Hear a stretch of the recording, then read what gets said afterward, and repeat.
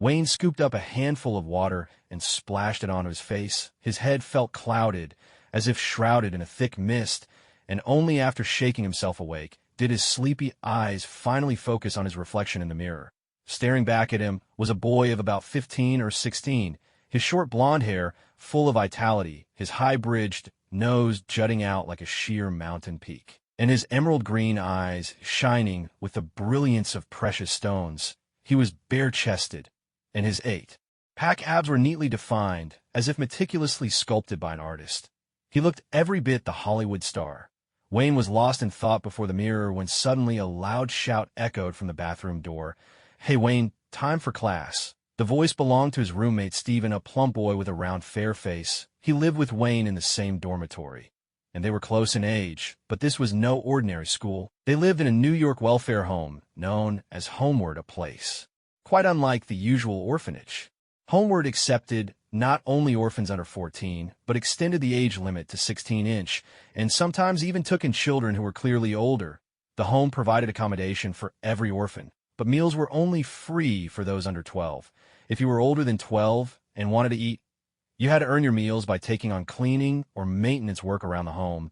Each morning, a variety of classes were offered, and the orphans could choose what interested them. Afternoons were reserved for the older kids to work and support themselves. These rules often left Wayne and Steven feeling helpless, despite its location in downtown New York and its generous grounds. The fact that only 2 orphans shared a room spoke to the healthy funding. These special rules made relationships among the children complicated. Before the age of 12-inch, there was little conflict, just childish squabbles, but after 12, competition for the best-paying, easiest jobs grew fiercer by the day. Here, the rivalry was nothing like the friendly, it's the taking part that counts contests of other children. Most of the orphans had landed here because of family tragedies and carried scars within.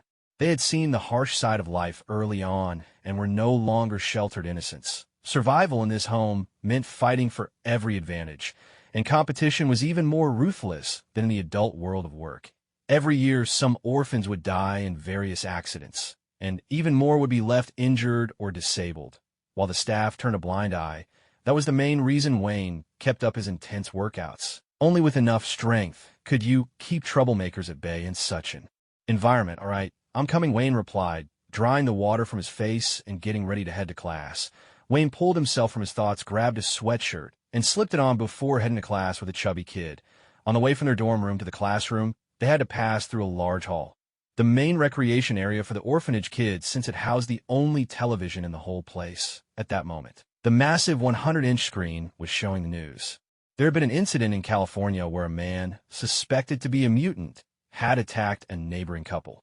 Although no one was hurt, the incident had further strained the already fragile relationship between humans and mutants. On the screen, the news anchor was denouncing mutants with righteous indignation. Wayne only glanced at the television in passing, then quickened his pace. These things seemed far removed from his reality as an orphan. After all, in all his years at the orphanage, he'd never seen a mutant. They entered the classroom. At the blackboard, the balding teacher was holding a hefty book, explaining to the students, "Today we'll be studying modern American history. Our country's hero Steve Rogers made great sacrifices for our nation." But Wayne's mind was still lingering on the news. He turned his head and quietly asked the chubby kid beside him, "Steven, do you really think mutants are dangerous?" Steven curled his lip dismissively. "You mean that lunatic from the news? Mutants just have powers. It's not like they're born criminals. These days, whenever anyone gets attacked, the media can't wait to pin it on mutants." Wayne looked at him in surprise. "Wow, I never expected you to think things through like that. I always thought your head was full of nothing but sweet bean sauce." Steven shot Wayne a fierce glare. "Shut up, damn it, Wayne." Wayne had many good qualities, but his mouth could be infuriating. Their exchange caught the attention of the balding teacher. He fixed them with a stern look and raised his voice. "You two again. Stand up and tell the class what kind of spirit Captain America embodies. Wayne, you first." Wayne answered with perfect seriousness. "Captain America teaches us to stand by what we believe is right. That's a spirit worth learning." Seeing the teacher's expression soften a little, Wayne added, "For example, I think listening to your class is a waste of time, so I stick to my belief and choose to talk about something else instead." With a sharp crack, the teacher, furious, grabbed a piece of chalk and hurled it at Wayne. But it accidentally hit Steven instead. Sighing, Steven brushed the chalk dust from his face and stood up. Whenever he hung out with Wayne, trouble seemed to find him for no reason at all. Because he had hit the wrong person, the bald teacher felt a bit awkward and softened his tone as he asked, "Steven, tell me why you prefer Tony Stark?" The chubby boy's eyes sparkled as he stared at the teacher's smooth, shiny scalp, his tone laced with provocation. He was famous when he was young, rich before he grew up, and he's dated more girls than you've even met. Don't you envy him? Wayne quickly chimed in, "That's right. Tony really is our idol. You too, get out of here, right now." The teacher's face flushed red as he roared in fury. Amid the teacher's rage and the snickers of their classmates, Wayne and the chubby boy swaggered out of the classroom. Instead of standing in the corridor as punishment, they headed straight back to their dormitory. At exactly 2 in the afternoon, Wayne and the chubby boy arrived punctually at the orphanage's task office. This so-called task office was nothing more than an ordinary room where all the orphans came daily to receive their assigned chores. By now, a line had already formed at the door. Inside sat a middle-aged man in his 40s, a boss who was impatiently handing out slips of paper to the orphans in front of him. Taking advantage of his size, the chubby boy muscled his way past the others, calling out to a boss, "Hey, boss, I'm here to collect the tasks for me and Wayne." Wayne stood off to the side, flexing his sturdy muscles at the orphans who shot them disgruntled looks. Here at the orphanage, Wayne and the chubby boy were known to be tough customers. Wayne had grown up here, well-versed in the laws of survival. Not only was he fierce in a fight, but he also kept himself in shape, and few dared to challenge him. The chubby boy, though heavy-set, was every bit as strong as Wayne and had a knack for targeting his opponent's weak spots in a scuffle, so most people avoided crossing him. A boss glanced at the orphans who'd been shoved aside and didn't dare speak up, a flicker of contempt crossing his face. He handed the chubby boy a folded slip of paper. "What job did we get this time?" As the chubby boy came out holding the slip, Wayne patted him on the shoulder, curiosity in his voice. Tasks at the orphanage were assigned by dormitory, but the method was rather peculiar. Not given directly, but distributed lottery style, with each group receiving a sealed slip at random.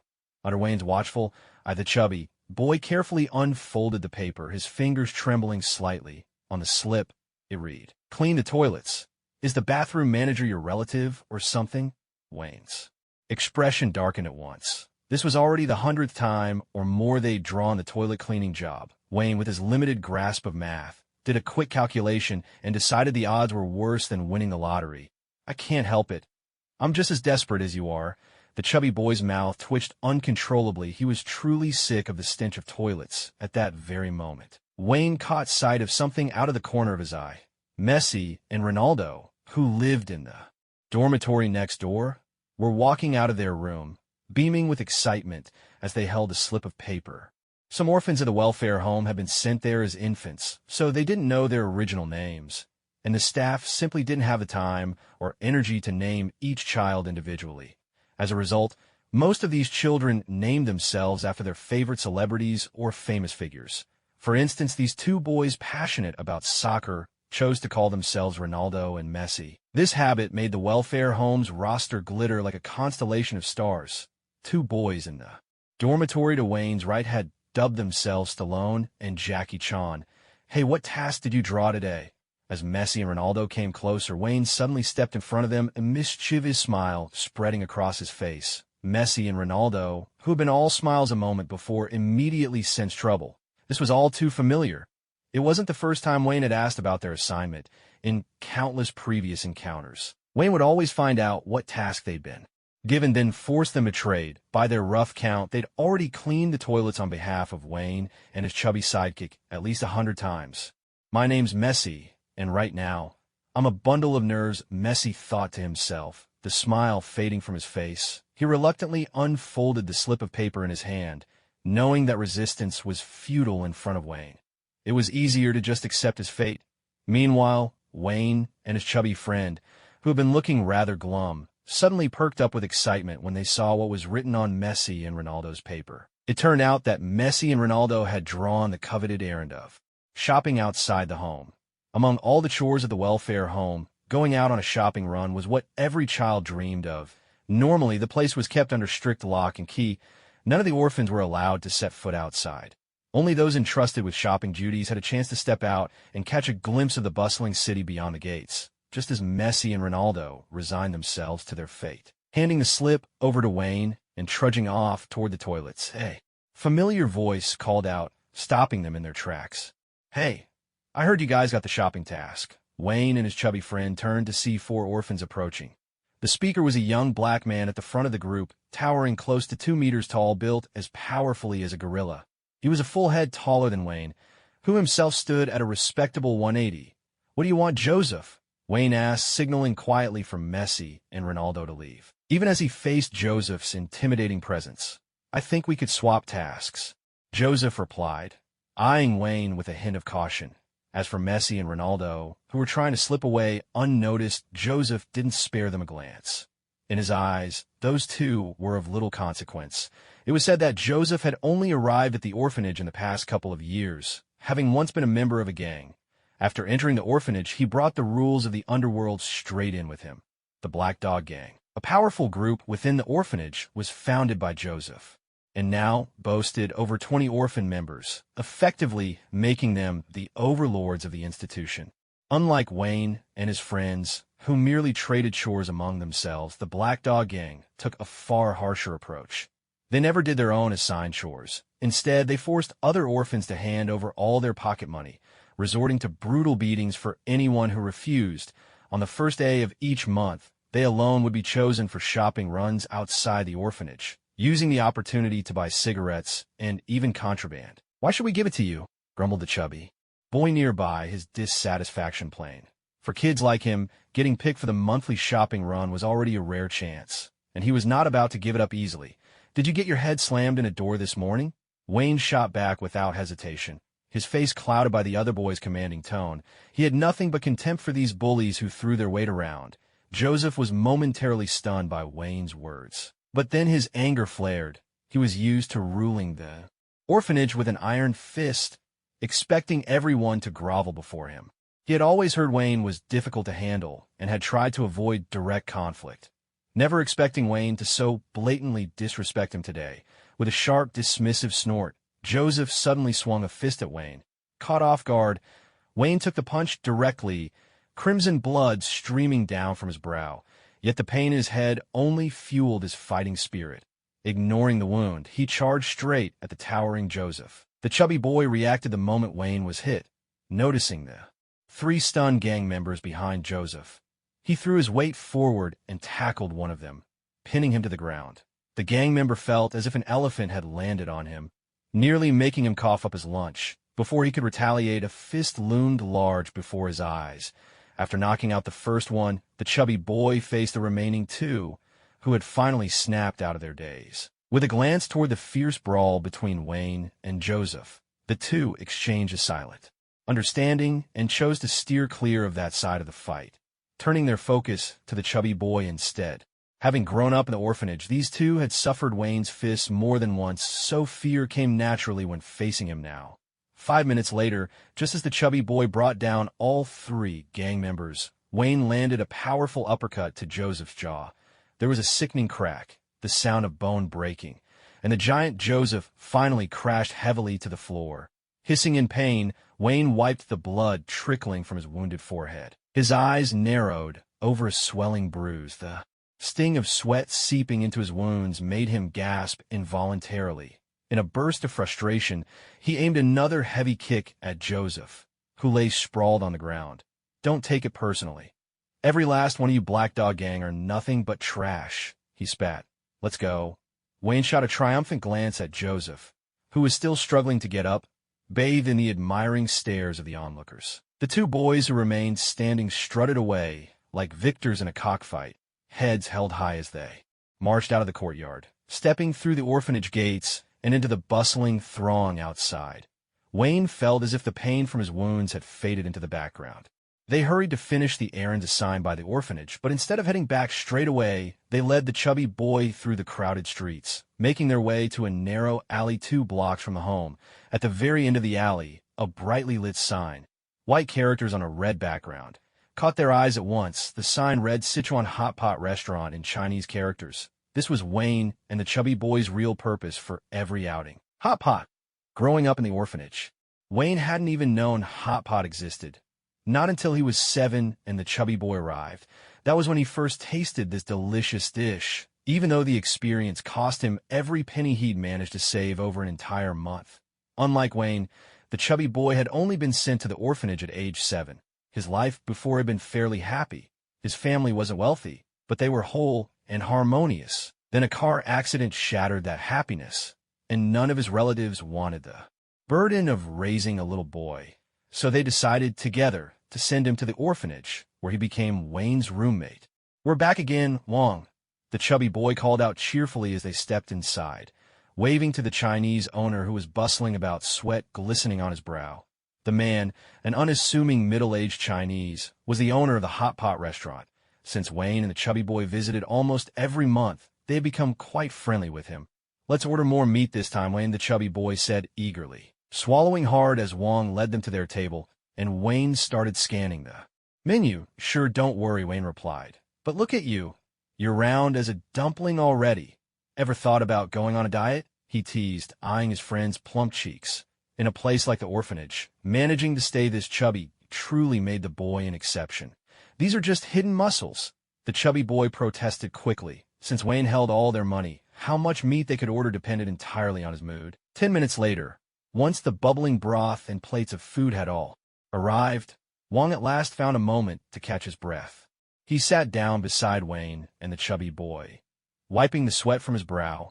"It's been a while since you two last came by," Wong said with a warm smile, glancing at them fondly. Because these two young people often visited his hot pot restaurant, Wong had practically watched them grow up. He felt a genuine fondness for these well-behaved orphans. The chubby boy looked slightly downcast, because Joseph's gang has been causing trouble everywhere. "Someone from the orphanage died not long ago, so the administrator won't let us go out at all." Mentioning this, a flash of anger crossed his face. "Those guys are nothing short of gangsters. I really don't get why the orphanage management allows people like that to stay. Indeed, the death rate had been climbing lately." Wayne let out a sigh. As an old-timer at the orphanage, he'd noticed that there had been far more deaths this year than in previous years. With this topic, the cheerful mood faded in an instant. Wong had heard some rumors about the orphanage's problems, but every time the police came to investigate, they'd only take away a troublemaking orphan or two. The orphanage itself was never held accountable or forced to change. Despite the somber conversation, neither boy's appetite suffered. After polishing off 12 plates of meat, Wayne leaned back in his chair, his round belly sticking out as he waved at Wong from across the room. "Wong, check please." "This one's on me," Wong replied with a smile, shaking his head. "Just come by often in the future. You're both almost at the age when you'll have to leave the orphanage. Once you step out into the world, having some money is a must." Wong had always helped the two orphans whenever he could. "Well, we won't be shy then," the chubby boy said cheerfully, rubbing his full stomach and gladly accepting Wong's kindness. "When I make it big one day, I'll help you open an even bigger hot pot restaurant." Wayne and the chubby boy were both about to turn 16. According to orphanage rules, they'd have to leave and live on their own at that age. The world outside filled them with both hope and fear. In all these years, hardly anyone who left the orphanage had ever come back, so everything they knew about life beyond its walls came from TV shows. "Maybe it's because we don't really have much attachment to the orphanage," Wayne thought. Carrying takeout boxes with their leftovers, Wayne and the chubby boy ambled out of the hot pot restaurant, letting out satisfied burps as they went. Suddenly, a piercing scream rang out from down the street. Wayne instinctively turned toward the sound and saw a short, bearded man forcefully tugging at a woman's handbag. The piercing scream had come from her. "Hand over the bag, you idiot," the thief snarled menacingly, "or I'll shoot you." Realizing that the woman's screams had drawn attention, the short thief grew even more frantic. "A damsel in distress needs my help," Wayne blurted out. Tossing the takeout box to the chubby boy, he dashed toward the scene of the commotion. As a child from the welfare home, Wayne had grown up fighting and training diligently. Though only 15 or 16, he was already remarkably strong. While the short thief's attention was still fixed on the woman, Wayne quietly crept closer and landed a heavy punch on the back of the thief's head. The thief, caught off guard, instinctively let go of the woman's purse. He barely had time to turn his head before Wayne's second punch struck him square on the nose. "A superhero has come to stop you, Hobbit," Wayne declared, looking down at the fallen thief. He deliberately exaggerated his tone, mimicking the lines of superheroes he'd seen in cartoons. "Damn brat, always sticking your nose where it doesn't belong," the thief having taken 2 hard blows, was even more agitated now. As he scrambled to his feet, he pulled a handgun from inside his jacket and aimed it at Wayne. Roaring with fury, bang, bang, 2 sharp gunshots split the air. The crowd that had gathered moments ago erupted into chaos, scattering in panic as everyone sought cover, including the woman who had needed help only seconds earlier. In an instant, the once bustling street was deserted, leaving Wayne standing alone. Wayne looked down, staring blankly at the wound on his chest. A searing pain clouded his mind with dizziness. Instinctively, he turned his head and glimpsed the chubby boy's anxious figure running toward him, reflected in his bright green eyes. A wave of vertigo overwhelmed him, and he collapsed heavily to the ground, consciousness slipping away. Wayne, are you all right? Hey, answer me. The chubby boy dropped to his knees, tossing aside the takeout box he'd been carrying. He grabbed Wayne's shoulders, shaking him desperately, completely at a loss for what to do. The incident had happened so suddenly. The chubby boy had been sure Wayne could easily handle the thief. He never imagined the man would be armed. Outside the hospital emergency room, the chubby boy crouched by the wall, hands clutching his head in despair. Ever since Wayne had fallen, sharp pains had been shooting through his own head, and with his friend now shot, the boy, barely 16, was utterly overwhelmed. A flurry of hurried footsteps echoed down the corridor. The chubby boy looked up to see Boone, the director of the welfare home, striding quickly toward him, guided by 2 medical staff in uniforms. It's all right, Stephen. Director Boone knelt beside the chubby boy, gently patting his head in reassurance. It's all my fault, Director. If I'd held him back, Wayne wouldn't be lying in there right now. Tears streamed down Stephen's face, and seeing Director Boone only intensified his guilt. Every child at the welfare home knew that Director Boone, who managed several such homes, only appeared in person when a child had died. On ordinary days, he was never seen. Don't blame yourself, Stephen. This isn't your fault. As soon as Director Boone finished speaking, the doors to the emergency room swung open. A doctor dressed in a white lab coat walked out and motioned to the director to come over for a private conversation. How is the situation? Director Boone immediately got up, hurried over to the doctor, and whispered his question. Massive blood loss. We tried everything, but we couldn't save him. The doctor and Director Boone exchanged a glance, a strange flicker passing between their eyes. The doctor then turned to the chubby boy who had followed behind and said, Take this child back home. You stay here to handle the paperwork. No, please don't send me away. Let me see him one more time. How could he just die like that? Stephen, who had been on edge this whole time, was struck speechless by the news of Wayne's death. His mind went completely blank, and a wave of emotions surged through him. He rushed toward the emergency room, but perhaps overwhelmed by grief, a sharp pain suddenly shot through his head before he even reached the door. Everything went black, and he collapsed right outside the emergency room. Where am I?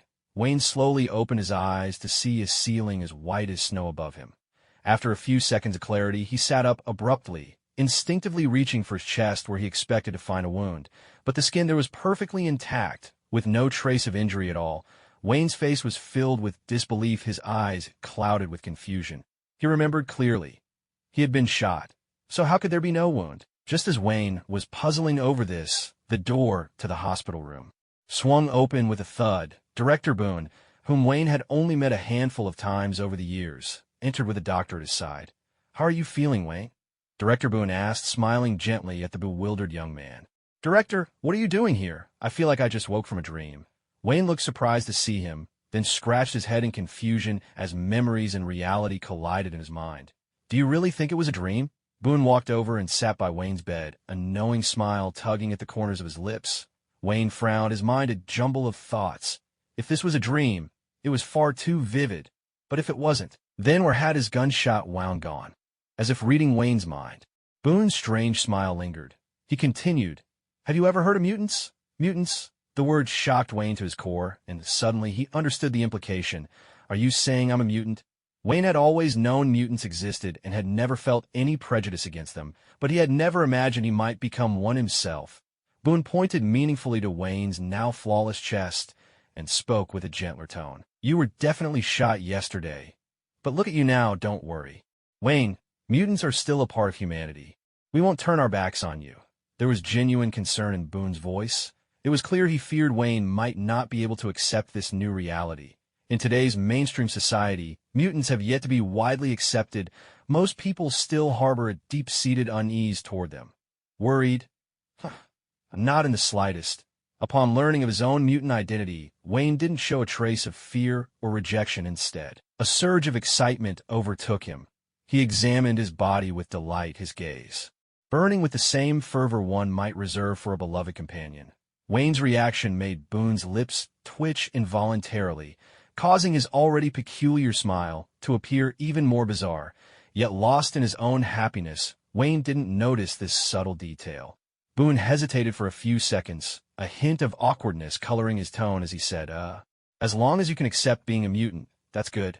Now I need to take you somewhere special to help you better master your abilities. With that, Boone stood up and walked over to the side, leaning in close to the doctor and whispering, "He's all yours, Francis. His awakened abilities are similar to Wolverine's. Just right for your research. Remember to inject enough sedative for 20 people during the trip."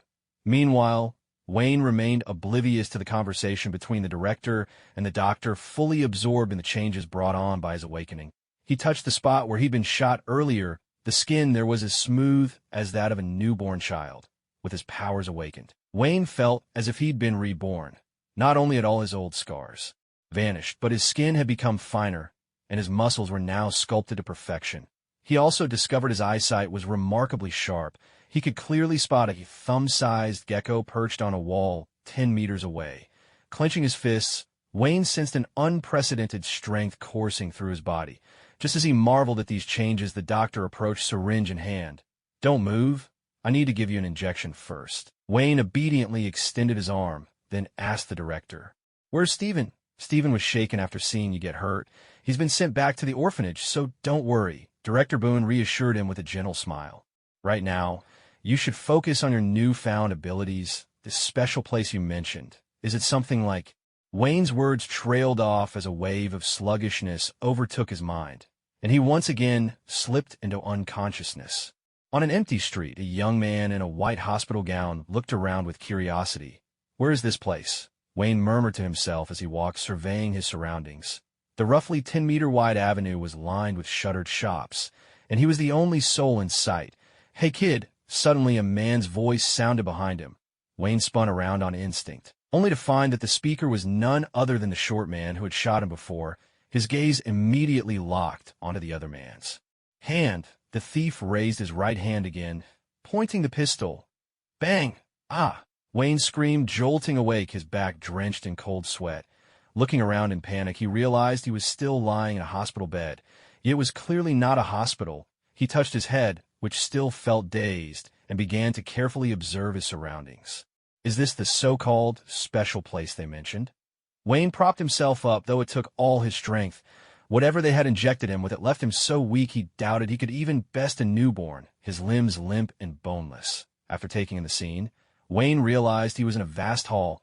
Under dim lights, the earthen walls stood unpainted, evoking the atmosphere of a 20th-century munitions factory. Lining both sides of the hall were rows of metal frames resembling operating tables, each surrounded by various instruments.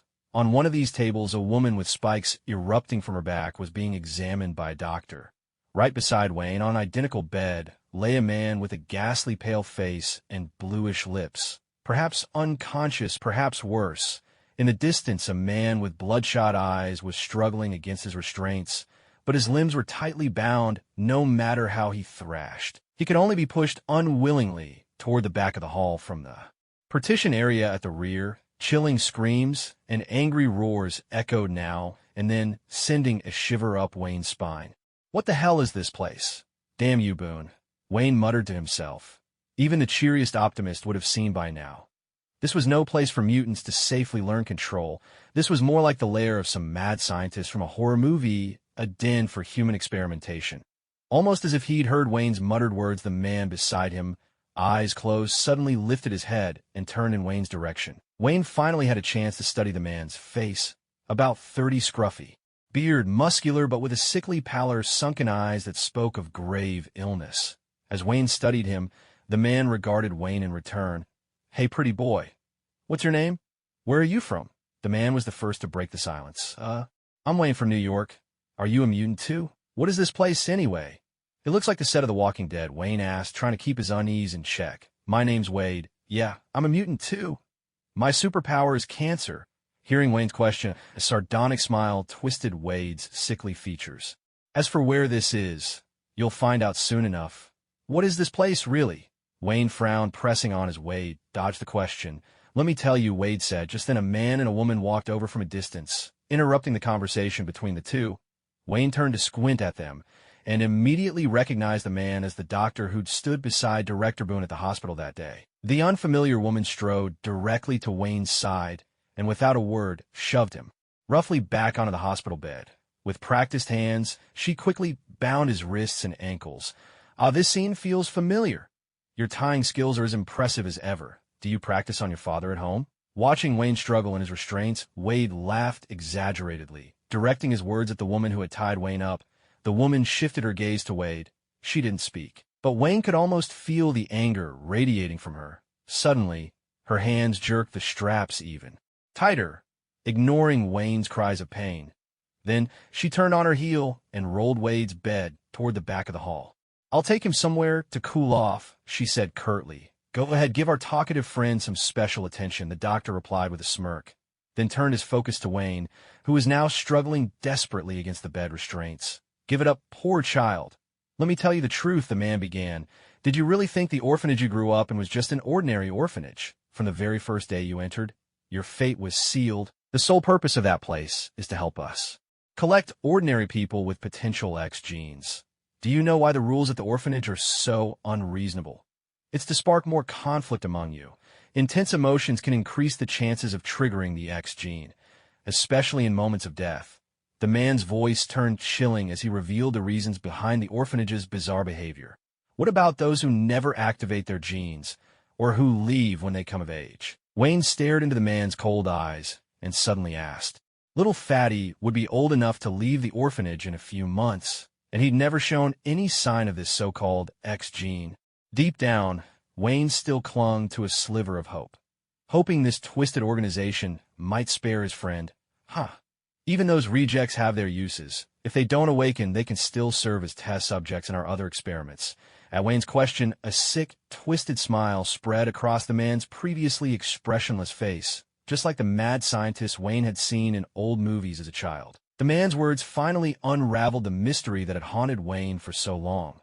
Why the orphanage had such strange rules, and why no one who left ever came back to visit their old friends. You filthy scum. Staring at the deranged doctor before him, Wayne felt the metal bed beneath him turn to a block of Antarctic ice. The chill seeped through his body, cutting straight to the core of his heart. Over the years, Wayne had silently given thanks to the orphanage countless times in his heart. It had enabled him and other orphans to survive in this indifferent society, becoming a pillar of support for these lonely, abandoned children. Though many of the orphanage's rules were strict, as orphans they understood better than anyone. If you want something, you must pay the price. Many people in this world led lives hundreds of times harder than theirs, and over the years Wayne had come to see the orphanage as his home. However, cruel reality awakened Wayne to the truth. The place he had always considered home was, in fact, nothing more than a slaughterhouse, and they were merely the livestock within its walls. The orphanage they saw as their shelter, the one that had raised them, existed for one sole purpose: to satisfy some wicked experimental need. The man gave Wayne no time to process this revelation. As soon as he finished speaking, he dragged Wayne's hospital bed toward the rear of the hall. As they passed through, Wayne realized that compared to what lay ahead, the hall behind them now seemed almost peaceful. This was where the true hell began. The entire space reverberated with the cries and screams of tortured humans and mutants alike. All around, various instruments of torment were on display, enough to make one's blood run cold at a single glance. It was as if every torture device imaginable to humankind could be found here. Wayne tried to struggle, but whatever they had injected into him had left him utterly weak. 2 leather straps were enough to restrain him completely. Francis dragged him to the wall, lifted Wayne single-handedly, and strapped him in place. Then Francis pulled a silver desert eagle from behind his back, pointing it at Wayne's head. There was a strange glint in his eyes. I hear your body has a healing factor. Let's see just how far it can go. Francis lowered the muzzle, aiming directly at Wayne's heart. and squeezed the trigger, staring at the silver gun barely a foot from his chest. Wayne instinctively tensed, his shirt instantly soaked with cold sweat. In his heightened state of anxiety, he could even see the man's hand trembling slightly with excitement. A deafening gunshot rang out. The bullet slammed into Wayne's heart, sending a wave of excruciating pain through his body. Wayne immediately focused all his attention on the wounded area. He could clearly feel, as his willpower gathered, a surge of heat rushing to the wound, and the pain quickly began to subside.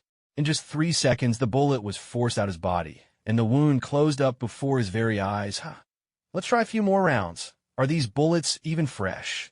Don't tell me you're too poor to afford real ammunition.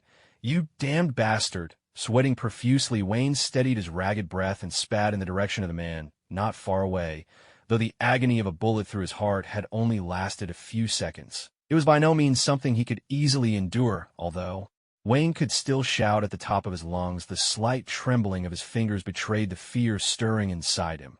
Well, it seems your healing abilities have already surpassed the legendary Wolverine. Truly a perfect test subject. The man ignored Wayne's roars. After a moment of silence, he spoke with a fanatic gleam in his eyes. Let's try something else, shall we?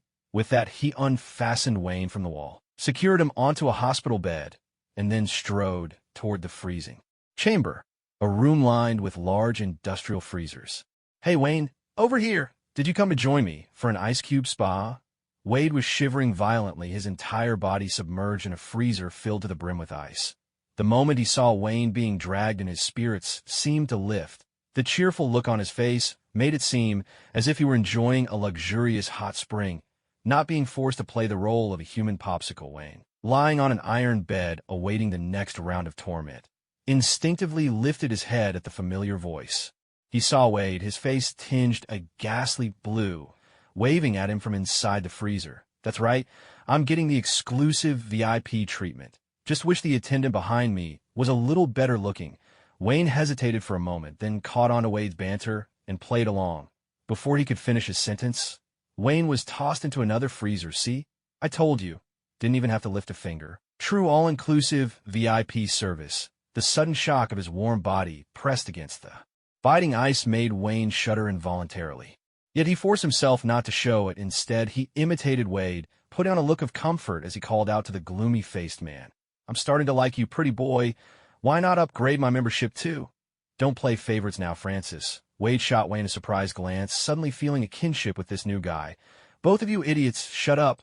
The man who had tossed Wayne in, none other than Francis, roared at the pair, glaring at them as they sat in the freezers, looking far too pleased with themselves. What was meant to be torture had somehow turned into a farce, and that made Francis furious. To put an end to their chatter, he slammed both freezer doors shut. Still enjoying yesterday's ice bath, Wade? Gina sauntered over, a matchstick dangling from her lips. She eyed Wade, whose complexion was even paler than the day before, then glanced at Wayne, whose face was still rosy, an obvious contrast. Heard you two had quite the chat yesterday, Gina remarked. She was the very woman who had tied Wayne up the day before. After Francis had slammed the doors the previous night, the frigid water had instantly engulfed Wayne, but before he could even cry out, a wave of heat surged from within, swiftly flooding his entire body. The surge of warmth made Wayne feel much better inside the freezer. No matter which part of his body was close to frostbite, the heat would always arrive just in time to save him. But for Wade, being locked in the freezer was pure torment. After all, his cancer-granted powers did nothing to protect him from the cold, and only made him weaker. Not bad, Wayne thought, casting a worried glance at Wade, who was still shivering uncontrollably. Then taking the initiative, he turned to Gina and said, Are you chewing on that matchstick to imitate Stallone? I know him. You know, he's my next-door neighbor. If you let me out, I could arrange for him to be your father. What do you say? Another one who can't keep his mouth shut. Gina muttered, clearly annoyed. Let's see just how much you can really take today. Gina looked at Wayne in surprise. It was rare to see anyone in this place continue talking after enduring so much torture, let alone as incessantly as Wayne and Wade. After all, the variety of torment here was enough to shatter the sanity of any ordinary person.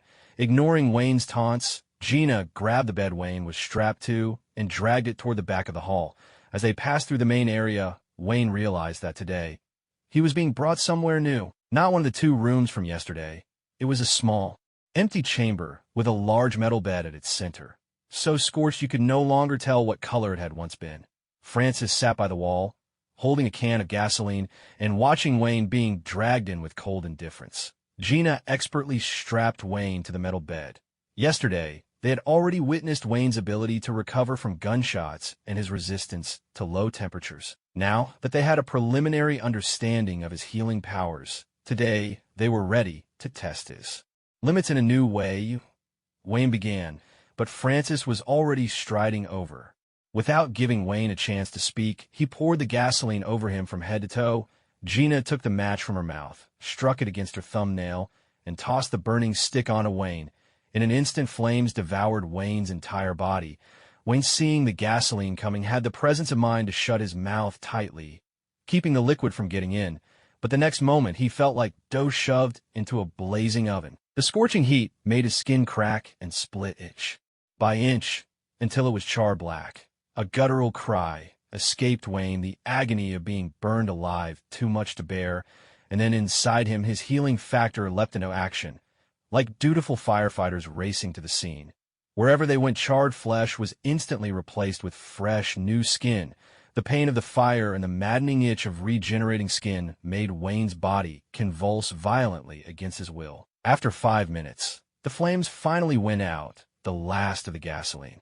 Spent, Wayne lay exhausted on the metal bed, but not a single mark remained on his body.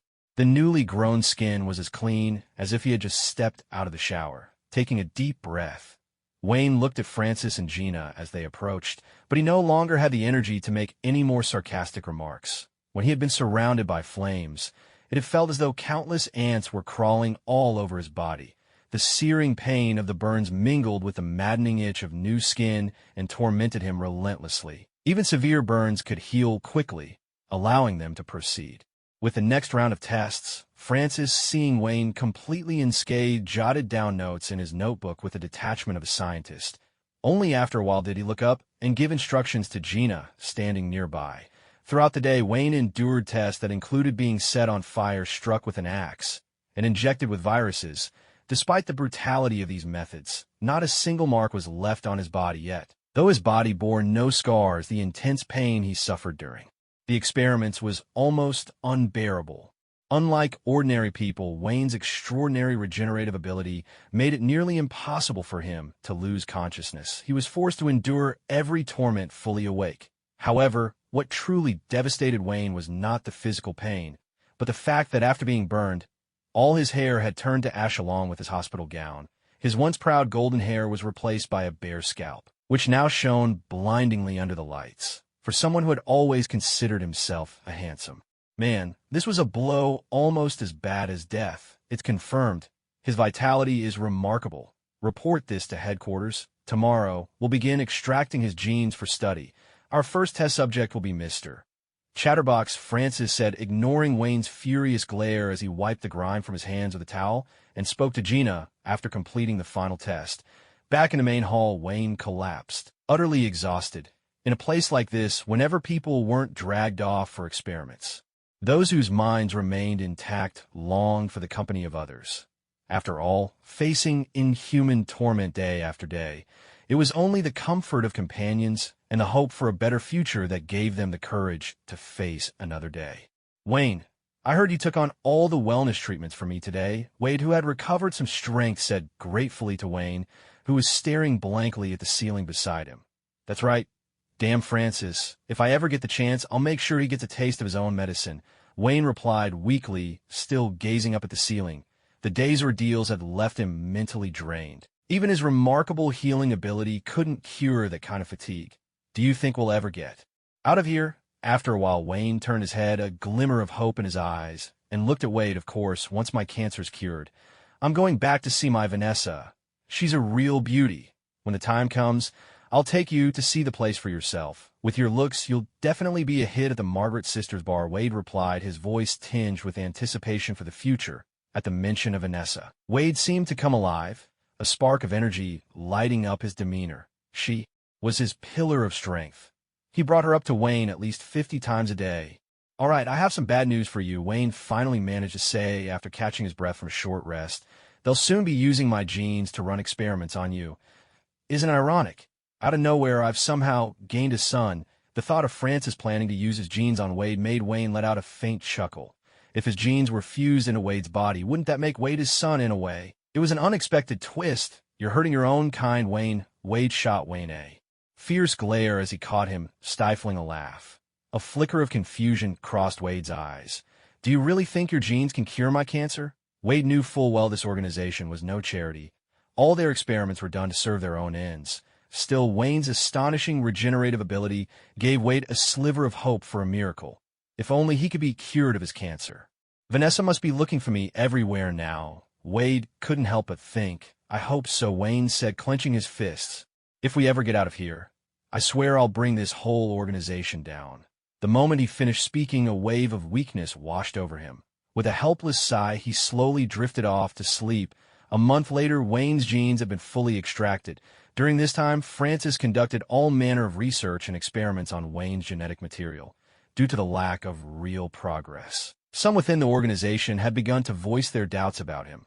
The emergence of Wayne's genes gave Francis a glimmer of hope for success. He desperately wanted to prove his worth to the organization with a triumphant experiment, and that urgency made him even more irritable. Wayne and Wade, with their mouths that never seemed to close, became Francis's special projects over the course of that month.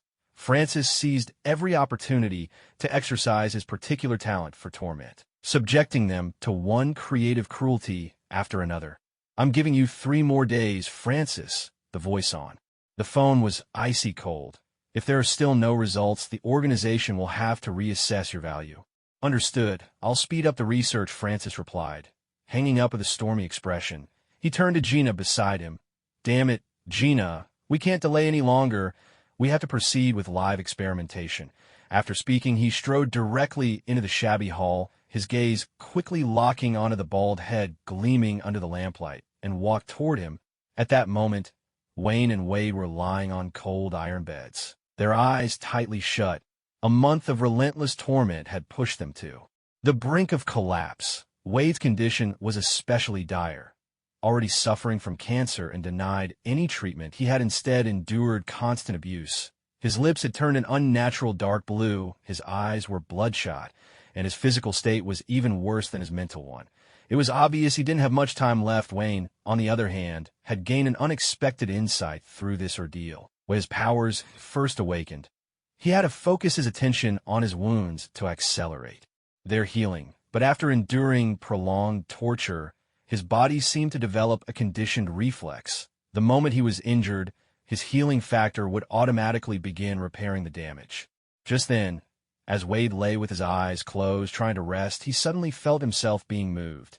Forcing his eyes open, he saw Francis, his face clouded with menace, dragging his sickbed away.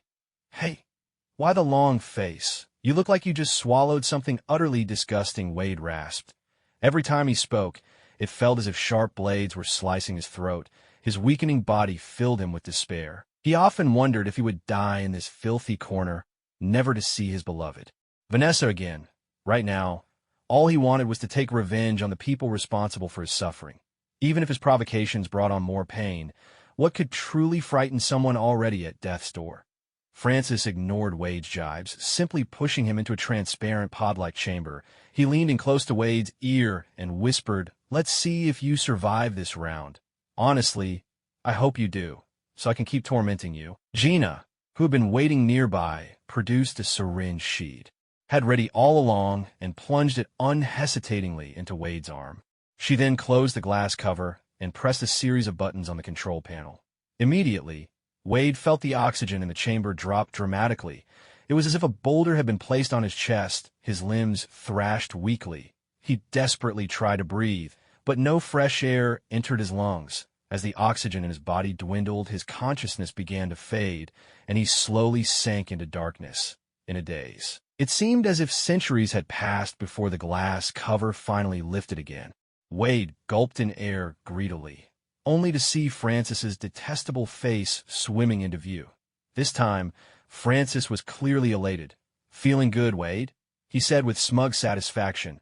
"I've cured your cancer, and there aren't even any side effects." Francis's words left Wade momentarily speechless. He carefully assessed the state of his own body. Despite having just been tormented to the brink of death, he now found himself in better shape than ever before, ever since he'd been diagnosed with cancer. Wade had suffered under the relentless assault of malignant cells, but now his body felt as if it had been granted a new lease on life. Want to thank me? There's no need, really. After all, as long as you're alive, our little game can go on. Francis watched as the pallor faded from Wade's face, replaced by a flush of color, a cruel smile tugging at his lips. He turned to Gina and gave a curt order, "Continue."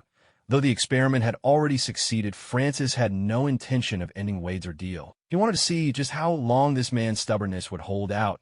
Gina, following the usual routine, bent over to check whether the restraints inside the device were still secure. "Enjoy yourself, Wade. There are plenty more good days ahead for you." Francis sneered, his voice icy. At the very moment Gina lowered her head, Wade, silent until now, suddenly jerked upward and slammed his head into Gina's face with brutal force. The sudden attack sent her staggering back 2 steps, and the match she'd been holding between her lips vanished without a trace. Regaining her senses, Gina, seething with rage, stepped forward to teach Wade a lesson. But Francis held her back. "Don't, Gina. Consider it a debt we owe him. You go on. I'll handle this." Francis intercepted the furious Gina, closed the glass chamber, and cranked the pressure valve to its highest setting. Watching Francis and Gina's receding figures, Wade lifted his head slightly and spat a hidden matchstick into his palm. Striking it with his thumbnail, he sparked a flame, then tossed the match toward the mouth of the oxygen pipe. A thunderous explosion ripped through the air. Francis had just taken a sip of coffee, ready for a break, when a blast shook the entire building. He barely had time to throw on a shirt before dashing downstairs. When he reached the lobby, the entire first floor was engulfed in flames. Broken equipment littered the ground, and test subjects writhed and screamed in agony. "Damn it," Francis cursed, grabbing a fire extinguisher to battle the blaze. But before he got far, a sudden chill ran down his spine. Right before him, the glass chamber used to torment Wade had been smashed to pieces, and Wade himself was nowhere to be seen. Suddenly, with a heavy thud, something crashed down on Francis's head, slamming him to the floor with stunning force. Relying on his enhanced reflexes, Francis sensed the danger, rolling away from his original spot just in time. Looking back, he saw Wade bursting through the flames, his face twisted with fury and determination, staring down at the fallen Francis. Wade didn't waste a single word. He charged forward like an enraged bull, intent on finishing what had been started. He grabbed Francis with both hands, lifted him up, and hurled him hard against a pillar behind them. Half consumed by flames, the pillar collapsed with a thunderous crash coming down on Wade. Yet Francis did not retreat. Instead, he seized the moment, stepping forward to hook his powerful right arm around Wade's neck and flinging him forcefully aside. Without pause, he slammed a fist into Wade's head, and as Wade reeled in a daze, Francis drove a brutal kick into his abdomen, sending him flying backward. A wet cough escaped Wade's lips as he spat out a mouthful of blood, struggling to get back on his feet. But a wave of weakness surged from within, as if the cancer had returned to ravage his body. Though he'd managed to escape the machine and the explosion, the shockwave at such close range had left him in a dire state. He watched helplessly as Francis picked up a steel rod from the ground and strode toward him. Wade dragged himself desperately to the side, but Francis caught up without effort, plunging the rod into Wade's back with tremendous force. The steel pierced through the floor, pinning Wade in place. In that instant, what little strength Wade had managed to gather dissolved completely. Meanwhile, Wayne, who had been sleeping in his bed, was jolted awake by a deafening blast. Before he could react, both he and the hospital bed were thrown to the floor. Staring at the wreckage in the hall and catching the acrid scent of burning, Wayne was about to assess the situation when he noticed, just to his right, shards of a sedative vial broken in the explosion. Without wasting another glance at the chaos, Wayne swiftly snatched up a piece of glass, taking advantage of the fact that Francis had not yet noticed him. With difficulty, he began to saw through the straps binding his hands. 5 minutes later, when he finally cut the last strap, holding his right foot, freedom returned to him at last. Feeling the weakness in his limbs, Wayne didn't panic like the others or try to flee outright.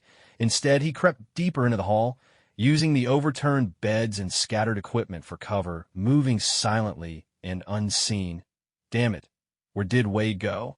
Reaching the back of the hall, he bit his lip in frustration as he gazed at the laboratory engulfed in flames. According to his memory, Wade should be suffering somewhere behind the hall right now. Just as Wayne was about to press on in his search, he suddenly sensed movement behind him.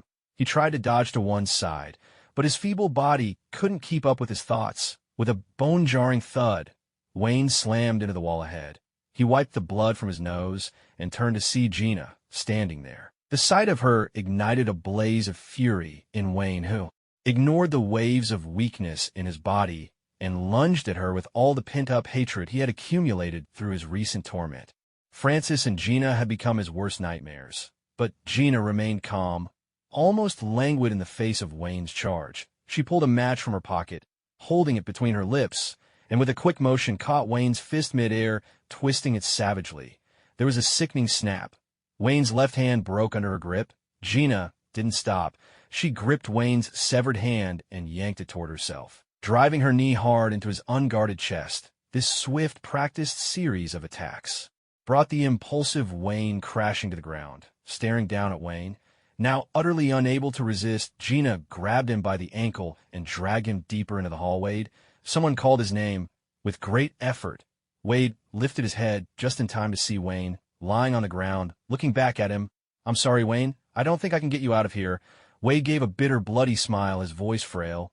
"You'll just rot here, Wade." Francis stepped over him with a cold smile, cutting him off.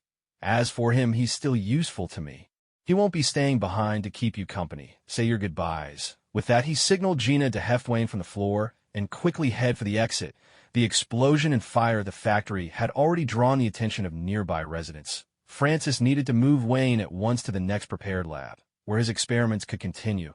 As for Wade, he would be left behind to die. Francis never cared about the fate of discarded test subjects. Half an hour later, several police cars finally arrived, their red and blue lights flashing, sirens wailing sharply as they pulled up to the warehouse entrance. "John Ross, come with me. The rest of you surround the perimeter." The white-haired police chief was the first out of the car. After calling out to the two young officers behind him, he gripped his pistol bent low and cautiously approached the warehouse. He noticed a broken chain at the entrance, then reached out and pushed the door open. The instant a crack appeared, the chief gagged, unable to stifle his retching. The young officers behind him followed his gaze and saw the warehouse interior, littered with charred corpses and the twisted remains of damaged equipment. The place had only a few small windows, making ventilation poor. Acrid smoke and the stench of burnt flesh hung thickly in the air, trapped inside.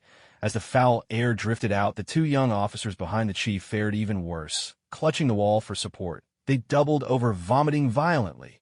Left with no choice, the chief held his breath, pulled the warehouse door fully open, and ordered everyone to stand back from the entrance for now.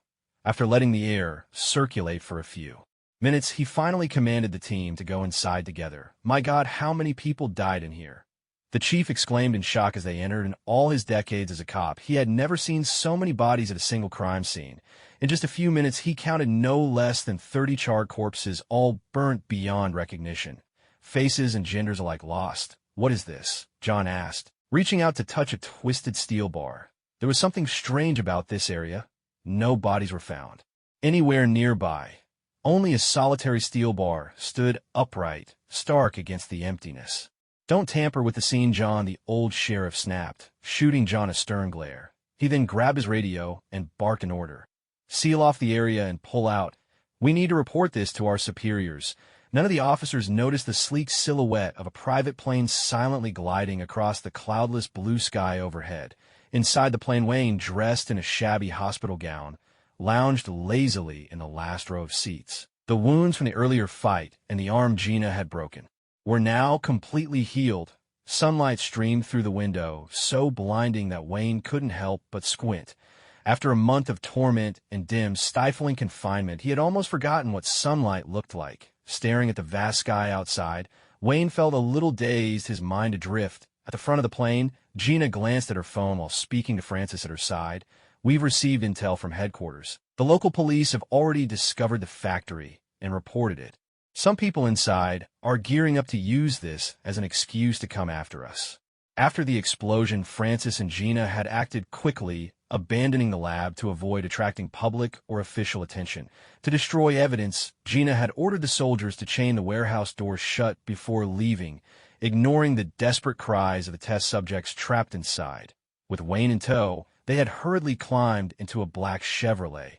The car sped through deserted streets to a private airstrip on the outskirts, where they boarded a prearranged plane without a moment's pause. The unexpected explosion had cost Francis dearly. The loss of research equipment and the exposure of their base were bad enough, but the deaths of so many test subjects and the potential complication from the lab being discovered had already sparked dissatisfaction within the organization. According to Gina's information, internal factions were preparing to put pressure on them. The organization was rife with competing groups, each vying for more resources. I really need to reflect on my own carelessness. That damned bastard. The moment the incident came up, Francis's mind went straight to Wade, the true culprit. He ground his teeth in frustration. Now he bitterly regretted letting Wade off so easily. He should have dragged the man along, condemned him to endless suffering.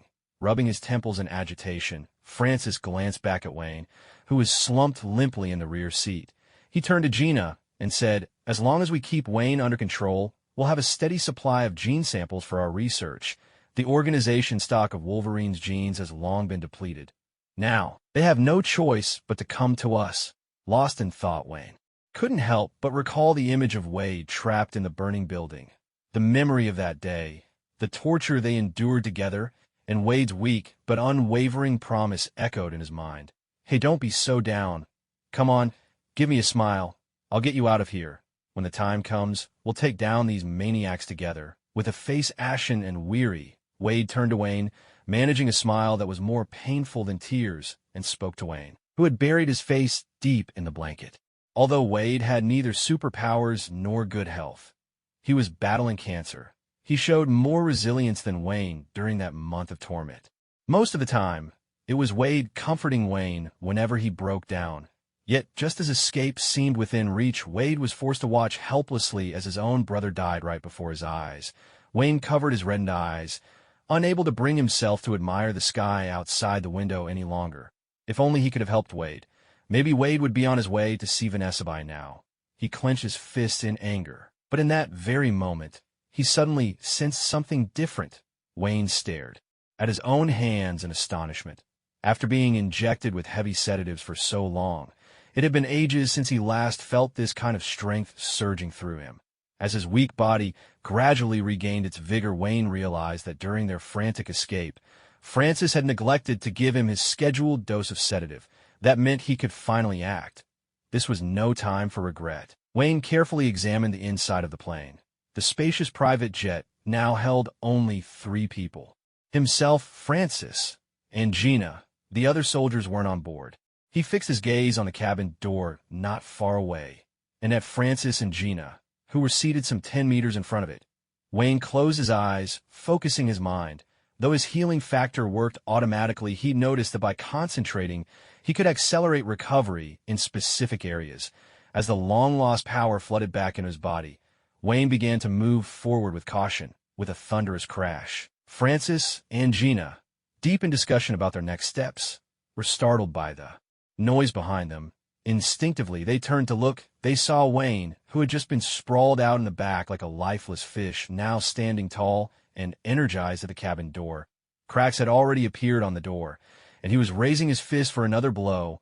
Another tremendous crash, and the fragile door shattered completely under Wayne's force, with freedom now within arm's reach. Wayne glanced over at the stunned Francis and gave him a triumphant wave, a sly grin lighting up his face. "Goodbye, dear Francis. I'll come back for you." Before Francis or Gina could react, Wayne leapt from the cabin, like a caged bird, desperate and eager to return to the wild.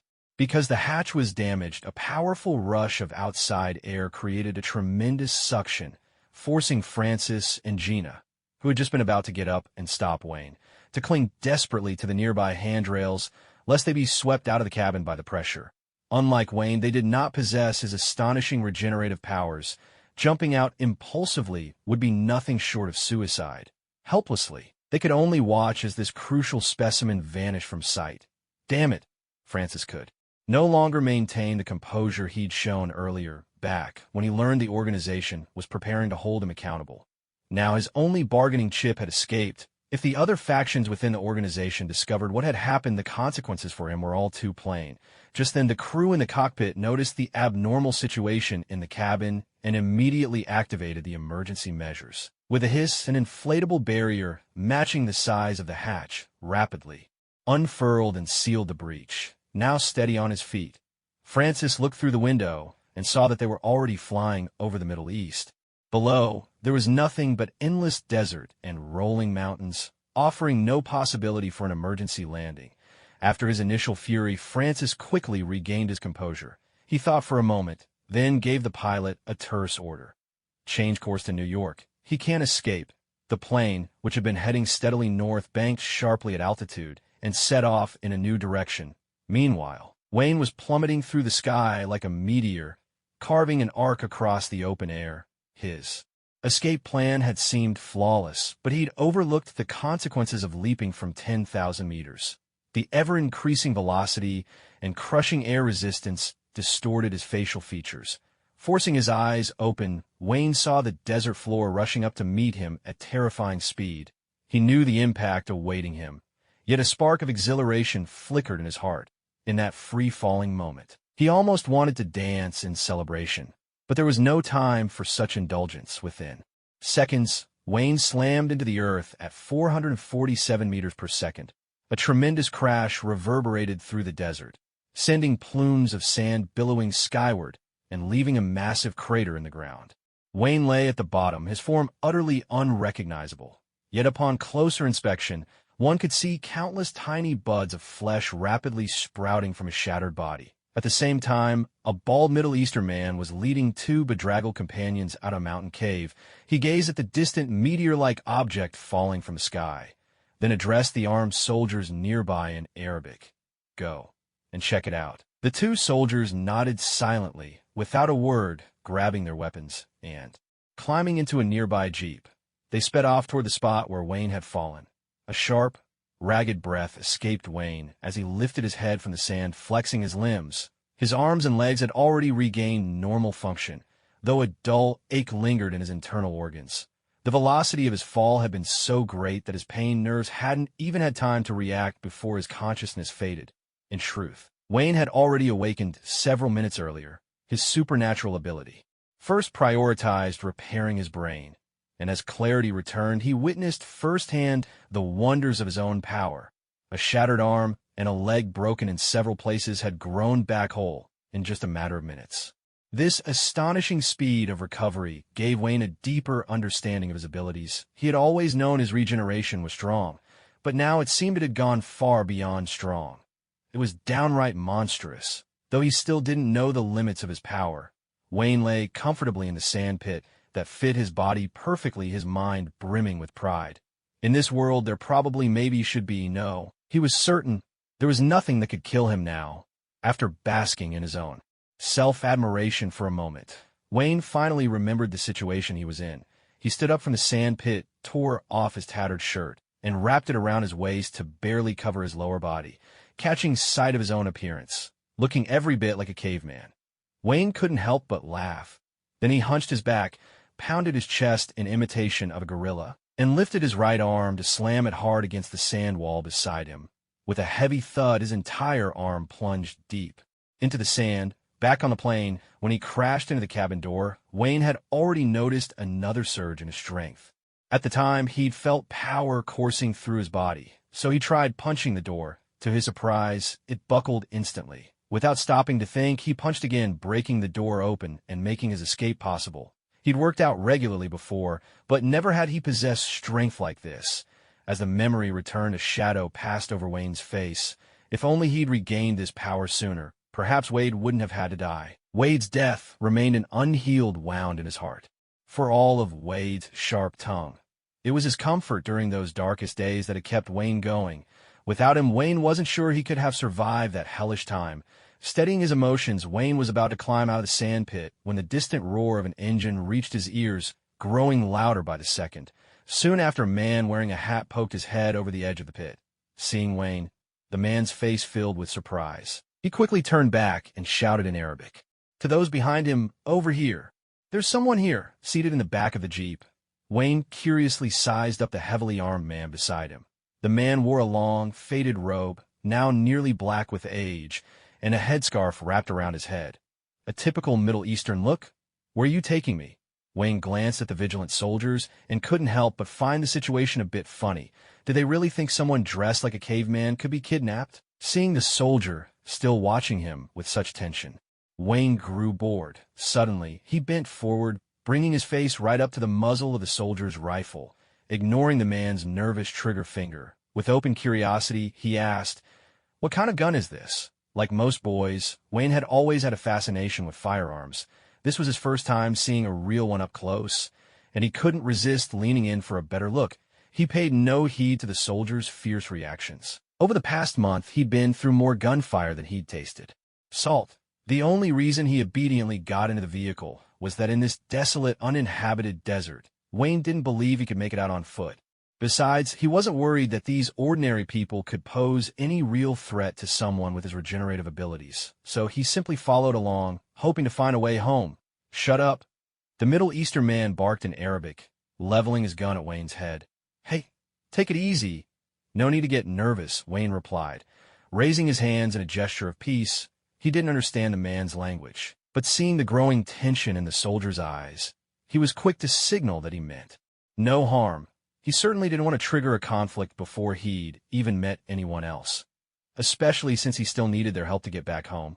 The jeep sped across the vast desert, and after a few minutes they arrived near a mountain range. Once they got out, two Middle Eastern soldiers flanked Wayne, each gripping him by an arm as they marched him toward the heart of the mountains. Carved into the rock was a man-made passageway, its sides neatly lined with crates of munitions and artillery shells. Through the half-open cracks between the lids, Wayne glimpsed rows of bullets and rifles, all arranged with military precision. On every crate and missile, the Stark Industries logo was stamped clearly for all to see. Every few steps along the corridor, a fully armed soldier stood guard. Their gazes were hostile as they watched Wayne being escorted past, some cold and ruthless, others wearing twisted grins, as if to say, "Look, another poor soul who's fallen into our trap." Stuck between his captors, Wayne looked around at the vast armory in shock. But it wasn't the soldiers' prowess that unsettled him. In his awakened state, these men were little more than average fighters.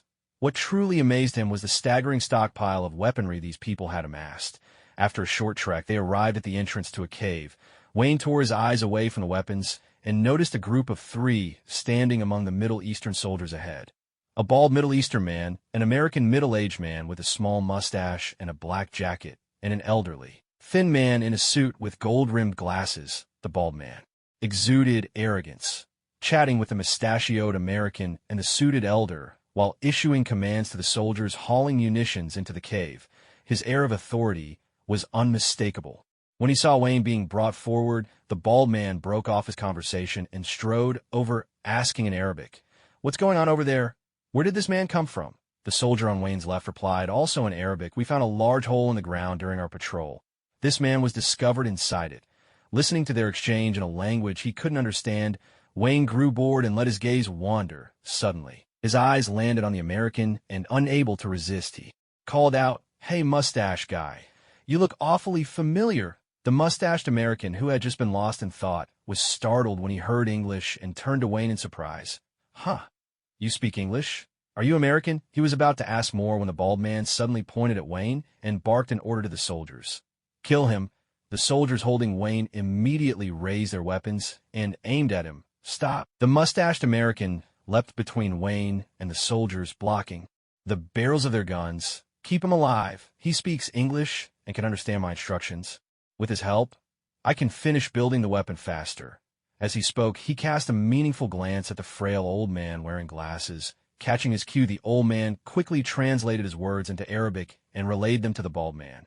The bald man shot the old man a puzzled look, then gestured to the soldiers not to fire. Turning to the mustached American, he said, "Fine, I'll trust you one more time. You have 5 days. I want to see the finished product. Take them inside." The bald man strode over to Wayne, shoved him hard, and then ordered the nearby soldiers to move. Once inside the cave, Wayne leisurely surveyed the old, worn-down equipment scattered around. He turned to the two men beside him and asked, "So this is where you work? Were you brought here by force? Looks like luck isn't on your side. It's bad luck, all right, but aren't you in the same boat?" The mustache man rolled his eyes, clearly annoyed by Wayne's casual tone. In his eyes, they were all captives. Wayne had no right to act so unfazed. "I wasn't captured," Wayne replied, his tone playful. "I can leave whenever I want." As he spoke, he suddenly leaned in close, studying the mustache man's face intently. "Hey, why you look so familiar?" Wayne stared at him for a few seconds, as if searching his memory.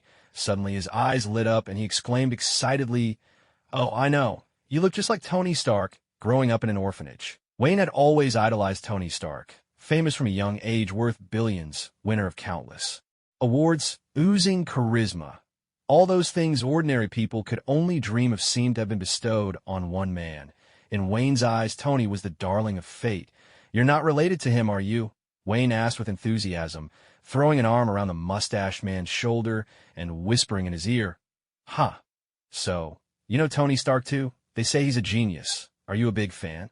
For the first time, a flicker of emotion crossed the mustache man's face. He set down his work, and the corners of his mouth curled into a smile. Yes, he's my idol, no doubt about it," Wayne replied eagerly. The mustache man couldn't help but burst into hearty laughter. Suddenly, the young man, who had seemed so annoying a moment ago, looked far more agreeable. "If I get you out of here," he thought to himself, "asking him to help me open a hot pot restaurant doesn't seem too much to ask." Wayne seemed to recall something delicious and unconsciously swallowed. "Hot pot? What's that? It sounds rather peculiar." The man with the mustache asked curiously, then added with a smug grin, "And for the record, I'm not his relative. I am Tony Stark. Hot pot is..." Wayne was just about to explain when he suddenly froze, realizing something. I took another careful look at the mustache man beside me, finally confirming that this really was Tony Stark himself. No wonder he looked so familiar. The media had never reported Tony having any siblings. "I don't need you to get me out of here," Tony declared with pride. "I'm Tony Stark. How could a crude cave like this possibly hold the world's smartest man?" Perhaps my expression of admiration made Tony immediately take me as one of his own. Without hesitation, he led me to a blind spot in the surveillance and pulled a few blueprints out from a pile of scrap metal. "Take a look at this," he whispered. "We need to build it, and then we can get out of this hellhole.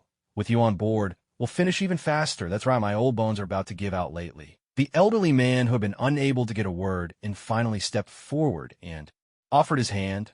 "Hello, I'm Ensign from Gamera. Nice to meet you. I'm Wayne from New York."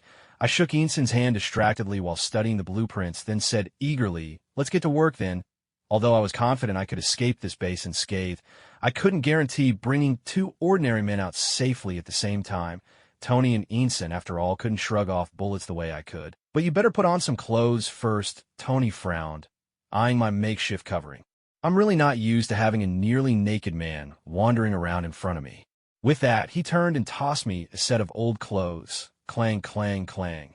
The sound of hammering filled the cave. Tony and Ensign stared at me in stunned silence as I worked the metal. Before starting, the three of us had divided up the tasks. Tony would handle assembly, Ensign would dismantle parts, and I volunteered for the most strenuous job, hammering the metal, reshaping old scraps into whatever Tony needed. In this place, where modern equipment was nowhere to be found, every step had to be done by hand. Before I arrived, Tony had to hammer away for over 10 minutes just to flatten a piece of alloy, but with me it took only 3 strikes to turn an arm-sized chunk into a thin sheet of metal. If it weren't for the small surface of the hammer forcing me to strike several times to flatten the whole piece, I might have managed it all in one blow. "I'm starting to believe you really could break out of here on your own," Tony said. Shaking his head, he stopped paying attention to my inhuman feats and turned his focus back to assembling the parts. "Tony, are you really not considering investing in my hot pot restaurant?" I asked, glancing eagerly at the billionaire while tapping away at the metal. "Let's talk about it once we're out of here," Tony replied. "If the hot pot is really as delicious as you claim, an investment isn't out of the question." Tony looked a little weary. Over the past 2 days, Wayne had brought up the hot pot shop countless times, and Tony was beginning to feel a flicker of curiosity about this mysterious cuisine. "To be honest, I think you should also consider investing in a barber shop," Wayne said, ruffling the short hair that had just grown out. "There's one near our orphanage, staffed by 5 barbers all named Tony. Their skills are top-notch. I'm planning to have them tidy up my hair as soon as I get back. Can you shut up for once?" Tony finally snapped, unable to take it anymore. After spending 2 days together, he'd found Wayne to be great in every way, except for his mouth, which was like a machine gun, loaded with endless rounds, chattering right by his ear without pause. "Just focus on your smithing. If you say another word, your hot pot plan is done for, completely up in smoke." "Huh. Does that mean you've agreed to the hot pot restaurant?" Wayne exclaimed in delight, then raising his right hand, he pressed his index finger to his lips and gave Tony a shush gesture, signaling that he was ready to get serious about his work. Tony was speechless. All he could do was sigh. "Breaking out of the cave, follow the steps I taught you, and help me finish the final energy program," Ethan, Tony said, seated within the massive suit of iron armor, watching as Ethan worked busily at the computer. "Hurry up, it's about time we go home." "Almost done. Let me help you put on the last piece of the armor," Ethan replied, his voice tinged with excitement. His usually steady hands now trembled just a little. Ever since Wayne joined them, their progress had sped up significantly, but their captors had started to sense something was amiss, so the delivery deadline had been moved up. Today was the final day. The day he had dreamed of for years, the day he could finally go home. At that moment, Wayne stood by the entrance, peering through the small window set in the heavy door. There was no sign of anyone outside yet, but with his enhanced hearing, Wayne could catch the distant shouts echoing through the air. He glanced back at the 2 men, still working feverishly on the armor, shook his head, and let out a sigh. How could 2 grown men be so worrisome? "I'm going out for a walk," he called to Tony and Ethan. Without waiting for a response, Wayne pushed open the door and stepped outside. Inside the cave, there was only a single passageway. After just a few steps, Wayne reached a corner and pressed himself against the wall, stopping to listen. Thanks to his superhuman hearing, he could easily pinpoint the positions of the approaching guards. He heard 2 soldiers creeping toward him, their footsteps barely making a sound. The first guard rounded the corner, barely registering what lay ahead before a fist rushed toward him, growing larger in his field of vision. With a heavy thud, the guard was sent flying, his head slamming against the wall behind him. The impact was brutal. A sickening burst like a melon smashing on the pavement. Blood and brain matter splattered, painting the walls and sending up a thick cloud of dust. The second guard, startled by the commotion, barely had time to react before the swirling dust engulfed him. But the haze was no obstacle for Wayne's eyes. As he threw his punch, Wayne sidestepped and drove his foot into the second guard's abdomen. The man was still rubbing dust from his eyes. His last sensation was a surge of pain exploding through his stomach. "Seems I overdid it," Wayne muttered, glancing down at the mess and wiping the blood from his hands onto the dead guard's uniform, a hint of frustration in his voice. "If only I'd held back a little," he thought, eyeing the stubborn stains that refused to come off. Suddenly, as Wayne fretted over the blood, he noticed a submachine gun lying on the ground. His eyes lit up. He picked it up, examining it with the wide-eyed delight of a child who's just found a new toy. "Wow, now, this is seriously cool." Feeling the heavy weight in his hands, Wayne's expression hardened as he put on a fierce, battle-ready look. He charged forward and shouted, "Submachine gun hero Wayne is here. You trash." But in the very next second, the so-called submachine gun hero came to an abrupt halt. Around the corner was a straight corridor stretching dozens of meters, and at the far end, a dozen soldiers with guns stared at Wayne in utter bewilderment as he dashed out like a fool. "Ahem. If I said this was all a misunderstanding, would you believe me?" Wayne awkwardly lowered his submachine gun and tried to sound them out with a tentative question. The soldiers responded, not with words, but with a hail of bullets. Faced with a downpour of gunfire, Wayne's new toy lasted only 2 seconds before it was riddled with holes, tossing aside the ruined scrap metal. Wayne could only shield his eyes with his arms and sprint forward with all his might, letting the bullets tear open bloody wounds across his body, wounds that quickly healed in their wake. "I'm going to help him." After fastening the last piece of armor, Ethan looked at Tony, who was temporarily unable to move, and spoke before turning to chase after Wayne, who had just run out the door. "Come back. Stick to the plan." Trapped inside the armor, Tony's eyes reddened as he shouted after the departing Ethan. He understood that both of them leaving was to buy him more time. Clenching his fists, Tony stared at the progress bar on the computer screen. "Faster! Hurry up!" When Ethan rushed out moments later, Wayne was nowhere to be seen. All that remained was the bloody aftermath Wayne had left behind, making the already nervous Ethan turn even paler. Yet the fierce gunfire ahead helped him conquer his fear. Ethan picked up a blood-stained gun from the ground and charged resolutely towards the fray. "Hang in there, Wayne." Ethan finally caught up from behind. He saw Wayne pushing forward through a storm of bullets. After a moment of shock, Ethan quickly gathered himself, raised his gun, and opened fire at the enemy. Ethan's arrival eased some of the pressure on Wayne. With a powerful leap, Wayne hurled himself into the crowd like a cannonball. Now up close, Wayne was like a wolf among sheep. His overwhelming strength made him unstoppable in this close-quarters fight, and the ordinary soldiers were powerless to block his advance. With a soft beep, the progress bar hit 100%. At that moment, Tony finally activated his armor. Moving with heavy, clanking steps, he slowly made his way to the front lines of the battle. "Watch out, Wayne!" As soon as Tony arrived on the battlefield, he saw not far away a bald man aiming a missile launcher right at Wayne as he fought in the thick of the enemy ranks. After giving Wayne a quick warning, Tony swiftly controlled his armor, extending his left hand toward the bald man and pressing a button on his left hand with his right. With a sharp whistle, a missile shot out of Tony's armor ahead of time, striking the rock beside the bald man. A deafening explosion followed. Although the missile missed its primary target, the collapsing rocks still buried the bald man completely. Hearing Tony's warning, Wayne spun around and knocked out the last standing soldier with a punch. He was about to say something when he caught sight of Ethan lying on the ground. "What happened?" Ethan, without a second thought for the blood covering him, Wayne ran over to the fallen Ethan together with Tony. "I might not be able to make it home with you, my friends." Ethan coughed up blood, clutching the gruesome wound on his chest as he spoke to Wayne and Tony. "Get up, let's go. Just like we planned, let me take you to see your family." Tony flipped open the faceplate of his armor, revealing bloodshot eyes. "I can't go anymore, my family's been gone for a long time. I'm on my way to see them now." Ethan's voice grew weaker, his gaze unfocused. "It's all right, I knew it would end like this. Thank you for saving us." Tony's voice choked with emotion. With a faint laugh, Ethan managed, "Go on now, Tony. Don't waste that suit." Then he looked at the silent Wayne by his side. "So this is your ability, Wayne? How enviable." As Ethan's eyes slowly closed, Wayne and Tony felt a storm of fury raging inside them.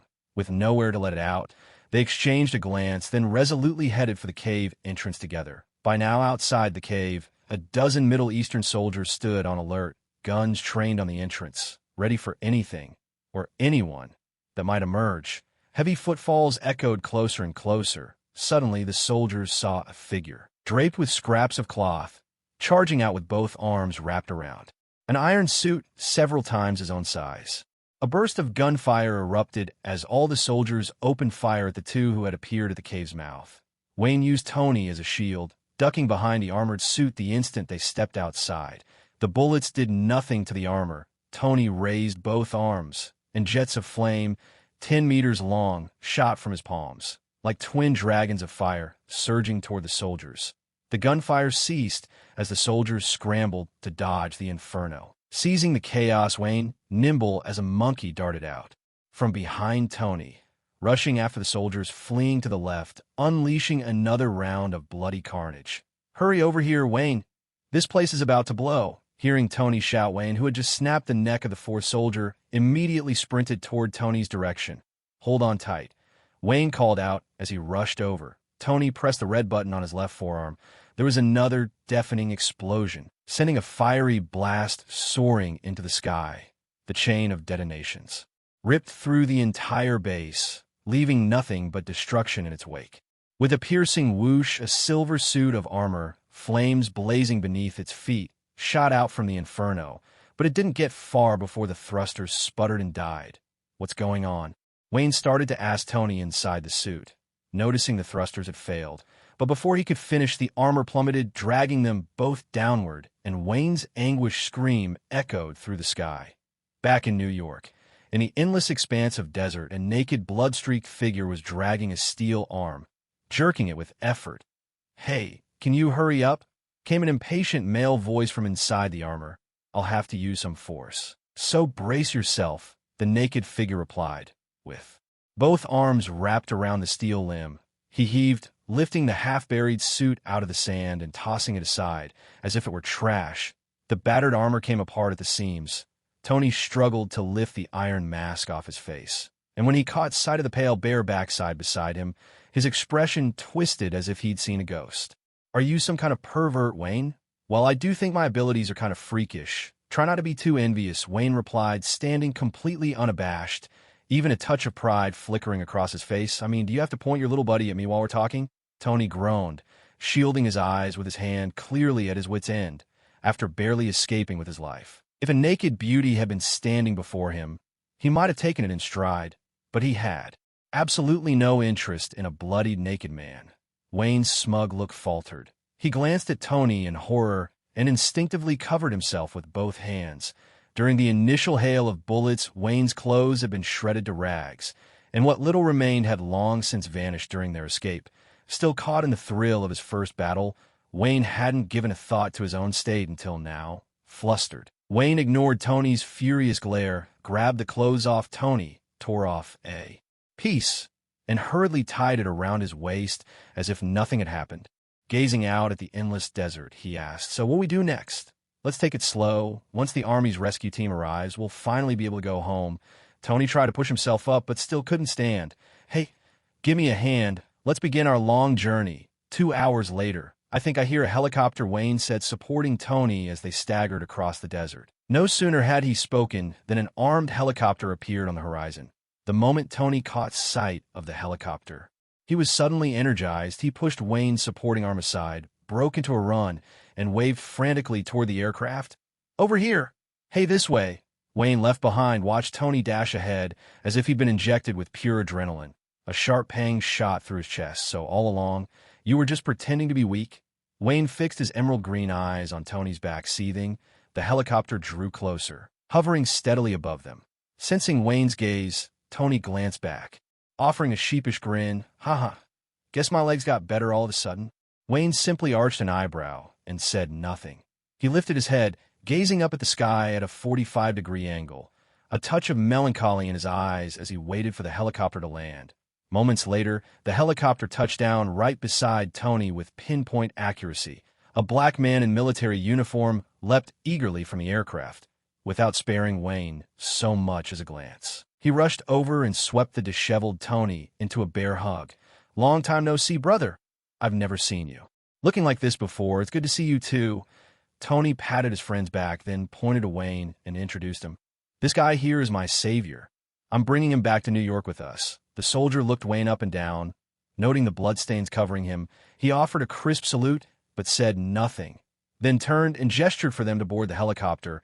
Wayne accepted the clean clothes handed to him with a quiet thank you, then slipped into a seat at the back, falling silent.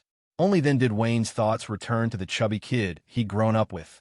A knot of worry tightened in his chest. He knew Francis would never let him off so easily. Wayne didn't have many friends. Only one person mattered enough to be used against him: the chubby kid. Francis would surely use him as leverage to draw Wayne out. Looking down at his hands, Wayne realized that even though he'd awakened his abilities, they couldn't protect his friends without systematic combat training. He was like a baby wielding a broadsword. All that strength, but no way to use it properly against ordinary soldiers. Maybe he could hold his own, but against members of the research organization, his powers might not be enough. Wayne glanced at Tony, who was boasting animatedly about his daring escape, and shook his head. Better not trouble Tony, he thought. After all, Tony was just an ordinary man. Having finished bragging, Tony leaned back in his seat with a satisfied grin. He glanced back at the quiet Wayne, and after a moment of contemplation said, "Don't worry, I'll help you." During their days in the cave, Tony had already learned everything about Wayne's past. Sharp as ever, he immediately understood the reason for Wayne's silence. Hearing Tony's offer, Wayne hesitated, torn between gratitude and uncertainty. Alone, he wasn't sure he could rescue the chubby kid. He had once believed that growing up in the orphanage was the warmest time of his life, but gradually realized the orphanage was nothing more than a cold slaughterhouse. Ironically, in the darkness of torment and captivity, it was the two people he met who brought him a glimmer of warmth. Perhaps this was how God opened a window just as he closed the door. "Thank you," Wayne whispered, closing his eyes and hiding the tears that had welled up. He didn't let Tony see. Now, let's turn the clock back 3 days. After collapsing in the hospital, the chubby kid was sent back to the dormitory by order of the director. Over the following days, every morning when he woke, he begged to see Wayne's body. But the staff turned him away with every excuse imaginable. A month had passed since. Wayne was pronounced dead. The chubby kid lay on his bed, his face drawn and weary. Not only did he have to bear the pain of Wayne's death, but he also faced the constant threat of reprisal from Joseph and his gang. The pressure was crushing, and he was on the verge of breaking down. On top of that, since the day he'd returned from the hospital, he'd noticed strange changes in his body. A sharp knock came at the door. 3 raps in quick succession. The chubby kid slid off his bed, perplexed, and opened the door to his dorm room. "My condolences, Stephen," said a boss standing at the threshold. "What brings you here?" the chubby kid asked, surprised to see a boss at his door. Apart for work assignments. No one wanted to deal with a boss and his perpetually stern face.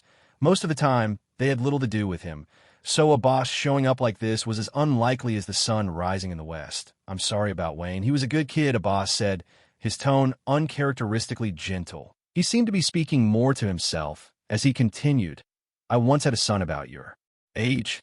When he was in his first year of high school, he was volunteering when he ran into a robber. His luck ran out that day. No one in the crowd stepped forward to help.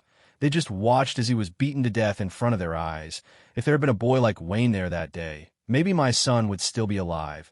Wiping away the tears from the corner of his eyes, a boss leaned in close to the chubby boy and whispered, "You should leave. Go as far as you can. It's not safe here. And Wayne isn't dead." With that, a boss paid him no more attention, his solitary figure slowly fading into the distance. The chubby boy forced himself to suppress his shock, closed the door, and walked out toward the courtyard, putting on a show of indifference. As he walked, he silently mulled over the information a boss had revealed. In truth, for the past month, the orphanage staff had gone out of their way to prevent him from seeing Wayne's body, which had already aroused his suspicion. Over these days, he had carefully considered all the oddities of the orphanage. First, there were deaths at the orphanage every year, but no one had ever seen the bodies of the deceased. Second, in all his years there, he had never seen a single child, once expelled for reaching the age limit, return to visit their friends at the orphanage. Even if these children felt nothing for this place, some still had close friends here. For so many years to pass without a single visit seemed undeniably strange, but no matter what of all the things a boss had told him, the one that mattered most was that Wayne was still alive. So the first thing he needed to do was to find out where Wayne was. He quickened his pace, and before long, he arrived at the orphanage gate. Just as he was about to step outside, a security guard came over and blocked his path. "Where do you think you're going? It's been chaos out there lately. A child just died not long ago. After the director came back last time, he specifically said, 'No one's allowed outside.'" Snapped out of his thoughts, the chubby boy panicked a little. Stammering, he was just about to come up with an excuse to persuade the guard. "Robert, I asked him to go buy some repair tools we need." A boss hurried over, sweat beading on his brow. After addressing the guard, he turned to the chubby boy and pulled out a wallet. "Hey, how are you supposed to buy anything without your wallet? Go on, hurry up." "All right then," the guard replied, giving the chubby boy a suspicious look, but at a boss's signal, he withdrew his outstretched arm, clutching the wallet tightly. The chubby boy didn't dare look back. He quickened his steps, as if the orphanage behind him had morphed into a savage beast ready to devour him. Only after hurrying through a few blocks did he finally stop to catch his breath. He opened a boss's wallet and found inside it a neat stack of $1,000 along with some spare change. Silently, he thanked the boss in his heart. The chubby boy scratched his head, gazing at the bustling street, feeling a bit lost. What should he do next to find out where Wayne was? Unconsciously lost in his thoughts, the chubby boy found himself standing at the entrance of the authentic hot pot restaurant. Seeing the hot pot sign, he instinctively pushed open the door and walked in. "Hey, Steven, how's Wayne?" Wong, who was working out accounts in front of the cashier's computer, looked up and asked as soon as he saw the chubby boy enter. On the day Wayne was shot, it was Wong who had run out from the restaurant to call the police, but he hadn't seen either the chubby boy or Wayne since. Faced with Wong's question, the chubby boy replied a bit gloomily, "He should be all right. It's just..." Halfway through, he paused, unsure if he should tell Wong the truth. Sensing his hesitation, Wong waved his hand dismissively. "Never mind, if it's not convenient to talk about, just leave it. Want something to eat?" Glancing at the computer next to Wong, the chubby boy hesitated for a moment. "No, thanks, but can I use the computer, Wong?" "Sure, go ahead, I'll get back to work. Just call me if you need anything." Wong patted the chubby boy on the shoulder and disappeared into the restaurant. Watching Wong's figure recede, The chubby boy stepped behind the counter and dropped heavily into the chair in front of the computer. The moment he laid eyes on the computer, a strange sense of kinship washed over him, as if he and the machine were somehow the same kind. He could clearly sense the computer's emotions and felt able to communicate with it. It was a bizarre feeling difficult to put into words, but deep inside, a quiet voice seemed to assure him. "Your feeling is right. Open the Epson Hospital website," he murmured softly to the computer, following his intuition after a moment's hesitation. The very next second, with his hands away from the mouse and keyboard, he saw the computer's browser spring to life on its own, displaying the Epson Hospital logo on the screen. He pinched the fat on his belly hard. Pain shot through him, and he realized he wasn't dreaming. Find Wayne's medical records. Now that his strange intuition had become reality, the chubby boy spoke to the computer with a surge of excitement, picturing Wayne's face clearly in his mind. As soon as he finished speaking, information about Wayne appeared on the screen. Name, Wayne. Gender, male. Age, 15. Reason for admission, gunshot wound. Cause of death, massive blood loss. As the chubby boy's gaze drifted downward, the page on the computer scrolled down automatically, following his eyes. There's nothing useful at all. After scrolling through all the web pages, the chubby boy suddenly let out a discouraged sigh. The information on the site only recorded that Wayne had been sent to the hospital that day, and all subsequent updates were blank. Could it be that Wayne can't be found? The chubby boy felt a wave of despair and buried his face in his hands. Suddenly, a soft chime sounded from the computer speakers. Instinctively, the chubby boy lifted his head and looked at the screen, only to see that the website had changed. It was no longer the familiar Epson Hospital page. Instead, a new, unfamiliar site had appeared, its background a deep black. In the lower right corner was a small but striking emblem, a skull crowned with octopus-like tentacles. Beneath the emblem, a message was displayed. Wayne, alpha-level mutant, tentative, ability, self-regeneration, used in joint research by the organization and military as part of the X-Weapon program. Escaped 3 days ago, current whereabouts unknown. When he saw the word escaped, the chubby boy's eyes lit up. The fact that Wayne had escaped meant he was alive. He had managed to break free from whatever laboratory that was. "Hey, Wong, I'm heading out. I'll come by again next time." Closing the website, the chubby boy waved cheerfully to Wong in the distance. Compared to before, his spirits were clearly much higher. "All right, if you ever need anything, just let me know," Wong replied, relieved to see the boy cheerful again. He had watched this kid grow up and truly hoped nothing bad would happen to him. After leaving the hot pot restaurant, the chubby boy calmed himself and focused intently on his connection with the world around him. In the next moment, the usual bustle of the street seemed to fade into another realm.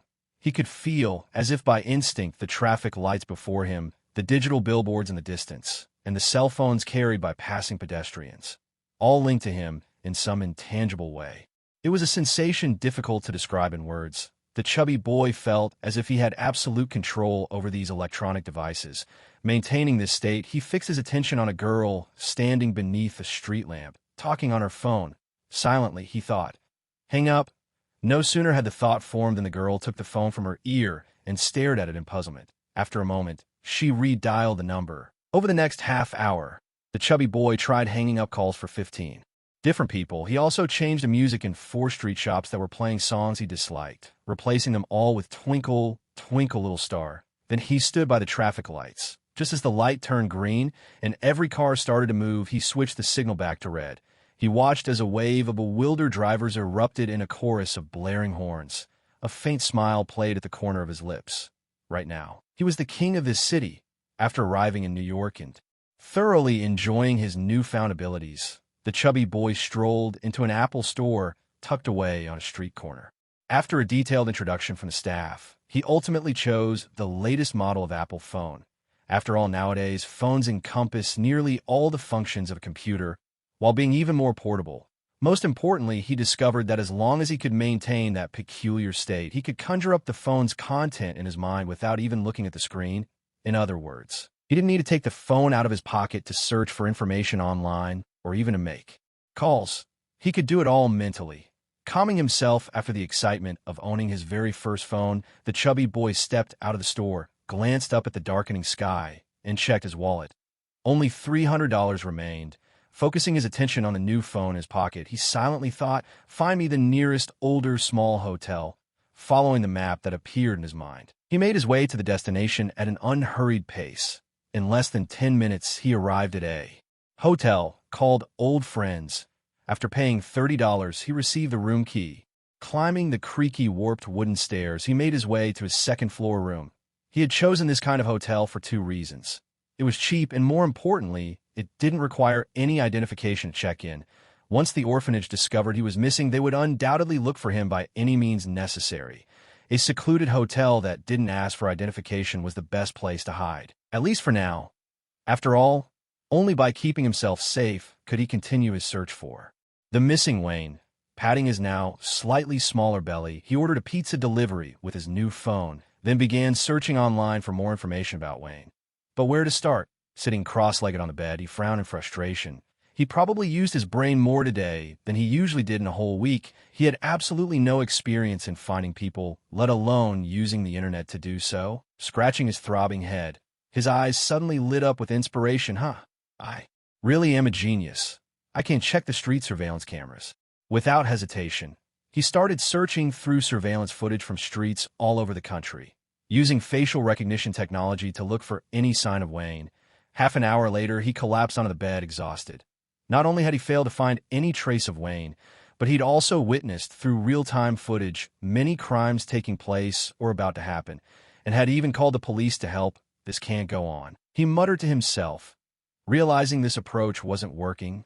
After serving as a volunteer cop for half an hour, the chubby kid took a bite of the delivered pizza and set his mind back to work.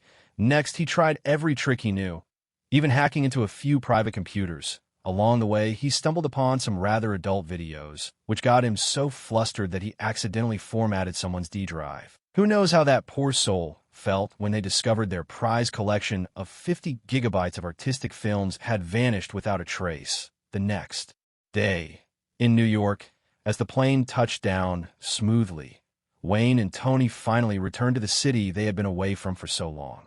The moment the cabin door opened, Wayne immediately spotted waiting outside a woman with golden hair and a plump man in a suit. Dragging his bandaged arm, Tony introduced them with little ceremony. "This is Wayne, the guy I mentioned on the phone.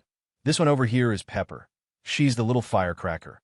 And this is Happy." With that, everyone piled into the car. No sooner had the doors closed than Pepper started to speak. But Tony cut her off. "Don't even think about taking me to the hospital. Right now, I only want to do 2 things. First, eat a cheeseburger. Second, hold a press conference. I want a cheeseburger too." Wayne piped up from the front seat, turning around with a grin and addressing Pepper as if they were old friends.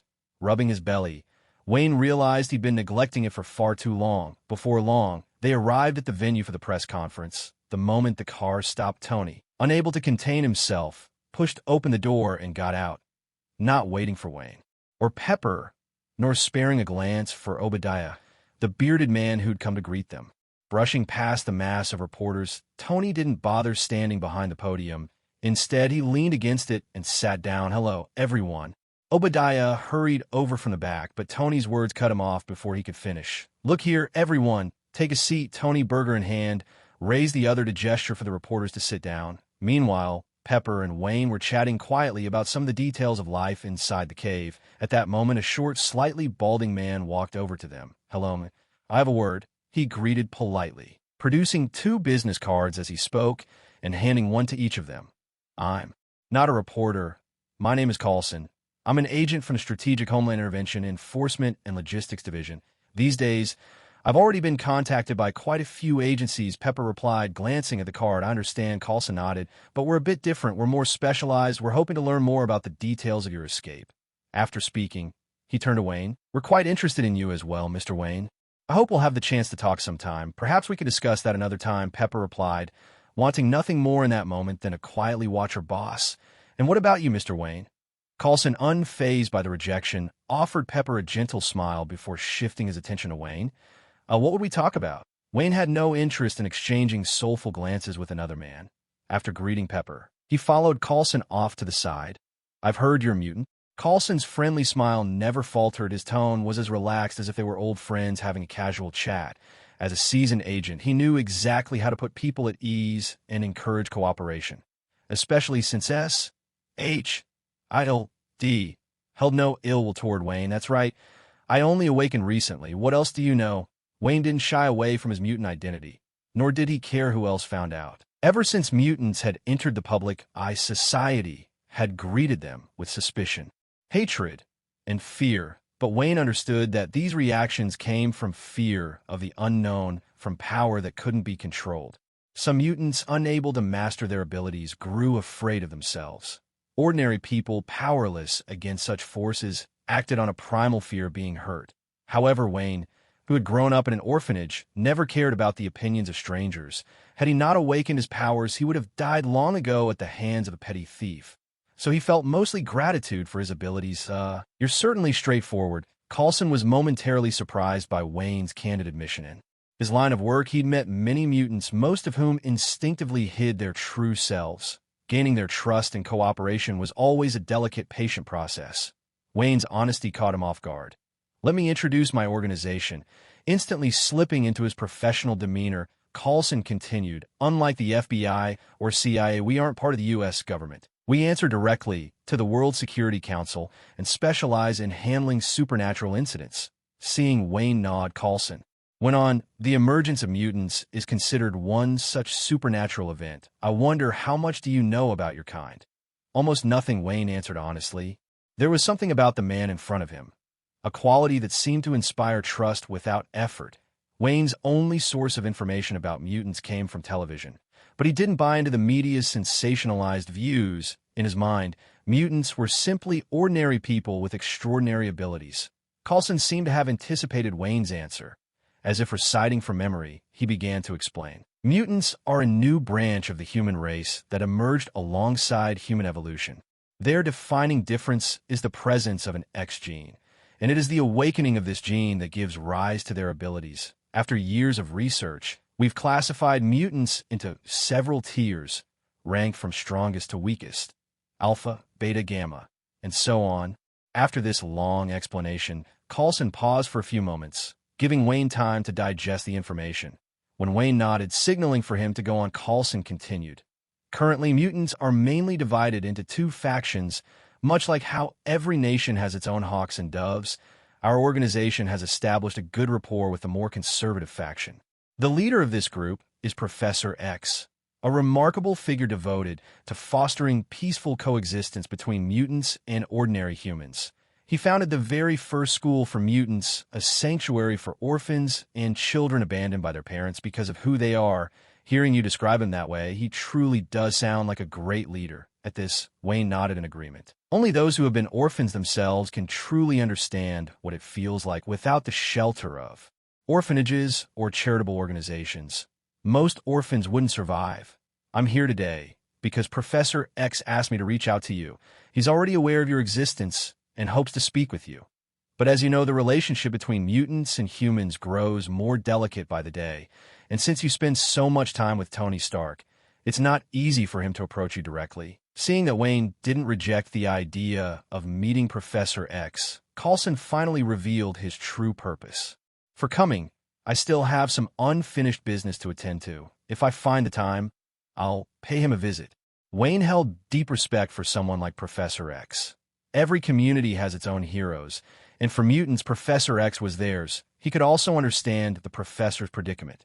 Tony represented the pinnacle of human society, and if the leader of the mutants were to suddenly appear at Tony's side, it could easily become ammunition for those with ulterior motives. Just as he said this, a commotion erupted in the direction of the press conference. Obadiah, bald and looking flustered, hurried up to the podium and began to calm the crowd of journalists below. Tony, on the other hand, strode right over with Pepper, ignoring Coulson standing beside Wayne. Without a word, Tony grabbed Wayne and started leading him outside. Wayne, my contact information is on the business card. Interrupted mid-sentence, Coulson wasn't upset. He simply called after Wayne as he walked away. Wayne threw an okay gesture over his shoulder toward Coulson and followed Tony into the car waiting at the entrance. No matter what you decide, you have my support, Tony. Inside the car, Pepper's gentle voice was full of reassurance as she looked at Tony, whose face was clouded with worry.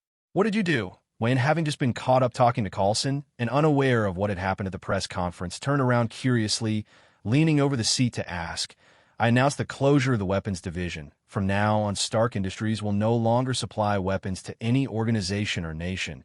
Tony pressed his fingers to his brow, his voice tinged with both exhaustion and a sense of relief. You know what happened to me, Wayne, back in that cave? My goal in inventing weapons was always to better protect this country. But in the end, they became tools for hurting innocent people.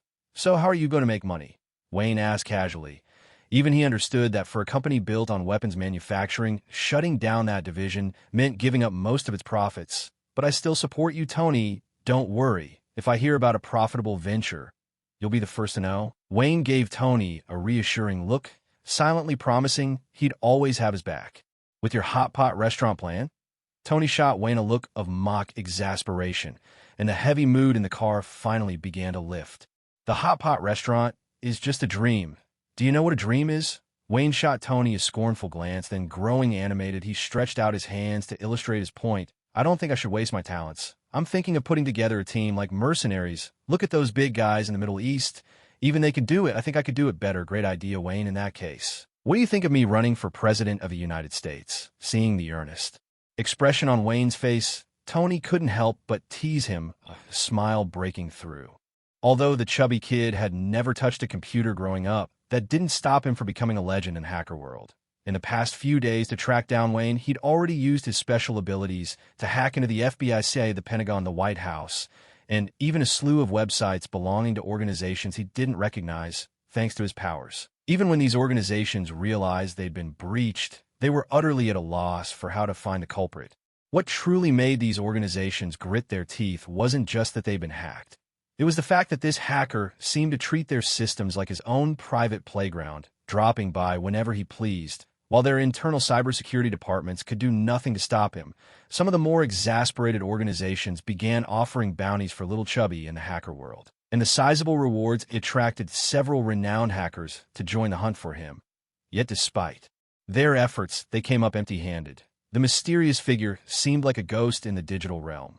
Everywhere and nowhere, impossible to pin down. This only fueled Little Chubby's rapid rise to legendary status among hackers.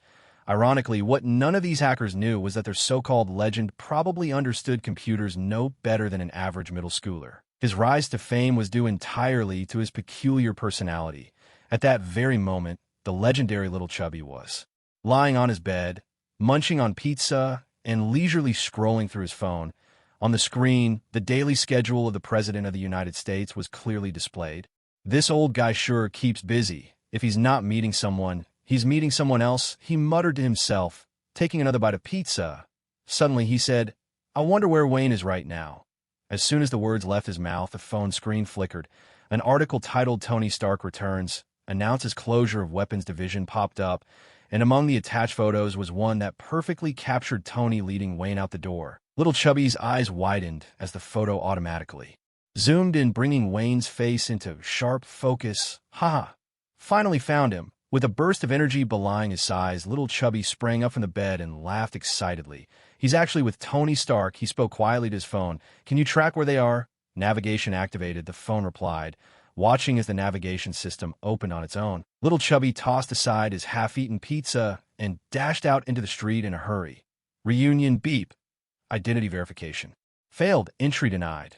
Wow, Tony, you sure have a lot of cool stuff at home, Wayne exclaimed, pulling his hand away from the transparent glass door and gazing around in awe at the array of futuristic gadgets that seemed straight out of a sci-fi movie. This is called high-tech, you muscle-brained idiot, Tony replied, deftly tapping a sequence of numbers on the glass before leading Wayne down to the next floor. Let me show you the most advanced technology on this planet. Once downstairs, Tony paid no mind to Wayne, who was wandering around in wonder, poking and prodding at everything like an explorer in a new world. Tony walked into his laboratory and began working on a new reactor. Perfectionist that he was ever since returning home, he could no longer tolerate the makeshift substitute on his chest. As Wayne gazed at the empty workbench before him, curiosity got the better of him. He reached out and gave a gentle wave with his hand. With a soft chime, the once bare table instantly transformed, displaying a desktop interface that looked as if it had been projected in 3 dimensions. Wayne noticed an icon resembling a telephone vibrating insistently on the desktop. He reached out and tapped the phone-shaped symbol. Hello. A voice came from the desktop. The sound was oddly familiar, and Wayne paused, testing the waters. "Steven? Huh? Is it really you? Wayne, how did you end up with Tony Stark? I've been looking for you everywhere." Sure enough, the voice belonged to Steven, his chubby friend. "Hey, I'm actually on my way to your place now. Can you come pick me up?" Steven's voice suddenly turned a bit sheepish. "I don't have enough money to take a cab all the way to you. Let me send you my address." Wayne was silent for a moment. "Hey, Tony." Wayne walked hesitantly over to Tony, who was dripping with sweat, still pondering how to broach the subject. Just then, he noticed something different about the device on Tony's chest. "What is Battery Man 2 coming out already?" he quipped. Tony shot Wayne an annoyed look and went on manipulating some high-tech equipment that Wayne couldn't hope to understand. "Why don't you go play with that fancy tech your Uncle Tony invented? You clueless kid. I need a car to go pick up a friend. The chubby guy I told you about." Wayne finally remembered why he'd come over, and admitted his purpose a little awkwardly. "Do you even know how to drive?" Tony eyed him with obvious skepticism. Wayne was caught off guard. He realized with a pang of embarrassment that he'd never actually gotten a driver's license. "It's not that hard. Go pick whichever car you want. The keys are all inside," Tony said, dismissing Wayne with irritation. Tony was busy experimenting with better materials for a new suit of armor, and Wayne's presence amounted to little more than a distraction and the occasional sarcastic remark he might as well send the kid on an errand. Besides, Tony knew Wayne's strength, speed, and reflexes were far beyond those of an ordinary person. Driving wouldn't be much of a challenge for him. Even if he crashed one of the cars, Tony wouldn't lose any sleep over it. In the garage, faced with a dazzling array of luxury cars, Wayne picked an Audi R8 parked closest to him. He pulled open the door, slid into the driver's seat, and spent a few minutes figuring out the controls. Once he'd set up the navigation, he pressed down on the gas pedal for the very first time in his life. Virum. On the bustling road packed with cars, a white R8 darted skillfully through the traffic, weaving left and right. Thanks to his extraordinary reflexes and sharp sense of space, Wayne had quickly mastered the art of driving. Feeling the surge of the powerful engine, he couldn't help but let loose and play the role of a street racer for a while. Half an hour later, the chubby kid was crouched by the roadside, peering around with a pitiful look. Suddenly, an old man passing by stopped in front of him, stared at him for a few seconds, then reached into his wallet, pulled out $1, and tossed it at the boy's feet. With a disappointed shake of his head, the old man walked away, as if blaming the boy for not living up to expectations. The chubby kid was just about to chase after the old man to explain himself when he heard the roar of an engine approaching from the distance. Instinctively, he turned his head. A white R8 pulled up beside him, the door swung open, and out stepped Wayne, dressed to the nines in a tailored suit, staring at Wayne in his designer clothes and fancy sports car. Then glancing down at the lonely $1 in his hand, the chubby kid was on the verge of tears. He never would have imagined that after days of searching for Wayne, escaping the orphanage and then hiding in a hotel, afraid to even step outside, the very person he'd been worrying about was out living the high life. "You damn Wayne, you made me worry for nothing." The chubby kid hurried over to Wayne and gave him a big bear hug. "You have no idea how miserable I've been these past few days. You owe me a photo with Tony Stark to make up for it." "Ha, you got it." Wayne embraced him back, genuinely happy to see his friend. On the way over, Wayne had been worrying about the kid's safety. He'd never expected that the chubby kid would turn up on his own. He wanted to ask more about what had happened, but looking around, he realized this wasn't the right place for a long conversation. So he invited the chubby kid into the car. "This car is awesome. By the way, how do you even know Tony?" No sooner had he gotten in than the chubby kid was touching everything wide-eyed with wonder. For orphans like them, riding in a sports car was something they'd never dare to dream of. "It's complicated. I'll explain later. Just look at you acting like you've never seen anything nice before." Wayne floored the gas pedal, shooting the chubby kid a disdainful look, all the while forgetting how he himself had acted just an hour ago. Before long, they arrived at the gate of a seaside villa. Looking at the transparent gate before him, Wayne was about to show off by entering the passcode on the glass. But suddenly the chubby kid turned to the air and said, "Open." With a loud clunk, the villa's gate swung open. The chubby kid shot Wayne a smug look and said, "Hey, I'm not who I used to be. I'm the king of the city now." At that moment, as Tony was tinkering with his armor, a sudden alarm rang out, warning that the villa's security system had been breached. Glancing at the alert, Tony picked up the freshly built iron arm and cautiously headed upstairs. He was greeted by the sight of Wayne doubled over with laughter, and beside him a chubby kid looking a bit uneasy. With a sigh, Tony took off the metal arm and, not bothering to hide his annoyance, said to Wayne, "You know someone's going to kill you one day, right? Or did you even pull this off? Come on, Tony, relax. Did you forget that I can't die?" Wayne replied with a smug grin. Then he gestured toward the chubby kid beside him. "It's his doing. I was just asking him the same thing. So it's not just me who's changed," Tony thought, casting a curious glance at the familiar chubby kid. He couldn't help but marvel inwardly at the unexpected turn of events. The three of them, Wayne, Tony, and the chubby kid, sat down together to exchange stories about what had happened to them lately, of course. It was mostly Wayne and the chubby kid talking, while Tony looked on amused by the whole affair. "So you're telling me you really can't die now?" the chubby kid asked, still struggling to believe it. The changes in his own body already seemed incredible, but he hadn't expected Wayne to become some kind of immortal. Meeting the chubby kid's skeptical gaze, Wayne simply picked up a fruit knife from the table and made a quick slash across his hand, before a proper cut could even form. The skin knitted itself back together the instant the blade left it, 10 centimeters across his palm, and not a trace of blood in sight. Even Tony, who already knew about Wayne's powers, couldn't help but be surprised. Last time, he'd only seen Wayne get shot without injury. Watching a wound heal up close, though, was something else entirely. An astonishing sight. Once again, Wayne had become the test subject. "So you can really control all electronic devices? Just by thinking without needing to touch anything?" Tony asked the chubby kid. His interest clearly piqued. For a tech genius like Tony, this was the kind of superpower that truly fascinated him. "That's right. I can show you if you want," the chubby kid answered, a bit nervous now that his idol was speaking to him. He fidgeted, unsure where to put his hands. "No need to be nervous. Come downstairs with me. Let's test out your abilities," Tony said, leading the way. As a scientist, he preferred hard data and experiments over hearsay. Tony's curiosity about the chubby kid's power took precedence, so he decided to test it first. Once they reached the computer, Tony shot him a look, signaling that it was time to begin. I want to know the President of the United States schedule for today," the chubby kid said, after thinking for a moment, speaking directly to the computer. Ever since he gained his superpowers, aside from searching for Wayne's whereabouts, the thing the chubby kid paid most attention to was the daily schedule of the President of the United States. While most people would browse forums or news sites online, the chubby kid was operating on a whole other level. He usually visited the official websites of the White House and the Pentagon. In his mind, information from government departments was far more reliable than what came from the media, so he treated these official channels as his own personal news sources. Watching the chubby kid hack into one government agency after another without missing a beat, Tony couldn't help but exclaim in admiration, "Cool." Although Tony was confident he could break into these sites without much effort himself compared to the chubby kid, who only needed a word, or sometimes just a thought, he still had some catching up to do.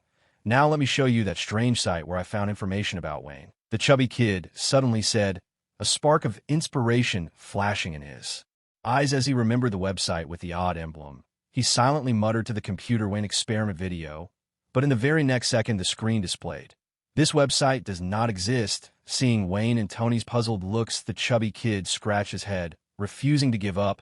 He tried again, "Wayne mutant experiment video," but once again the computer reported, "This website does not exist." "Well, maybe the site got deleted. Anyway, your turn, you maniac," Tony said, recognizing the chubby kid's embarrassment and turning to Wayne. "Let's start by testing your strength," Tony suggested, leading Wayne to his home gym and pointing to the heaviest barbell there. Wayne walked over and glanced at it. 250 kilograms. He shook his head at Tony with a look of disdain, then strode straight into Tony's garage. "Hey, what are you doing?" Tony asked, following behind in confusion. Wayne walked up to a Mercedes G63, gripped its chassis with both hands, and with a powerful heave lifted the entire vehicle over his head. "Anything heavier?" Wayne asked, not even out of breath, as he looked at the stunned Tony and the chubby kid, itching to touch Wayne's muscles, made a move. Tony rubbed his nose and said, "Let's save the strength test for another time. How about we check your speed?" The three of them headed outside to a long runway beside the villa. "Give it a try." "This is where I usually test my sport car's acceleration," Tony said. Wayne took his place at the starting line, drew in a deep breath, and assumed a runner stance just like the athletes on TV. With a sudden burst of power from his right foot, he shot forward like a wild horse breaking free of its reins, the rush of air from his sprint fluttering the clothes of the other two. 0 to 100 in 3.7 seconds, top speed 217 kilometers an hour. Tony glanced at the data displayed on the screen and curled his lips. So in other words, you actually didn't need to borrow my car at all. Once they'd finished testing strength and speed, Tony found an excuse to send the chubby kid away. Wearing a look of mystery, he led Wayne alone into his lab. Seeing Wayne's bewildered expression, Tony grinned mischievously. Next, we're going to test your recovery ability with a little special method. With that, he turned and grabbed a pile of armor he'd prepared in advance. Without giving Wayne any choice, he began strapping it onto him. To make the best use of our resources, I've decided to have you help me test out the armor's data. And, at the same time, check your healing power. The moment Tony realized the nature of Wayne's powers, he'd started scheming. After all, armor development required countless experiments, and every experiment came with its own risks. As both an excellent scientist and a shrewd businessman, Tony prided himself on his talent for shifting risk onto others. How does testing the armor relate to testing my ability? Wayne was still a little lost by the time the suit was fully equipped. Jarvis, activate the flight system, Tony said to the armor, ignoring Wayne's puzzled face. With a thunderous crash, the armor launched Wayne upward, smashing him straight into the ceiling with a deafening bang. Tony, you jerk! Lying on the floor, Wayne glared at the gaping hole, now caving above him. At last, he understood exactly how testing the armor and testing his recovery ability were connected. Over the next few days, the armor's completion rate skyrocketed. If Tony had been running the experiments himself, progress would have been slower. He'd have to compromise efficiency to ensure his own safety. But ever since Wayne became his test subject, Tony unleashed his full scientific daring. No matter how bizarre or wild the function, if he thought of it, he added it to the suit. Wayne wasn't going to die from it. After all, if Tony was the one who witnessed the birth of the armor with his own eyes, then Wayne was the one who experienced every growing pain firsthand. On Wayne's 10th day as a test subject, he noticed it was 7 in the evening and headed down to the lab of his own accord. Sure enough, as he reached the bottom of the stairs, he saw Tony fiddling with the armor. "Tony, transform me," Wayne called out, walking up and stretching out his arms with his eyes closed. After these past few days, he'd fully embraced his role as the designated test pilot. He waited a few moments, but Tony didn't come over to help him suit up. As usual, Wayne opened his eyes and saw that Tony was already standing atop a circular platform. Seeing Wayne finally snap out of his dramatic phase, Tony turned to him with a hint of excitement. "It's done, your tests are over." No sooner had he finished speaking than the platform beneath Tony began to shift. One part after another extended upward, automatically assembling themselves onto Tony's body. "Hey, how can you just burn the bridge after crossing it?" Wayne looked at Tony's automated machinery with a touch of envy. When he had to put on his own armor, because he didn't have an arc reactor in his chest, he needed a special chest plate with its own power source. And every time it was Tony, none too gently, who helped him put it on. In no time, Tony was suited up in his flashy armor. Just as Tony was ready to set off, Wayne suddenly dashed over, grabbing Tony's arm. "I get to fly first. I earned this. I bled for that armor." Tony, just about to activate his thrusters, was caught off guard and stumbled as Wayne clung to him. "Let go. I'm flying first. Let go." "I said I'm going." Upstairs, a chubby kid was idly scrolling through all sorts of FBI and CIA intel on his phone. Hearing the ruckus downstairs, curiosity got the better of him, and he wandered over to the stairwell. Speaking Tony's password, he said, "Open the door." As the door slowly slid open, the kid grinned in satisfaction. No smart system could keep him out, but as he turned around, he was greeted by the sight of Wayne and Tony wrestling in the middle of the chaos. "Hey, Stephen, Wayne needs you," Tony called out, his eyes lighting up when he saw the kid coming down. "Null, Stephen," Wayne began, but before he could finish, there was a sharp whoosh, and Tony, now fully armored, shot off into the sky. In that instant, Wayne lunged forward and managed to grab hold of Tony's leg just before he took off. With that, Wayne was carried along, soaring out into the open. Riding Iron Man, the night sky was pitch black and silent. Suddenly, a brilliant streak of light shot up from the ground, darting across the heavens like a meteor and shattering the calm. "Whoa, that's awesome." The glowing figure was Tony, with Wayne clinging to his thigh like a monkey. Wayne gripped the armored leg with one hand, fumbling to dodge the heat blasting from the thrusters, all while shouting in excitement as the landscape blurred beneath them. Feeling that enjoying this alone wasn't enough, Wayne knocked on the chest plate, his voice ringing out with mock complaint. "Hey, Tony, why so quiet? This is incredible. Aren't you afraid you'll fall to your death?" Tony's voice crackled. From inside the suit, filtered through the mechanical speakers, yet still laced with exasperation. "Don't worry, Tony. I've jumped out of planes before. This is way more thrilling, though I have to admit that fire's getting a little hot." Wayne grabbed the armor's arm with his other hand, and, using both hands, he heaved himself up and flipped over, landing squarely on the armor's waist. "I'm settled in. Full speed ahead, Tony." Straddling the armor, Wayne gripped its shoulders and struck a pose, as if revving up a motorcycle. "Damn kid," Tony muttered to himself. If it weren't for their current situation, he would have given Wayne a piece of his mind right then and there. Grumbling aside, Tony increased their flying speed. There's an innate longing in people for flight, and now that he'd finally achieved it, Tony intended to savor every second. Just as Tony was getting into the rhythm of soaring through the sky, he suddenly noticed Wayne had fallen silent. Curious, he glanced back, only to see Wayne turning to the side, taking out the phone Tony had given him, and flashing a peace sign at Tony before snapping a photo. "Wayne, you little menace, delete that picture right now." His barely subdued irritation flared up once more thanks to Wayne's antics. It wasn't that Tony minded taking selfies with Wayne, but he absolutely couldn't stand being photographed in this position. Knowing Wayne's personality, Tony could already imagine the photo hitting the internet, probably under a title like First Double Flight.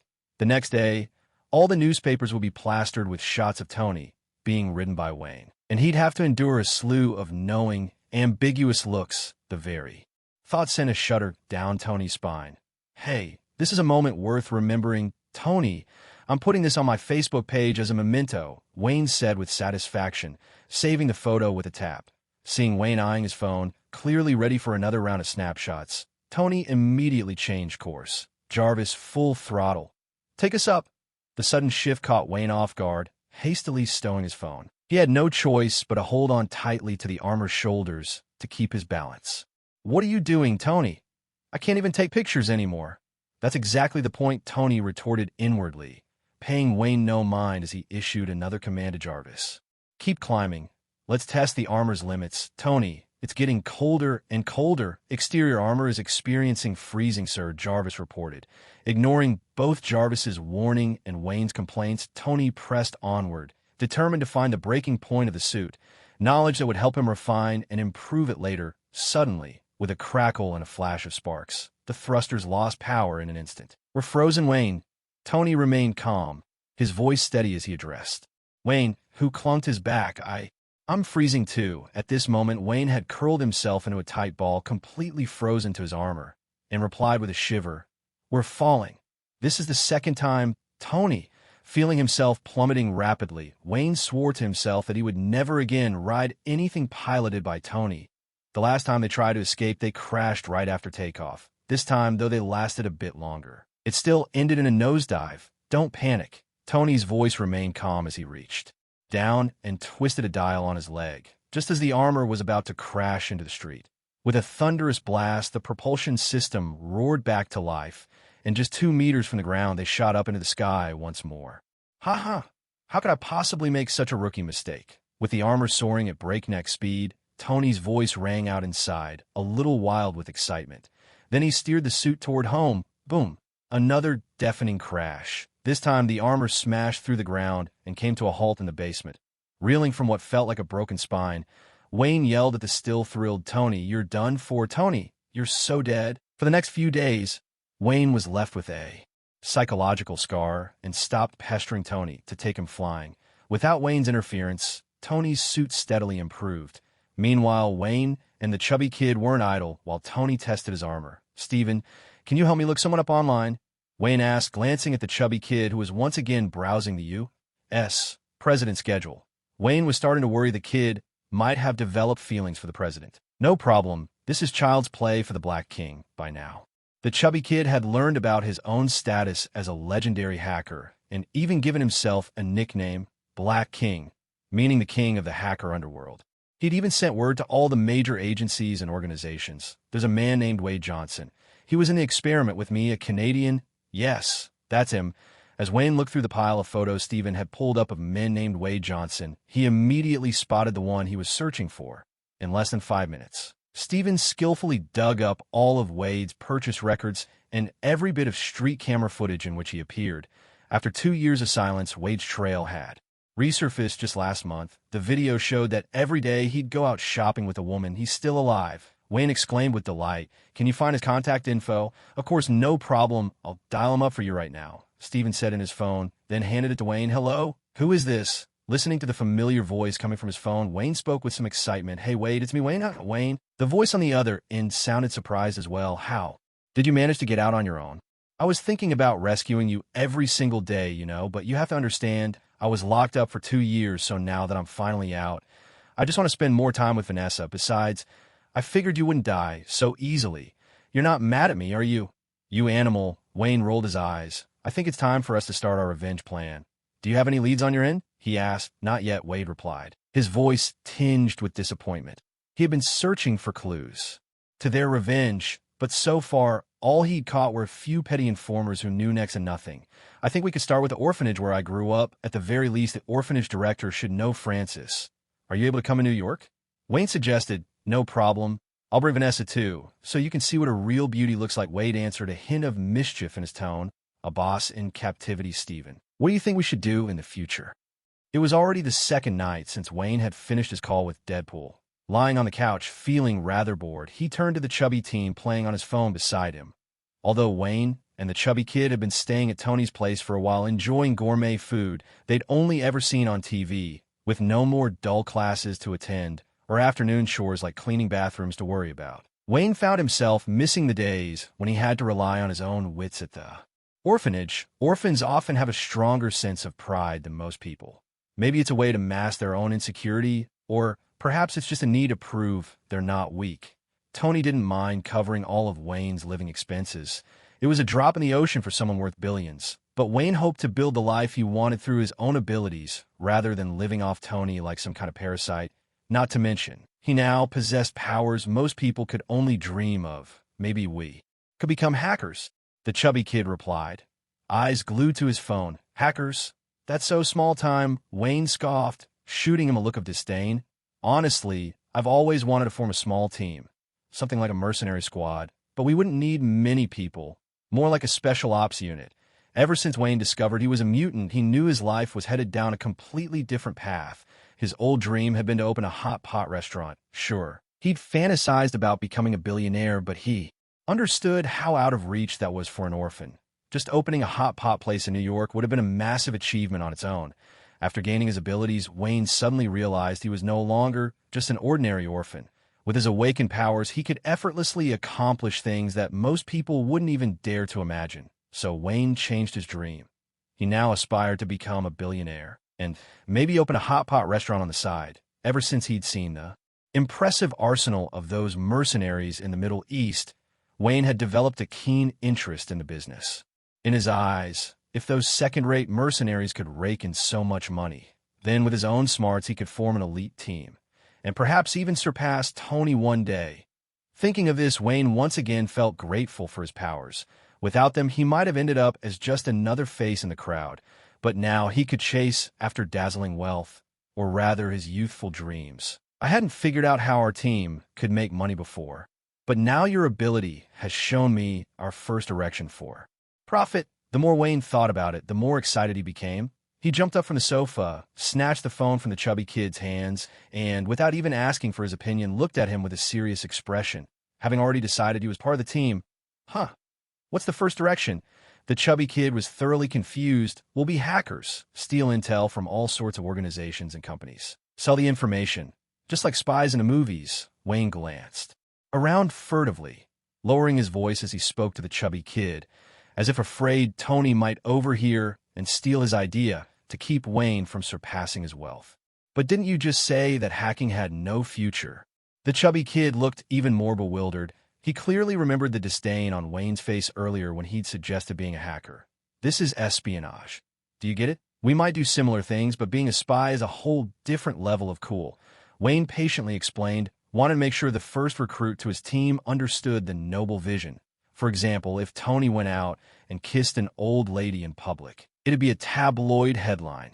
Every entertainment magazine would report it. The next day, but if you went out and kissed an old lady, you'd be waiting for a jail cell the next morning. Why would I ever go out and kiss an old lady? The chubby kid looked horrified. It's the same lumbar disc, but why are you sticking out so much? Wayne was exasperated. He'd finally come up with a fitting analogy, but the chubby kid had latched onto the wrong point entirely. Hey, Steven, if it weren't for the fact that we grew up together, I don't think I'd ever invite you to join the team. Your intelligence is going to drag down our average. Wayne let out a sigh, his face bearing a look that said, You should be thanking me. I've given you a shortcut, as he spoke to the chubby kid. Did you even ask what I wanted? The chubby kid's mouth twitched as he pressed on. So, who else is in our organization? Right now, it's just you and me. Wayne paused before adding, Once Wade arrives, I'll see what he thinks. I've heard he's a professional mercenary. He could help us avoid a lot of unnecessary detours. The chubby kid stayed silent. He felt as if he'd boarded a pirate ship, his future shrouded in darkness, with no glimmer of hope ahead. All right, Steven, let's get some practice in. Let's start with the orphanage. We need to prepare for tomorrow's operation. Wayne gave the dazed chubby kid a pat and handed his phone back. Fine, I'll hack into the orphanage's surveillance system, the chubby kid replied. Taking the phone, he couldn't help but feel a ripple of excitement. What they were doing now felt just like the preparation spies made before a mission in the movies. Both Wayne and the chubby kid were intimately familiar with the orphanage's surveillance layout. With little else to entertain themselves, the orphans often passed time with whatever distractions they could find. Wayne and the chubby kid had once spent an entire day counting how many cameras there were in the orphanage. After checking 3 times, they discovered there were 47 cameras in total, 46 inside the orphanage, and 1 facing the front gate, as the chubby kid muttered under his breath. The phone screen quickly lit up with live feeds from all the orphanage's cameras. Since the screen was too small, he projected the images onto the wall using a device. It was late, and the orphanage was unusually quiet, except for the dormitory building, which was still brightly lit. The playground and hallways were bathed in the dim glow of a few scattered streetlights. Wayne, I think we made a mistake before. Why am I seeing 48 camera feeds? Suddenly, the chubby kid tapped Wayne, who was busy studying the infiltration route, his voice tinged with surprise. He quickly enlarged and projected the image from the mysterious 48th camera onto the wall. The 48th camera seemed to be inside a room with no windows, only a crude iron bed and a battered wooden stool. Lying on the rusted bed was a man covered in blood.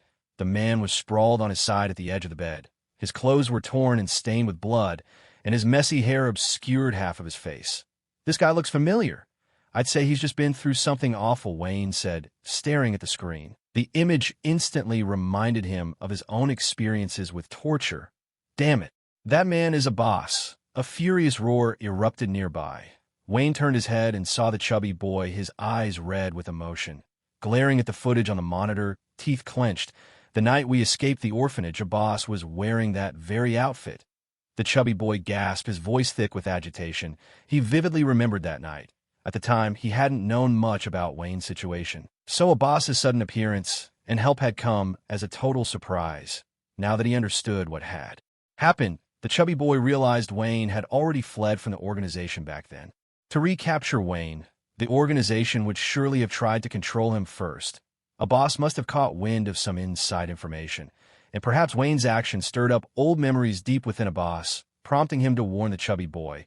This might be a trap, Wayne analyzed calmly, eyeing the chubby boy's emotional outburst. Wayne didn't have a deep connection to a boss. He knew a boss had helped, but his instincts whispered danger. Since awakening his powers, Wayne's gut feelings had proven accurate time and again. We have to go, Wayne. The chubby boy's voice grew firm when he sensed Wayne's hesitation. The world had never been gentle with him as a child. An accident had taken away the only 2 people who truly cared for him. Precisely because of that, he cherished anyone who showed him kindness. All right, let's treat this as a scouting mission before the real action. Wayne relented, seeing he couldn't dissuade him. He still had faith in his abilities and decided to go along. Without notifying Tony, Wayne and the chubby boy headed straight for Tony's garage. Wayne didn't want to drag Tony into mutant affairs. Even though Tony's armor was constantly being improved, and Wayne was well aware of its combat prowess, mutant abilities were unpredictable. Without his armor, Tony was still just an ordinary man. Wayne didn't want Tony getting hurt because of him. Wayne chose the same R8 as before among all the sports cars. He was most familiar with this one. The engine rumbled to life, low and deep. The white R8 shot out of Tony's garage quickly, disappearing into the night. Half an hour later, Wayne and the chubby boy parked the R8 near a hot pot restaurant. The car was simply too conspicuous. If they drove it straight to the orphanage entrance, they'd be spotted by security in no time. After getting out, neither of them took the main road. Instead, they slipped down a side alley and circled around to the orphanage's side, carefully avoiding the surveillance cameras at the front gate. "Do you have a way to disable all these cameras?" Wayne whispered to the chubby boy beside him as they crouched outside the 2-meter-high wall. This was Wayne's first nighttime mission, and he felt both nervous and a little excited. "If I wreck them all at once, it'll make too much noise. I could try to make the surveillance system play the footage from this time yesterday." Instead, the chubby boy replied. Though he was furious about a boss getting caught, he hadn't lost his cool. "All right, we're good to go." After taking care of the cameras, the chubby boy gave Wayne a nod. Wayne grabbed him with one hand, pushed off the ground with his feet, and vaulted over the wall, landing them safely inside the orphanage. Where are they keeping a boss? Once inside, Wayne and the chubby boy ducked behind the flower bed closest to the wall. "Let me check. He's under the gymnasium by the edge of the playground." Instead of pulling out his phone, the chubby boy had the information transmitted directly into his mind, avoiding any light that might catch the guard's attention. Wayne's eyesight had sharpened since his awakening, and the pitch black night posed no obstacle. In fact, the darkness was now his camouflage. Moving silently through the shadows, Wayne led the chubby boy toward the gym, carefully avoiding every patrolling guard along the way. Inside the gymnasium, the corridors were shrouded in darkness, but that didn't slow Wayne down. Guided by the chubby boy's directions, he quickly located the room where a boss was being held. Seeing the locked iron door before him, Wayne wasted no time hiding anymore. He slammed his foot into the lock, bursting the door open, and rushed in, without giving a boss a chance to react. Wayne hoisted him onto his back and dashed out the way they'd come. Carrying a boss, and with the chubby boy in tow, Wayne retraced their steps. But as they slipped through the darkened hallway and emerged from the gym's main entrance, they were met by several orphanage security guards who'd come to investigate the commotion. "Well, this is awkward," Wayne muttered under his breath as he took in the sight of the guards, who were far more intimidating than the old men with electric batons they'd seen before. Each of these guards was armed with a pistol, and their movements and bearing instantly reminded Wayne of the battle-hardened mercenaries he'd seen in the Middle East. "Find somewhere to hide," Wayne called to the chubby boy, tossing a boss in his direction. Then, without hesitation, he charged at the nearest guard. With one hand, he snapped the guard's wrist, forcing him to drop his gun. In the same motion, Wayne seized the weapon, then, with a slight shift of his other hand, lifted the guard off the ground and hurled him toward the others, who had already begun to open fire. Bang, bang, bang. The gunshots rang out in quick succession. The security guard who had been flung through the air was dead before he even hit the ground, struck down by the bullets from his own colleagues. After throwing the guard, Wayne didn't pause. He tossed the pistol he'd snatched in the direction where the chubby man was hiding, then dashed swiftly toward another security guard. Wayne had once fought mercenaries before and was well aware of his own shortcomings. Having never handled a firearm, he knew it was better to rely on his body to take down enemies. As long as he could get close enough for hand-to-hand combat, he could quickly finish off his opponent. In less than 3 minutes, Wayne had already dealt with the first 5 guards who had rushed over. Against Wayne's terrifying physical prowess, these ordinary men stood no chance. "We need to move quickly. This commotion is bound to draw more people here." Taking a boss from the chubby man, Wayne urged them on with a sense of urgency.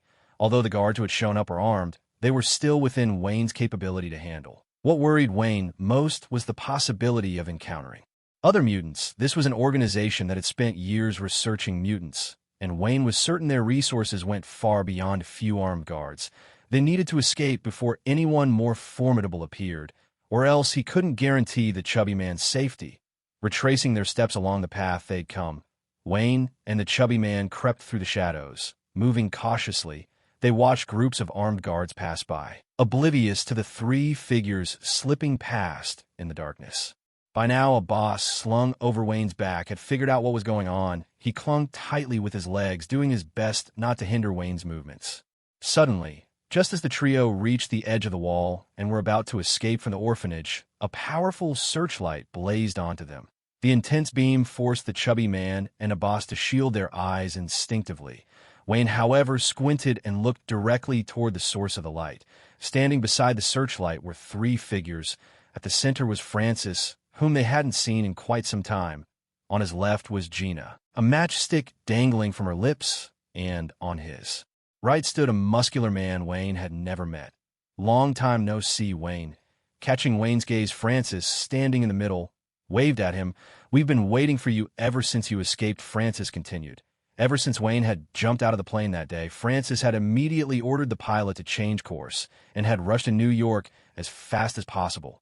He'd intended to seize the chubby man right away, waiting for Wayne to walk into their trap. However, on his way back to New York, Francis received orders from the organization, demanding that he immediately proceed to another base to explain the details of the research facility's exposure and accept the punishment he deserved. Because of this, he wasn't able to go to the orphanage right away. Instead, he contacted them in advance by phone, instructing the staff to restrict the chubby boy's movements. Unexpectedly, it was this very phone call that leaked the news, allowing a boss to help the boy escape. "I originally thought that once the chubby boy got away, you wouldn't bother coming back. Who would have guessed a single staff member could lure you here? Should I call him a hero, or just a fool?" Seeing Wayne ignore him, Francis kept talking to himself. He still didn't know how Wayne had managed to disable all the surveillance cameras, preventing him from noticing their break-in and leaving him unprepared at the start. Fortunately, he did spot them before Wayne managed to escape. Gazing at the trio, who had suddenly appeared, Wayne's mind raced as he searched for a way out. While he was confident he could take down a dozen ordinary soldiers barehanded, he had no such certainty when it came to mutants, especially with the added responsibility of protecting both the chubby boy and a boss. Taking advantage of Francis's assumption that he had everything under control and was lost in his own monologue, Wayne spun around in a flash. With one swift motion, he grabbed the chubby boy and a boss, hurling them over the wall with all his strength. He shouted after them, "Go first, Steven. You know, villains always meet their end because they talk too much." Francis. With that, Wayne didn't climb over the wall himself. Instead, he dashed in another direction at full speed. He was convinced that Francis's true target was him. Whether he could actually escape, he wasn't sure, but at the very least, he could buy enough time for the others to get away. Francis and his two companions, seeing the chubby boy and a boss tossed over the wall, and Wayne sprinting toward the playground, didn't hesitate for even a second. They gave chase after Wayne. They had only ever cared about Wayne. An ordinary orphan and a traitorous staff member meant nothing to them. Wayne sped up along the way. Having grown up in the orphanage, he knew every shortcut and hidden path by heart. Darting through alleys and side passages, he quickly left Francis and the others far behind. Unable to find any trace of Wayne, Francis could only call for reinforcements and begin sealing off the entire orphanage. He had already summoned enough men from the organization on his way here to completely lock down the place. So Francis wasn't worried as long as Wayne was still inside. Sooner or later he would be found. At this moment, Wayne had already slipped quietly into a classroom. After dashing through the orphanage in a frenzy, he noticed a significant increase in the number of soldiers. If he tried to escape now, he would be discovered for sure. For the time being, all he could do was hide in the teaching building. Suddenly, as he made his way down the hall, Wayne stopped in his tracks. He slowed his breathing and melted into the darkness of a corner. Thanks to his exceptional hearing, he detected the sound of a squad of soldiers entering the building. Once inside, the soldiers spread out, searching the building floor by floor. One soldier was assigned to the second floor. As a skilled retired serviceman, he had carried out many missions before. Stalking hidden enemies in the shadows was nothing new to him. He gripped his weapon tightly, body crouched low, placing each step carefully and silently, like a cat stalking its prey in the darkness. Peering ahead into an even blacker part of the corridor, he switched on his flashlight. The beam flickered to life, and in that instant, the soldier caught a fleeting shadow rushing towards him. Then everything went black. That shadow was none other than Wayne, lying in wait. He had already tracked the soldier's movements, and as soon as the man stepped into range, Wayne attacked without hesitation. To avoid making any noise, he struck swiftly at the soldier's neck, while his other hand caught the soldier's body, stopping it from hitting the ground with a thud. 10 minutes later, the disappointed soldiers regrouped at the foot of the teaching building. The squad leader spoke into his radio. No sign of the target in the teaching building. Then, with the leader in front, the squad moved on to their next search location. "David, you search the first floor," the squad leader ordered as they stopped in front of another building. But 10 seconds passed, and no one stepped forward. Irritated, the squad leader strode over to a soldier who was glancing nervously from side to side. "David, didn't you hear me? What are you looking at? Answer me." Startled, the soldier suddenly yanked off his helmet, revealing a young face. "Did you have to call my name first?" He grumbled. This soldier, Wayne, was feeling a bit frustrated after taking down the other man. Inspiration had struck. He quickly changed into the soldier's uniform, hoping to blend in and use the disguise to his advantage. After all, that's how it always played out in spy movies. Just as Wayne was imagining himself as a real-life 007, ready to pull off something spectacular, he heard the squad leader barking orders at David, the name on his stolen uniform. After some time had passed, not a single person stepped forward, which piqued Wayne's curiosity as he hid amidst the ranks. Among these seemingly well-trained soldiers, it was surprising to find someone with such a distinct personality. Unable to resist, Wayne glanced around, and soon noticed that the captain was striding straight toward him. In that instant, Wayne realized that his career as a secret agent was over before it had even begun. He never could have imagined his luck would be this good. As if every time he returned to the orphanage, the god of misfortune would inevitably find him. He had finally gotten a chance to try out a disguise, only to be singled out as the very first. Since there was no use hiding any longer, Wayne simply took off his helmet. While the captain was still stunned, Wayne made his move first, grabbing hold of the captain and wielding him like a human weapon, swinging him into the soldiers nearby. After knocking down the 2 soldiers to his left, the rest of the squad finally snapped back to their senses and all raised their guns at once. A sudden burst of rapid gunfire rang out through the orphanage, breaking the silence that had lingered there. Not daring to get bogged down fighting the soldiers, Wayne took down a few more before glancing quickly in every direction to get his bearings. He then sprinted toward the part of the wall closest to him, ready to make his escape.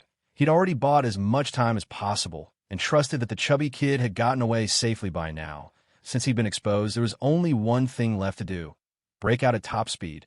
Wayne dashed toward the orphanage's perimeter wall as fast as he could, not bothering to dodge the bullets. Thanks to his speed, most soldiers missed their shots, and even the stray bullet or two that hit him did nothing to slow him down. With the wall drawing ever nearer, Wayne felt a glimmer of hope that he might finally escape. But just then the ground in front of him suddenly heaved upward, forming a wall of earth that blocked his path. Wayne didn't so much as hesitate. Instead, he gathered his strength and threw himself forward, arms outstretched in front of him, determined to break through. With a heavy crash, Wayne smashed a human-sized hole straight through the freshly raised earth wall, rendering it useless. Just as Wayne prepared to keep running, a small missile struck the ground directly in front of him. The ensuing blast unleashed a forceful shockwave that knocked Wayne off his feet and sent him flying backward. While Wayne was still airborne, the ground behind him began to churn and heave. Huge clumps of dirt burst through the cracks in the concrete, swirling together to form a massive spherical prison that encased Wayne in midair, trapping him inside. The burly man who had been standing beside Francis put down the rocket launcher and slowly walked over from the flower bed toward the earthen sphere. "Nice to meet you, little mouse. My name is Tuss. Do you like the cage I built for you?" His voice was booming loud enough for Wayne inside the earthen sphere to hear every word clearly. "Your soundproofing could really use some work. Were you a contractor for shady real estate developers?" Wayne brushed the dust off his clothes as he stood up inside the sphere. He reached out and patted the earthen wall, noticing it didn't feel particularly sturdy when he had burst through earlier. It struck him that these walls weren't nearly as solid as he'd imagined, flimsier even than the average wall in a regular home. This was the first time Wayne realized that not every mutant's awakened ability was as overwhelming as his or Chubby's. Over the past weeks, he'd come to appreciate just how powerful his own abilities were. Not only could he not be killed, but his physical strength had been dramatically enhanced. Even though he hadn't received a single day of formal combat training, he could easily take down a dozen well-trained soldiers. The second mutant Wayne had encountered was Chubby. While Chubby's combat skills were laughable compared to Wayne's, his powers had turned someone who barely understood computers into a legend among hackers in no time at all, making it as easy to breach top-secret networks as strolling through his own backyard. That's why Wayne had always subconsciously assumed all mutants were as formidable as he or Chubby. He had no idea that from the moment he awakened, certain organizations had already classified him as an alpha-level mutant, a rank just below the legendary Omega. Mutants, and already the absolute pinnacle among their kind. Tuss snorted, how dare you talk to me like that, you pathetic little mouse. There was a hint of anger in his voice. As one of the first superpowered individuals successfully created by the organization, Tuss had always believed himself to be superior. He wasn't a mutant. He'd once been just an ordinary soldier who'd carried a rifle in a battle. It was the organization's experiments that had granted him these extraordinary abilities with his newfound powers. Tuss saw himself as a pioneer of human evolution, while mutants were nothing but the refuse thrown up by random genetic mutations. He didn't take a teenager like Wayne seriously at all. Right now, all he wanted was to teach this insolent brat a lesson he'd never forget. Tuss approached the earthen sphere, placed his palm against its surface, and began to slowly shrink the sphere, compressing the space inside. In truth, Tuss's abilities were not particularly formidable. He could only enhance his control over Earth by closing the distance, a skill that worked exceptionally well against ordinary people. However, Wayne was anything but ordinary. Just as Tuss placed his hand on the sphere of Earth, before he could exert any power, a hand suddenly burst out from within the soil ball he had created, grabbing Tuss by the throat with unerring precision. The arm then yanked forcefully backward, and with a sickening crack, Tuss's once arrogant and domineering neck was snapped in an instant. The ball of Earth, now stripped of its control, collapsed into ordinary clumps of dirt, tumbling to the ground and revealing Wayne inside, completely unharmed. "I told you shoddy work can cost lives," Wayne remarked, glancing at Tuss's lifeless body sprawled on the ground. He shook his head and continued running toward the outer wall. The soldiers behind him had already witnessed Wayne's indifference to their machine guns. Now he had effortlessly killed the very superpowered comrade they once deemed invincible. Watching Wayne's figure grow ever more distant, a sense of helplessness filled the soldiers' hearts. To fight an opponent who couldn't be killed, who couldn't be outrun, and who could crush them with a single blow, it was enough to make them lose all hope. The result was a strange tableau. More than a dozen soldiers, clutching their machine guns, stood still, silently watching the figure ahead disappear into the distance. A few even felt a flicker of relief, worried that Wayne might suddenly change his mind and return to slaughter them all before escaping again. After all, their original orders were merely to help capture an orphan. Who could have imagined that this orphan would turn into an indestructible monster with terrifying strength? Wayne's silhouette had barely vanished when Francis arrived from the rear, bringing Gina with him. Taking in the silent soldiers and Tuss's corpse lying not far away, Francis struggled to contain his fury and spoke in a cold, measured tone to the nearest soldier. "Can someone explain to me what happened here?" Receiving only silence, Francis strode forward and seized one of them, shoving him roughly. "Useless, the lot of you.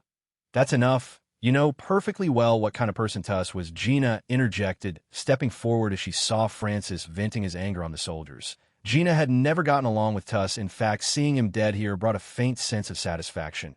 "We still have a backup plan," she continued, trying to reassure him. "Humph. Gather every available hand we have. We've already paid for this with Tuss's life. Tomorrow, Wayne must be captured." Francis released the soldier in front of him, shook off his hand, and strode into the depths of the orphanage. Meanwhile, Wayne, who had just managed to escape, didn't rush off to find Chubby right away. Instead, he picked a hidden spot nearby and waited. After about 10 minutes, seeing that no one was chasing after him, he finally started making his way back along the path to where they had parked earlier. With the immediate danger behind him, Wayne's mind wandered as he walked. Suddenly, he stopped in his tracks. How was he supposed to get home? His phone had been ruined during the scuffle, so there was no way to contact Chubby now. From what Wayne knew about his teammate, there were only two likely scenarios. Either Chubby had been clever and had gone into hiding somewhere nearby, waiting for Wayne to escape so that they could leave together, or Chubby had already taken off with the car, in which case Wayne would have to make his own way home. Wayne hoped for the first possibility. The more he thought about it, the quicker his pace became. He had always been a bit uneasy about Chubby's intelligence. If only his teammate were more reliable, Wayne wouldn't have had to pull so many strings for him in the first place. The rescue had been a success, but as Wayne hurried to the parking spot, his heart sank at the sight of the deserted street. Sure enough, Chubby had followed his instructions, not only leaving before him, but also taking the car. No matter how urgent things get in the future, always remember to take the car keys, Wayne muttered to himself, dragging his weary body down the empty road as he walked. He wondered how he should thank Chubby when they reunited. Lost in thought, Wayne had just passed a block when he suddenly stumbled over something. If it weren't for his good sense of balance, he might have taken a nasty spill. Who's the genius that left a tire in the middle of the street? May they eat instant noodles and never get a seasoning packet, he grumbled, glancing down at the tire. But in the very next instant, Wayne froze in disbelief. Across the street, a white sports car had wrapped itself pitifully around a pole, clearly having lost a battle with the beautiful pillar right. Beside the crumpled car, a familiar-looking chubby guy was crouched down next to a man sprawled on the ground. So after all his calculations, Wayne had still underestimated his teammates' creativity. Not only had Chubby managed to avoid both the scenarios Wayne had foreseen, he had actually managed to invent a third. At that moment, Chubby was busy checking the street surveillance feeds to keep tabs on Wayne's whereabouts. As soon as Wayne spotted him, Chubby turned around, recognized Wayne through the camera, and waved excitedly. Seeing Chubby's exuberant grin, Wayne felt a dull ache in his liver. "Wayne, you're amazing. You took down that musclehead in seconds," Chubby gushed, still riding the high of their narrow escape. This was the first time the chubby guy had been out on a mission. He made his entrance driving a sports car, heroically rescued a boss, and the three of them managed to escape unscathed, although there was a minor mishap at the end in the chubby guy's mind. This whole operation was the perfect spy mission straight out of a movie. How did you pull it off? Wayne didn't bother to thank the chubby guy for his self-praise. Instead, he pointed at the wrecked car beside them. "Oh, that was an accident on our way out," the chubby guy explained, a bit embarrassed, scratching his belly. "After we got out, we worried someone might chase us, so we ducked into a side street to lay low for a while. Once we were sure it was safe, we went back to where we'd parked." At this point, the chubby guy suddenly felt rather proud of himself. He cleared his throat and went on. "Then I noticed the keys were still in the car. I realized if we stuck around, we'd just slow you down, so I figured we should get out of here as fast as we could. But what happened next? That was all a boss's fault." The chubby guy's frustration flared as he shot a glance at a boss, who was now lying unconscious on the ground. He was supposed to drive, but then he said he was injured and couldn't. "That left me behind the wheel. I got a little carried away, and, well, you can see how that turned out." With a helpless sigh, he clapped his hands together and cast another disgruntled look at a boss sprawled on the pavement. "Well, I guess we'll just have to catch a cab back," Wayne said, utterly defeated as he looked out at the deserted, empty street. The orphanage wasn't in a busy part of town, and at this hour, it was so late that even the chubby guy's car crash had gone unnoticed. There was no chance a taxi driver would come all the way out here for business at this time of night.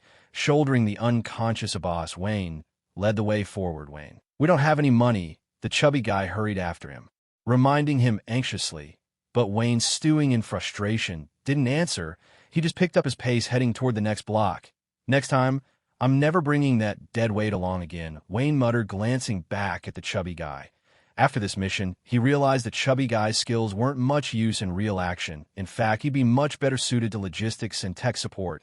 That was clearly where he belonged. Half an hour later, they finally spotted an empty taxi cruising down the street. The chubby guy waved to flag it down. "You guys are..." The driver pulled over, and through the window, he saw a man dressed like a soldier straight out of a movie, clothes stained with blood and peppered with obvious bullet holes, hefting an unconscious middle-aged man over his shoulder. Next to him, a chubby man, though dressed normally, was just as filthy, and now he was grinning as he prepared to open the car door. The driver, who hadn't even finished his sentence, instantly realized that these three were clearly not to be trifled with. On instinct, he tried to shift gears and drive away. But the man in the army jacket stepped in front of the car first. "I'm in a hurry. My son's waiting for me at home, so I can change his diaper." The driver's voice trembled with fear. Without warning, the man in army clothes slammed his fist down on the hood, leaving a deep dent in the metal. "You might want to think about that story again." "How old is your son?" Wayne looked at the driver, a bit speechless. The man's hair was already streaked with gray. He looked at least 60. The idea that he had to rush home to change his son's diaper was absurd. Unless, of course, his 30-something son still needed diapers. "Ha ha ha. Why don't you all just get in? My head's not right. I must have remembered wrong."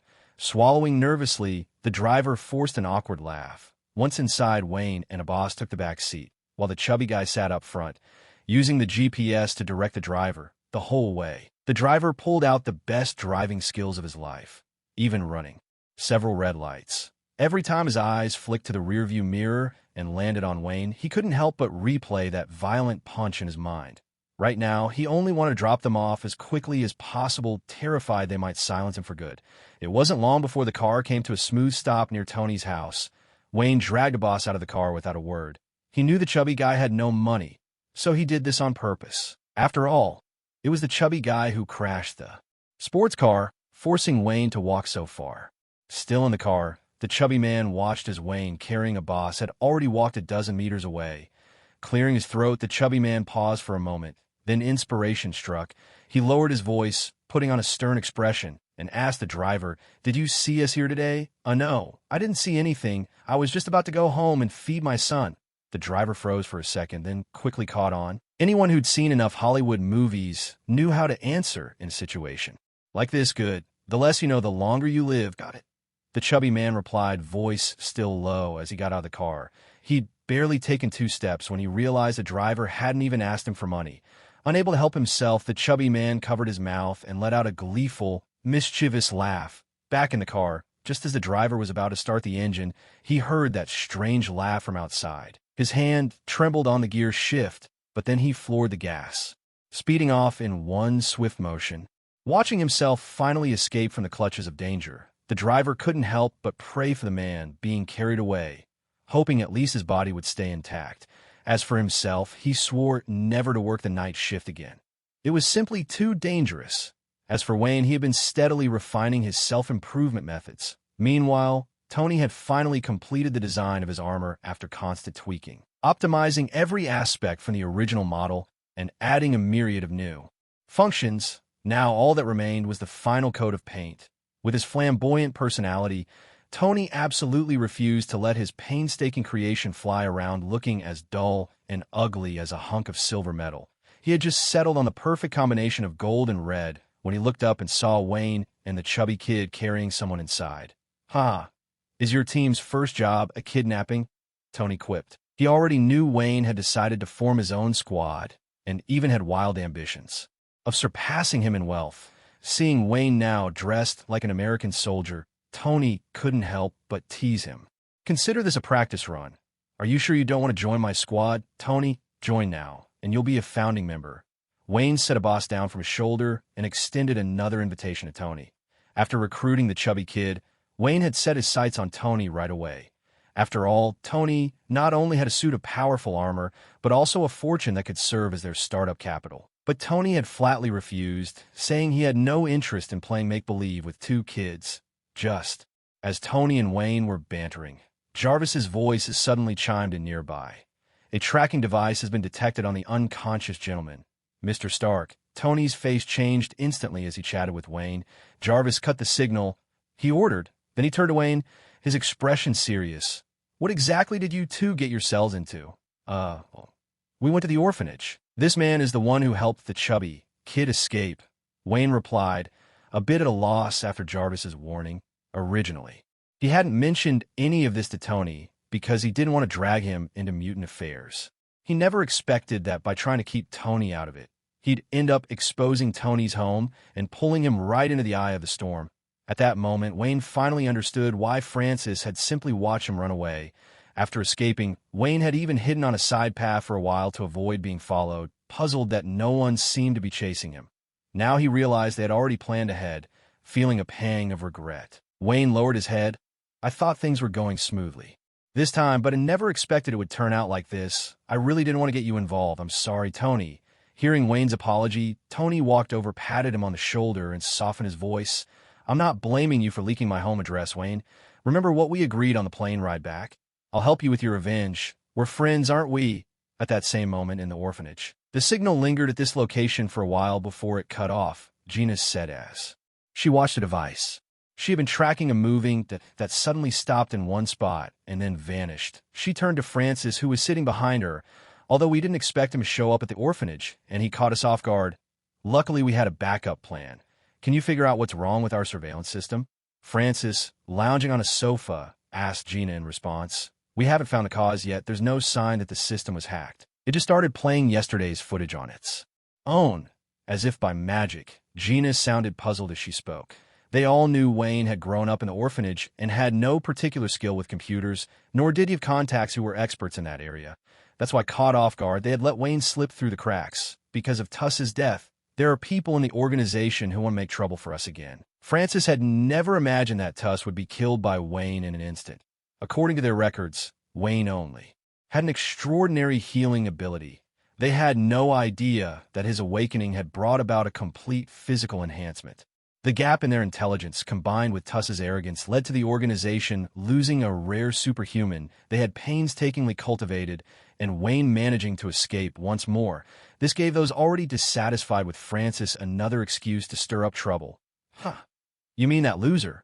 What good are artificially created powers?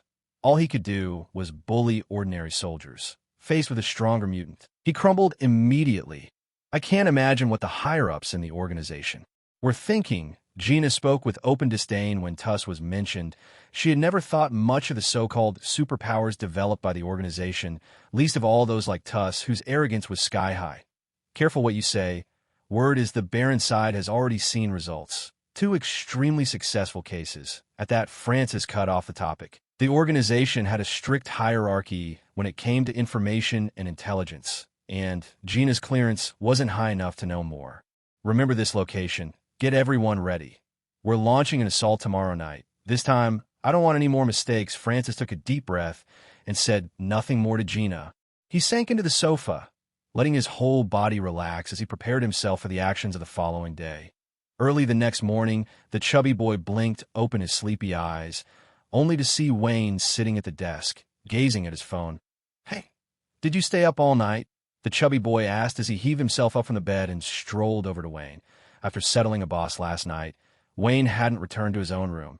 Instead, he slipped into the chubby boy's room, asking for a mysterious favor. The chubby boy, expecting some grand scheme, readily agreed, only to find out that all Wayne wanted was help installing a program on his phone to view all the books. "What do you need this for?" the chubby boy asked casually after setting up the app for Wayne. After everything that happened today, I realized that as a team leader, my thinking and decision-making still aren't thorough enough. I need to improve myself," Wayne replied, his face solemn as he stared at his phone. The events of the day weighed on him, stirring up a sense of guilt, but Wayne was never one to be easily discouraged. He knew he had to keep honing his abilities. Ignoring the chubby boy, Wayne immersed himself in reading on his phone. When he glanced at the chubby boy's drowsy face, Wayne finally put down his phone, which he'd been staring at all night, and stretched. Missing a night of sleep was hardly an issue for him now. "Can't you learn a thing or two from your brilliant captain?" Wayne said with a hint of exasperation at the chubby boy's lack of ambition. As the night passed to the rhythm of the chubby boy's snoring, Wayne had managed to finish more than a dozen books. He had to admit the enhancement from his abilities were truly extraordinary. Wayne felt as though he had surpassed the limits of ordinary humans in every way, and yet, even as he pushed himself to excel, the lazy fellow before him remained as lackadaisical as ever. The thought only made Wayne more annoyed with the chubby boy. "What did you read?" the chubby boy asked, ignoring Wayne's criticism as he reached out, curious to see what Wayne had gotten through during the night. "Hey, you should have your own opinions. I may be outstanding, but you need to think for yourself instead of just copying me," Wayne said, quickly snatching his phone away as the chubby boy's hand approached. Seeming to realize his reaction was a little too defensive, he forced himself to lecture the chubby boy before beating a hasty retreat from the room. So what did he actually read?" the chubby boy muttered in confusion, still groggy from sleep. He took out his own phone and said, "What books did Wayne read last night?" A row of book titles suddenly appeared on the screen, arranged in order according to Wayne's reading history. The Art of War, The Analects, A Brief Global History. Looking at these rather impressive-sounding titles, the chubby boy couldn't help but nod, even though he had no idea what any of them were about. It seemed Wayne was indeed putting a lot of effort. He scrolled down further. How to maintain the aura of a master. How to make your subordinates willingly work for you. How to become a millionaire, the guide to high-class behavior. "I take back what I just thought," he muttered. "This place really is dangerous." Meanwhile, at the New York airport, Wade was striding ahead, juggling a mountain of luggage, while a strikingly beautiful woman followed close behind. "Hey, you over there, you big idiot. Why don't you go back and check on your poor old mother? Wade suddenly barked at a pot-bellied man who had been staring openly at the woman, punctuating his words with a rude gesture. All right, Wade, that's enough, the woman behind him said, a little embarrassed, giving him a gentle pat on the back. Did you see the look on that creep's face, Vanessa? Wade replied, glaring once more at the man. I'm doing my best not to shove his pig head into the toilet.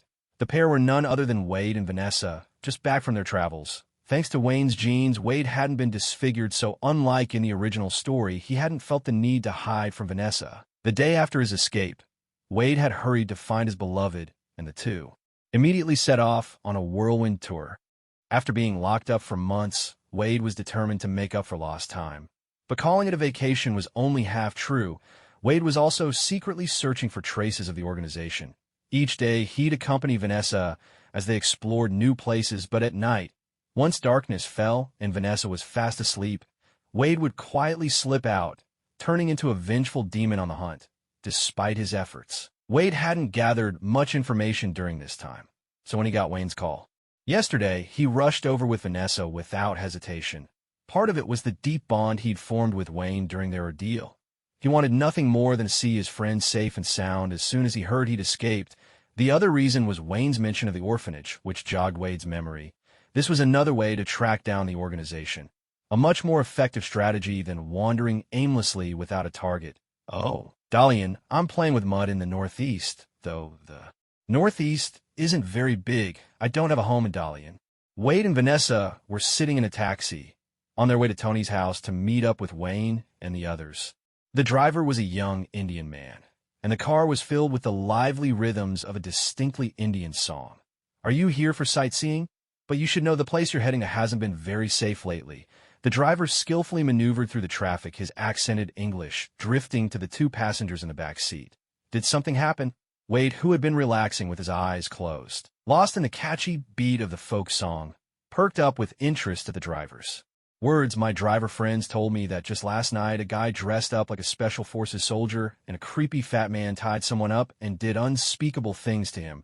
The driver who took them was so shaken, he's refused to work night shifts ever since.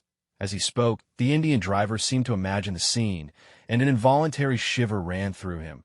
Vanessa's expression changed slightly at the story. She nervously grabbed Wade's arm, but Wade straightened up at once, puffed out his chest in a show of strength, and reassured her. Then, turning to the driver, he declared, "If I run into those two perverts, I'll smash their family jewels and let them spend the rest of their days as a pair of harmonious, mutually supportive brothers. Now step on it, or I'll smash yours first." Catching a glimpse of Wade's fierce expression in the rearview mirror, the driver instinctively squeezed his knees together and floored the accelerator. Before long, Wade and Vanessa arrived at Tony's front door, where three people were waiting too. "Greet them. Nice to meet you, Wade." "Good to see you, Wayne." It had been a while since Wayne and Wade had seen each other, and both were visibly excited. After all, this was their first reunion in the outside world as ordinary people, not lab specimens. The moment was something they'd dreamed of countless times while locked away in the lab. And now it had finally come true. The two men immediately gave each other a tight hug. Tony, however, looked at the two embracing men with a hint of disdain before striding past them toward Vanessa. "Hello, beautiful lady. Allow me to introduce myself. I'm Tony Stark. Welcome to my home. Come with me, I'll help you pick a room." Still caught up in his emotional reunion with Wayne, Wade noticed Tony making a beeline for his girlfriend. He quickly disentangled himself from Wayne and rushed to wedge himself between Tony and Vanessa, shooting the playboy a wary glance. "Haha, Mr. Tony Stark, I'm a huge fan of yours. This is my fiancée, Vanessa. Are you about to show us to our room?" Wade was all smiles as he eagerly grabbed Tony's hand, subtly shifting his position to block Tony's line of sight for Vanessa. After a round of introductions, everyone finally returned to Tony's home.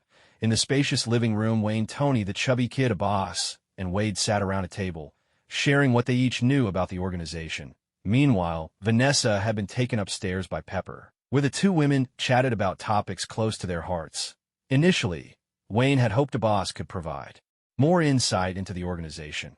However, after some probing, he was disappointed to learn that although a boss worked at the orphanage and knew a bit about the shady dealings there, he actually had no knowledge of the organization's existence. Deadpool's recent investigations had only uncovered information about the organization's lower-level members. Though he'd gathered a great deal of material, almost none of it was actually useful. At this point, their only option for obtaining more information seemed to be storming the orphanage in person, hoping to capture Francis and force out more secrets about the organization. "Hey Wade, get ready. We're heading back to the orphanage tonight. Our location's already been compromised, so we need to strike before they show up," Wayne said, waving his hand in front of Wade's distracted face as he noticed Wade was staring absent-mindedly at the chubby kid, signaling that it was time to prepare. "This time, count me in. My armor's complete now. I can handle myself better than any of you," Tony chimed in. Ever since he'd returned and announced the closure of Stark Industries' weapons division, the board had unanimously voted to remove him from management, handing control over to Obadiah. Though Tony was furious, there was little he could do. With the company's stock plummeting, the board had the authority to strip him of the CEO title. So he'd thrown himself into developing his armor with single-minded determination. After completing it, Tony had already gone to the Middle East several times, taking down multiple armed groups in rapid succession. Now he was brimming with confidence in his combat abilities and, not wanting Wayne to sneak off without him again, insisted on joining the action. "All right, I'll head to my room and get ready," Wade replied, breaking his gaze away from the chubby kid and heading upstairs with a strange expression. As he passed the trash bin, his eyes suddenly narrowed. Right in the middle of the bin sat a blood-stained soldier's uniform, lying eerily still. Instinctively, Wade glanced back at the chubby kid, who had just stood up, and the driver's words from earlier echoed in his mind. Last night, a man dressed like a Special Forces operative and a sleazy-looking fat guy tied up another man and did some unspeakable things to him. As a notorious playboy, Tony Stark's preferences were well known. Wade had never heard of him being interested in men, so that could be ruled out. Wade glanced nervously downstairs at Wayne, who was smiling as if nothing had happened. Wade felt like he had stumbled onto something. He recalled hearing before that some people, after experiencing extreme trauma or torture, develop certain psychological changes. Many deviants are made, not born, and Wayne not long ago had been tortured for a whole month as a test subject. "What are you looking at, Wayne?" Seeing Wade pause halfway down the stairs and stare at him with a strange expression, grinned and called up to him, It's nothing." Wade shivered, quickened his pace back to his room, and locked the door behind him. He pulled out his twin swords. Who knows how he'd managed to smuggle them past airport security and strap them to his back.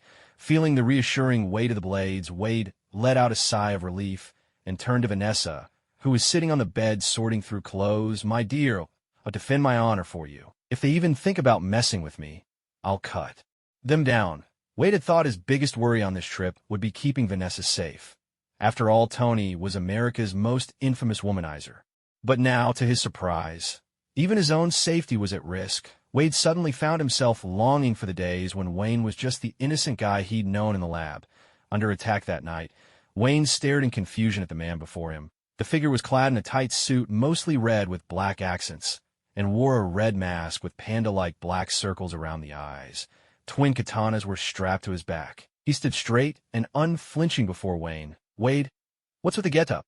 It took Wayne a full minute to gather his wits. He brushed a splash of coffee from his pants and finally managed to ask the man in front of him. Yes, the man in the suit was none other than Wade. Wayne had never been much of a coffee drinker, but after reading a book yesterday, he'd been inspired. He tried to emulate Tony, sitting elegantly on the sofa, savoring the subtle bitterness dancing on his tongue. He'd barely sipped his first mouthful when a red blur flashed across his vision, startling him so much he nearly hurled the cup. Just as his hand jerked, Wade's voice rang out from inside the suit, and Wayne reflexively pulled back, sending coffee sloshing down his pants. "Wearing this makes me feel a lot safer," Wade replied, relieved that Wayne's eyes had moved away from him just moments ago. During that minute when Wayne fixed his gaze on him, Wade had to summon all his formidable willpower to stop himself from reaching for the twin katanas strapped to his back. After all, he and Wayne had been through thick and thin together. As long as Wayne didn't lay a hand on him, he figured he ought to cut the guy some slack.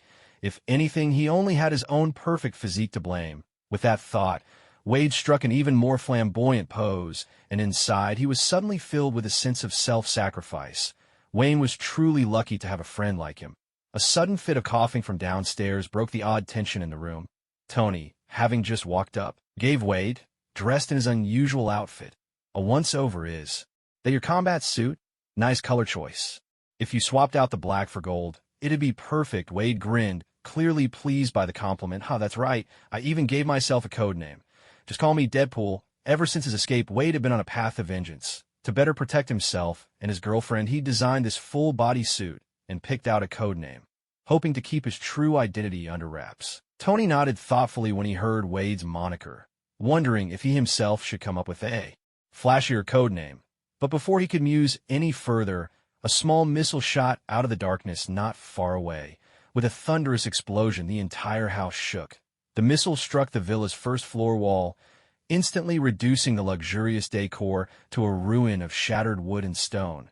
With dust swirling in the air, steadying himself, Wayne sprang up from the sofa and turned to Tony. Go suit up. We'll hold them off. Without another word, he and Wade charged outside. No sooner had they stepped out than two more missiles streaked toward the villa. We need to take out the guy with the rocket launcher first. My katanas have been dying for some action, Wade declared, eyes locked on the enemies standing on the lawn. At last, he drew his blades, relishing the moment. Truth be told, Wade preferred to use guns, but he'd come a rush this time, and sneaking the katanas past airport security had been hard enough. He'd expected Tony's house, belonging to an arms dealer, to be packed with weapons, but Tony, who had his suit of armor, had little interest in ordinary firearms, so there were none for Wade to use. Stephen, take Pepper and Vanessa down to the basement and hide, Tony called out to the chubby kid who'd just come out of the kitchen, then dashed off to where he kept his armor. The chubby boy quickly led the only two women in the house into the basement to hide. After all, the three of them were the only ones inside without any fighting ability. If they stayed outside, they'd only become a burden. Wait, where's a boss? The chubby boy suddenly asked the two beside him. I didn't see him either, Pepper and Vanessa replied in unison. Damn it. It was only then that the chubby boy realized in their panic they'd all forgotten about a boss. It wasn't entirely their fault. A boss was always quiet and wore a stern face, so he barely had any presence. That made it easy for the chubby boy to overlook him in the heat of the moment. Now realizing his mistake, the chubby boy was just about to head back out to find a boss. But he'd barely taken a few steps when two deafening explosions shook the house. A massive chunk of broken wall crashed down, blocking the basement door. Meanwhile, Wayne and Wade had braved a hail of bullets to track down the attackers. Wade was the first to charge at the soldier wielding a rocket launcher. Ignoring the bullets striking his body, Wade reached his target in a flash and took him out with a single blow.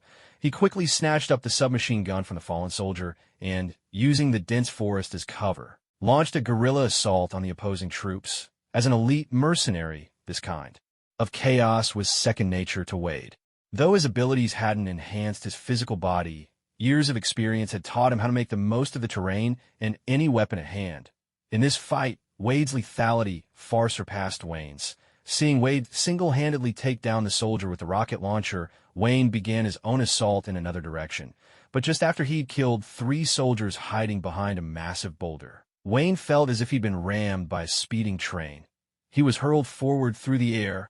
Blood spilled from his mouth as he felt his internal organs rapidly healing themselves. Wayne looked back at where he'd just been, and there she was, Gina, a matchstick clenched between her teeth, as always slowly walking toward him. While Francis's little henchwoman has arrived, Wayne sneered, flipping himself up from the ground. But suddenly something occurred to him.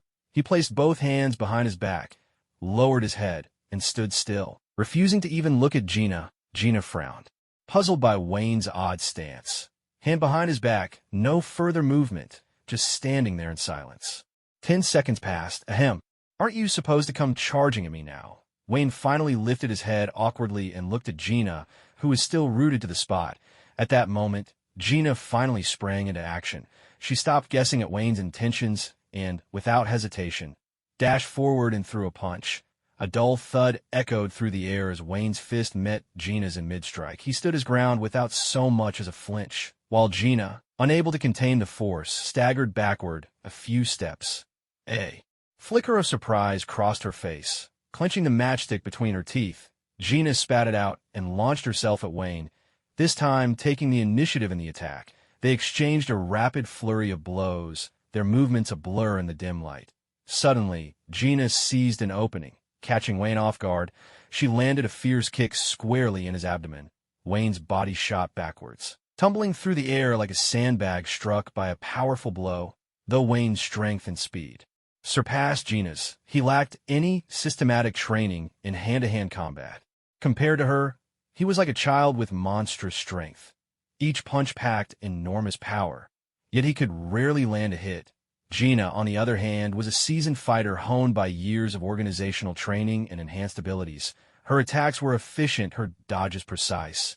Even if she couldn't match Wayne's raw power, she could bring him down with speed and skill. Just then, a humanoid suit of armor streaked across the pitch-black sky, red and gold gleaming as it sped toward the scene of the fight. Tony arrived just in time to see Wayne pinned to the ground, taking a relentless beating from Gina. Activating his suit's targeting system, Tony aimed at Gina on top of Wayne and fired a laser blast. With a thunderous explosion, the ground erupted, leaving a massive crater. But Gina, ever vigilant, evaded the blast with ease. Tony's flamboyant choice to paint his armor a blazing gold and red made him impossible to miss as he soared in from afar. "Gina, you're finished," Tony shouted. Then with a mocking grin, he called out, "Well, if it isn't little Wayne getting your butt kicked by a woman. Need a hand, champ?" Tony didn't press the attack after his first shot missed. Instead, he turned to Wayne still sprawled on the ground and taunted him. "Back off, Tony. I don't need your help here," Wayne replied, feeling his broken bones already knitting themselves back together. He slowly climbed out of the crater, abandoning any pretense of composure. Locking eyes with Gina, he charged at her once more, since awakening his powers. Wayne had never faced an opponent this formidable. Unlike the half-baked, super-powered thug he'd fought before, Gina was a true warrior. Her combat skills were exceptional, her presence intimidating. The duel forced Wayne to confront his own shortcomings. Despite his strength, speed, heightened senses, and rapid healing, his brute force tactics fell short of realizing his full potential. Recognizing this, Wayne began to study and mimic Gina's techniques even as they fought from a young age. Wayne had always possessed a natural knack for fighting, and now that talent was being put to the ultimate test. This is also why Wayne didn't want Tony to interfere in his battle with Gina. He had the confidence to defeat his opponent on his own, and he needed to experience more fights to hone himself. Watching Wayne relentlessly launch attack after attack against Gina, Tony didn't step in to stop him. Instead, he soared toward the soldiers creeping closer to the villa. He couldn't allow them to get inside, not with his pepper hiding within. Besides, Tony wasn't worried about Wayne's safety. He knew that while there might be creatures or ways in this world that could kill Wayne, it certainly wouldn't be this woman, no matter how strong she looked. As Wayne threw himself into the fight, charging again and again, only to be knocked down and get up each time, he gradually began developing a fighting style all his own. To put it simply, it was sheer recklessness. Facing Gina's fists, each blow brimming with immense power, Wayne simply ignored them, sometimes even charging headlong into them, trading his own pain for a chance to land a hit of his own. Only a mutant like Wayne, blessed with powerful regenerative abilities, could afford to fight so fearlessly. At the same time, Gina began to grow hesitant in the face of Wayne's almost suicidal style. When she landed a punch, Wayne would be back to normal in less than 2 seconds. If she got hit, it might not matter at first, but as time passed, she could feel herself slowing down. And that damned Wayne wasn't just shameless in his attacks. He was faster than she was. No matter how she tried, Gina couldn't shake him off. What began as a one-sided thrashing was now tipping in Wayne's favor. It was only a matter of time before Gina went down. From afar, Francis, who was directing his soldiers, watched as Gina's advantage slowly slipped away. The sense of control he'd had at the start was gone. Regular soldiers were no match for a mutant of Wayne's caliber. They'd be nothing but cannon fodder. That meant he had to step in himself. Gina wasn't like Tusk. She'd been his right hand for years. He couldn't just stand by and watch something happen to her, handing command to the captain beside him. Francis, now visibly irritated, prepared to run toward Wayne and Gina. He'd thought capturing Wayne would be a walk in the park, but it had taken a turn for the worse. First, that metal man had dropped from the sky and wiped out a large number of his soldiers in mere minutes. And now, there was this freak in a red bodysuit standing in his way. Not only had he destroyed the expensive Stark Industries missile launcher Francis had purchased, but he was also blocking Francis's path to help Gina. "Who the hell are you?" Francis demanded, pulling a knife from his boot-ass. He faced the figure before him. "It's him? Dear Dr. Francis, don't you recognize me? I've been thinking about that full-service treatment you booked." Wade gripped his knife tightly, speaking through clenched teeth. He'd waited a long time for this day. "Well, let's get reacquainted. My name is Deadpool." With that, Wade swung his blade at Francis. "You're Wade? Didn't die last time, so you've come back for another try?" Francis dodged the attack with a quick step back, finally realizing who he was up against. Without waiting for Wade's response, Francis lunged forward like an arrow. He wielded a short dagger, deadly in close quarters. To unleash its full power, he had to close the distance between them. Sensing Francis's intent, Wade stepped back as well, refusing to give him the chance to get close. Relying on his own twin blades and their longer reach, Wade kept a measured distance, forcing Francis to defend himself in a hurry. Two sharp sounds split the air, one from Wayne, the other from Gina. Wayne was struck in the thigh by another of Gina's powerful kicks. The force knocked him off balance, sending him crashing flat to the ground. At the same moment, Wayne gathered his strength and landed a punch squarely on Gina's collarbone. There was a crisp crack, a clear, shattering sound. After being hit there 3 times, her collarbone finally gave way. Snapping clean in two, Wayne picked himself up from the ground with surprising speed. Aside from the dust covering him, he seemed almost unscathed, as if he'd just returned from a desert trip rather than surviving a deadly fight. Gina, however, didn't spring back into a fighting stance as she had before. The broken collarbone rendered her left side useless, and the jagged bone had pierced her lung and a major artery. Wayne took a deep breath, his face suddenly calm, and began walking slowly toward Gina, who was struggling to rise a short distance away. On the ground, Gina watched Wayne approach, desperately crawling backward, but her efforts were in vain. Wayne reached her in moments. "Do you know what my wish was back then?" Wayne's voice was utterly calm, as if chatting with an old friend. There was no need to mention the time. Gina knew exactly which days he was talking about. The days in the lab.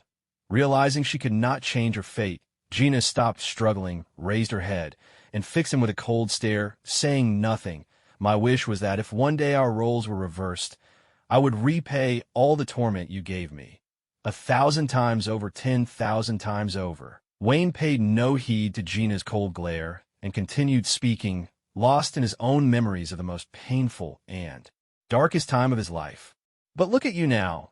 You're just as consumed by fear as I once was." As he spoke, Wayne stepped forward, gazing at Gina, who had already resigned herself to her fate on the ground. He seemed to see his former self reflected in her. He reached out and grasped Gina's head. Then, with a sudden forceful twist, there was a sharp crack. Gina's body finally slumped limply to the ground. "But the difference between us is that I don't torment others just to satisfy my own twisted desires." Having repaid cruelty with kindness in his own way, Wayne did nothing more after breaking Gina's neck. Instead, he stood where he was and closed his eyes. Unbidden memories of the torment he endured in the laboratory flooded back to him. That agonizing experience had been a turning point in his life. The boy who escaped from there was no longer the ordinary child who had grown up in a welfare home. In less than 2 months, not only had Wayne's body changed, but his outlook and mindset had been transformed as well. The boy who once couldn't even bring himself to kill a fish could now end a person's life without a flicker of emotion. And yet, Wayne felt no regret. He knew that none of those he had killed were innocent. Every one of them had blood on their hands, no less than his own. Amid the chaos of the battlefield, Wayne felt himself slipping into another realm. A tranquil space where he stood alone, his thoughts drifting freely. Suddenly, he remembered 2 passages from an ancient book of Eastern philosophy he had read the day before. One read, "Return good for evil." The other, "What you desire for yourself, bestow first upon others." Back when Gina was torturing him, Wayne had wished countless times for death, but his extraordinary healing made even suicide impossible. Now he had given his tormentor exactly what he had always longed for. Wasn't this the true meaning of returning good for evil? Perhaps he really was remarkable, Wayne thought, a little pleased with his own virtue as he stood there with his eyes shut. A sudden gunshot shattered the fleeting calm. Earlier, Wayne and Gina's hand-to-hand struggle had kept the soldiers from firing for fear of hitting the wrong target. But now, seeing Gina lifeless and Wayne standing with his eyes closed, one soldier didn't hesitate. He raised his gun and fired at Wayne. Wayne looked down at the bullet that had been squeezed out of his chest and dropped onto the ground, his expression darkening. Just when he'd managed to indulge in a moment of self-appreciation, some fool with no sense had to open fire. Didn't they know bullets couldn't hurt him? Wayne lifted his head and glanced to the left, spotting the soldier, clutching his rifle and preparing to flee. But Wayne, whose good mood had just been ruined, wasn't about to let him escape so easily. Without hesitation, he charged off in pursuit. As a young man of exemplary character, Wayne intended to uphold his virtue of repaying evil with kindness. Since his self-healing factor meant he was stuck living in this wretched world, he figured he might as well do some good deeds, like sending these people off to meet their maker. Meanwhile, Francis, who had planned to rescue Gina but was entangled with Wade, saw Gina die in an instant. He immediately began to retreat, pulling himself out of Wade's reach. Even though his most capable lieutenant had just been killed, Francis knew that nothing was more important than his own life. Sensing the tide had turned, he abandoned the remaining soldiers, who were barely holding out under Tony's fierce assault, and bolted for the armored vehicle they'd arrived in, never once looking back. By the time Wade took down the soldiers who had stayed behind to cover Francis's escape, Francis was already speeding toward the city in the vehicle. "Wayne, I'm going after Francis. He's heading for the city," Wade shouted hurriedly in Wayne's direction, then dashed off in pursuit. A dozen minutes later, with Wayne and Tony working together, the last of the soldiers were finally eliminated, and they successfully rescued the 3 chubby kids trapped in the basement. Afterward, they spent several more minutes searching the battered, ruined villa before finally locating a boss. They found a boss in the kitchen.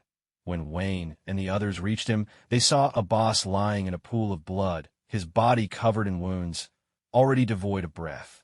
Not far from him lay a soldier, a kitchen knife protruding from his chest. Seeing the chubby kid crouched by a boss's body, Wayne wanted to offer some words of comfort, but he couldn't find the right thing to say. After a long struggle, he finally managed. He was incredibly brave. He fought until his last breath to protect everyone. In truth, a boss had once again shielded the group in the chaos of the fight. None of them had noticed when the soldier had slipped inside the villa, if a boss hadn't stepped up so courageously. Tony might have been attacked before he could don his armor, or the 3 kids might have been hurt before they made it to the basement. Tony, noticing Wayne's discomfort, quickly leaned over and whispered to Pepper, "Let's go after Francis. You and the others stay here and comfort Stephen." When Pepper nodded, Tony pulled Wayne out of the villa. "Let Pepper and the others console them. Our fight isn't over yet." Only then did Wayne realize that he had heard Wade shouting something earlier, but at that moment he had been too busy repaying evil with kindness to listen carefully. Seeing the look of sudden realization on Wayne's face, Tony's expression, which had been rather heavy, turned somewhat helpless. Francis ran off toward the city, and Wade chased after him ahead of us. "All right, let's hurry then. I get to repay evil with kindness again," Wayne said, making a takeoff gesture to Tony, signaling him to lift off. Ignoring Wayne's strange comment, Tony, intent on speed, grabbed Wayne by the arm and engaged the thrusters on his boots, soaring up into the sky. This method of flight, holding someone by one arm, was only possible for someone with Wayne's abnormal physique. An ordinary person's arm could never withstand the tremendous force of flight. "Are you sure you won't drop me this time?" Wayne glanced down as the buildings below shrank rapidly, his voice tinged with concern. But before he could finish, Tony suddenly accelerated, cutting him off mid-sentence. "Jarvis, track our target's location," Tony called out as he flew in the direction of the city. "Yes, Mr. Stark, the target is moving towards Stark Tower," Jarvis replied. "Oh." Tony was a bit surprised, and his mind immediately began racing. Ever since completing the suit, Tony had spent time in the Middle East dismantling numerous armed groups equipped with Stark Industries weapons. However, he had no idea when those deals had taken place. That meant someone in his company was making clandestine moves behind his back. What unsettled him even more was that during the recent battle, he had recognized many weapons used by the enemy as his own early designs. At first, Tony was only helping Wayne seek revenge, but now it seemed certain that someone within his company was secretly dealing with that organization and possibly hiding even deeper secrets from him.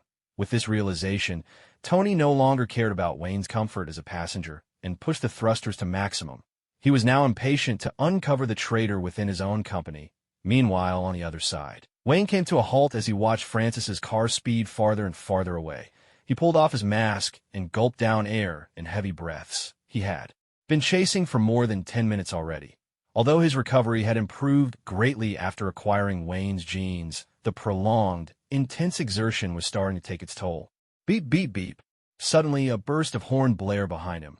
Wade instinctively turned around and saw a taxi slowly pulling up beside him. The window rolled down, revealing a familiar Indian face. The man looked at Wade, who was drenched in sweat, and asked, "Do you need help, sir?" "Cool," Wade replied, quickly jumping into the cab. Before Wade could say another word, the Indian driver continued, "Sir, I've seen you before. I'm Dopinder. Deadpool, man. That's one awesome name. Are you chasing after that legendary twisted duo?" Dopinder admired Wade's alias as he glanced at the car speeding away ahead. Just a few minutes earlier, Dopinder had noticed a masked weirdo in a tight suit chasing down a car in front of him. Only when Wade removed his mask did Dopinder recognize his passenger. Remembering how this customer had mentioned wanting to teach the twisted duo a lesson, Dopinder suddenly realized this odd fellow might actually be helping out poor taxi drivers like himself, so he decided to step in. Hearing Dopinder mention the twisted duo, Wade couldn't help but think of Wayne and the chubby kid Steven, and involuntarily shuddered. But as he watched Francis getting farther and farther away, Wade snapped back to his purpose and said to the driver at his side, "Yes, Dopinder, catch up to him for me. You're the superhero of the taxi world." Imagining himself earning such a title and Geeta's adoring expression, the young India driver was instantly fired up. Slamming his foot on the gas, Dopinder channeled his inner Schumacher, transforming his cab into a Formula One racer as he tore after the fleeing car ahead. Since it was late and the streets weren't crowded, the two cars sped down the road, one chasing the other. Before long, Francis pulled up under a strikingly prominent building. "All right, time to take care of this psycho for you guys," Wade muttered, seeing Francis dash toward the building. Wade, who arrived just a moment later, leapt out through the open window, tossing a quick parting remark to the taxi driver. He hurried after Francis. With a rush of adrenaline and his healing factor at its peak, Wade honed his focus on Francis. In one swift motion, he flung his right-hand blade like a throwing knife, intercepting Francis just as he was about to enter the building. Taking advantage of Francis's momentary pause, Wade darted forward, gripping his blades in both hands and swinging at his foe. Seeing the slicing steel drawing ever closer, Francis, exhausted and barely able to keep going, managed to roll aside just in time, narrowly dodging Wade's attack. "Ha! You weren't so weak when you were torturing me back then, Francis. What's wrong? Didn't have your milk today?" Gritting his teeth, Wade sneered at Francis, who could barely hold his ground under Wade's relentless assault. He swung his blade with even greater force. If there was anyone who could hold a grudge, it was Wade. Far more than Wayne ever could. Every torment Francis had put him through, Wade was determined to pay back 1,000-fold. With every passing second, Francis's wounds multiplied, his movements slowed, and then with a swift thrust, Wade drove his knife straight through Francis's shoulder, pinning him to the wall. As the blade quivered in place, Wade began pummeling Francis's face with his fists, blow after blow landing with a satisfying, meaty thud. It was as if only this visceral contact could fully express all the pent-up anger he'd carried for so long, as if he was finally claiming justice for his former self. Francis, his face a bloody mess, suddenly burst out laughing. "Ha ha, my pain nerves were burned off long ago. Look at you, Wade, just a pitiful wretch, acting out his pain. Then you could just go to hell," Wade spat. Realizing that his revenge wasn't giving him the satisfaction he'd hoped for, he yanked the knife free and raised it, ready to bring it down on Francis's head. Suddenly, with a heavy clang, a massive metal fist came out of nowhere, sending Wade flying across the room, spinning through the air. Wade stabbed his blade into the floor, halting his momentum before he crashed. He looked up to see a third party had entered the scene, a towering figure clad in gleaming silver armor. Wade glanced up at the top of the building, where the letters star shone brightly, then back at the unexpected armored intruder. He asked, puzzled, "Hey, buddy, you sure you're not hitting the wrong guy? I'm on Tony Stark's team." "Oh, but Tony Stark is exactly who I've come to kill," the voice that boomed from inside the massive suit was cold and mechanical, each word echoing with menace. The armored giant began lumbering toward Wade, heavy footsteps shaking the ground. Wade's eyes darted between Francis, seizing the chance to escape, and the robot steadily closing in.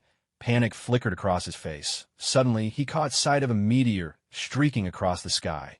Thinking fast, Wade called out, "Hey, big guy, look up. There's a shooting star right behind you." To his surprise, the robot actually turned its head to look. Wade muttered under his breath, "What an idiot," and seized the opportunity to slip around the distracted machine, racing after the fleeing Francis once more. Meanwhile, Tony, lost in his thoughts, could already see the towering Stark Tower in the distance. Thanks to Jarvis's magnification, Tony noticed an armored vehicle, battered and misshapen from a collision, parked near the building. Looks like they've already chased them inside. Tony mused to himself as he prepared to land on the rooftop. But just then, a beam of laser light shot out from beneath the eaves on the tower's first floor, striking Tony square in the chest and knocking him from the sky, just like a bird brought down by a hunter's shot. In fact, Wayne had already spotted the hulking metal behemoth lurking under the eaves on the first floor. The thing seemed to be equipped with some kind of device to avoid radar detection, which explained why Jarvis hadn't noticed it right away.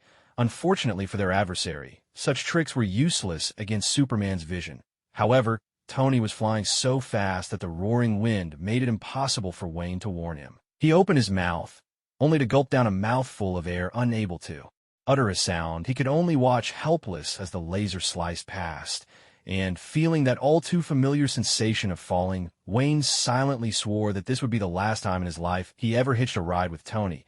Tony Stark was simply too much trouble. Wayne and Tony crashed heavily onto the tiles in front of the tower, sending shards of porcelain flying in every direction. "Why is it that nothing good ever happens when I bring you along?"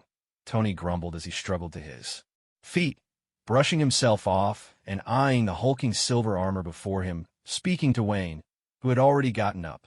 Fortunately, Tony's impact with the building on the way down had slowed his fall, providing a cushion of sorts. Otherwise, even with shock absorbers in the suit, he would have been gravely injured, if not killed outright. Given that Tony was, after all, just an ordinary human, as it was he only had a sore back. "You're one to talk," Wayne retorted, his annoyance clear. "I spotted that hunk of metal ages ago. You were flying so fast, I couldn't even open my mouth to warn you." It was the third time Wayne had boarded the Tony Express, and not once had he landed safely. He certainly didn't think it was his own fault. It was obvious to him that these so-called genius inventions of Tony's had some serious quality issues. Tony was about to continue blaming Wayne when the hulking suit, evidently fed up with their bickering, made its move. Unlike Tony's sleek, streamlined armor, this one was built for brute force, massive and intimidating. Even with such a formidable enemy looming nearby, the two of them had found time to argue. The armored enemy, unable to listen any longer, deployed a missile launcher from his shoulder and fired a missile straight at Tony. Despite their banter, Tony and Wayne's attention had never strayed from the enemy who had shot them out of the sky. The moment the missile was launched, Tony activated his thrusters and shot swiftly to the right, dodging the incoming projectile. Wayne, on the other hand, sprinted toward a pillar that was closer to the Iron Giant. When facing a weapon of such destructive power, Wayne knew better than to charge and head-on, as if he were up against ordinary machine guns. Although the enemy's weapon might not be fatal to him, Wayne had no desire to find out what a missile felt like. "Who are you? Where did you get your reactor?" After evading the attack, Tony stared at the familiar glow on the other's chest and questioned the Iron Giant Wayne had mentioned. A booming laugh echoed. "Tony, do you still not realize what you're dealing with?" Wayne, hiding behind the pillar, overheard the exchange and suddenly found the Iron Giant's voice oddly familiar, as if he'd heard it somewhere before. "You're Obadiah." At that moment, inside the suit, Tony's face was filled with shock. Wayne couldn't quite place the voice, but Tony recognized it instantly. He knew immediately who the figure in the iron suit was. All of Tony's previous suspicions suddenly made sense. Only Obadiah could have orchestrated so much behind his back. "That's right, Tony. Want to know how I got this thing?" Obadiah tapped the reactor on his chest, its mesmerizing light gleaming, though this was hardly the time for conversation. Having outmaneuvered the genius Tony gave Obadiah a sense of pride. Driven by a powerful vanity, he eagerly recounted his scheme. "You really are a genius, Tony, but sometimes the simplest methods are the most effective against a genius." In fact, Obadiah had acquired the reactor by using the most straightforward means. At first, he gathered all the best scientists at Stark Industries, hoping they could build a miniature reactor for him. But after half a month, the entire team had made no progress whatsoever. So Obadiah turned to an even simpler plan. He bribed the Stark family's housekeeper. Tony's house had more than one reactor. In the beginning, when Tony was using Wayne as a test subject, he had specially made a reactor mounted to the front of Wayne's chest armor. After numerous experiments, that armor had become battered and worn. Most of Tony's experimental scraps were stored in a small, separate room, to be disposed of in bulk later. The reactor, now shining in Obadiah's chest, was precisely the one from that old suit of armor. Tony's experiments focused solely on testing the suit's defensive capabilities, so he always avoided targeting the chest reactor. As a result, while the armor itself was left in tatters, the reactor remained completely unharmed. Energy loss is intensifying. Remaining energy at 30%. Tony was listening to Obadiah's monologue when Jarvis suddenly issued a warning. "What's going on, Jarvis?" The previous attack grazed the reactor, causing damage and resulting in rapid energy depletion. "Mr. Stark, damn it." At that moment, Tony couldn't help but feel a twinge of regret. Throughout his research, he'd reinforced and protected every part of the armor, except for the most crucial source of power. Raising his arm, Tony fired a laser at Obadiah, unwilling to drag things out any longer. With his energy draining fast, he had no choice but to end this quickly. Obadiah blocked Tony's attack with his left arm, letting out a booming laugh. He too stopped stalling. He'd already decided on the tactics to defeat Tony. His opening laser shot had been aimed right at the reactor, although it hadn't hit the core directly. It was clear now it had damaged it. Obadiah might not be a scientist, but he understood the basics. Damage to such a delicate device would have serious consequences. Extending a missile from his left arm, Obadiah took aim at Tony, ready to counterattack, when suddenly a figure burst out from behind him. Wayne charged forward and slammed fiercely into the back of Obadiah's armored suit.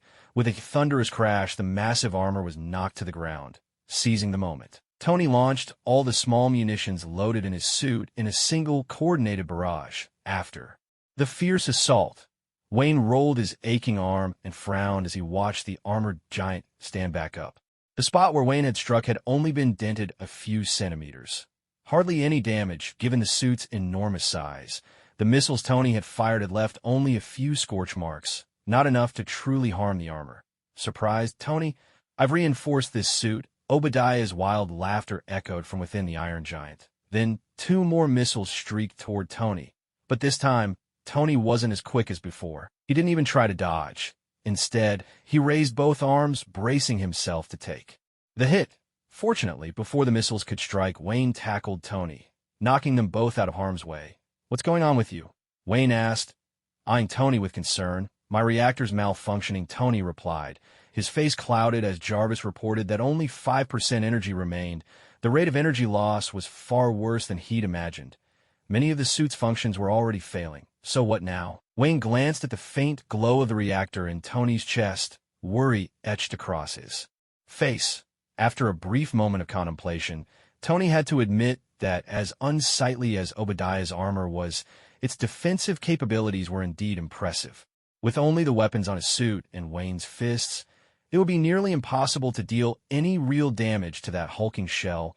"We only have one option left," Tony said. Drawing a deep breath together with Wayne, he dashed toward another pillar, narrowly dodging another of Obadiah's attacks. He continued, "You need to go down now. When I lure him near the reactor, turn on every switch. We need the reactor to run at overload." "You should be the one to go," Wayne replied, glancing at the damage to Tony's arc reactor. "I'll draw him over. He's after me." Tony growled in a low voice. "He's targeting me, but I don't even know what the reactor looks like," Wayne said, giving Tony a helpless look before sprinting straight toward Obadiah. Thanks to his agility, Wayne skillfully darted between pillars and walls, evading Obadiah's missiles and gunfire. Whenever Obadiah started searching for Tony, Wayne hurled flower pots and shattered stones at him. They couldn't penetrate the armor, but thrown with Wayne's full force, those stones hit with the power of bullets. Wayne's relentless taunting successfully kept Obadiah's attention on him, at least for the time being, forcing Obadiah to abandon his hunt for Tony. Seeing Wayne locked in a standoff with Obadiah, Tony didn't try to act tough anymore. He slipped away to a concealed spot and removed his armor. It was running dangerously low on power, and wearing it would only slow him down now. Wayne stepped up because he'd noticed how sluggish Tony had become during their last two dodges. If Tony stayed up here, Wayne feared he'd end up meeting his maker before Wayne even made it downstairs. Once Tony was safely inside Stark Tower, Wayne seized the initiative. The harassment had given him insight into the armored giant's flaws. Its obsession with defense and size had robbed it of agility. That was Wayne's window of opportunity. Dodging another missile, Wayne didn't run for the next bit of cover. Instead, as Obadiah recalibrated his aim, Wayne darted in close. At this range, Obadiah couldn't use his missiles without risking self-destruction, so he resorted to swinging huge mechanical fists, determined to swat the pesky little monkey before him. Yet the scene of that little monkey being flung away as Obadiah imagined never came to pass. Wayne reached out and caught the massive steel fist with one hand. In midair, two hands, one large, one small, and vastly different in size. Locked in a stalemate, with a hearty laugh, Wayne called out to Obadiah inside the armor, "Haha, looks like it's time to test the limits of our strength. Didn't you eat enough for dinner?" He could feel a ceaseless surge of power within him, and his smile was brimming with confidence. Though the tiles under his feet had begun to crack under the strain, Wayne held Obadiah's iron fist firmly in place. Truth be told, Wayne himself didn't know where his strength would max out. The last time he lifted a car, he was nowhere near his true limit. Afterwards, Tony had thrown himself entirely into developing the armor, leaving Wayne's own testing unfinished. Damn mutant. Obadiah spat. His true target had always been Tony. Now that Tony had uncovered his secret, Obadiah knew he couldn't let him leave alive.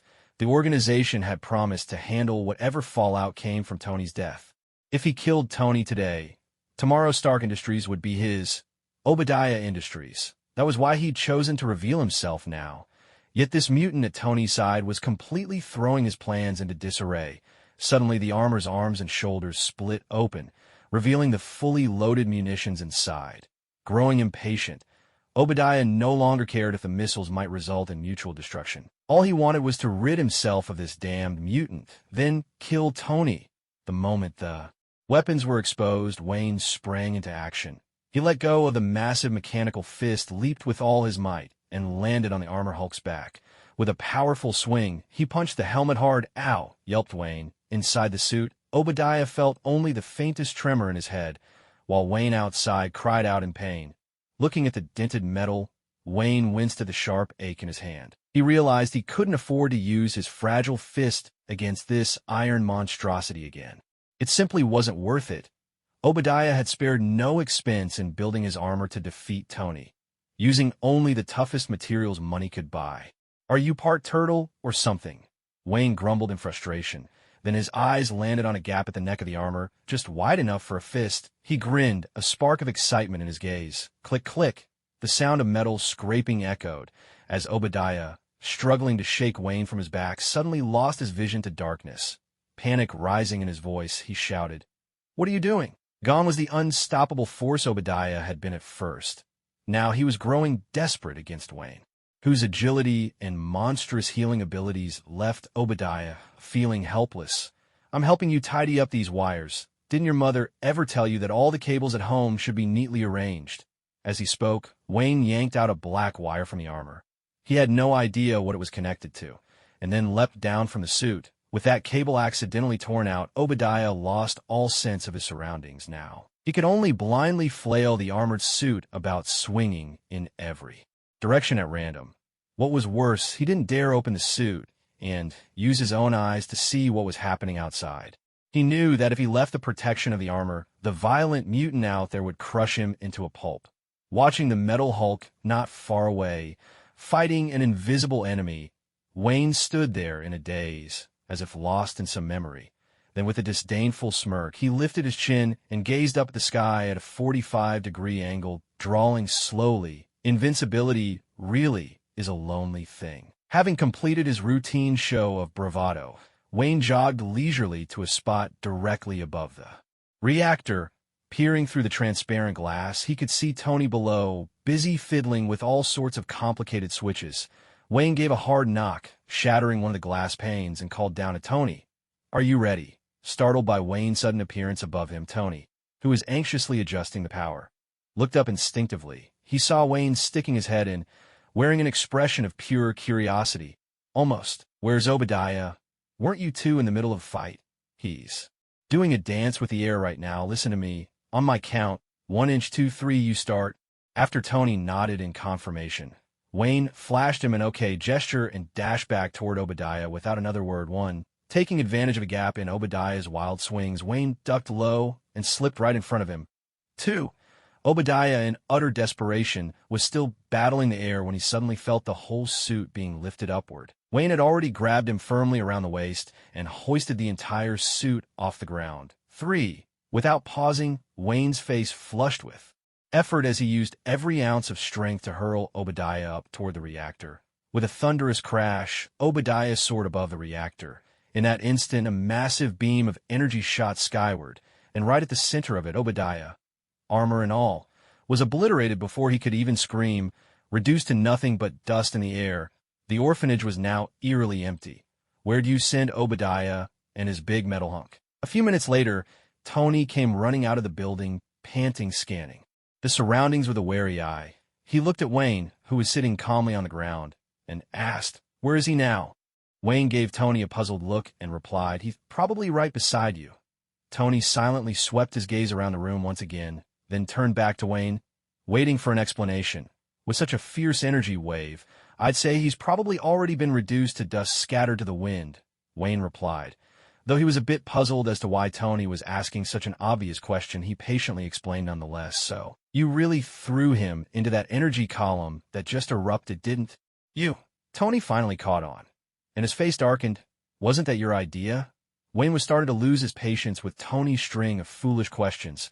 "Wasn't this the plan you came up with in the first place? Now you're playing dumb?" "What I meant was lure him near the reactor and use the overload's energy burst to disrupt his armor circuits." Tony trailed off mid-sentence, rubbing his throbbing forehead. In truth, Tony's original plan was only to capture Obadiah, not to kill him outright. But fate took a different turn, and Obadiah ended up dead. Still, now that it happened, there was little point in dwelling on it. After all, betrayal from friend always cuts deeper than an enemy's blow. The secret deals Obadiah had made behind Tony's back, and now this attempt on his life, had made Tony hate him to his very core. What about Francis and Wade? Is Obadiah part of that organization too? Ignoring Tony's less than brilliant line of questioning, Wayne refocused on their real purpose here. "I doubt Obadiah was one of their members," Tony explained. "From what I know of him, it was probably just a partnership for all the deals he kept from me. I've known him for decades. Obadiah only cares about money. He's never been interested in joining some evil organization." "Huh. What you know of him?" Wayne muttered, casting Tony a sidelong glance, his face all but spelled out. "Unreliable." "Hey, fellas." Just then Wade, dressed in his trademark red suit, popped out of nowhere, cutting off their conversation. In his hand, he held an arm that was still dripping blood. "What's that?" Wayne stood up, pointing at the limb in Wade's hand. This is Francis's girlfriend. I didn't catch Francis, but we can use his girlfriend to lure him out." Seeing that Wayne and Tony were both silent, Wade hurried to defend himself, worried they'd think it was his fault that Francis had escaped.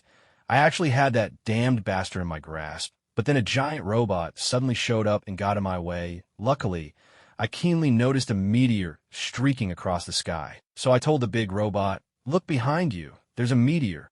And would you believe it? That big lug actually fired a laser into the sky, trying to hit the meteor. So while he was distracted, I quietly trailed Francis. After a fierce battle, I managed to get away with his girlfriend. By the way, where did that giant robot go?" As Wade spoke, he glanced around as if puzzled by how such a massive thing could just vanish. "So what you're saying is we got shot down because of you?" Wayne's lips twitched. Tony hadn't put it together at first, but as soon as Wayne spoke, he realized that the meteor Wade mentioned was very likely him and Wayne. In other words, their original plan would have worked. Obadiah hadn't spotted them ahead of time.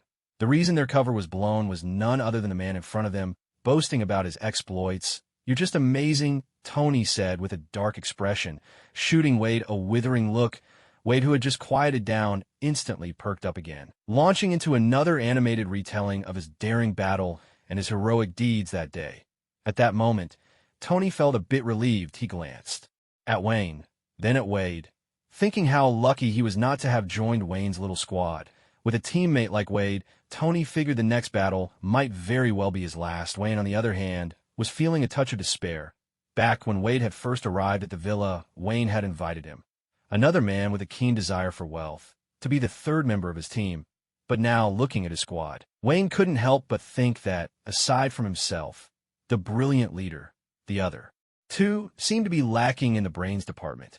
Of course, Wayne had no idea that in Tony's eyes, he himself was just as unreliable. In Wayne's own mind, he had always seen himself as wise and heroic, and today he'd even discovered within himself the admirable virtue of repaying evil with good.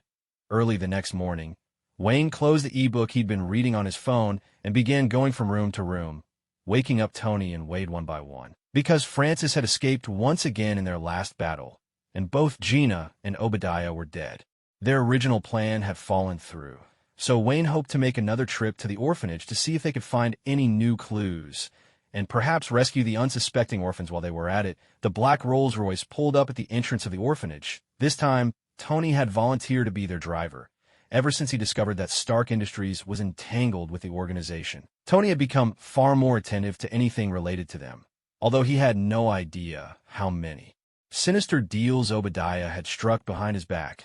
The thought that he might have unwittingly become an accomplice in harming orphans filled Tony with loathing for that evil all the more. Now all he could do was try his utmost to make amends to those who had been hurt because of him. No security guards came forward to stop them. The three of them entered the orphanage gates without hindrance. Is your orphanage always this deserted?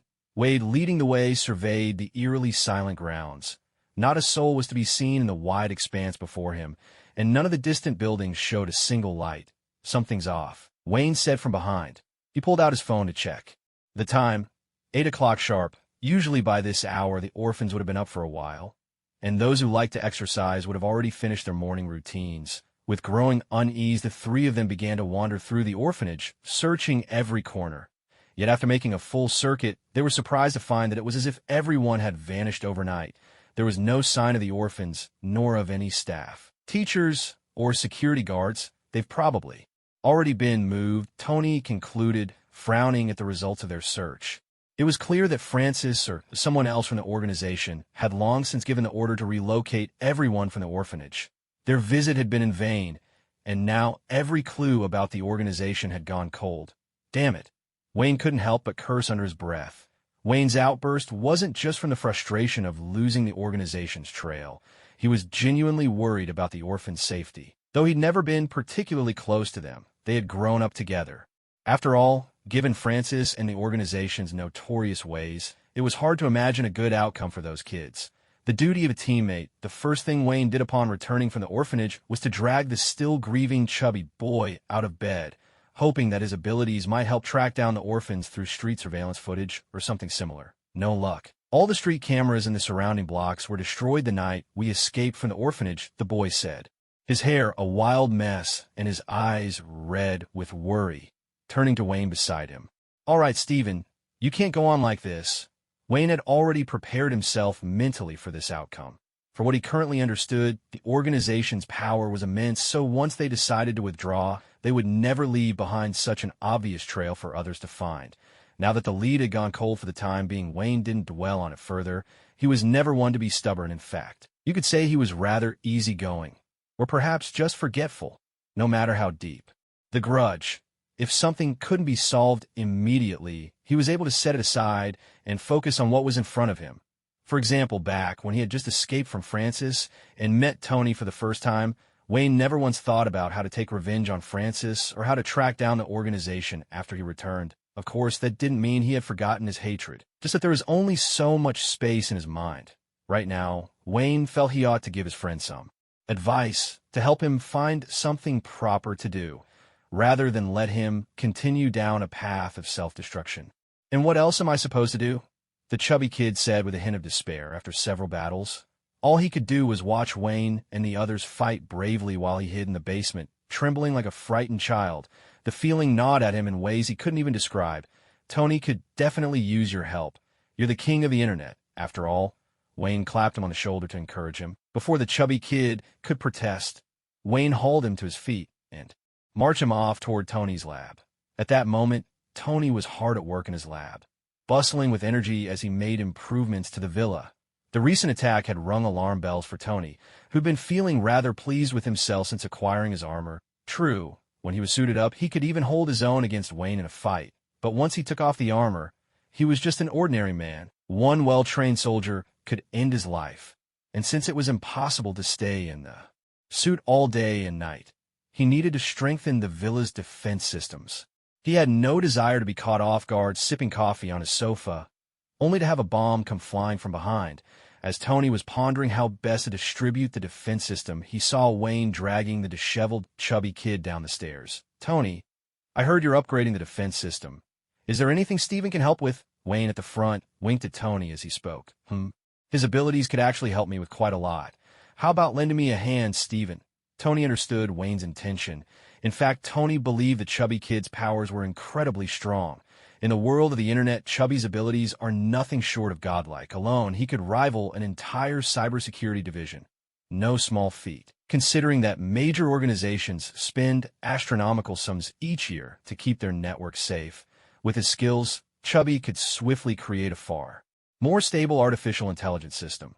Take, for example, the Jarvis that Tony is currently building. With Chubby's help, the upgrades could be completed in record time. And that's not to mention the many other functions that Chubby has yet to discover. Tony believes that if he could fully unlock Chubby's potential, this one person could maintain the world's entire cyber environment single-handedly. All right. Hearing Tony's invitation, Chubby finally perked up. It wasn't just that Tony was his idol. More importantly, Chubby longed to prove his worth. He wanted to offer real help to Wayne and the others, not just drag everyone down like dead weight. Seeing Chubby join Tony in his busy work, Wayne lingered nearby for a bit of fun, but too quickly, if a little impatiently, shoot him out. Tony had no interest in humoring a perpetual question machine who found wonder in everything. Wayne's endless stream of whys was seriously disrupting Tony's train of thought and productivity. "Use me and toss me aside?" "Huh," Wayne muttered as he wandered off with a glass of water, settling alone on a sofa upstairs. He watched the repairmen working on the walls and gradually drifted into deep thought.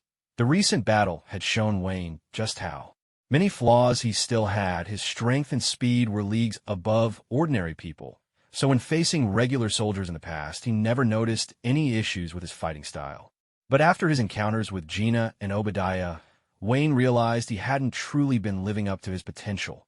Lacking in fighting technique, he had found himself completely outmatched by Gina.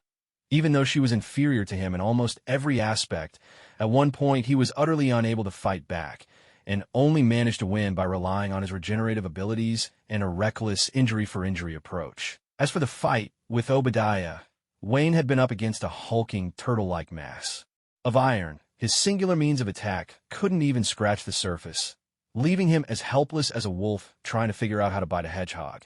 "How am I supposed to fix all this?"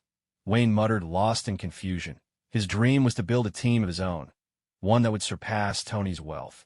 And as team leader, he needed to be a formidable fighter. Otherwise, how could he hope to tackle high-stakes missions, earn more money, and ultimately become the world's richest man? As Wayne pondered, his eyes suddenly lit up. How could he have forgotten about Wade? Wade was a seasoned mercenary, excellent in both marksmanship and combat skills. Wayne had seen it clearly in their previous battles. Though Wade lacked any physical enhancements, his speed in taking down enemies far surpassed Wayne's own. Since there was an expert right at hand, there was no reason to let the opportunity slip by. Wayne drained the glass of water in front of him and stood up, ready to find Wade outside and discuss the responsibilities and duties he ought to fulfill as a member of the team. When Wayne found Wade, he was lounging on a large rock by the seaside, dressed in his typical beach holiday attire, chattering nonstop to Vanessa beside him. "Hey, Wade, I need a word with you." Wayne's sudden appearance cut Wade off mid-sentence. Looking at Wade's disgruntled face and Vanessa's sigh of relief, Wayne couldn't help but ask curiously, "What were you two talking about?" The great Mr. Deadpool here was regaling me, for the 12th time, about how heroically he sliced off Francis's arm. Vanessa interjected before Wade could respond, rolling her eyes. Ever since Wade had returned to her side, she'd noticed that his natural tendency to talk had blossomed into full-blown verbosity. If he didn't interrupt, he could go on talking all day.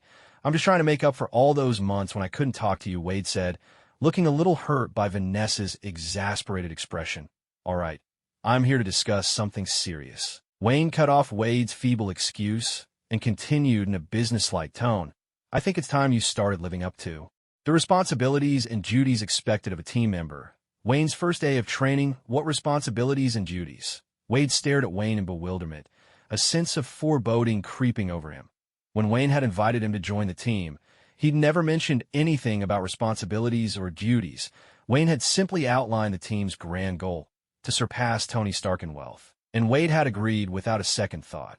After all, if they managed to make money, great. If not, he wasn't really losing anything. But now, with Wayne suddenly bringing up responsibilities and duties, Wade couldn't help but tense up. Don't tell me joining the team means I have to pay some sort of fee. Wade ventured, testing the waters. If they really expected him to cough up cash, he'd quit without a second thought. No, you don't have to pay. But that's actually not a bad idea, Wayne replied, deliberately pausing for a moment.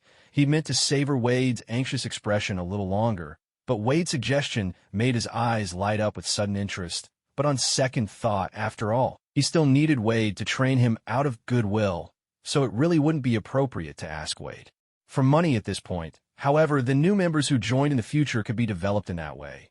Seeing Wade's anxious expression shift to relief, Wayne gathered his thoughts and continued, You see, as teammates, isn't our duty to lend a hand when we see someone in trouble? Absolutely, absolutely, Wade nodded eagerly. As long as it didn't involve money, he was open to anything. So, here's the thing. I've noticed some issues with my combat technique, and I need you to train me for 5 hours every day. How does that sound? Seeing how readily Wade agreed, Wayne quietly increased his original plan from 3 hours to 5. Hearing Wayne's request, Wade felt an urge to slap himself. He had finally gotten the chance to spend every day with Vanessa. The last thing he wanted was to waste hours training Wayne. Without missing a beat, Wade shot Vanessa a look, silently pleading for her help in turning Wayne down.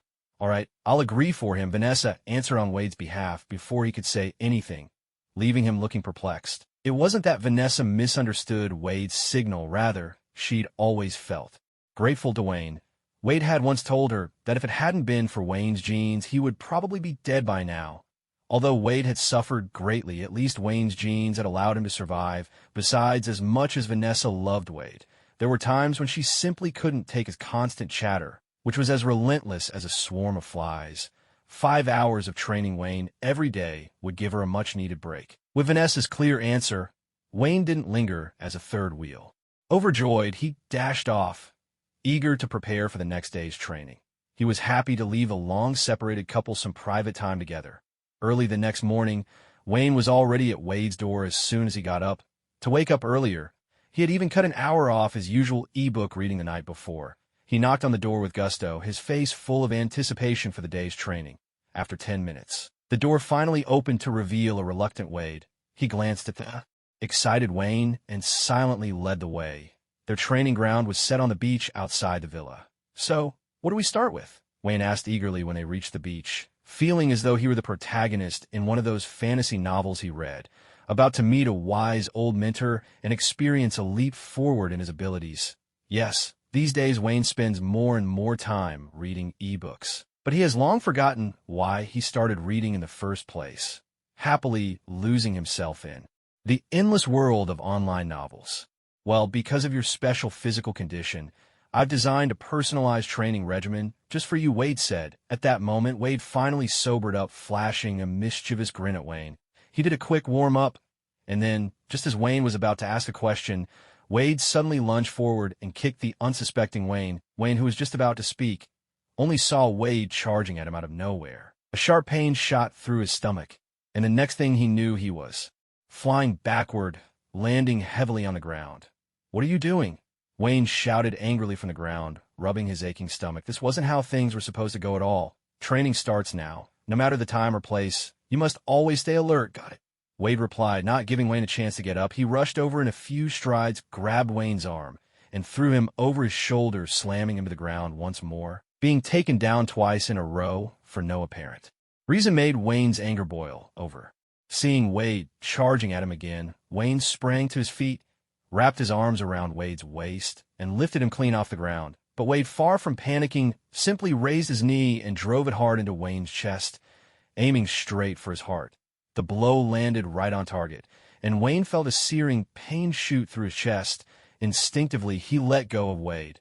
Regaining his freedom, Wade didn't let up. He launched another round of attacks, targeting Wayne's undefended head. "If I were as weak as you, I'd have died at least 800 times by now," Wade taunted, looking down at Wayne sprawled on the ground once again.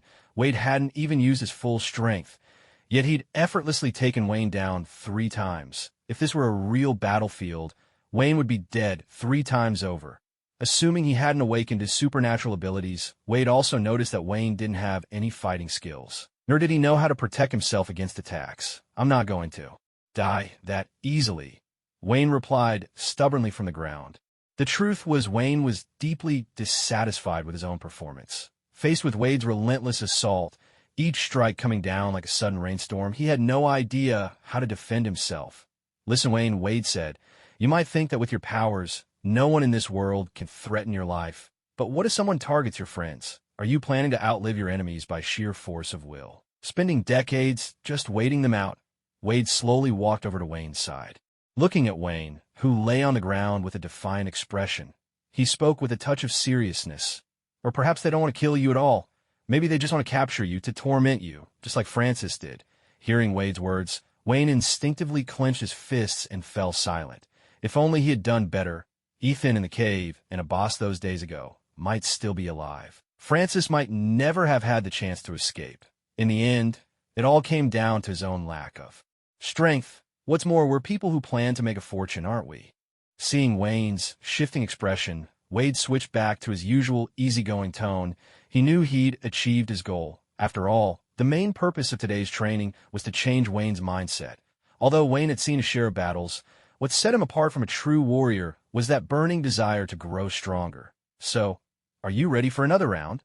My training plan for you is simple. Keep fighting me. When you finally beat me, that's when you graduate. Of course, you're not allowed to use your super strength." Wade rubbed his slightly sore wrist as he spoke and extended a hand to Wayne. The scuffle just now might have looked one-sided, but Wayne's overwhelming strength had left its mark on him too. Wayne grasped Wade's outstretched hand. Before Wade could react, Wayne gave a sudden tug, and with practiced ease sent Wade sprawling to the ground. "Haven't you learned that you have to stay alert at all times?" Wayne narrowed his eyes, grinning at Wade, who now lay on the floor. 1 month later time slipped by, and before they realized it, a month had passed. Every day during that month, Wayne set aside 5 hours to spar with Wade. With both of them blessed with rapid healing, neither had to worry about injuring the other, so when they fought, they held nothing back. The rest of Wayne's time was devoted entirely to the world of books. As he'd recently learned to say, there were 2 kinds of cultivation. To be an excellent leader, he needed to temper both body and mind. In this era, mastering both was the true path to greatness, although he didn't quite grasp what the Easterners meant by spirit. It didn't stop him from losing himself in his studies. During the first 2 weeks of sparring, Wade's years of experience and skill allowed him to dominate Wayne, especially from the 5th day onward, when Vanessa, bored and looking for some amusement, started showing up to watch their training sessions. Her presence seemed to inject Wade with boundless energy, and he unleashed every trick he knew, forcing Wayne to retreat again and again. But starting from the 15th day, Wade began to struggle a bit when facing Wayne. He had to admit that Wayne truly possessed a rare talent when it came to combat. From that day on, sensing things might take a turn for the worse, Wade forbade Vanessa from coming to watch their matches every day, claiming it was because they were about to begin secret training. By the 20th day, Wayne was already able to fight Wade to a standstill. No matter what move Wade used, Wayne could counter it one by one. This prompted Wade to revise his teaching methods, once again this time, incorporating lessons in swordsmanship. This change allowed Wade to regain his initial sense of superiority. With a blade in hand, Wayne didn't become more threatening. On the contrary, he seemed awkward and constrained, facing Wade's exquisite knife skills. Wayne could only head out fully dressed each day and come back with nothing on but embarrassment. On the beach by the sea, 2 blades gleamed under the sun. Locked in a stalemate after 10 minutes of intense sparring. "Hey, don't even think about going home with your pants on today," Wayne growled, glaring at Wade. The muscles in his arms bulged as he gripped the hilt of his sword. Ever since they started using weapons, Wayne had been sneaking back to his room after each training session. Bare-bottomed and sheepish, Wade always insisted it was because blades have no eyes, but Wayne was convinced the guy was doing it on purpose. After all, who else would keep aiming their attacks so low during sparring? Bare-bottom Brett. You're overthinking it. Wade shot back, his face flushing as he panted for breath. Wayne's strength was simply overwhelming. Although Wayne deliberately held back during training, it was still hard for Wade to fend him off. As soon as the words left his mouth, Wade angled his blade to deflect the pressure, following through with a swift strike towards Wayne's left leg. But Wayne was ready. He leapt into the air, dodging the attack, and in one fluid motion, brought his sword down towards Wade from above. Wade didn't dare take the blow head-on. Wayne was already much stronger, and now he had the advantage of height. All Wade could do was roll hastily to the left. A sharp ripping sound tore through the air. In his rush to dodge, Wade narrowly avoided Wayne's downward slash. But his pants were caught right in the path of Wayne's blade. Wayne, who had been waiting days for this moment, seized the opportunity without hesitation.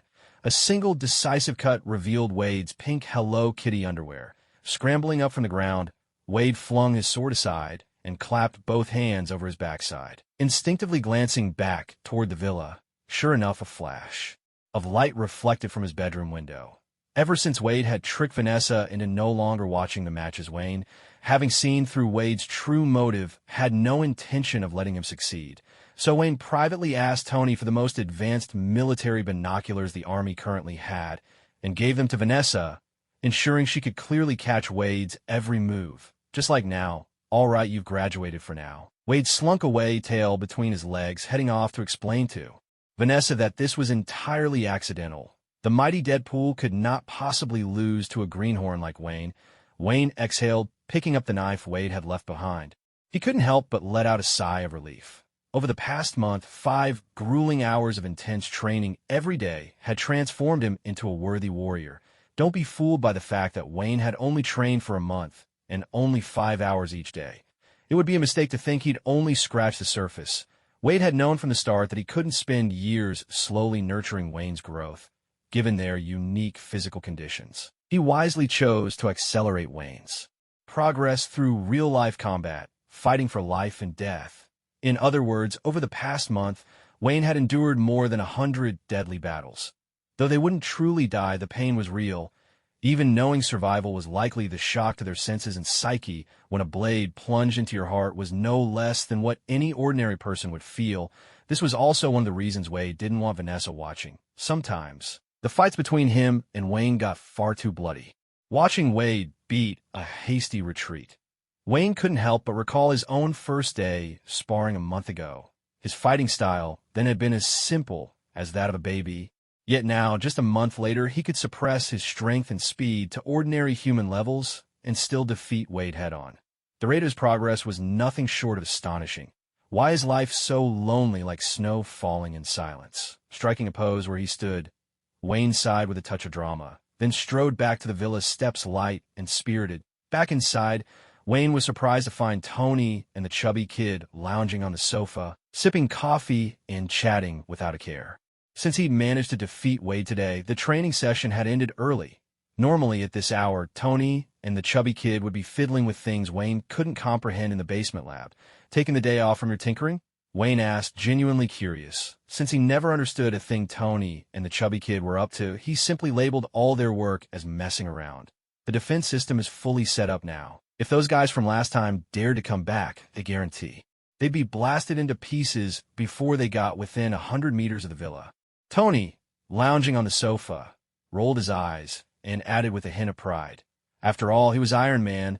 Recently, Tony had not only put his armor research on hold, but had also handed over all of Stark Industries' affairs to Pepper. He'd thrown himself entirely into building up the villa's security system. After a month of hard work from both Tony and the chubby kid, he could confidently say his villa was now the most secure private residence in the world. Just then, Tony's phone rang. Its ringtone slicing through the area. "What's up, Pepper?" Tony answered, explaining the villa's defense system to Wayne was like playing music to a cow. Completely pointless. "Can I skip this?" "All right, I'll be right there." Hanging up, Tony shook his head and looked helplessly at Wayne and the chubby kid, who were both sitting around with nothing to do. That was Pepper. You know, she's been handling everything at the company lately. "There's a press conference this afternoon. Want to come along and get some fresh air?" Tony suggested, figuring if he couldn't escape, he might as well drag them along for company. Honestly, after spending so much time together, their relationships had become quite close. Living and working under the same roof for over a month had made them more like family than housemates. Of course, Tony had known Wayne the longest. Ever since Wayne had risked his own safety in the cave to buy Tony time, Tony had thought of him as family. Wayne already had his healing powers back then. But for a kid who'd never seen battle to step forward like that, it spoke volumes about his courage. Given his age, Tony saw Wayne as more of a nephew than anything else. As for the chubby kid, Tony had originally been impressed by his abilities. But after a month of working closely together, Tony now saw him as a true teammate. Tony had always split his time between the lab and glamorous company, so despite his wealth, he'd never had many real friends. That made him all the more grateful for these rare bonds. No objections. Wayne and the chubby kid replied in unison, their eyes lighting up at Tony's suggestion. Both were teenagers with energy to burn, and being cooped up indoors for so long had left them restless. The chance to get out, even if just for a press conference, was more than welcome. At exactly 2 o'clock that afternoon, Tony arrived at the Stark Industries press conference hall with Wayne and the chubby kid right on time. The moment the three of them stepped out of the car, they saw Pepper, who had been waiting for quite a while, approaching with her assistant. It's actually a surprise, too. See you not running late today, Pepper remarked, casting Tony a teasing glance from behind her impeccably tailored business suit. Tony let out a sigh, tightened his tie, and glanced sideways at Wayne and the chubby kid, who were both brimming with excitement. His lips twitched involuntarily. Normally, as the notorious playboy, Tony would have strolled into a 2 o'clock press conference fashionably late, probably not showing up until 4. But today, just as he was lounging on his soft, expansive bed, ready to indulge in a delightful nap, Wayne and the chubby kid, already dressed to the nines, had yanked him up and out of bed without ceremony. Pepper stifled a laugh behind her hand, then pulled a white slip of paper from her purse and handed it to Tony. All right, here you go. Every question you might be asked today, along with the standard responses, is written on this note. You still have a few minutes. Take a look. If you get nervous later, just read from it. The main reason for today's press conference at Stark Industries was that a nosy bystander had managed to capture footage of Wayne and Tony's battle with Obadiah, and these images had quickly found their way into major newspapers. Ever since Tony announced the shutdown of Stark Industries' weapons division, the company had been under intense public scrutiny. Any tidbit of news related to Stark Industries instantly attracted widespread attention. So although Tony and his friends had spent the past month blissfully cut off from the outside world in the villa, once those photos were published, the American media and curious onlookers had whipped up a storm of controversy. Some media outlets and members of the public even speculated that Tony's shutdown of the weapons division was merely a smokescreen, suspecting that he was secretly developing these humanoid machines for unknown purposes. During this period, the waves of news coverage had dealt a heavy blow to Stark Industries. After the last plummet, the company's stock was showing signs of another sharp decline. That's why Pepper had no choice but to urge Tony to step forward and clarify things to the media and the public. Trailing behind Tony and Pepper, Wayne looked around with curiosity, though this wasn't his first time tagging along with Tony to a press conference. It was his first time actually setting foot inside the hall. The last time he had only watched from afar, and had even run into a slightly balding agent. Hello, everyone. Standing at the podium, Tony looked utterly at ease, as if he had held more press conferences than he'd eaten hot dinners. With a casual wave to the dozens of reporters from various media outlets below, he greeted the room with effortless confidence. Tony's arrival instantly ignited the reporters' enthusiasm, and they began to bombard him with questions about the humanoid robot. Some of the more inquisitive among them had already dubbed it Iron Man, and everyone wanted to know the real identity behind the mask. Watching Tony on the podium, handling every tricky question with ease, skillfully deflecting anything that could put him at a disadvantage, was impressive. Glancing at Pepper beside him, Wayne noticed the look of admiration in her eyes. A wave of discouragement suddenly washed over Wayne. Despite all his recent research into how to maintain high status, he still felt a gap between himself and Tony, the quintessential gentleman. But in the next instant, Wayne remembered the lofty goal of his own team, and the fire in his heart was rekindled. Looking at Tony commanding the room with such poise, Wayne realized that as a team leader, he shouldn't give up so easily. Determined, Wayne quietly lowered his head, pulled out his phone, and searched for the word language. Scanning the long list of books that appeared, he silently bookmarked The Art of Language, the complete guide to witty banter, and how to use words to strike your enemies.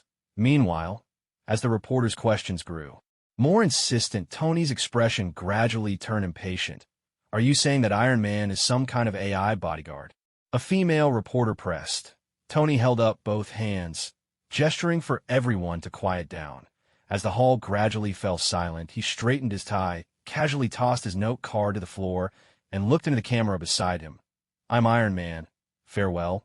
There was a collective gasp as Tony's words echoed through the hall, and the brief silence was instantly shattered by a deafening roar of excitement. The reporter's eyes shone with fervor. Tony's answer made them feel that the month-long wait had been worth it. Some veteran journalists even boldly predicted that this story would eclipse the buzz of this year's presidential election. Mr. Stark, how can you prove you're actually Iron Man? Once the excitement died down, a female reporter standing near Tony asked with a hint of skepticism, Mr. Stark, is that your latest weapon? Didn't you announce that Stark Industries would stop producing weapons? A black male reporter beside her seemed even more concerned with that question. Mr. Stark, it said that a boy was seen fighting alongside you in the video footage. Could you tell us who he is? From the back of the room, a journalist with a naturally booming voice managed to silence the others who wanted to ask questions. Now that Tony had claimed the title of Iron Man, people grew even more curious about the identity of the boy seen in those photos. It's true that there was a boy fighting alongside me, but I'm not at liberty to disclose his identity for now. Faced with a barrage of questions, Tony pinched the bridge of his nose and replied to the loud-mouthed reporter's inquiry. 10 minutes later, Wayne, the chubby kid, Pepper, and Tony, who had just finished dealing with the reporters, walked out of the main entrance of Stark Industries together. Standing right outside the door was Agent Coulson. I knew you wouldn't stick to the script, Coulson said, forcing a slightly awkward smile. Before Wayne and the others arrived, Coulson had already contacted Pepper in advance. The note Pepper handed to Tony was actually from him, but judging by how things had turned out, it was clear Coulson and his team had yet again wasted their efforts. Wayne, have you given any more thought to what we discussed last time? Seeing that Tony's situation was beyond salvaging, Coulson shifted his attention to Wayne. Well, I'm planning to look for clues about that organization in a little while, so we understand your situation. Professor X and SHIELD are both closely monitoring any news about that organization. Once you meet Professor X, he'll be sure to tell you more. Coulson cut Wayne off before he could refuse. SHIELD had already conducted a thorough investigation into Wayne's predicament. The existence of that mysterious organization was documented in their files, but due to limited information, all they knew for certain was that the group's goal was to research mutants. No other useful leads had turned up. Once SHIELD shared their findings with Professor X, one of their trusted partners, it immediately drew his full attention. Eventually, even Magneto became aware of the matter. For the first time in years, the two polar opposites among mutants found themselves united on an issue. It was time to send a warning. After all, this involved mutant children, and the instinct to protect the young is universal across all species.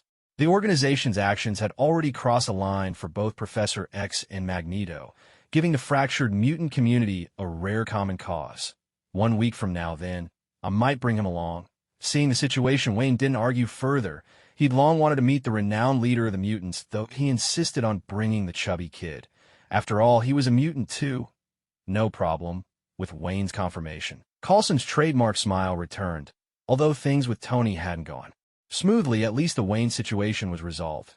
Lately, Professor X had been getting increasingly insistent. 1 week later, Wayne, Tony, the chubby kid, Wade, Pepper, and the others stood on a patch of open ground not far from the villa, as though waiting for something to arrive. Are you really not going? Wayne glanced at Wade beside him and asked. In Wayne's mind, Wade counted as one of the mutants. So after returning from Stark Industries last time, he had already asked Wade for his opinion. Wade, however, flatly refused him on the spot. Let me ask you, would you rather go meet a grumpy old man or go on vacation with a beautiful woman? Wade grinned, slipping his arm around Vanessa, and shot Wayne a knowing look that needed no explanation between men. A lovely flower planted in a pile of manure, Tony muttered, frowning as he cast Wade a disapproving glance. Lately, Wade had been keeping a close eye on Tony, strictly guarding Vanessa and refusing to give Tony even a chance to talk to her. Tony, who had never had any designs on Vanessa in the first place, could only shake his head helplessly. After all, he was now committed to being a superhero. He hardly had time for romance and revelry. Suddenly, their watches began to beep in unison. Tony's and the chubby kid's both sounding the alarm. After several seconds, the chubby kid glanced at his watch and spoke into it. Anti-stealth mode. As soon as the words left his mouth, beams of light with a special frequency shot out from hidden corners around them, sweeping across the sky. Where there had been nothing moments before, a jet adorned with a black eagle emblem suddenly shimmered into view. How these little tricks won't get past US. The chubby kid couldn't help but boast, seeing the look of surprise on everyone's faces. He and Tony had poured countless hours into the defense system lately, and it was the chubby kid's idea to install the anti-stealth device. One Tony had readily agreed to. As Tony often said, if you're going to do something, do it right. Anything they could imagine, whether they need it or not, got installed. Sorry to keep you waiting. What's this? Are you building a fortress? Coulson was the first to step off the plane after it landed, exchanging pleasantries before tossing out a half-joking question. Originally, he'd planned to surprise Wayne by having the jet land out of nowhere, a little demonstration of SHIELD's technology and strength, but he hadn't expected to be detected as soon as the plane entered within 100 meters of the villa, with their cloaking tech immediately disrupted. Coulson, who'd hoped to show off, was left a bit embarrassed. What he didn't know was that Tony and the chubby kid had actually detected them from 500 meters away. All right, it's time for me to go. After a brief exchange of farewells, Wayne finally picked up his suitcase and, together with the chubby kid, headed toward the plane. Hey, Wayne, don't forget to look me up when you get back, someone called out behind him. Halfway there, Wayne heard Tony calling out to him. He turned around, and Tony flashed him a smile, giving him an okay hand gesture. How should I put it? I feel like I'm sending my son off to college, Tony remarked to Pepper with a hint of sentiment, watching Wayne board the plane and gradually disappear into the distance. After standing in silence for a few minutes, the feeling caught him unexpectedly. Xavier's School for Gifted Youngsters. This plane is incredible, Wayne said, unable to hide the envy in his voice as he looked around at the array of professional equipment and the well-appointed living quarters inside. At that moment, Coulson was leading Wayne and the chubby kid on a tour throughout the plane, which was in fact part of his assignment, building a good relationship with Wayne and raising his opinion of SHIELD. That was the goal. After all, as the times changed, SHIELD would have to face bigger challenges. That was why the famously bald director had already started to consciously scout out special talents, forging connections with gifted individuals, so that in the future, he'd have more cards to play when trouble came knocking. If you get the chance, I could show you around our headquarters. That's where we keep the real heavy hitters, Coulson said from the front, maintaining his trademark impeccable smile. He put the flight attendants at the airport to shame with his professionalism. Wayne looked at Coulson with some surprise. He already had a decent idea of what SHIELD was about, and he certainly didn't believe their headquarters was open for casual tours like a tourist attraction. So Coulson's words carried a subtle, intriguing implication. Is SHIELD try to recruit me? Am I really that outstanding already? Wayne wondered to himself. Up ahead, Coulson was oblivious to the effect his words had on Wayne, unaware that he'd just given Wayne an entirely new perspective on his own abilities. After finishing the tour, Coulson excused himself to attend to other matters. They still had about 4 hours before reaching their destination. Coulson needed to give advance notice to the other party. In fact, he'd privately let slip that the school was actually in New York, but in order to keep its location secret, they had to circle around in the air, drawing out the journey. Wayne glanced over at the chubby kid, who was happily devouring food in the kitchen. He wandered alone to the window, holding some information on mutants that Coulson had given him. Paging through it, he saw accounts of the various forms of oppression mutants faced after awakening their powers. Beyond the hostility of strangers, some mutants were even rejected by their own friends and family. After reading for a while, Wayne set the materials aside. The content was too heavy, leaving him feeling uneasy and restless. He gazed out at the blinding sunlight beyond the window, and once again, his mind began to drift far, far away. Ever since he escaped from the laboratory, Wayne found himself falling in love with the sunlight. The sensation of his whole body basking in its warmth left him utterly enchanted, as if even his earlier restlessness had been swept away by the golden rays. Savoring the gentle heat soaking into his skin, Wayne stretched lazily and let out a contented sigh. He leaned back, sinking into the softness of the sofa, and gradually drifted off to sleep. Sunlight poured directly over Wayne's exposed skin, casting a faint, nearly imperceptible glow. "Wayne, wake up!" Wayne was abruptly roused from his slumber by a familiar voice, forcing his heavy eyelids open. He found the chubby face of his friend filling his entire field of vision. "What's up?" Wayne asked, stretching out on the sofa with a lazy air as he instinctively put some distance between himself and the round-faced boy. After his nap, Wayne felt as though every cell in his body was brimming with new energy. He was in even better shape than when his powers had first awakened. Still, Wayne's sharp mind told him it would be wise to save this vigor for when he truly needed it. For now, he decided it was best to stay put and keep resting. "We'll be at that genius school in just over 10 minutes. His friend said, his tone tinged with anticipation. Thanks to his own abilities, the chubby boy knew more about mutants than Wayne did, and he understood all too well the awkward position mutants held in society. Most ordinary people were deeply wary of mutants, though the likes of Tony and Pepper, whom they had met recently, were exceptions. Since discovering he was a mutant himself, the chubby boy couldn't help but feel a shift inside, a subconscious separation between himself and ordinary people, and a growing sense of kinship toward others. Like him, "Isn't this just a huge forest?" Wayne asked with curiosity, peering out the window at the world below. Everywhere he looked was a vast sea of green, with nothing but a single straight road cutting through the expanse. No sign of human habitation anywhere. "This environment is way better than New York's concrete jungle," his friend hurried to explain, noticing the odd look on Wayne's face. The boy had developed an instant fondness for the school he'd never visited. In his eyes, every potential problem seemed like a virtue. Wayne glanced at his friend, who looked as if he'd been brainwashed, with a helpless expression, then closed his eyes once more. With a dull thud, 15 minutes slipped by, and the plane landed smoothly at the entrance to the academy.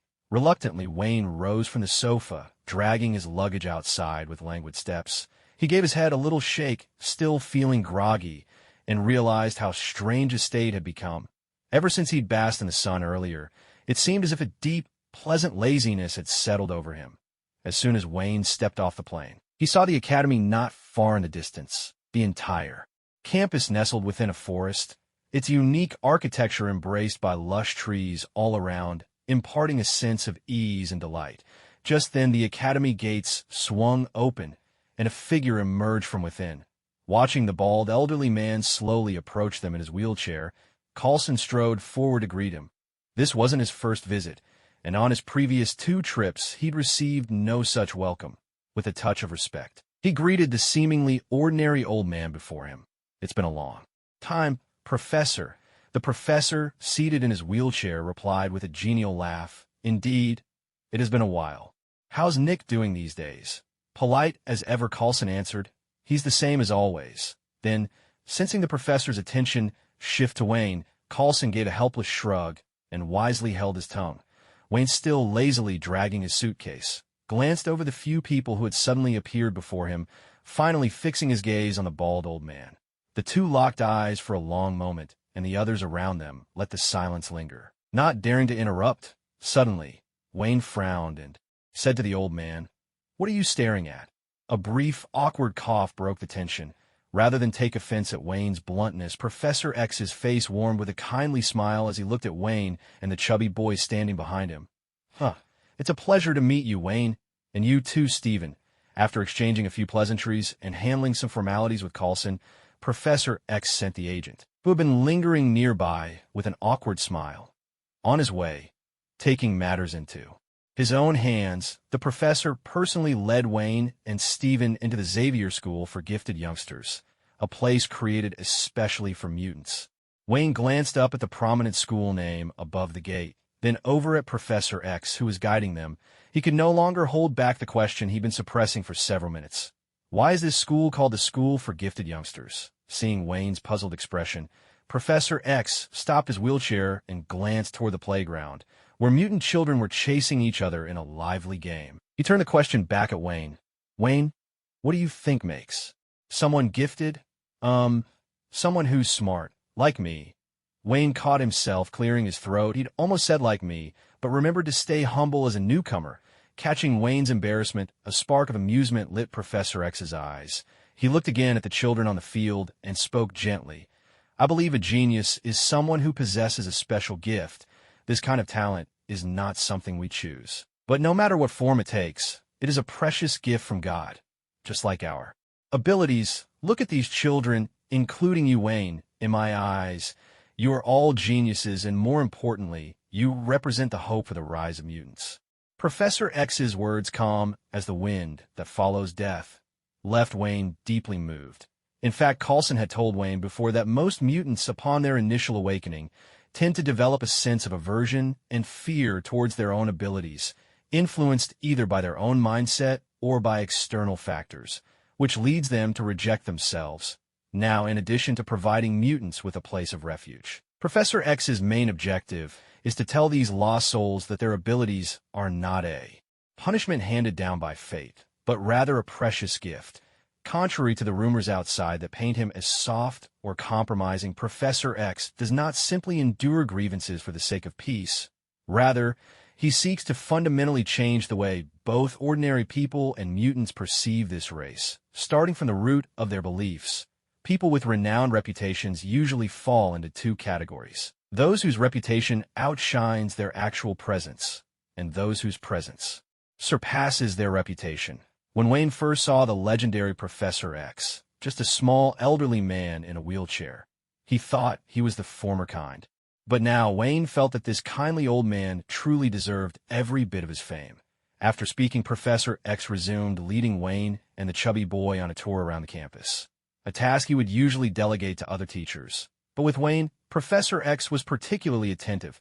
From the very first moment he laid eyes on Wayne, he sensed something extraordinary about this child. Dragging his suitcase, Wayne trailed slowly behind the wheelchair, taking in the culture and daily life of this unique school. All around, young mutants could be seen laughing and playing. Children as young as 5 or 6 and teenagers as tall as Wayne, all living together in harmony within these grounds. Even mutants with striking physical differences roamed the campus at ease, chatting with friends and sharing stories, completely unself-conscious. Scenes like this would be impossible to find in the outside world. For those with visible mutations, especially, being discovered by ordinary people would mean becoming targets of fear and prejudice. After about half an hour of wandering, Professor X came to a stop when he spotted a little boy with horns playing soccer with his friends on the field. He turned to Wayne and the chubby boy beside him and asked, "How do you like it here?" "I've fallen in love with this place," the chubby boy blurted out before anyone else could answer. In just 30 minutes, he had glimpsed a true home for mutants. "And you?" Professor X smiled gently and looked at Wayne.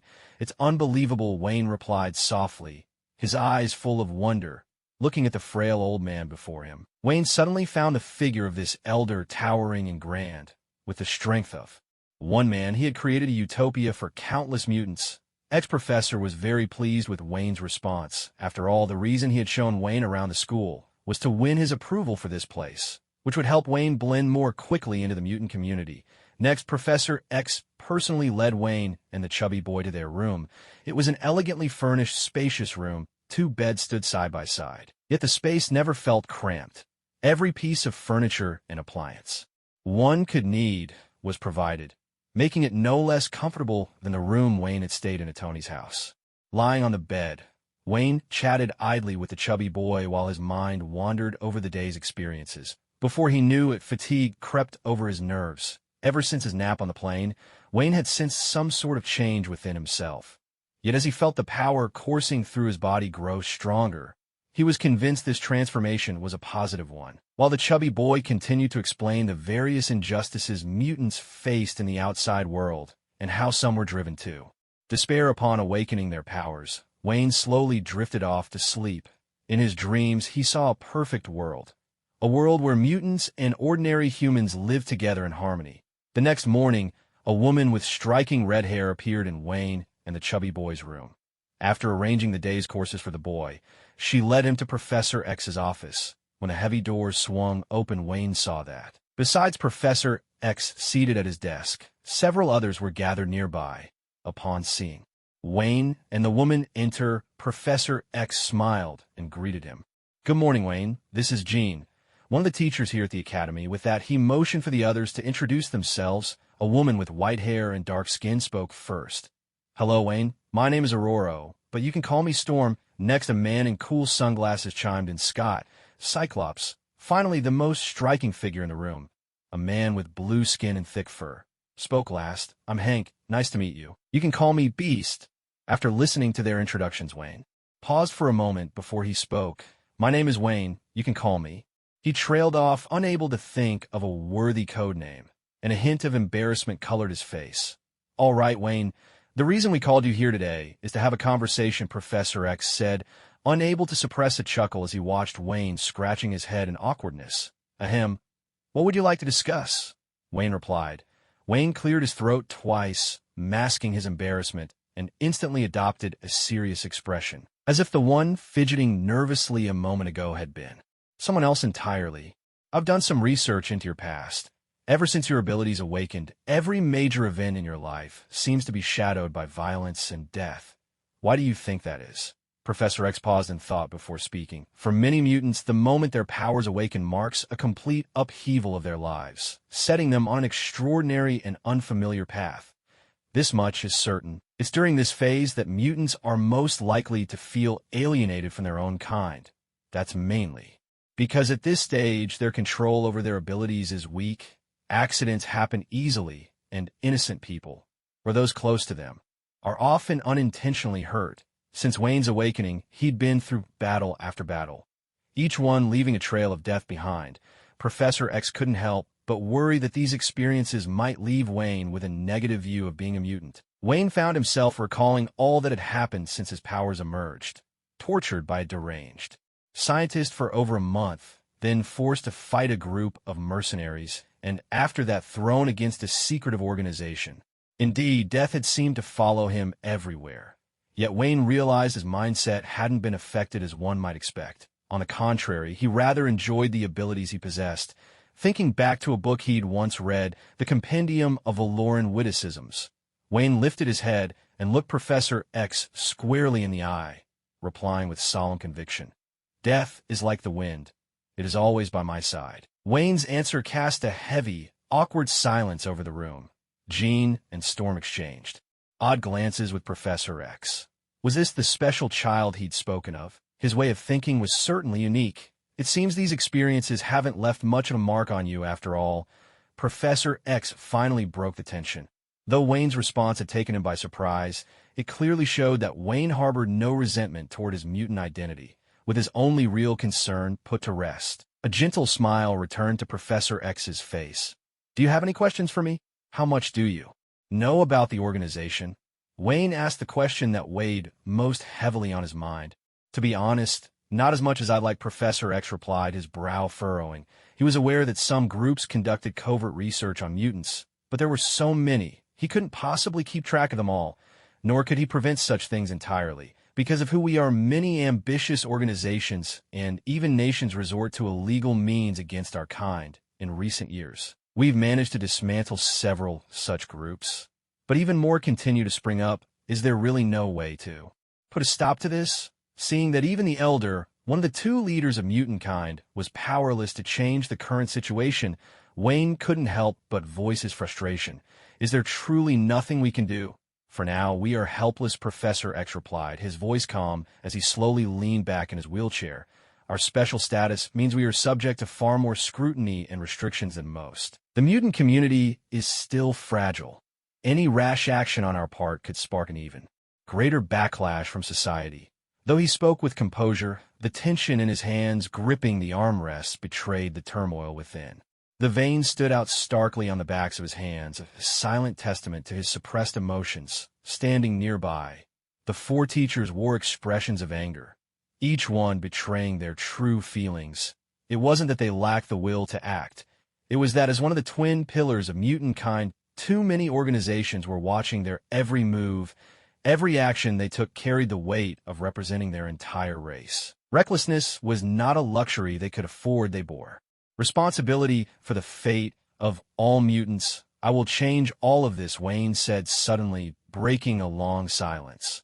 I'll see to it that every one of those organizations is swept away. I'll make it so every mutant in the world can walk the streets with their head held high. As Wayne spoke, the room fell silent, the resolve in his voice echoing through the air, thinking back to everything he had witnessed on campus the previous day. Wayne felt as though a new sense of purpose had settled onto his shoulders, a mission so vast it weighed him down, yet one he accepted willingly. I believe in you, Professor X said, a smile breaking across his face as he regarded Wayne. At that moment, the burden he had carried for so long seemed to lift, replaced by hope that the young man before him might truly fulfill the dream he and his old friends had chased for decades. A world where mutants could live openly and with dignity. As Jean led Wayne out of the room, a glimmer of nostalgia flickered in Professor X's eyes. For years, he had maneuvered among governments and organizations, striving to protect mutants and secure their rights, even at the cost of being seen as too soft by those closest to him. Friends who doubted his ability to carry the heavy responsibility of Mutantkin's future. Yet, watching Wayne's figure recede, Professor X suddenly felt that everything he had endured was worth it. With this new generation of mutants rising, the day he had long awaited would surely come. He chuckled heartily, his laughter ringing out as he sipped his tea. Old age. The future truly belongs to the young. Do you really trust him? Scott, who had remained silent until now, suddenly interjected. Personally, I'd rather take a peek inside his mind before deciding. For reasons he couldn't quite explain, Scott had taken an instant dislike to the laid-back young man from the very first moment they met. Professor X gave Scott a long, thoughtful look before speaking softly. I trust him. I won't read his mind, and in fact, I couldn't even if I tried. The first time he tried to reach Wayne with the Cerebro amplifier, he noticed something unusual about him. Whenever his psychic powers touched Wayne, it was like ice meeting fire. Gone in an instant, melted away without a trace. Though he couldn't explain why this peculiarity made Professor X realize Wayne was special. He hurried to contact S.H.I.L.D., hoping to meet Wayne before his old friend did. In Professor X's eyes, Wayne was hardly a gentle soul. If his old friend found Wayne first and brainwashed him, it would spell serious trouble for all mutants. As Wayne watched the fiery red hair bobbing ahead of him, he asked curiously, "Are we heading to class now?" "Yes, you'll be attending classes every day," Jean replied. Wayne fell silent. Upon hearing her answer, he was suddenly seized by a desire to run away. All his life, nothing annoyed him more than sitting through lessons. He much preferred losing himself in a sea of books while lying in bed, rather than wasting time in a classroom. Lately, Wayne had noticed how much he'd gained from reading, just moments before. When faced with Professor X's question, he'd been able to give such a sharp answer, only because of what he'd learned from books, leaving everyone in stunned silence. Then it struck him. He could read in class. It wouldn't be as comfortable as his bed, but it was better than nothing. With that thought, Wayne let go of his urge to sneak away and followed Jean toward the classroom. Before long, Wayne found himself standing at the classroom door, after Jean exchanged a few words with the teacher. Wayne was ushered to the front of the class. "My name is Reina. Why don't you introduce yourself, Wayne?" The teacher appeared to be a woman in her 30s, wearing black-rimmed glasses. She was well-groomed and had an intellectual air about her, looking much more pleasant than the stern matrons at the orphanage. Wayne glanced down from the podium and saw that the room was filled with children about his age. The chubby boy in the fourth row was waving at him enthusiastically, noticing Wayne's silence as he stared into the class. The teacher assumed he was shy and offered some encouragement. "Don't be nervous, Wayne. Go ahead and introduce yourself. Otherwise, when everyone remembers you later, you'll be known as the quiet, bashful boy." As he felt the weight of countless eyes fixed intently upon him and listened to the teacher's encouraging words, Wayne steadied himself and began to sing. "How will you remember me? With a smile or in silence?" Adjusting his glasses, which almost slipped off, the teacher abandoned the idea of having Wayne introduce himself. Instead, she gestured for him to pick his own seat, then turned to the class and said with a laugh, "It seems our new classmate really loves to sing. From now on, Wayne will be our music class representative." Wayne, who had just ignored a few flirtatious glances from some girls and chosen a seat at the very back, suddenly froze at the teacher's words. He thought to himself, Well, looks like this round, I've lost. Wayne's superpower feeling a bit dejected. Wayne sat alone in the last row. He had chosen this spot because it was bathed in sunlight. While other students might have found it too warm, Wayne relished it. For reasons he couldn't quite explain, lately he'd developed a habit of basking in the sun whenever he had the chance. He figured it was because he'd spent too long locked away in that dark, windowless laboratory, and now sunlight had become something he cherished deeply as the gentle rays draped over him. A sense of contentment welled up from within. It feels so good to just sprawl out like this, Wayne thought, lazily resting his head on the desk, letting the sun warm his back, paying no attention to the teacher's voice droning on at the front of the class. Boredom soon got the better of him, and Wayne began to observe his classmates. The chubby boy was chatting animatedly with another student of similar build. Judging by their constant swallowing and the sparkle in their eyes, it wasn't hard to guess they were discussing food. Right in front of Wayne sat a girl about his age who quickly caught his attention, not because of her face, but because there was a furry tail swaying back and forth beneath her stool. Curious as ever, Wayne was just about to reach out and grab it when, suddenly, a fist-sized ball of fire appeared in the hand of a boy sitting diagonally in front of him. The fiery orb danced and spun nimbly around the boy's palm as he showed off with a smug grin. But just as the boy basked in his moment, a wave of cold swept in from behind, and in an instant the lively fireball transformed into a shimmering sphere of ice. The icy ball began to slip, but right then a puff of mist condensed like a small cloud, catching the ice just in time. Wayne glanced over to see a petite girl with glasses glaring at the two mischievous boys, then whispering sternly, "Watch out for the teacher. You two idiots." Amidst this lively chaos, Wayne suddenly realized that none of his new classmates seemed quite ordinary. A faint smile tugged at his lips, and he muttered to himself, "I think I'm starting to like it here." The shrill sound of the bell marked the end of class, and in an instant the once quiet classroom erupted with noise and excitement. The chubby boy, accompanied by his new friend, made his way over to Wayne. "Hey Wayne, this is my new friend," he said, clearly delighted as he glanced at Wayne, who was lazily sprawled across his desk. Just like Wayne, the chubby boy had felt an inexplicable sense of familiarity the moment he joined this class. Surrounded by peers who looked much like himself, he couldn't help but feel as though he'd finally come home. "Hello, chubby number 2, Wayne greeted, nodding toward the two round-faced newcomers. There was no need to ask who chubby number 1 was. It was obvious the title belonged to the first chubby boy. Don't go around giving people nicknames. Wayne, the chubby boy, sighed, giving Wayne a resigned look before launching into an introduction of his friend. The chubby boy's new friend was named Liao, and he hailed from Zhejiang, China. The rumor was that one day, while eating at home, he'd unknowingly consumed some sort of food additive that triggered the awakening of his mutant ability. Ever since then, Liao's weight had plummeted from over 200 pounds down to a mere 108. Although mutants weren't ostracized in China, the sudden drastic weight loss had deeply alarmed his parents. Determined to find answers, they pulled every string and explored every avenue until they learned of Xavier's school for gifted youngsters. Though it broke their hearts to send their only son so far away, the couple ultimately made the painful decision for the sake of his health. "Wait, you're 108 pounds? Wayne exclaimed in surprise, eyeing Liao's still rosy cheeks and portly figure. Well, that was before. I'm back in the 200-pound club now," Liao admitted a bit sheepishly, rubbing his sizable belly as he explained to Wayne. "After I arrived at the academy and had some tests done, I learned that the reason for my extreme weight loss was because my stomach had connected to an interdimensional space. Since I couldn't control my power back, then the food I ate wasn't being digested by my stomach at all. It was actually disappearing into that unknown dimension. So now you can control your stomach? What's the use of this ability?" Wayne nodded, piecing together the mystery of Liao's sudden weight change. After all, anyone who eats nothing at all would lose weight quickly. "Well," Liao hesitated, a bit embarrassed as he continued, "besides the interdimensional space in my stomach, it seems my esophagus is invulnerable, and my mouth has mutated too. It can create a powerful suction. And," Wayne pressed, "and now I can swallow an entire boiling hot pot in one go without worrying about burning myself," Liao said, his eyes lighting up as he unconsciously swallowed, already dreaming of all the delicious food he could enjoy. "You have." Wayne was just about to ask what use this ability could possibly have, when out of the corner of his eye he caught the chubby boy gazing at Liao with envy.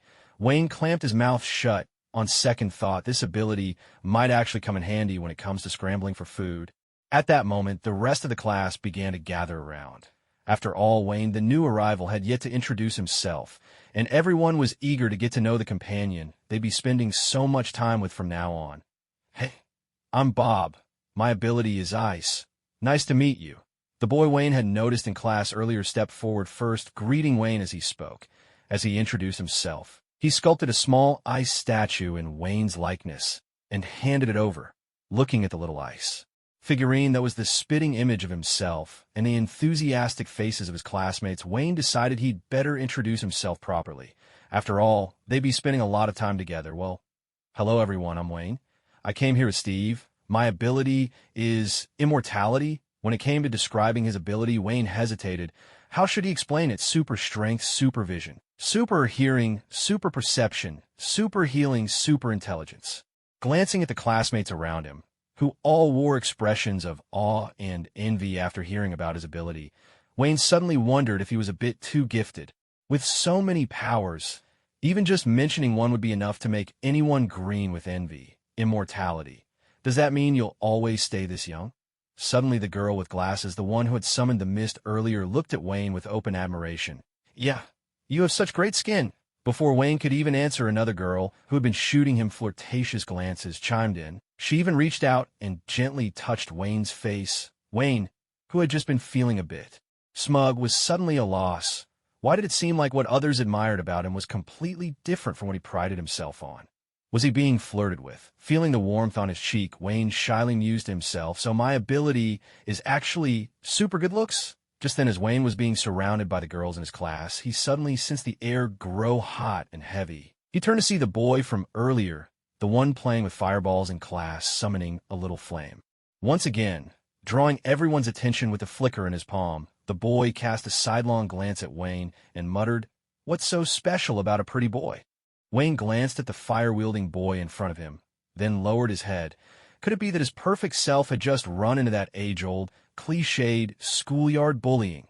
Noticing Wayne's reaction, the boy cranked up the temperature of his flames and laughed loudly. "See, only strength is worth chasing, not being some weak, pretty face." Seeing the students nearby frown involuntarily, Bob stretched out his hands toward the boy. In an instant, a visible wave of ice spread swiftly through the air, quickly closing in and snuffing out the ball of fire in the boy's hand. "That's enough, John."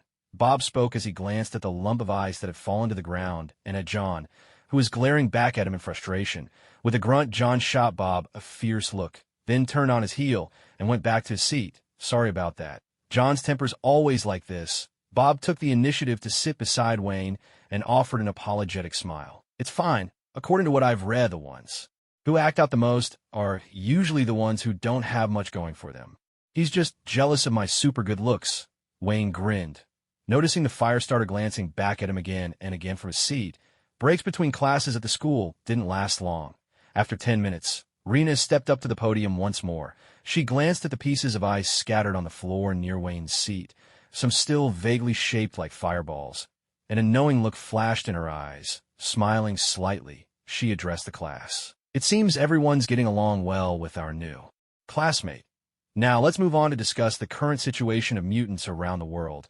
As we all know, aside from China, where mutants are treated equally, in other countries, mutants still suffer various forms of oppression."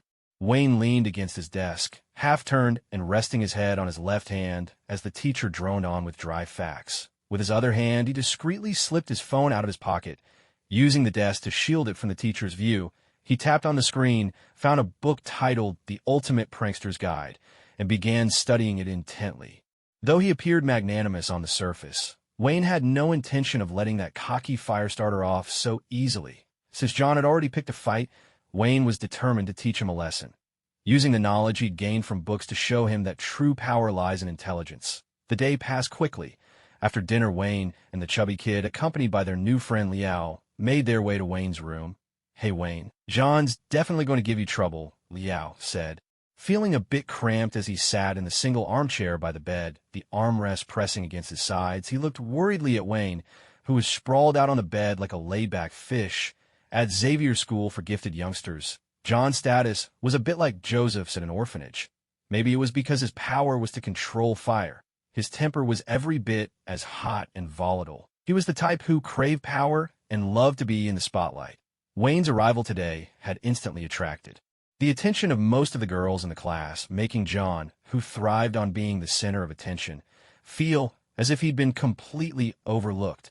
Although it might sound melodramatic, most teenagers at 16 or 17 probably have this kind of mindset, especially when they think they possess some really cool ability. Liao, the one who should be worried, is him. On the other bed, the chubby boy was originally absorbed in his phone, but when he heard Liao's words, he couldn't help but laugh. Since childhood, he had never seen Wayne suffer a loss when dealing with his peers. Liao didn't know Wayne all that well yet, but the chubby boy was well aware of Wayne's real strength. That little flicker of flame from John was no threat to Wayne at all.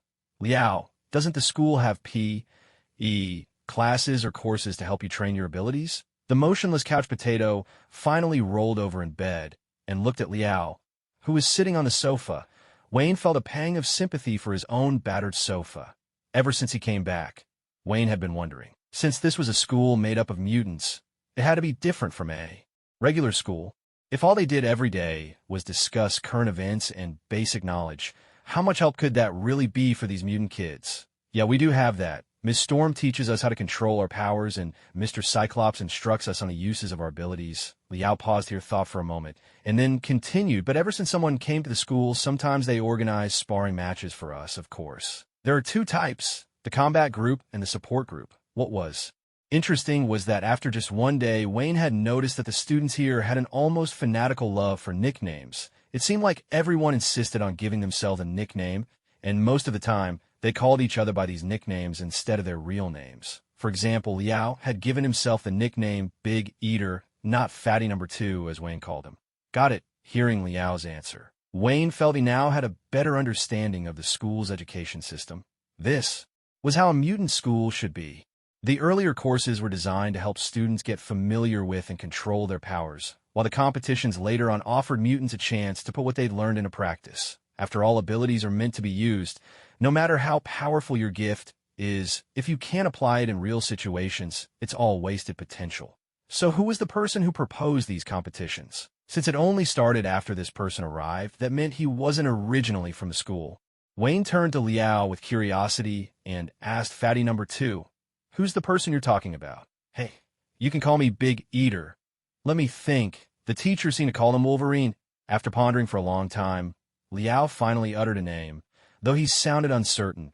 The moment Wayne heard this name come out of Liao's mouth, a glint of sharpness flashed through his usually lazy gaze. Wolverine. Ignoring the ongoing conversation between Fatty 2 and Fatty 1, Wayne quietly murmured this familiar name to himself. The first time he'd heard it was when Francis was torturing him later.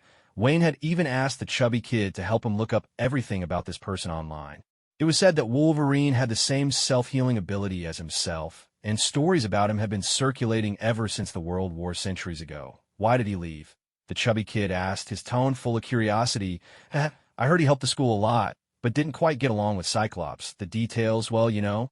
As he brought up this bit of gossip, Liao suddenly let out a sly little laugh, giving the chubby kid a knowing look. It took the chubby kid a couple of seconds to catch on. He suddenly remembered that besides chatting about food, Liao had also shared quite a bit of school gossip with him during class today. Just then, the chubby kid's phone suddenly started playing music, and a song rang out.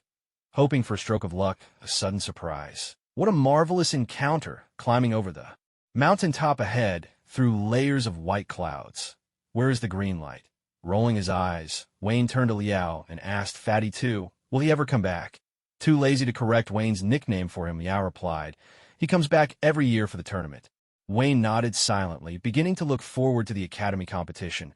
A ginger cat. The next morning, Wayne was awakened by the noisy commotion of the chubby kid. Getting up, groggy-eyed, he rubbed his face. He'd stayed up late reading again last night, all the way till dawn. Dragging his tired body out of bed, Wayne got up out of habit and followed the chubby kid to class. It was just like life back at the orphanage. Wayne seemed to have quietly accepted his new identity as a student at Xavier's School for Gifted Youngsters. Professor X hadn't tried to talk to Wayne alone again, as if he now trusted Wayne as a member of the academy. With one hand propping up his nodding head, Wayne struggled to stay awake as he listened to Raina's hypnotic lecture from the podium. Suddenly, a fluffy tail began swaying into his line of sight. Just as Wayne's eyes were about to close, he instinctively snapped them open wide. He stole a quick glance at Reina on the podium, saw she wasn't paying attention, and swiftly reached out to grab the tail in front of him. The classroom, which had been fairly quiet, was suddenly jolted by a sharp, ear-piercing scream. A dozen students who had been napping with their heads on their desks all shot up at once with a loud thud. One of the boys with glasses seemed to have been jolted awake, as if startled by something. At that very moment, the papers that had been quietly resting on his desk suddenly appeared to respond to a mysterious call. They began to flutter up with a soft, rustling, swirling around the classroom like sprites dancing in the wind. In the blink of an eye, the entire classroom was filled with flying sheets of paper. "Bruce, stop," called out Reina, who had been in the middle of teaching. She tossed aside her textbook, now reduced to just its cover, and swung herself off the podium in one swift motion, hurrying over to Bruce and patting him on the shoulder. But the paper storm showed no sign of subsiding. Bruce, a newcomer at the school, hadn't yet learned to manage his abilities, and the harder he tried to make the papers stop, the wilder they flew. The sheets, once drifting gently, now spun faster and faster through the air. Some even struck the walls with such force that faint marks were left behind. Suddenly, one of the papers, which had been floating upward, changed direction abruptly. Like a dart, it shot straight toward a chubby boy below, who sat frozen in surprise. Just as he stared in disbelief, Liao stood up with a start. He opened his mouth as wide as he could, and from deep inside came a powerful suction. The flying paper, as if drawn by a magnet, zipped straight into Liao's mouth. Yet Liao didn't close his mouth. Instead, he gripped the desk with both hands and drew in an even greater breath, intensifying the suction. Instantly, the aimless papers throughout the room began racing one after another toward his mouth. As each A4 sheet neared his lips, it seemed to shrink, as though space itself were compressed, until it was no bigger than a fingernail. Then Liao swallowed it in a single gulp with the last paper. Vanishing into the strange, otherworldly maw that Liao had opened, Bruce's emotions finally settled, and the chaos came to an end. "No, you even eat paper, fatty," someone suddenly blurted out in astonishment from the last row. At that moment, Reina and the other students remembered that the shrieks had also come from the back of the classroom.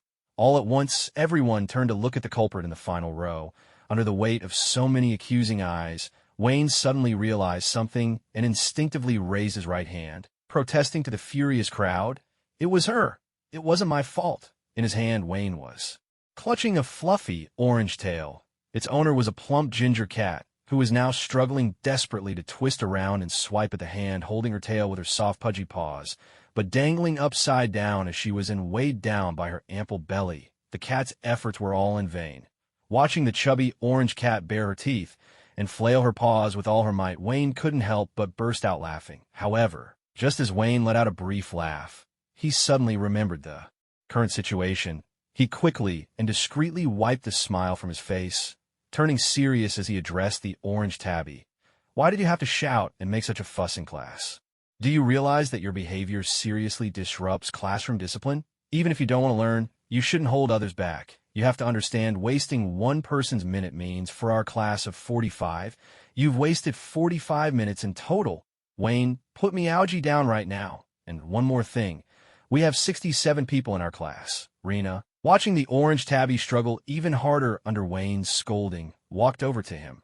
She took the cat from Wayne's awkwardly grinning hands and gently set it down on the desk beside her. The moment its four paws touched the tabletop, the orange tabby sprang down with a surprising agility that belied its plump body. Then, under Wayne's astonished gaze, it transformed back into the tailed girl.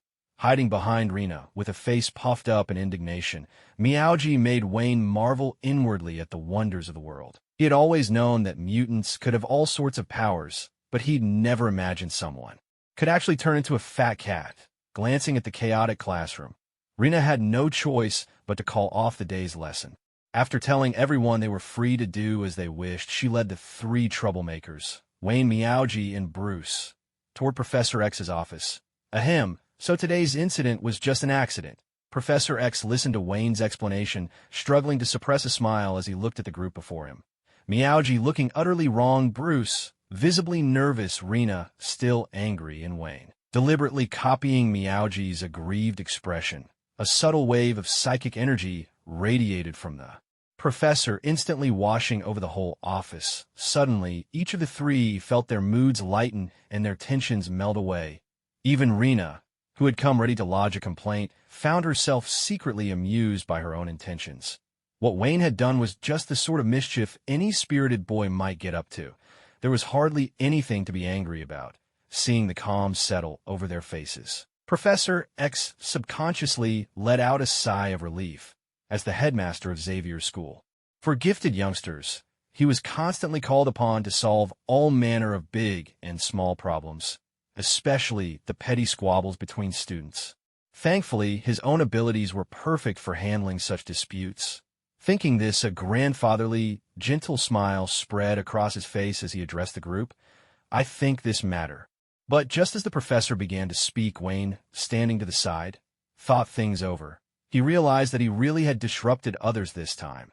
As a true gentleman, he knew he had to take responsibility for his actions. Instantly, she put on a look of grievance, as pitiful as a wife abandoned by her husband, and said in a plaintive voice, "I admit that I bear some responsibility here. I'm willing to accept punishment. Just let me sit a bit further away from the other students. Give me a special seat or something. Let's just leave it at that," came the reply. As those words fell, Wayne and Professor X exchanged a knowing glance. At that moment, Professor X thought to himself, "How could I forget that Wayne is immune to my influence?" Wayne glanced at the professor who had just spoken, then looked at the three others, all of whom seemed calm and unbothered by the professor's decision. He couldn't quite figure out what was going on, but hurriedly said, "I take back what I just said. I support you, Professor. Ahem, since you've admitted your fault, let's do as you suggested," Professor X said with a resigned glance at Wayne. Making his decision, why did I even bother? Wayne felt a wave of frustration well up inside him, a deep sense of grievance that he couldn't shake. Watching the three students leave the office, Wayne, still puzzled, turned to Professor X and asked, "Is there something else you want to say to me?" After announcing the decision regarding Wayne, Professor X had motion for the other three to leave first, keeping Wayne behind. "I've noticed you have some difficulties when it comes to interacting with others," Professor X said gently, choosing his words carefully as he looked at Wayne. For what he'd learned about Wayne's past and his behavior today, Professor X had realized that Wayne struggled with social interactions. All those years in the orphanage, Wayne had only ever made friends with one boy, the chubby kid, which spoke volumes. Wayne didn't respond to Professor X's words. Deep down, he was well aware of this shortcoming. It was one of the negative effects the orphanage had left on him. Try to broaden your social circle a little. That's my advice to you, Professor X added, seeing Wayne's silence. With that, he maneuvered his wheelchair out of the office. Leaving Professor X's office, Wayne went straight back to his dorm room, still pondering how he might expand his social circle. As he opened the door, he immediately saw two chubby figures hunched over the computer. "Hey, big fatty, little fatty, what are you looking at?" Wayne asked, curiosity piqued. "It's Instagram, a social app," Liao said, eyes glued to the computer screen. "Why is this social app full of sports cars and pretty girls?" Wayne walked over, noticing the screen was covered with pictures of fancy cars and beautiful women, with crowds of people commenting and liking below each photo. He turned to Liao with a puzzled look. "You mean you don't even know about this?" Liao turned his head, looking at Wayne with an expression of surprise. That look clearly mocked Wayne's ignorance without words, but he still explained, "Everything I see here is posted by people I follow.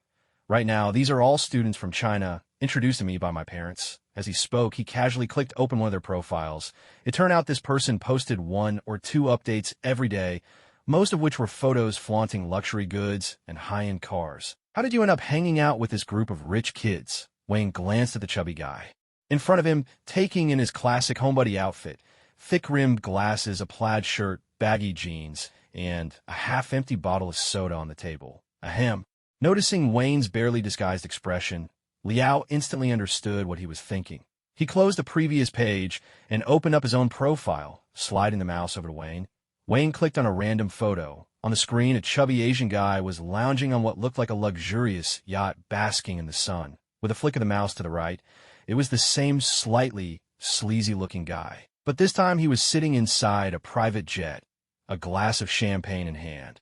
So this chubby guy was actually loaded. Just as the saying goes, you really can't judge a book by its cover. Wayne stared in shock at the unassuming, slightly awkward figure before him. Seeing Wayne's astonished face, Liao snatched the mouse back with a smug grin. "Hey Wayne, this is nothing. Check this out." With that, Liao typed in Tony Stark's name, and instantly a gallery of Tony's outrageous displays of wealth filled the screen. "How many followers does he have?" Wayne asked suddenly, eyes drawn by the flood of comments beneath each flashy photo.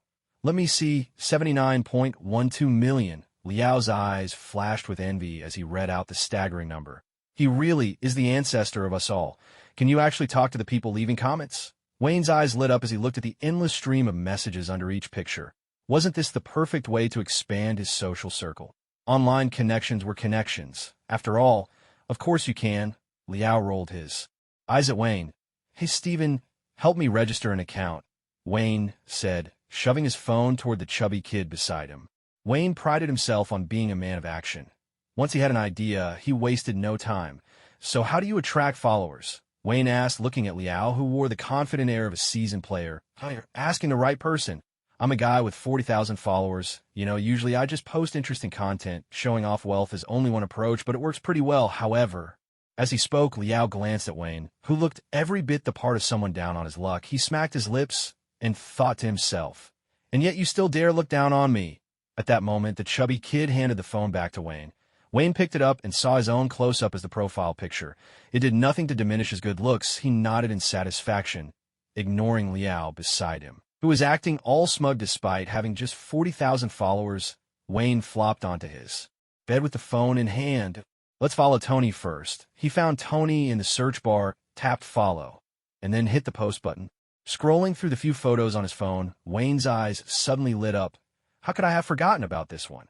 He opened a photo where his hair was a mess, but his smile was radiant. The background was pitch black, and right beneath him gleamed a suit of silver armor.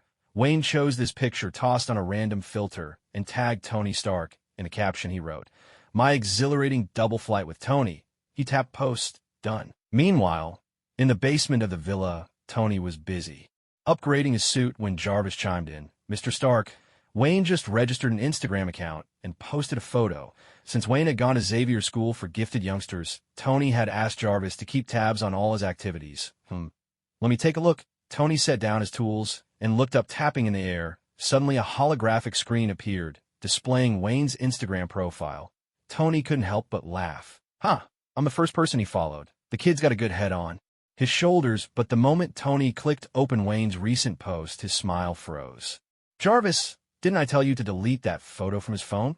Tony's roar echoed through the lab. "I'm sorry, Mr. Stark. Due to Steven's abilities, I was unable to remove the photo from Wayne's device." Back when they'd returned that day, Tony had secretly tasked Jarvis with hacking Wayne's phone to delete that very picture.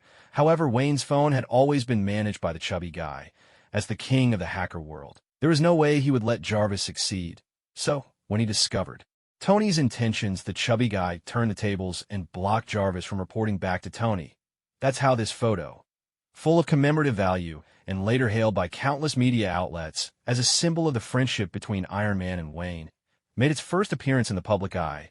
In the blink of an eye, 2 months slipped by as quietly and imperceptibly as sand slipping through one's fingers. During these 2 months, Wayne frequently exchanged jabs and playful attacks with Tony on Instagram, which sent his follower count soaring past 1 million, making him a bona fide internet celebrity.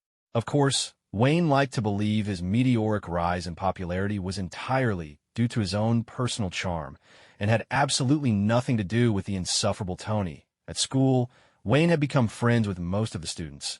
Everyone, that is, except for John the Human Torch. Although Wayne's seat had been moved to a special spot, which meant he hadn't had much chance to repay John's antagonism with kindness. This did nothing to slow the steady decline of their relationship. At this moment, Wayne and the other students were standing under the blazing sun on the school sports field. "You all know the technique now," Storm called out from the front, addressing the students below. Her fitted athletic wear accentuated her graceful figure. "Next, you need to practice on your own to improve your control over your powers." At Storm's command, the orderly line scattered. Each student found a spot on the field, either alone or in small groups, to practice their abilities. Wayne did. "You skip your shower again last night." As soon as they were dismissed, the chubby guy jogged over to Wayne, eyeing his wild, windswept hair with concern. Ever since Wayne's Instagram followers had surpassed the million mark, the chubby guy noticed that Wayne seemed to have turned into a full-blown internet addict glued to his phone, either reading or scrolling through Instagram, and sometimes even neglecting to shower. As his roommate, the chubby guy found it hard to watch. "Steven, do you know the difference between clothes that are washed with water and those that are dry cleaned?" Wayne glanced at him and asked in reply, "I do, but what does that have to do with you not showering?" The chubby guy looked baffled. "Then do you know what it means to bathe?" Wayne paused, momentarily setting aside his phone, and squinted up at the sunlight warming his skin. "It means to take a shower." The chubby guy was even more confused now. "If you're going to change the subject, at least do it smoothly. Then, do you know what it means to bathe in sunlight?" Faced with Wayne's inexplicable barrage of questions, the chubby guy grew a little impatient. "Aren't you just sunbathing? Don't change the subject." "Hey, ignorant. Basking in the sunlight literally means bathing under the sun. It's basically a dry wash," Wayne replied, a touch of disdain in his voice, looking down on the clueless big guy, as if he could hardly believe such ignorance. The chubby guy stared blankly at Wayne, whose skin seemed to be getting thicker by the minute. For a moment, he was at a loss for words. All he wanted was to skip a bath, but Wayne had managed to come up with such a bizarre excuse. The internet really is a bad influence. He muttered softly, turning away to find Liao, hoping a little comfort might heal his wounded spirit. Watching the chubby guy leave empty-handed, a glint of triumph flashed through Wayne's narrowed eyes. The corners of his mouth curved upward ever so slightly, and he couldn't help but feel a surge of gratitude toward Professor X. The professor was right. Expanding your social circle really does bring unexpected rewards. Unlike Tony, who maintained a frosty distance online, Wayne made a habit of replying to almost every fan comment, which was why he barely had time even to take a shower. That whole dry wash theory, Wayne had picked it up while chatting with a fan. Just as Wayne was about to continue his sunbathing, Storm, who had walked away earlier, suddenly reappeared at his side. "Wayne, the school's annual competition starts next month," she said. Wayne nodded, a bit puzzled as to why Storm was telling him this. "Yeah, I know." "Then why not find someone to spar with?" Storm gestured at the field, where students paired off to test their powers against each other. "I never bully the weak," Wayne replied, glancing at the dazzling display of abilities clashing across the field. Then, raising his head, he gazed at the clear sky, and imitating the manner of a reclusive master from a novel, added, "Why waste a good sunny day fighting? Only a fool would skip sunbathing for a brawl." Out of Storm's sight, Wayne rolled his eyes, but before he could settle back into his sun-soaked reverie, a huge figure appeared behind him, casting a broad shadow that completely blocked out the sun. "You're in the way of my son," Wayne grumbled instinctively to the person behind him. As he slowly turned around, a flash of light caught his eyes. Standing there was a man, well over 2 meters tall, his body rippling with powerful muscles, every inch covered in gleaming silver metal that reflected the sunlight in dazzling patterns. "I'll be your opponent. You can call me Colossus." "Is he really that tough?" Colossus glanced skeptically at Storm, who had brought him over, then sized Wayne up with obvious doubt in his eyes. Wayne looked just like a pampered, pretty boy. He was almost worried that a single punch might make the guy burst into tears. "Hey, watch your mouth, Tin Man," Wayne said, his displeasure clear as he caught Colossus's skeptical gaze. "Do you know what happened to the last metalhead who went up against me?" "Oh, where is he now?" Colossus asked, a hint of curiosity in his voice as Storm nodded in confirmation. "Gone with the wind," Wayne replied, imitating Wade's irreverent manner with an exaggerated gesture, though Wayne often mocked Wade for his antics. He couldn't deny how effective this sort of mockery could be. "Bring it on, then. Let's see what you've got," Colossus rumbled, his voice deep and resonant. Using his height to his advantage, he reached out with an arm as thick as Wayne's waist, trying to grab at him from above. "You asked for it, Sparky. When you force things, you get nothing but dust," Wayne quipped, feinting deftly to one side and easily dodging Colossus's grasp. Wayne was no longer the greenhorn he used to be. Although his earlier words sounded a bit like showing off, he knew that the flashy attacks from the students on the field were, in his eyes, nothing but child's play. Seeing Colossus's hand miss its mark, Wayne twisted around and grabbed the giant's thick arm with both hands. With a swift shoulder throw, he sent the towering metal man flying through the air. It wasn't until he was airborne that Colossus realized what had happened. He never would have imagined that such immense strength could be hidden in a frame that looked so frail and delicate. When Wayne grabbed his arm and sent him hurtling skyward, there hadn't even been time to resist. Watching Colossus hurtling toward the ground, Wayne had no intention of letting this tough-as-nails punching bag off the hook. He hadn't had a proper fight in a while, and now that he'd finally found an opponent who looked indestructible, he wasn't about to hold back. Planting his right foot firmly, the ground beneath him cracked like a spiderweb as Wayne launched himself toward Colossus's landing spot like a human cannonball. A resounding boom echoed across the field, deep and sonorous like a giant bronze bell struck in a Buddhist temple, instantly drawing everyone's attention. Still midair, Colossus saw a dark blur streaking toward him. In a blink of an eye, a tremendous force slammed into his unguarded chest. The impact completely altered his trajectory. Instead of hitting the ground, he was sent soaring skyward once more, staring down at Wayne, who was directly beneath him and clearly preparing to swat him away again. Colossus gritted his teeth and forced himself to ignore the pain in his chest, relying on his powerful physique. He twisted his body midair, changing his position just as Wayne lifted his leg for another kick. In that split second, Colossus caught Wayne's raised leg with both hands, his grip precise and unwavering. His feet finally touched the ground. Clutching Wayne's leg, he summoned the strength from his waist, hoisting Wayne up and spinning him around twice before hurling him away.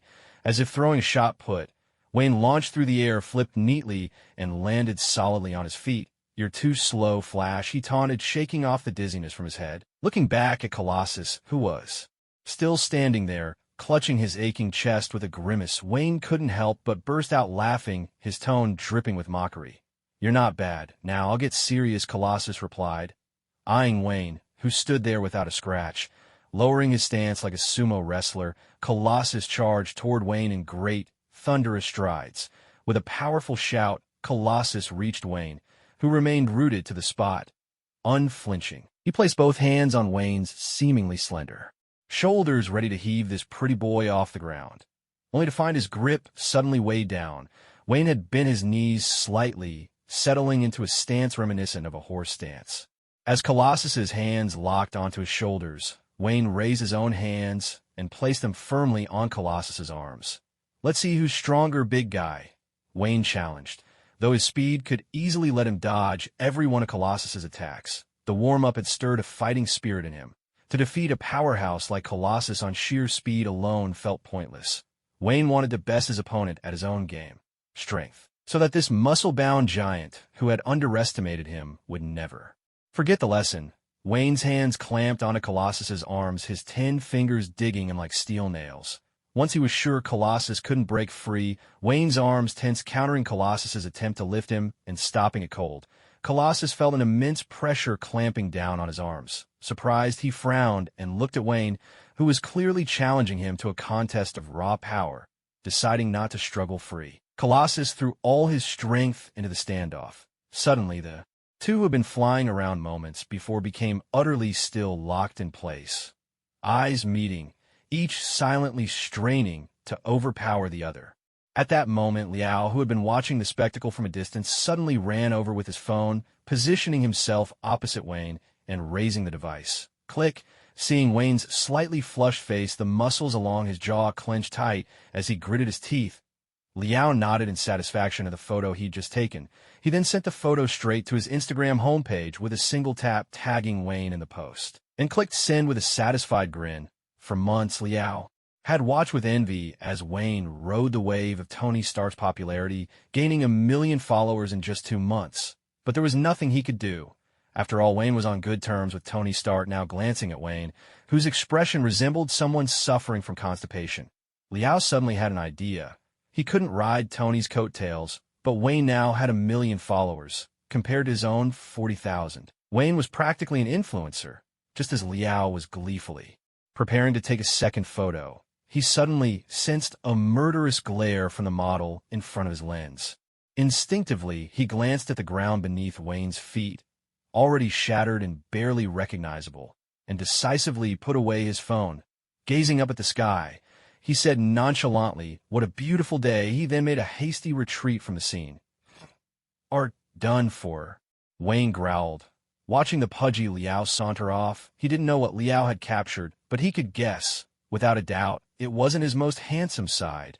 Turning back to the culprit Colossus, who wore an equally constipated expression, Wayne snapped in frustration, no longer holding back.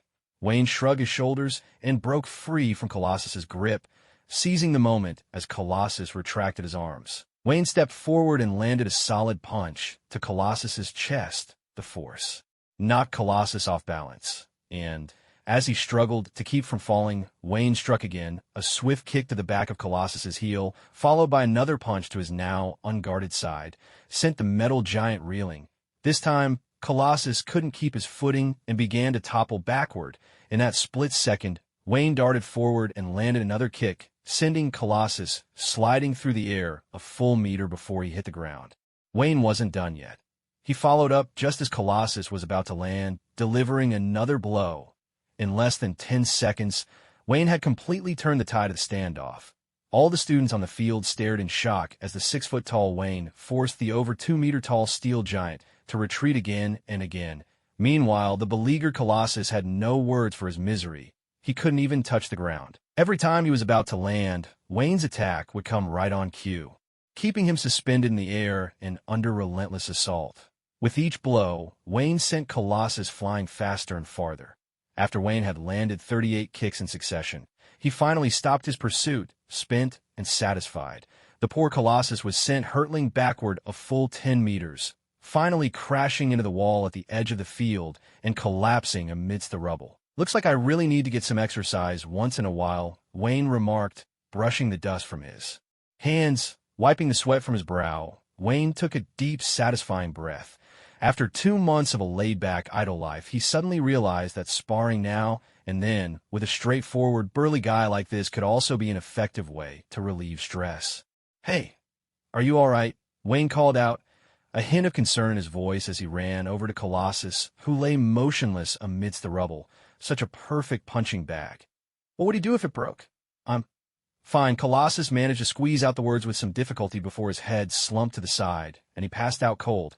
Wayne glanced up and saw Storm approaching from the other side of the training ground, feeling a bit sheepish. He quickly explained, "He just said he was fine." Storm gave Colossus a quick once-over examining his wounds, then looked at Wayne with surprise. "He really is mostly all right. You're very strong." Only now did Storm begin to understand why Professor X placed such importance on this young man.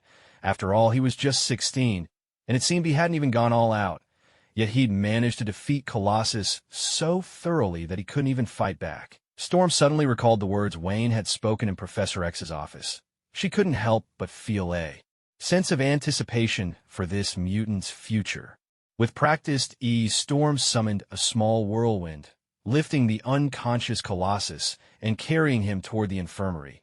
Wayne, meanwhile, stretched out leisurely in the human-shaped crater Colossus had left, savoring the perfectly molded ergonomic seat nature had just provided. Content, he narrowed his eyes and relaxed. Around the training ground, the other students who'd stopped to watch the excitement began sparring again. In no time, the field was once more alive with noise and energy as a dazzling array of powers lit up every corner. In one corner, a boy who was never seen without his camera had recorded Wayne's battle and was now sharing the footage with students who'd missed the action. Before long, Fatty and Liao came running over to Wayne. "You were incredible just now," Wayne, Liao said, carefully hiding his phone as he flattered Wayne, whose eyes were still half closed. "That's what they mean by don't judge a book by its cover," Wayne replied, eyeing Liao's sycophantic expression. His gaze quickly picked out the phone clutched tightly in Liao's hand, and he was just about to bring up what had happened earlier. Suddenly, Liao blurted out, "Have you ever killed anyone before?" Wayne was caught off guard for a moment. He nodded and shot back. "Why do you ask?" "Well, it's just watching your fight just now. I could sense something different," Liao said, gesturing toward the other students on the field. "Their powers look flashy, bursting in all sorts of colors like fireworks, but whenever I see them sparring, it all feels like child's play." Liao paused for a moment, recalling the scene of Wayne's recent battle with Colossus. He seemed a bit hesitant, as though he hadn't finished his thought, and continued, "Just now, when you fought Colossus, I felt the hair on my arm stand on end. That's the kind of fight real men should have.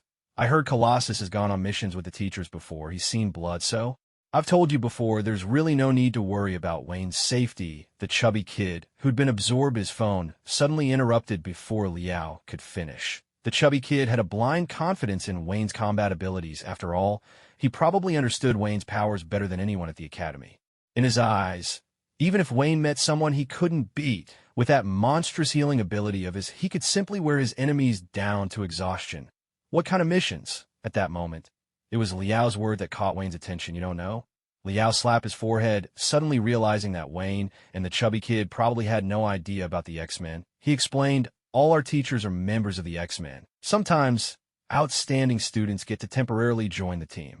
As X-Men trainees, whenever someone or some organization threatens mutants or the school, the professor sends out the X-Men to chop off whatever claws reach out at us. As he spoke, a look of undisguised envy glimmered in Liao's shifty eyes. Clearly, joining the X-Men was a matter of great honor to him. Have you ever been on a mission, Pang? Wayne slowly sat up from his natural lounge chair, resting his right hand under his chin and gazing thoughtfully at the fired-up Liao. No. Only X-Men are allowed to go on missions. The rest of us regular students can only hide in the escape tunnels if there's any danger. The corners of Liao's mouth twitched, and his thoughts were yanked from fantasy back to reality in an instant. His previously spirited tone grew a bit despondent as he answered. His powers really were rather useless. Aside from eating fast and acting as a human vacuum, he didn't have much else to offer.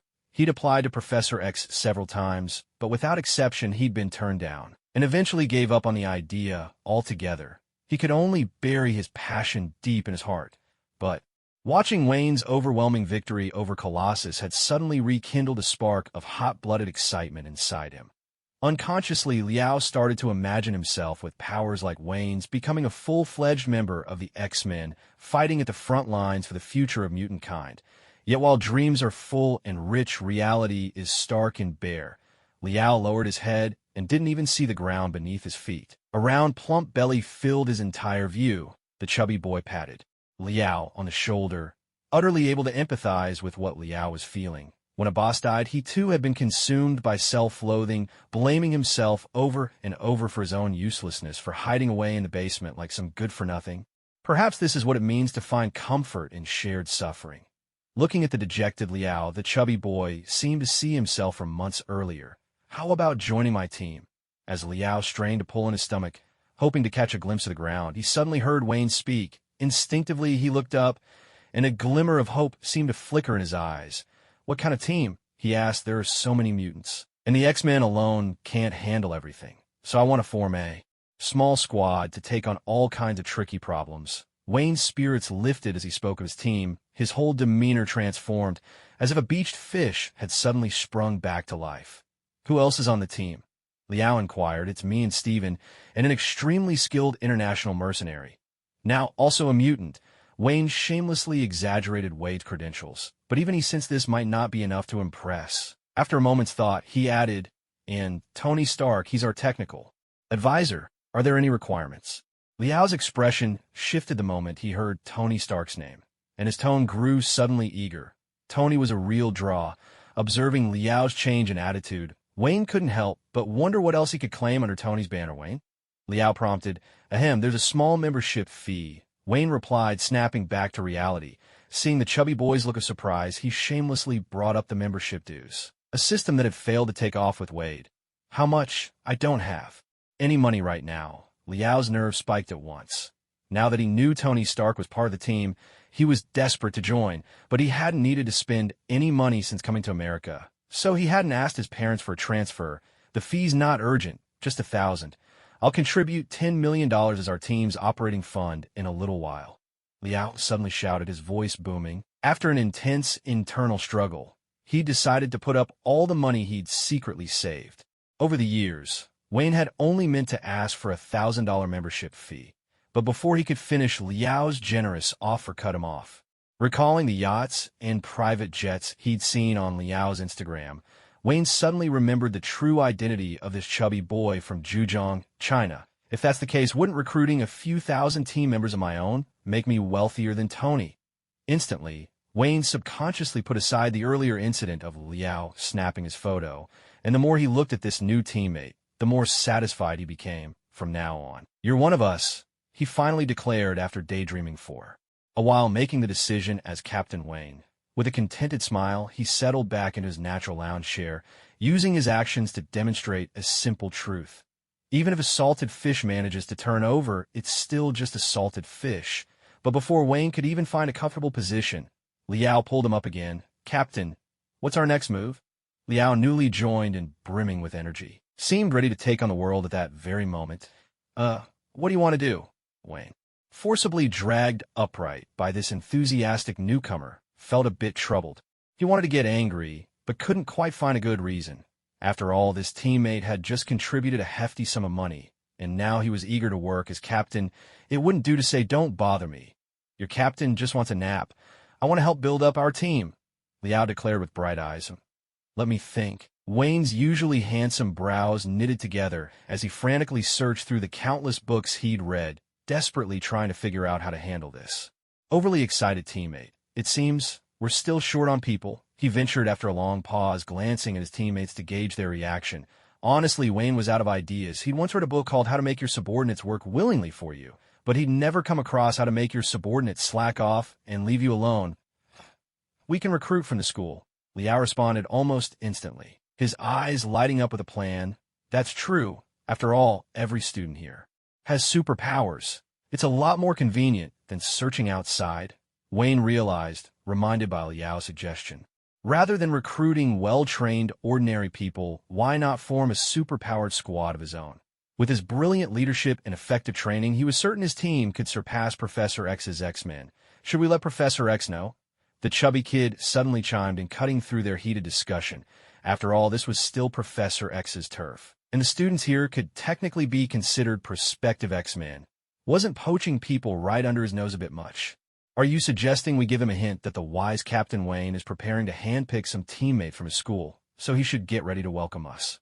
Wayne made a sneaky gesture as if pulling out money, but then shook his head at himself. He looked at the chubby boy with a mix of frustration and disappointment, and said, "Stephen, we've been eating and drinking here for free for 2 months already. I just can't bring myself to ask the professor for more money." He paused, then lowered his voice and added, "If it really comes to it, maybe you should go ask." The chubby boy could only sigh helplessly. Having a captain like this was truly exasperating. Just then, a sudden wave of heat from the distant sports field interrupted their conversation. A girl's shriek followed from the same direction. Turning toward the sound, Wayne and his friend saw a boy named Bruce, his entire body engulfed in flames. He was writhing on the ground in agony, desperately rolling to extinguish the fire. The scream had come from Mia, the girl with the fluffy tail, who now stood nearby, her face twisted with worry as she watched Bruce burning. "Let's go back half an hour." John had been working hard to raise the temperature of the fire he'd summoned. Suddenly, a bell tolled nearby. The sudden distraction fragmented his focus, causing the fireball he conjured to flicker and dissolve into the air. Annoyed, John turned and spotted Wayne locked in a heated battle with Colossus. A flash of surprise crossed his eyes. He was prepared to watch Colossus give Wayne a good beating, but what happened next left him stunned. Contrary to his expectations, Wayne was overpowering Colossus, forcing him to retreat step by step, and finally knocked him out cold with a single kick. As whispers spread among the students, everyone discussing Wayne's incredible strength, a surge of uncontrollable frustration welled up inside John. His fists clenched without thinking, and he glared at the relaxed Wayne, his mind screaming silently. Why did that pretty boy deserve such formidable power? Why was it that Colossus, already a provisional member of the X-Men, could be defeated so thoroughly by that wretched pretty boy, while John himself wasn't even qualified to join the X-Men? Suddenly, John glanced toward Professor X's office. It was all the fault of that damned old man for never giving him a chance to grow stronger. Every time John tried to find ways to enhance his abilities, that mutant geezer would use his strange powers to interfere, manipulating John's mind and steering his thoughts away from the path to power. Because of him, John was denied his chance to become truly strong. As these thoughts festered, John felt as if he were about to burst into flames. Just like his own powers. "I can control fire. I was born to be powerful." John pulled a lighter from his pocket and coaxed out a small flame from it, shaping it with his power. Beneath the sweltering sun, he released all restraint over his abilities, surrendering completely to the explosive firestorm within his heart. "Burn," he murmured. He watched as the tiny flame, no bigger than a fingernail, rapidly swelled under his control, transforming into a blazing fireball a meter wide. An unhinged grin crept across John's face. As he suspected, he never should have listened to that damned old man. Suppressing his power only made him weaker. Power was never meant to be. Shackled, with no more inhibitions, John unleashed his full strength, and the fireball gradually twisted into a towering column of flame, a fiery tornado nearly 3 meters high. As the inferno grew, so did John's agitation, his mood spiraling out of control. Suddenly, his eyes darted to a corner, where a boy was weaving sheets of paper through the air. At that moment, the restlessness in John's heart broke free, like a demon loosed from its seal, whispering temptations in his ear. Go on. John, kill him. Show Professor X that you are the strongest. Those too weak don't deserve to live in this world. Ah! With a guttural roar, John snapped, losing all sense of reason as he hurled his mightiest blaze ever toward the boy with the paper. Meanwhile, Bruce, who'd been practicing his powers, suddenly sensed the moisture in the air evaporate in an instant. A wave of dry, scorching wind swept toward him, disrupting his concentration. Stopping his exercises, Bruce turned toward the source of the heat, a tornado of fire twice his size, barreling straight for him. There was no time to dodge. Instinctively, Bruce triggered his new ability, transforming his whole body into paper, hoping the wind would carry him clear of the oncoming flames. But in his panic, Bruce forgot one crucial thing. Paper's greatest enemy is fire. The moment he became paper, his body began to yellow, then blacken, then ignite. In that instant, the raging firestorm crashed down upon him. High above, a fat orange tabby cat, dozing in the shade of a tree, was startled awake by the sudden heat. Eyes squeezed shut, it arched its back, stretching lazily, and sharpened its claws against the bark. Leaping down from the thick, leafy branches, the blinding light made the cat's pupils narrow to slits. Then it caught sight of Bruce, writhing in the flames. Startled out of its wits, the cat instantly shifted back into human form, letting out a piercing scream. The commotion quickly drew everyone on the field. Bob, put out the fire. Quick! Within the gathering crowd, Meowji instantly spotted Bob, who had just arrived. Let me try, Bob said, stepping straight through the throng of people. He exposed his hands to the air, and wisps of white vapor began to rise from his skin. Slowly, the chill spread through the air and drifted toward Bruce, who lay collapsed on the ground. The sudden cold drove away some of the stifling heat lingering in the air. Bob dared not let the cold touch Bruce directly. He could only lower the surrounding temperature to contain the fire. After all, the human body is far too fragile. If he froze Bruce outright, the fire might be extinguished in an instant, but Bruce himself would shatter into pieces. People could then pick up the fragments, label them Bruce's remains, and if they collected 99, perhaps they could piece together a whole Bruce again. Everyone, please step aside, came a voice just then. Professor X had finally arrived, accompanied by Storm Beast Hank and several other teachers. Pushing through the crowd, Storm's dark eyes flashed white, and the air around them seemed to recognize its master. Under her control, a whirlwind surged up, instantly snuffing out the flames, consuming Bruce. Bruce, now limp and unconscious, lay on the ground with most of his skin charred black. Hank, who usually wore gold-rimmed glasses and looked scholarly, transformed in an instant into a hulking blue beast. With great care, he lifted Bruce onto the waiting stretcher.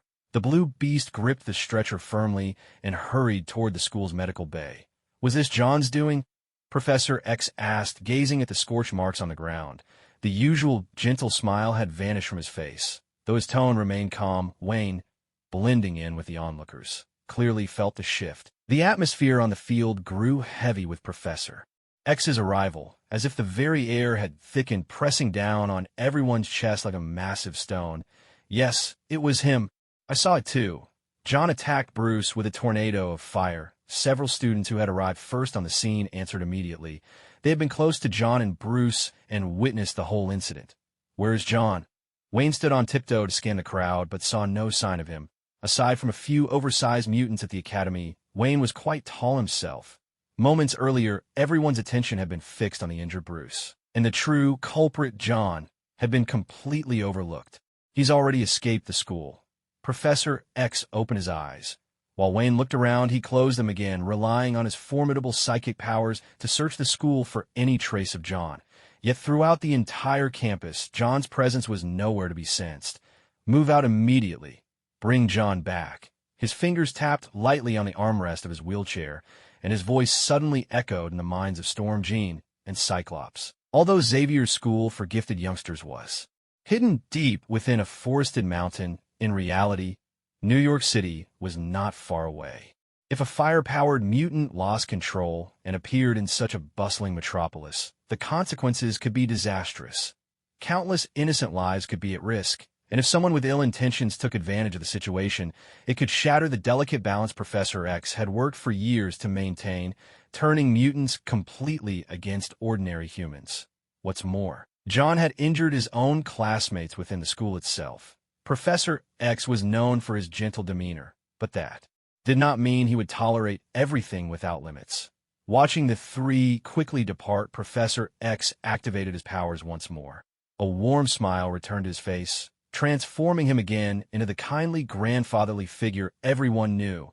An invisible wave of psychic energy swept gently through the hearts of all present, dissolving their anxiety, anger, and fear in an instant. Seeing the students' emotions settle, Professor X calmly reassured them, "Everyone, return to your dormitories. Bruce will be all right." Where the hell did that jerk John run off to? Back in the dormitory, Wayne turned to the chubby boy beside him and asked, "No idea. There aren't any cameras on campus," the chubby boy replied helplessly, glancing down at his phone. To foster an atmosphere of freedom, Xavier's school hadn't installed surveillance equipment, except in a few special areas. The chubby boy could only use his powers to check the cameras along the road leading from the school to the city. But John, though out of control, hadn't lost his wits. He wouldn't be foolish enough to flee along the main road. Looking out the window at the students trickling back to their dorms, Wayne thought again of Bruce, whose face had been burned beyond recognition. A strange sense of oppression crept into his chest. Was it because a companion he lived with had been hurt right before his eyes? Yet everyone else acted as if nothing had happened. Wayne pondered to himself. He remembered how during their last visit to Professor X's office, the sudden shift in Lena and the others' emotions had struck him as odd. By now, he'd heard all about Professor X's abilities from Liao. The way everyone's emotions had been calmed on the field today confirmed Wayne's suspicions. He understood that Professor X's intervention was the most rational choice. After something like this, it was best to minimize the impact and avoid any further trouble. But as he looked down at the students below chatting and laughing as if nothing had happened, and at the chubby boy who was already nonchalantly playing a game, Wayne suddenly felt he ought to do something. "I think we need to take some action," Wayne said to the other two in the room. "This sort of thing would definitely get the men involved. In principle, students aren't supposed to run off on their own." So as not to cause trouble, Yao, squeezed into the single armchair, felt a sudden urge when he heard Wayne's suggestion. But recalling the three X-Men who had left early and the teacher's repeated warnings, he hesitated again. At that moment, Liao was just like a model student, always diligent in class, who suddenly hears a classmate suggest, "Let's skip class and go have some fun." The good student feels a little tempted, but his long-held principles leave him more conflicted than excited. "We can't really control our powers that well yet. We could end up hurting someone," Liao continued, as if trying to justify his own decision. "If you lose control, what's the worst that could happen? You'd just eat up all the trash in Times Square, wouldn't you?" Wayne teased, glancing at Liao's conflicted face. Then he turned to the chubby boy. "Steve, and sent a message to everyone in class. Our squad is recruiting time. 1 hour from now. Place. Our dorm room. Mission. Catch that jerk, John." After the message was sent, the three of them got to work rearranging the dorm room. They moved the 2 beds aside, and Wayne, one hand per desk, pushed the computer desks together. On the window side, they placed 3 stools by the door. They set up a large sofa. Wayne directed the chubby boy to stick a handwritten sign on the dorm door. Then, pulling a pair of glasses from who knows where, Wayne put them on, sat down in the middle of the 3 stools, and poured himself a cup of coffee. Then a petite figure appeared in the hallway outside Wayne's dorm. She hesitated, her tail flicking a few times as she read the shaky letters on the paper. Squad registration. In the end, she knocked on the door. "Knock, knock, knock. Hurry up and get the door," Chubby Wayne said, putting down his coffee and sitting up straight, signaling his roommate to open up. "Oh, it's you," Wayne exclaimed in surprise as Chubby opened the door to reveal the small, shy Meowji. Miaoji perched awkwardly on the sofa. What was a tight squeeze for Liao now seemed enormous for her. Under the gaze of the three boys, Miaoji spoke in a timid voice. I'm here for the interview. To apply interview and apply for a job mean the same thing. Why do you want to join us? After a brief moment of surprise, Wayne quickly slipped into character, looking sternly at the first candidate in front of him. Because Bruce is my friend. At the mention of Bruce, the previously shy Miaoji forgot her bashfulness and blurted out loudly, all right. What is your dream? Sing. The little kitten getting riled up. Wayne couldn't help but chuckle. Dream? Miaoji paused, caught off guard by Wayne's abrupt change of topic. What was her dream? Instinctively an image appeared in her mind. A plump ginger cat wiggled its hefty backside, found a clean spot in a shady clearing, and flopped down. After contentedly grooming its long fur, all sorts of delicious foods suddenly appeared on the once empty ground, after feasting to her heart's content. The ginger cat rolled around a few times, then nestled her head against a magically appearing plush doll and drifted into a sweet sleep. Eat, drink, sleep. Miaoji blurted out the three words without thinking. Congratulations, you're in. In the next moment, Wayne suddenly stood up to the astonishment of Liao and the chubby boy beside him. With a broad smile, he bent down and shook Miaoji's hands as if celebrating some incredible achievement. What just happened? How did she pass so quickly? The same question popped in the minds of the two hefty guys flanking Wayne. So what do I do next? Miaoji stared blankly at Wayne, still not quite processing what had just happened. Next, you can go back to your dorm and rest. I'll notify you before your first mission. Wayne maintained his friendly smile as he spoke. Wayne, did you forget something? Don't new recruits have to pay a fee? After Miaoji left, Liao leaned in and whispered to Wayne. The money you've paid so far is enough for us for the time being. Captain Wayne replied, not sounding the least bit sincere. Liao was left speechless 2 hours later. The orange glow of the setting sun blanketed the sky, casting a golden cloak over the entire school. At the squad's registration table, Captain Wayne, who had been so energetic earlier, now lay slumped in boredom, staring at his own shadow, stretched on the ground by the sunset. The chubby boy on his left was already lost in his own online world, while Liao on the right bobbed his head like a woodpecker struggling to stay awake. Thud. Liao finally gave in, his face landing flat on the desk with a muffled sound. Ow! He sat up reflexively, clutching his nose and yelping in pain. What time is it now? Still no one else coming. Feeling the persistent sting in his nose, Liao glanced at his two companions, who were lounging nearby in utter boredom, and asked, should we try recruiting again next time? It's all that damn John's fault. Captain Wayne, a bit embarrassed, replied, yeah, blame that bastard John. It was the squad's first attempt at recruitment. Yet it ended in such a lukewarm way that Captain Wayne could hardly bear the humiliation. He kept thinking, it's all because of that troublemaker John. Meanwhile, John, who was now on the run for his life, had no idea that for some unfathomable reason he'd just been saddled with a new crime, causing the squad's recruitment to fail. At that very moment, Wayne's shadow on the ground suddenly began to change. The head of the once human silhouette started to swell, as if a lump was growing right out of it. The bulge kept expanding. Within just 2 seconds, it had taken on the complete form of another person. Then the shadow on the ground abruptly turned three-dimensional, as if a flat image had sprung to life in full form. A rather ordinary-looking boy appeared before the three of them. He was about 175 centimeters tall, with black hair, dark eyes, and the kind of face that easily blended into a crowd. Though he stood in the sunlight, there was an unmistakable sense that a shadow lingered over him. My name is Adonis, height 175. Weight 122. British. I'm here to join you. I have no dreams. The shadowy youth stared at the trio without a flicker of emotion. Completing his introduction, there was a heavy silence. Staring at the unfamiliar boy, Liao and the chubby one quickly tried to recall any information about him. Wasn't he that kid who was always off by himself in some corner? They exchanged glances as if confirming their mutual suspicion. Wayne, equally expressionless, stared at the boy in front of him, saying nothing though. He felt a pang of discomfort inside. Well, you said everything yourself. What's left for me to ask? After a full minute of exchanging stares with Adonis, Wayne suddenly sprang to his feet, warmly seized the newcomer's hand, and declared, congratulations, congratulations. You're in. The chubby one and Liao were both left speechless. All right, Adonis let Wayne shake his hand vigorously, barely reacting. After about 2 minutes, by which time even Wayne was starting to feel awkward, Adonis finally spoke again. "When do we move out?" "Phew." Wayne breathed a sigh of relief. At least he's talking now. As captain, he couldn't let his subordinate out-cool him by staying silent longer. He simply couldn't be the first to speak. "Back to base. Mission. Notify." Wayne shot out the 3 words in quick succession, hastily letting go of Adonis's hand, after 2 grown men had been shaking hands for several minutes. Even someone as thick-skinned as Wayne was starting to feel uncomfortable. "All right," Adonis replied.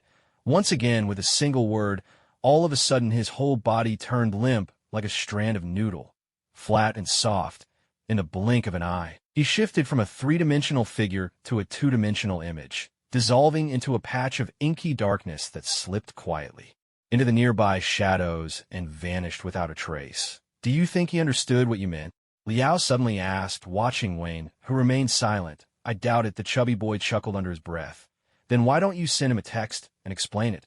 Wayne turned around abruptly, a hint of sorrow in his voice. "This is cheating," he thought. "No matter what I say, all he has to do is reply with okay. There's no way I can win."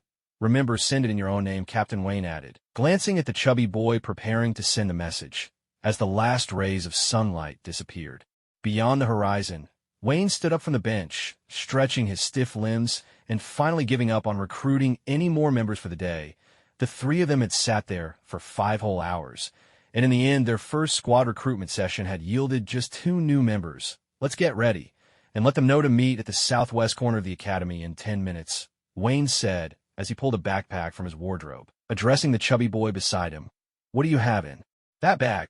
Liao asked curiously, eyeing the unfamiliar backpack Wayne had just pulled out. "Not telling you," Wayne replied with a smug toss of his head, striding out of the dormitory first. 10 minutes later, standing before his newly assembled team, all lined up in a row, Wayne couldn't help but feel a surge of excitement. This was the very first operation the squad would embark on together, in their official capacity as a team.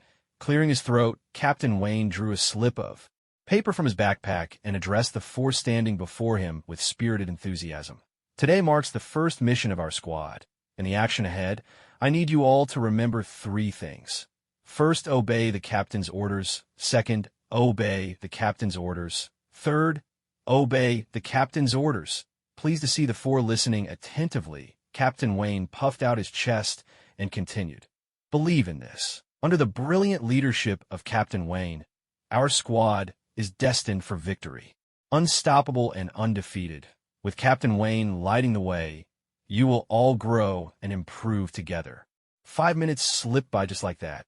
"So our objective today is to take down that jerk John." "Now say it loud." "What is our objective?" The chubby boy Liao and Miaoji looked at Wayne in silence. "To take down that jerk John." Adonis shouted out, "Good. Adonis deserves praise. The rest of you answer up, quickly." Wayne looked at Adonis with satisfaction, suddenly realizing that while the kid was a bit quiet, he could be quite reliable when it counted. "Take down that bastard John." 3 weak, breathless voices echoed, and Captain Wayne finally nodded in approval. "Now, we need to sneak out without the bald professor noticing us." He gestured for action, then turned around, ready to scale the wall. Suddenly, a hulking metallic figure appeared before Wayne's eyes. The 2 of them locked eyes in silence for a few seconds. "Did the Baldy send you to stop us?" "When did he find out?"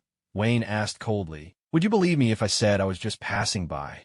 Colossus replied, utterly bewildered, instinctively covering his bandaged chest with his hand. Since awakening his mutant powers, Colossus had always thought his body had turned completely to steel. Yet after a checkup today, the doctor in the infirmary insisted he had a fracture and wrapped him in bandages, reminding him to take light walks and get some fresh air. Obediently, after dinner, Colossus had wandered aimlessly around campus, only to suddenly hear voices shouting from a corner. The next thing he knew, Wayne was staring him down with that icy glare and questioning him. Panic immediately set in with a whoosh. Wayne suddenly lunged at Colossus, the air slicing sharply in his wake. Catching sight of Colossus clutching his bandaged chest, Wayne's conscience pricked him. He sidestepped the injured area and in a flash appeared behind Colossus. With a straight right arm, he delivered a swift chop to the back of Colossus's neck. Thud! The towering Colossus collapsed instantly, knocked out cold. "Let's go." Wayne grabbed a fat kid in each hand and with a powerful swing tossed them both over the wall. then vaulted over himself in a single leap. Meowji morphed once again into that chubby ginger cat, and just as Wayne was about to stand, she agilely leapt onto his shoulder. Adonis, meanwhile, turned back into a pool of shadow, melting directly into the darkness beneath Wayne's feet. With that, every member of the little squad had finally achieved their first small goal. They'd successfully escaped. Which way should we go? Flashlight in hand, Liao trudged clumsily through the forest, tripping now and then over tangled vines and roots, all the while keeping a sharp eye out for snakes in the grass. The chubby kid beside him was faring no better, glancing enviously at the ginger cat perched on Wayne's shoulder as he said, I hacked into the city street cameras, but there's no sign of John. I did spot Storm and the others, though. Wait, where did Adonis go? Liao suddenly remembered. Ever since they climbed over the wall, Adonis hadn't been seen.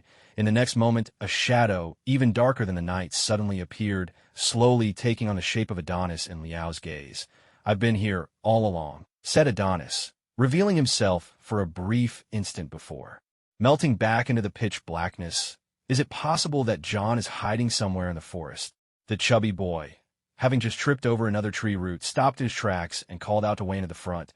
It's not impossible, Wayne replied, pausing as well. Surrounded by the immersive chorus of insects, he couldn't help but feel their search was far too aimless to be effective. Just then, the orange tabby cat, who had been dozing on Wayne's shoulder, suddenly leapt down and let out a clear, bright meow. Moments later, the surrounding insect sounds faded into silence, replaced by a faint rustling from the undergrowth. Two mice darted out from the grass behind the chubby boy, making him jump in fright. Ha ha, Steven, are you really scared of mice? Liao couldn't help but laugh at the sight of the chubby boy's embarrassment, but when he shone his flashlight over, he found Steven staring back at him, pale-faced.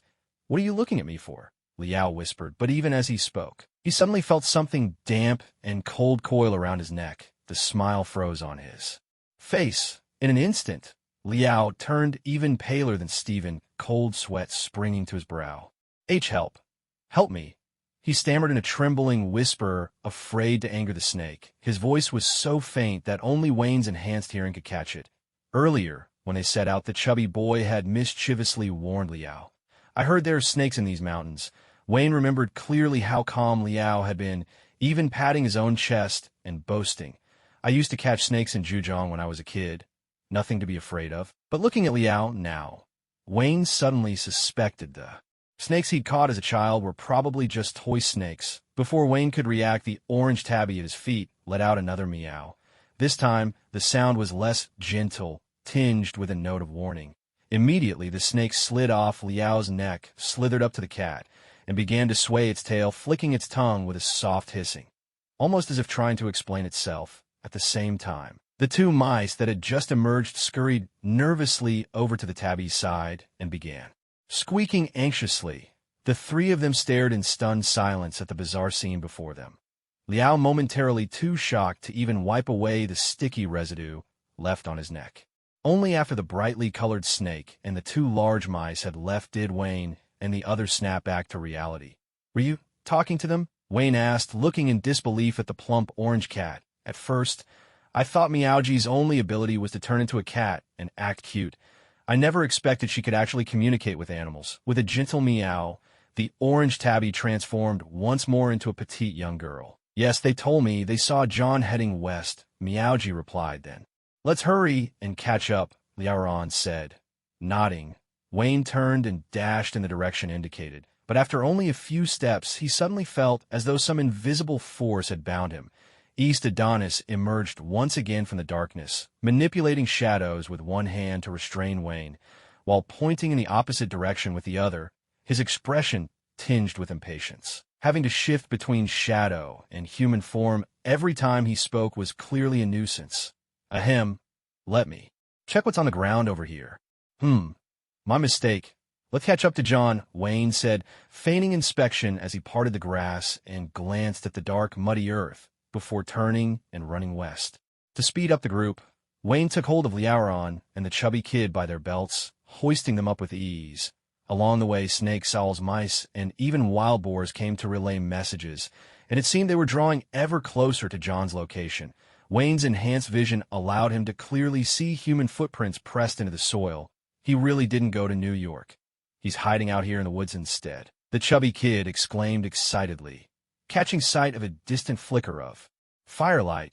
"Why would he choose to hide in the woods? It's the middle of the night, and this place is crawling with snakes." Liaron shuddered instinctively at the mention of snakes, still shaken from their earlier scare.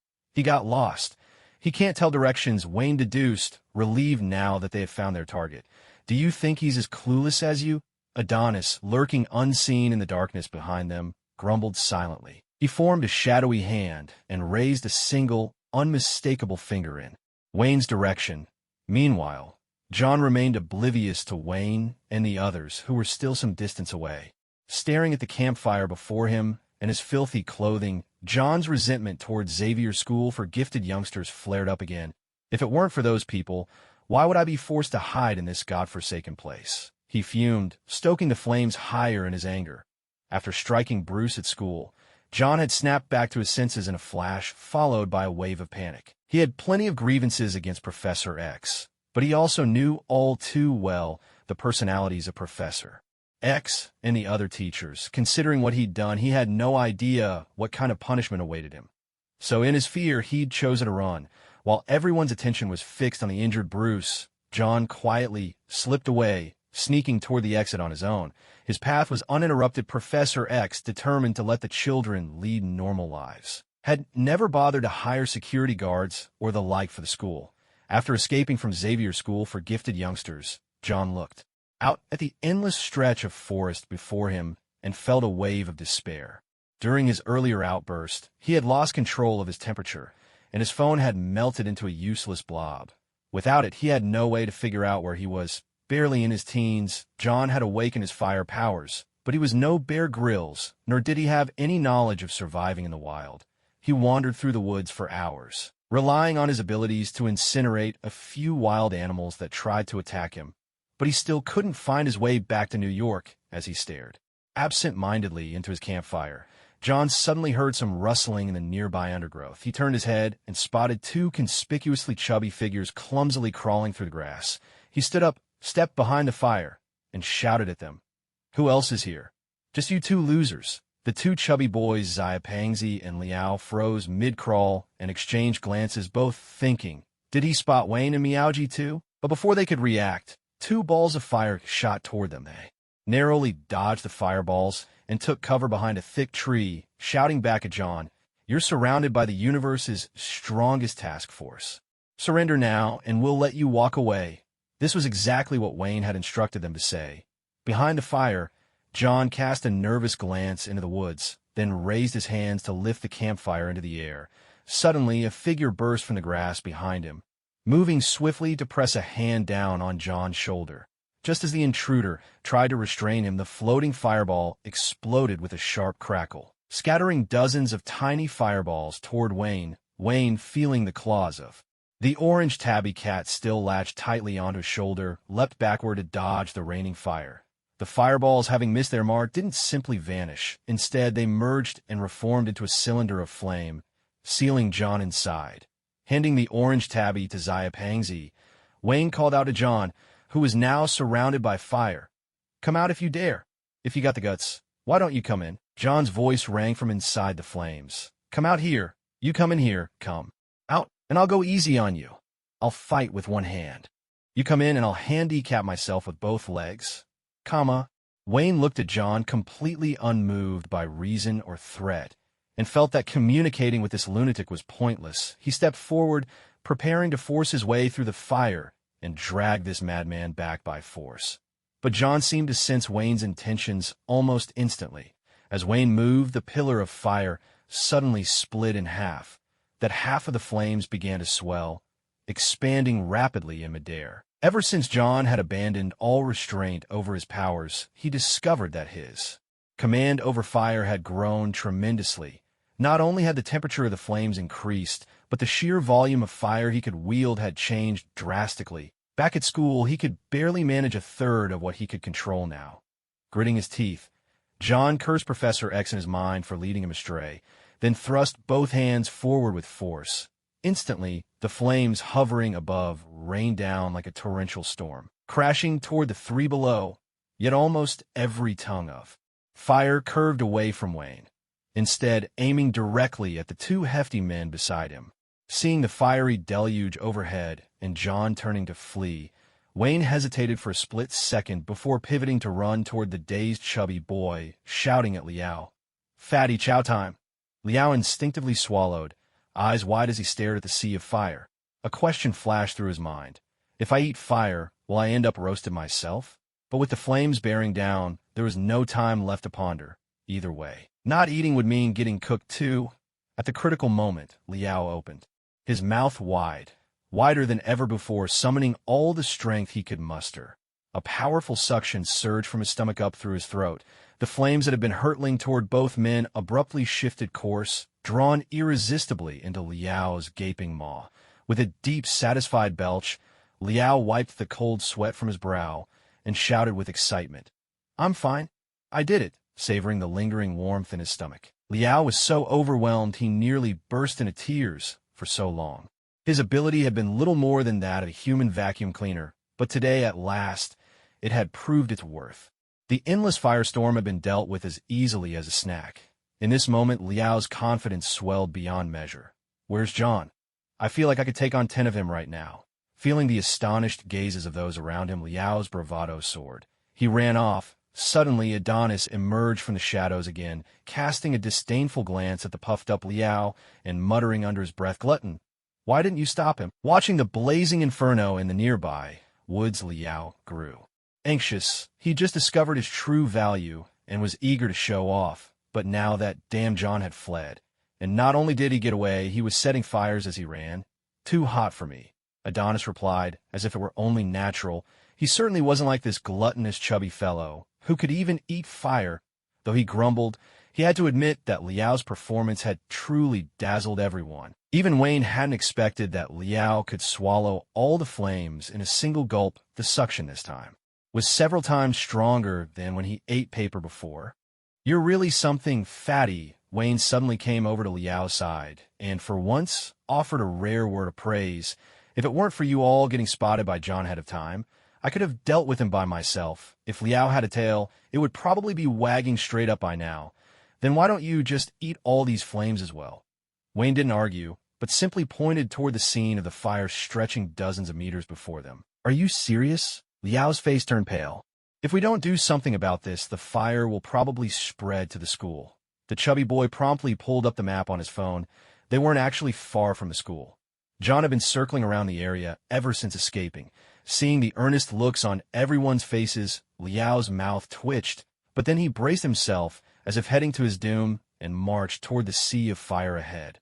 Opening his mouth, he commanded the otherworldly space inside his stomach, and like a ravenous snake, he relentlessly devoured flame after flame.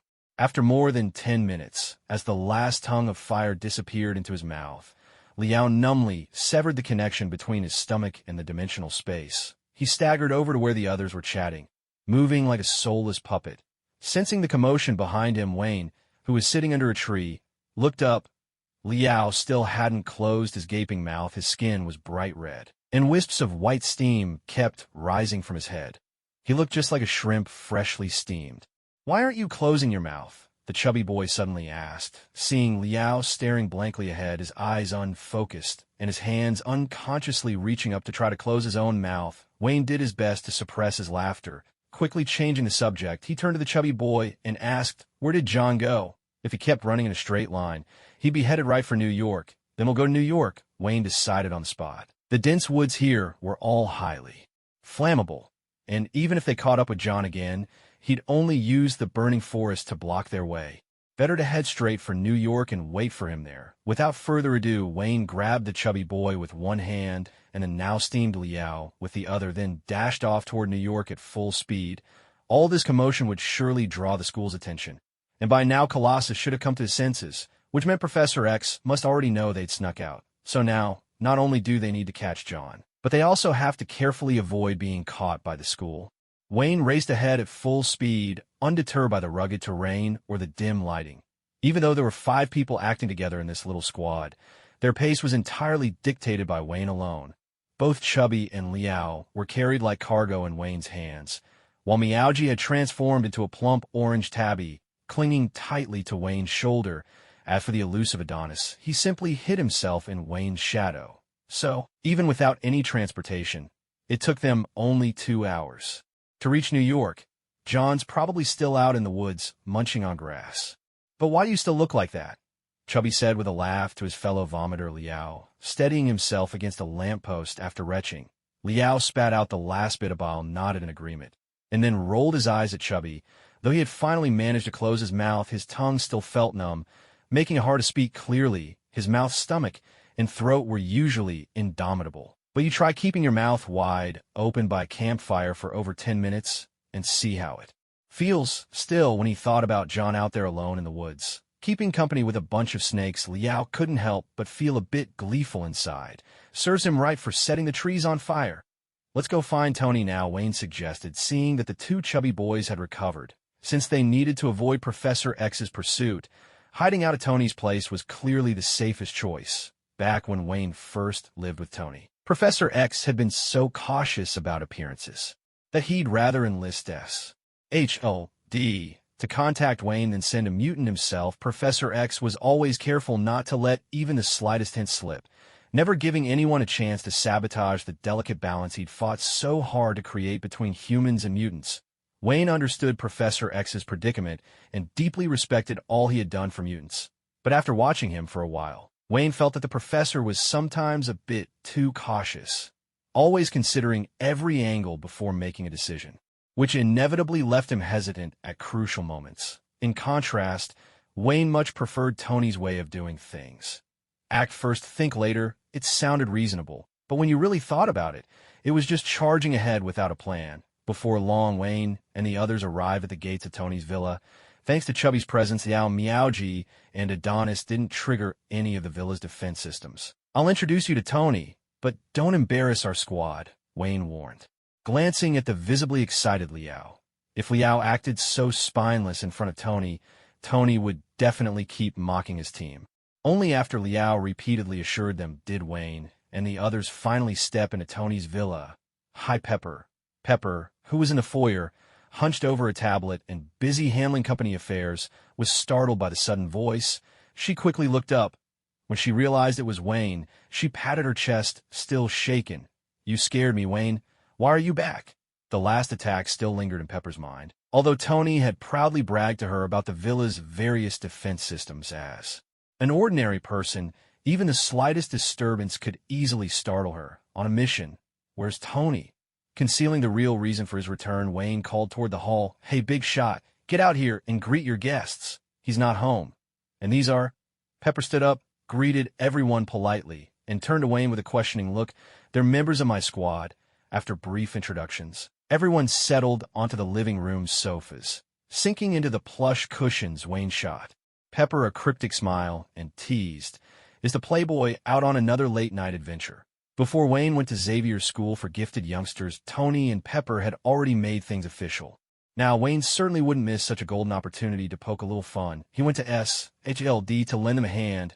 Rolling her eyes, Pepper began to complain to Wayne. "Tony seems to have struck some deal with SHLD. That short agent keeps coming by asking for Tony's help. For such a massive organization, you'd think they could handle their own problems." Her disdain for SHLD and Agent Coulson was clear in her tone. "All right, then." Wayne pouted regretfully. Truth be told, after not seeing Tony for a while, he did miss him a bit, though he'd never admit it out loud. After chatting for a while, Pepper headed back to her room. Before leaving, she motioned to Wayne, letting him know to take care of assigning rooms for the others that night. Pepper understood Wayne and Tony's relationship well. She had no need for polite formalities with Wayne. Meanwhile, back at Xavier's school for gifted youngsters, Colossus, who had been unconscious, finally came to. Colossus slowly got up from the floor, kneading his neck, an unmistakable metallic, scraping noise filling the room. He looked a bit frustrated as he trudged toward the dorms. Along the way, Colossus noticed something odd. The school's courtyard was teeming with students, all animatedly discussing something. "What you all doing out here?" Colossus stopped a familiar-looking boy and asked. At this hour, everyone would normally be in their dorms, watching TV or keeping themselves occupied with other things in the evenings. The park is usually deserted, with only the occasional couple whispering to each other in secluded corners. Just now the forest over there caught fire. I heard even the professor was alarmed. Want to talk about it? The boy pointed to the faint traces of smoke lingering in the eastern sky as he spoke. The forest caught fire. Instinctively, Colossus thought of Wayne and his companions, the ones who had knocked him out, and their strange declarations that lured him away. I'm going to see the professor. Colossus replied after a brief moment of thought, declining the boy's invitation without another word. He turned and headed toward the professor's office. He was certain this incident had everything to do with Wayne, and he needed to notify Professor X. Come in, came the professor's voice from inside the office. Pushing the door open, Colossus didn't even have time for a greeting before blurting out Professor Wayne, and the other snuck out. I know, Professor X replied, his brow furrowed. Today, once again, he had overlooked Wayne's resistance to his powers. As one of the world's most powerful mutants, Professor X had immense confidence in his abilities. Though he appeared to be just a frail, disabled old man, his mind was among the most dangerous on the planet. It was this very confidence that led him, after calming the students earlier, to subconsciously overlook Wayne among them. Normally, after such an incident, the students would obediently remain in their dorms until the X-Men sent to handle the situation returned with everything resolved. At the first sign of the fire, Professor X immediately realized his oversight. Recalling Wayne's usual behavior, he swept the school with his formidable psychic powers, only to find no trace of Wayne. A mix of emotions filled Professor X's heart. He was pleased to realize that Wayne must have snuck out in order to bring back John, who had hurt someone. This was proof that Wayne was starting to feel a sense of belonging among his mutant peers, willing to act for their sake. But he also felt worried.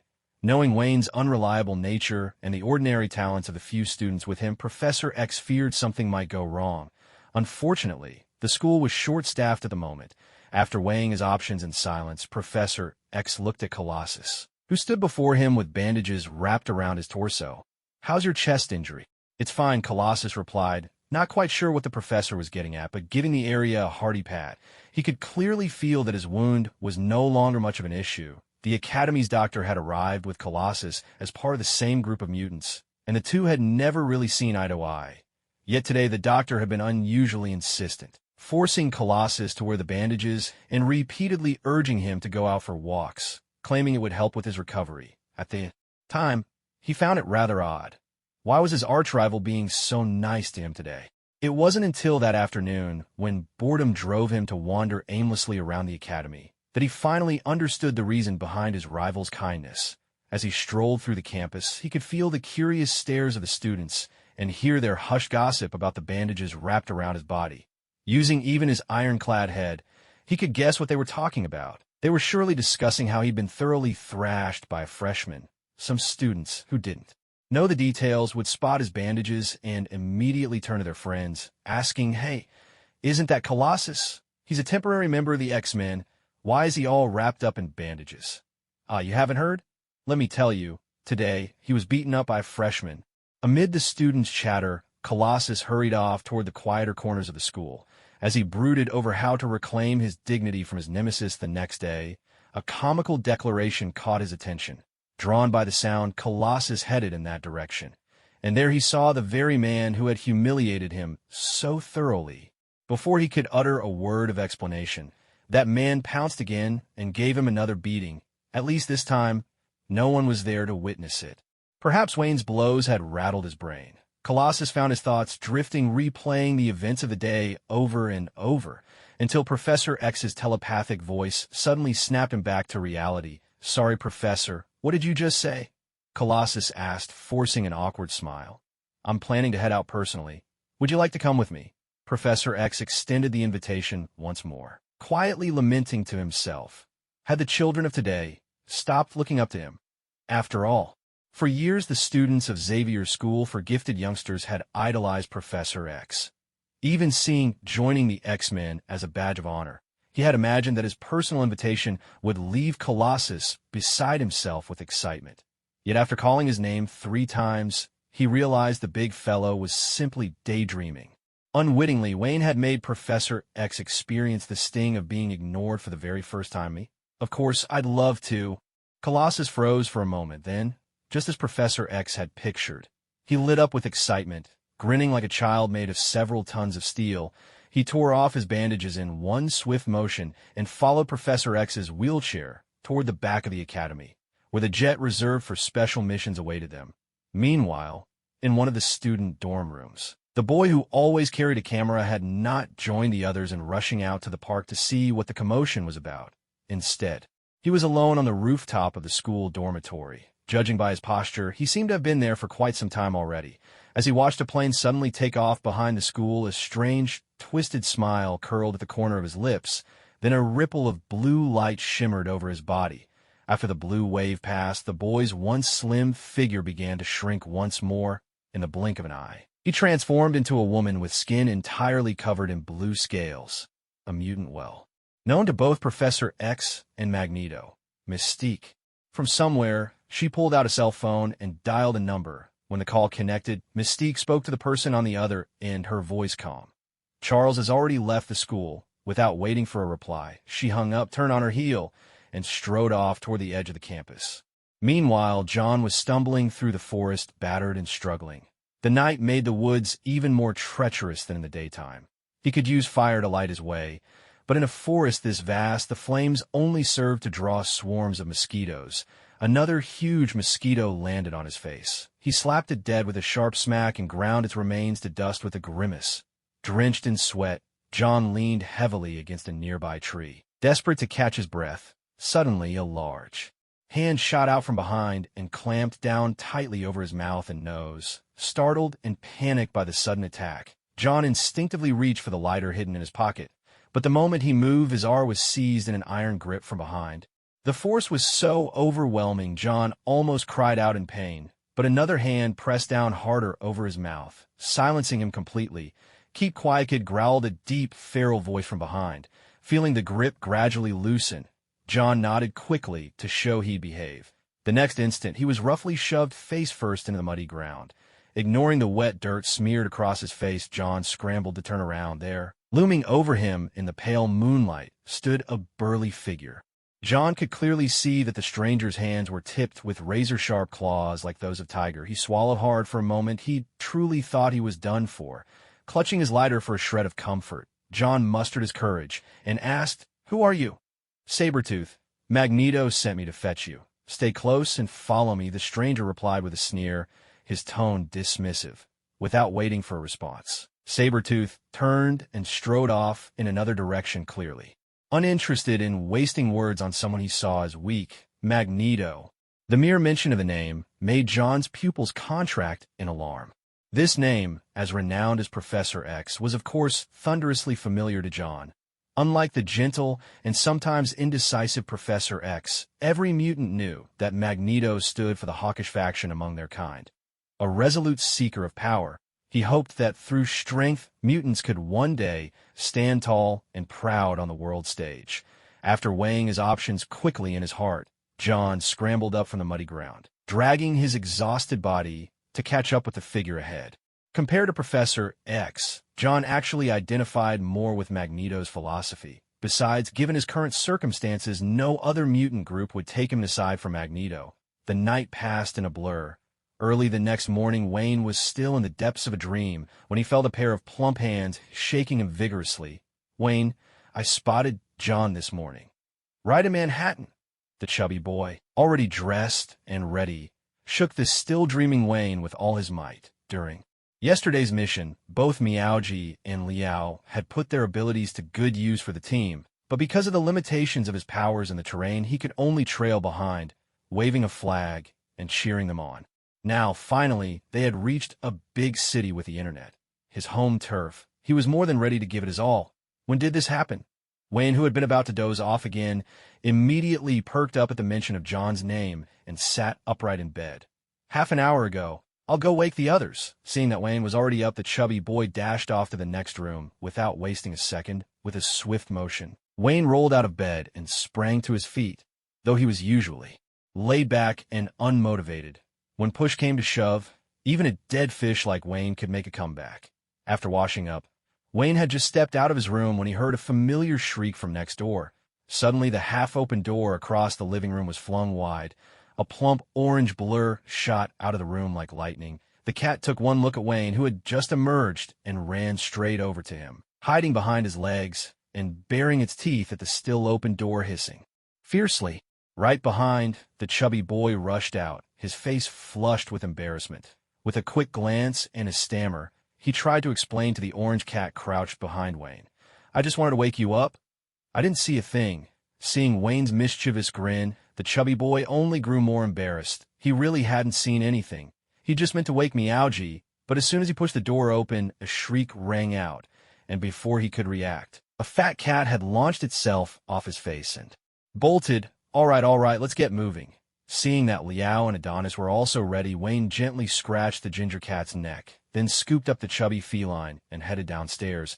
He had intended to say hello to Pepper, but after searching around and not finding her, Wayne simply walked straight to Tony's garage, openly borrowed a Bentley, and drove toward Manhattan as the wealthiest borough of New York. Manhattan crammed countless famous enterprises into less than 60 square kilometers. Luxury sedans and sports cars sped past on the roadside from time to time, so the arrival of a Bentley hardly attracted any attention.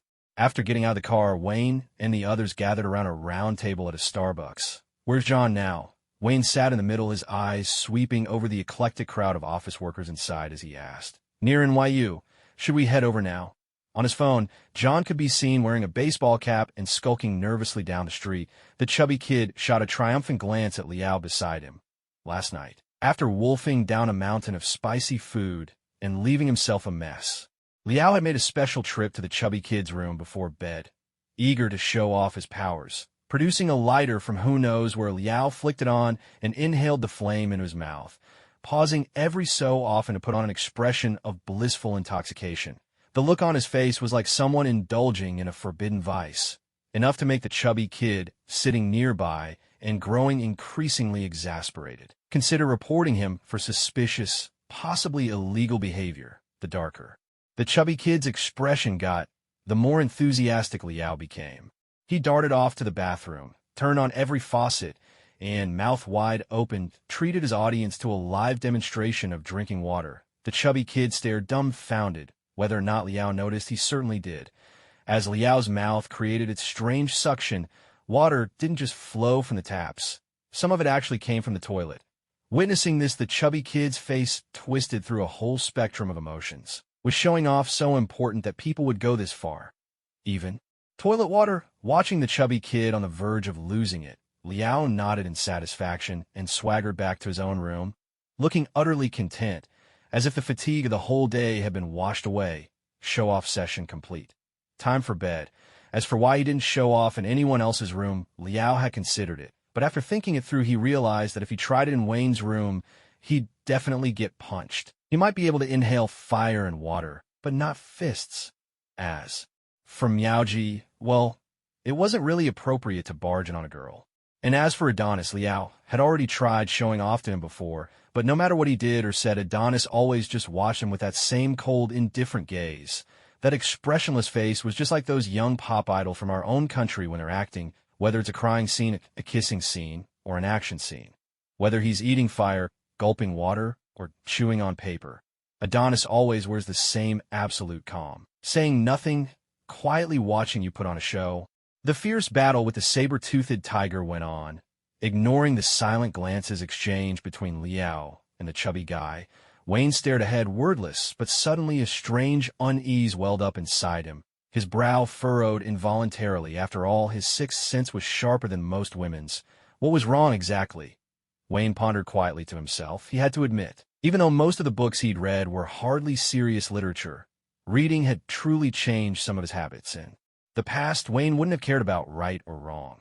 He'd just roll up his sleeves and rush, in knowing he couldn't die, that at worst, he'd just get hurt a little. But now, before making a move, Wayne would carefully think things through. Much more fitting for a team captain. After all, he now bore a heavier responsibility, and the safety of his teammates largely depended on his decisions. Slowly, Wayne began to try analyzing things from John's intentions. According to the chubby guy's intel, John hadn't rested much since arriving in New York. He'd spent most of the night walking to Manhattan, and now had ended up at NYU. What could be driving him with such urgency? And as far as Wayne knew, John didn't even have a phone. Wayne didn't buy for a second that John had ended up here just by wandering aimlessly. Was it just because the area was more crowded? Did John really think Wayne would be too worried about the ordinary people around to use his powers? I'm no Professor X, and we're nothing like those stuffy X-Men. After turning it over in his mind for a long time, without any breakthroughs, Wayne finally gave up on thinking it through. He decided to trust Tony one more time. Some things you just have to do first and think about later. If it all went wrong, well, that would be Tony's problem. At this point, the chubby guy finished showing off to Liao, noticed Wayne staring intently in one direction, and grew curious. He followed Wayne's line of sight, and not far from them, at a small table for one, a striking woman, looking like she might be mixed race, was absorbed in typing on her laptop. The chubby guy, hand hidden under the table, nudged Liao and gave him a meaningful look to follow Wayne's gaze. As a seasoned partner in crime, Liao instantly caught the message, stole a quick glance, and then exchanged a knowing look with the chubby guy. Both of them broke into sly, conspiratorial grins. Encouraged by the chubby guy's mischievous glint, Liao turned to Wayne and said, "Wayne, you've finally grown up."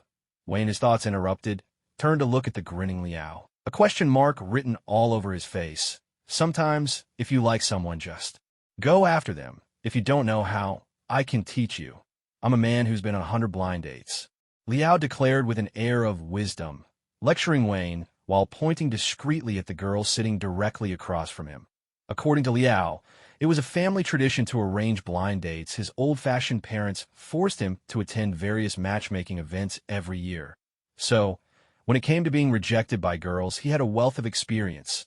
A man who's been rejected 100 times. Noticing that Miaojia seemed to believe Liao's words, Wayne mercilessly exposed Liao's true colors. Adonis, standing nearby, gave a subtle smirk. He'd nearly believed it himself just a moment ago. Go now. Catch that bastard John. Wayne didn't bother with any more nonsense. He stood up without hesitation. Just before leaving, he instinctively glanced at the mixed-race girl, then shook his head. He wasn't in the mood for that sort of thing right now. Before long, Wayne and the others drove to the area near New York University. He's gone into the campus, the chubby kid announced, eyes glued to his phone as he stepped out of the car. They followed John's trail, gradually making their way to the western wall of the university. Staring up at the tall barrier ahead, Wayne silently turned to look at the chubby kid who'd been leading them. They must have climbed over.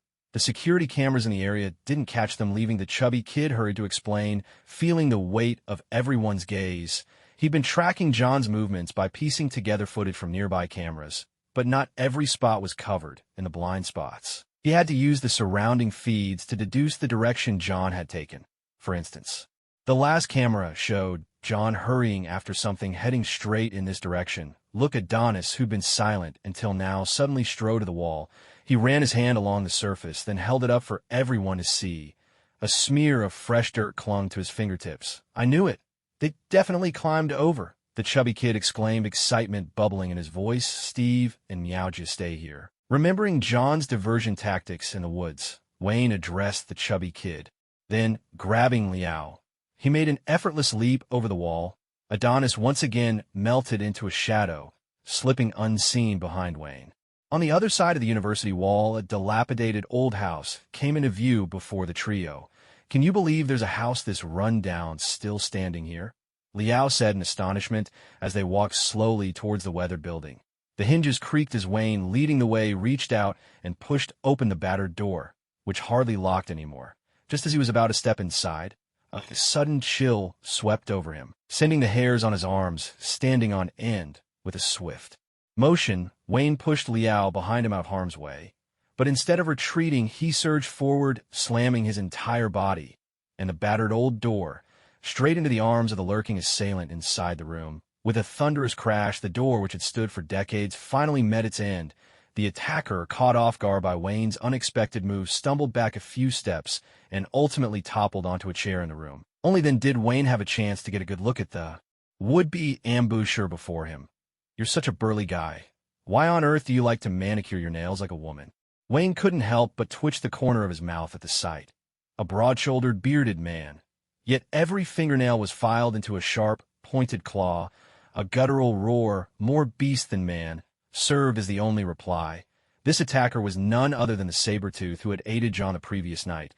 Stung by Wayne's mockery, the man let out a furious bellow, baring his sharp fangs as he rose from the chair and lunged at Wayne once more. grabbing a piece of wood lying on the floor. The remains of the shattered door. Wayne dodged the saber-tooth's clumsy charge with a speed that surpassed his foes. In the blink of an eye, Wayne spun around and drove the wooden stake hard into the saber-tooth's back. With his immense strength, the makeshift weapon pierced clean through, emerging from the man's chest.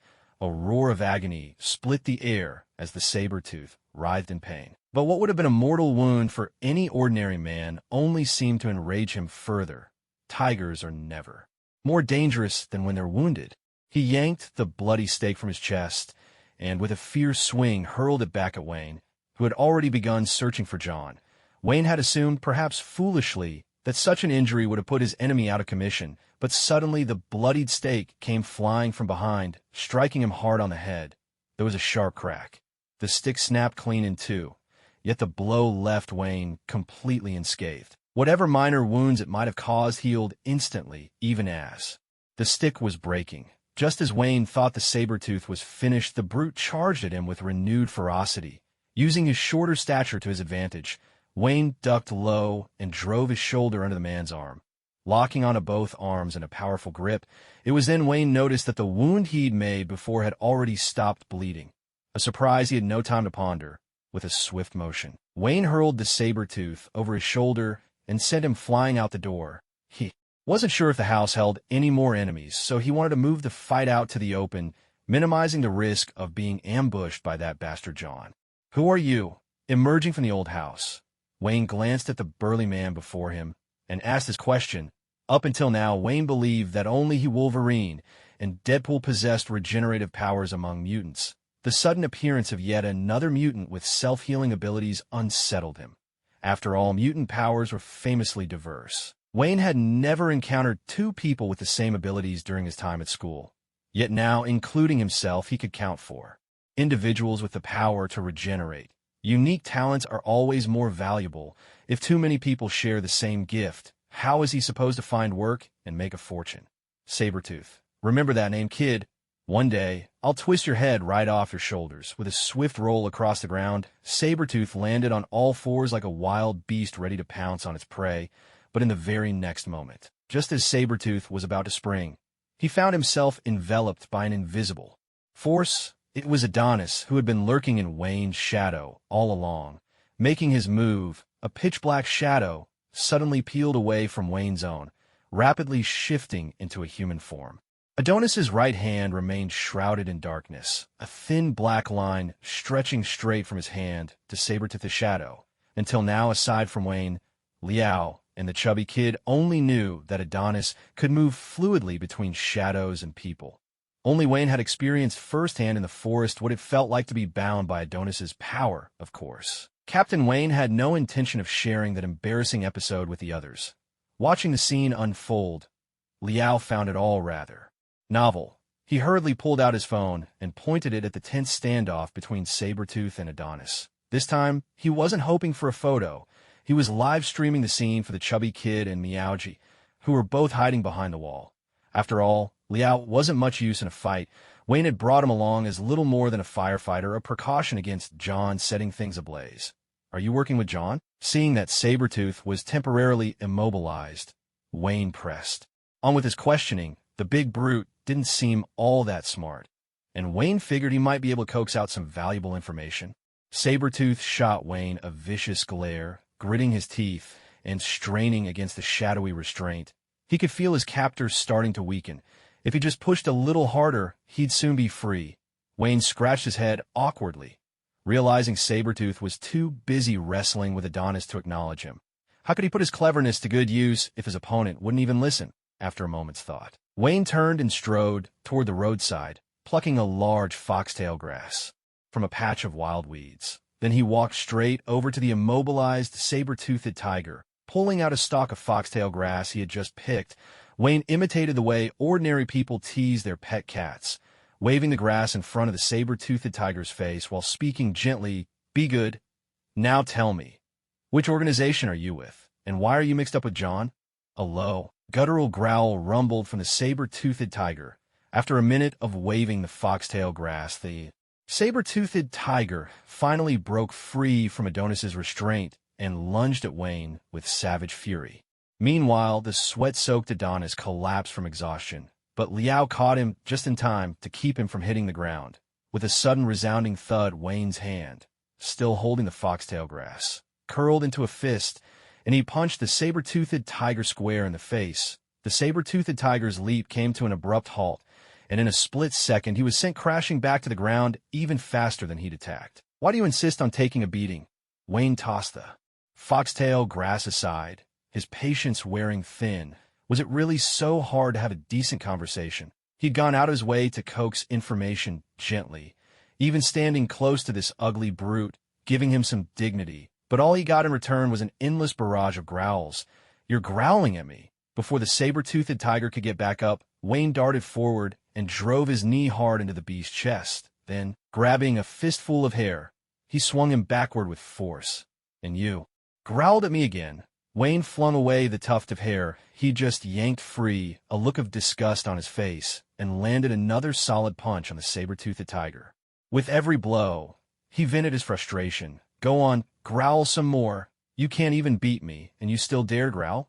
Wayne's fist hammered down like a pile driver, relentless, powerful, and unyielding, each strike shattering the cement beneath them.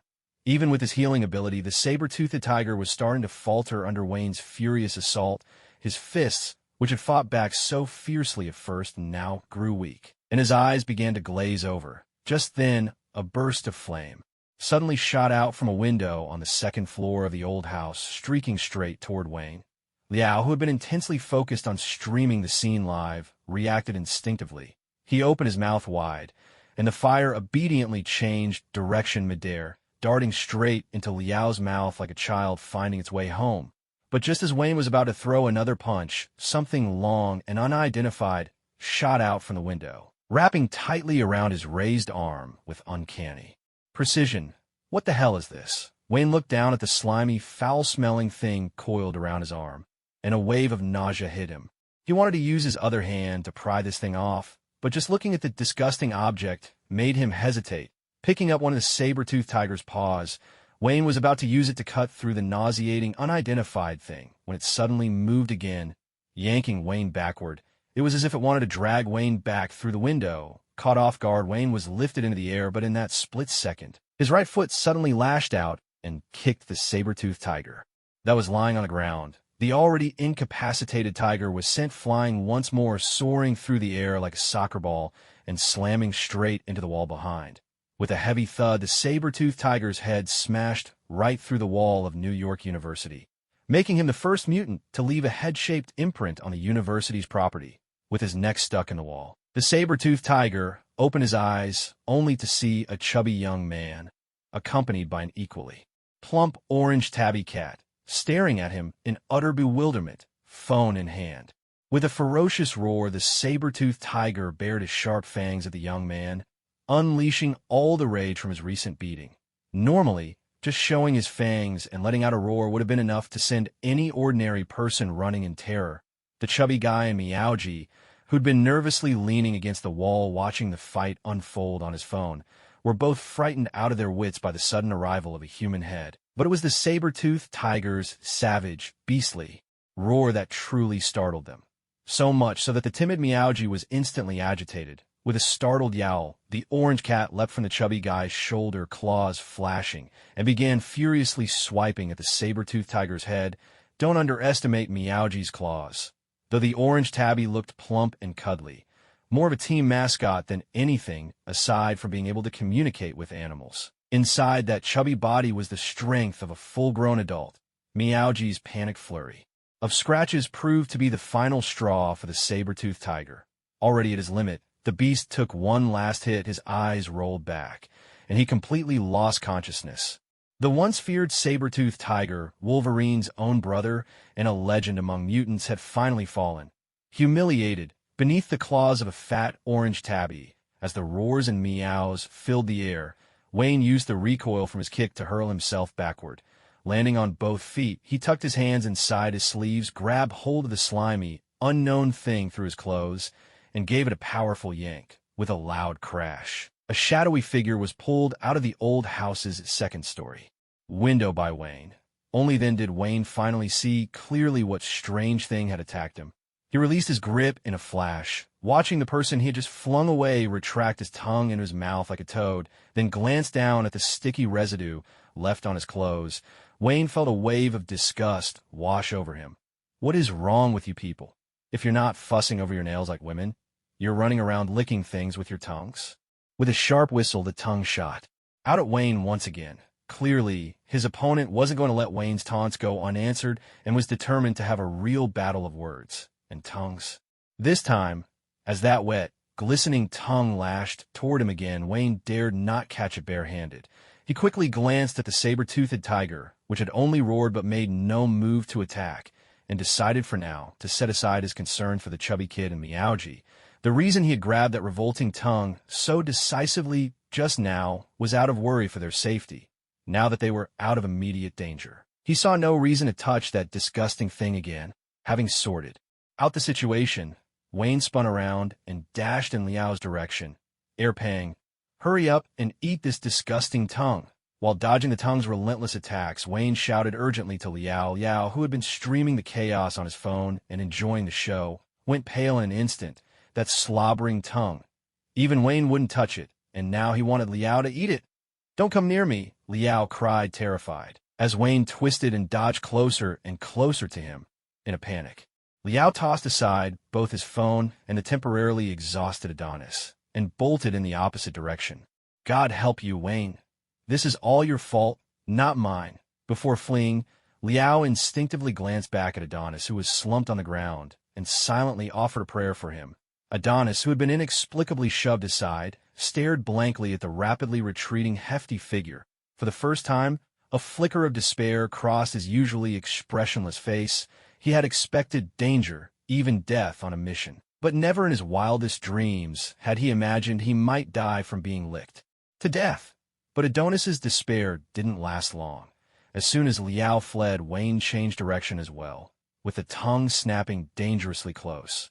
Less than a meter from him, Wayne zipped past and continued to chase after Liao. Adonis let out a deep breath he hadn't realized he was holding, wiping the cold sweat from his brow. For a moment there, he truly believed he was about to die in the most humiliating way possible. Picking up the phone Liao had abandoned, Adonis pointed it at Liao, who was now running for his life, and resumed the live stream. Watching that desperate, flailing figure, Adonis uttered the longest sentence he'd spoken in over a decade. "You're finished, you damn fatso." He must be talking about Liao, right? Inside the courtyard wall, the chubby boy leaning against the wall to watch the live stream shivered all over when he heard Adonis's menacing words. He turned to the orange tabby cat beside him and asked, "Meow." Although Liao was running with every ounce of strength he had, his chubby body now became his burden. Wayne, on the other hand, had to dodge attacks while moving forward, but with his incredible speed, he caught up with the flustered Liao in just a few strides. At the very instant Wayne overtook Liao, he seized Liao's shoulders and spun him around, positioning him squarely behind himself, hiding behind Liao's broad frame. Wayne watched the rapidly advancing tongue and burst out laughing with satisfaction. "Gotcha." Seeing the long tongue flying straight at him, Liao twisted his rotund body, trying to break free from Wayne's grip. Yet after a brief struggle, Liao was crushed by despair. Wayne's seemingly unimpressive hands were like iron claws, holding him firmly in place. "I am Wei Xiaoming. Before I transmigrated, I was just a university student.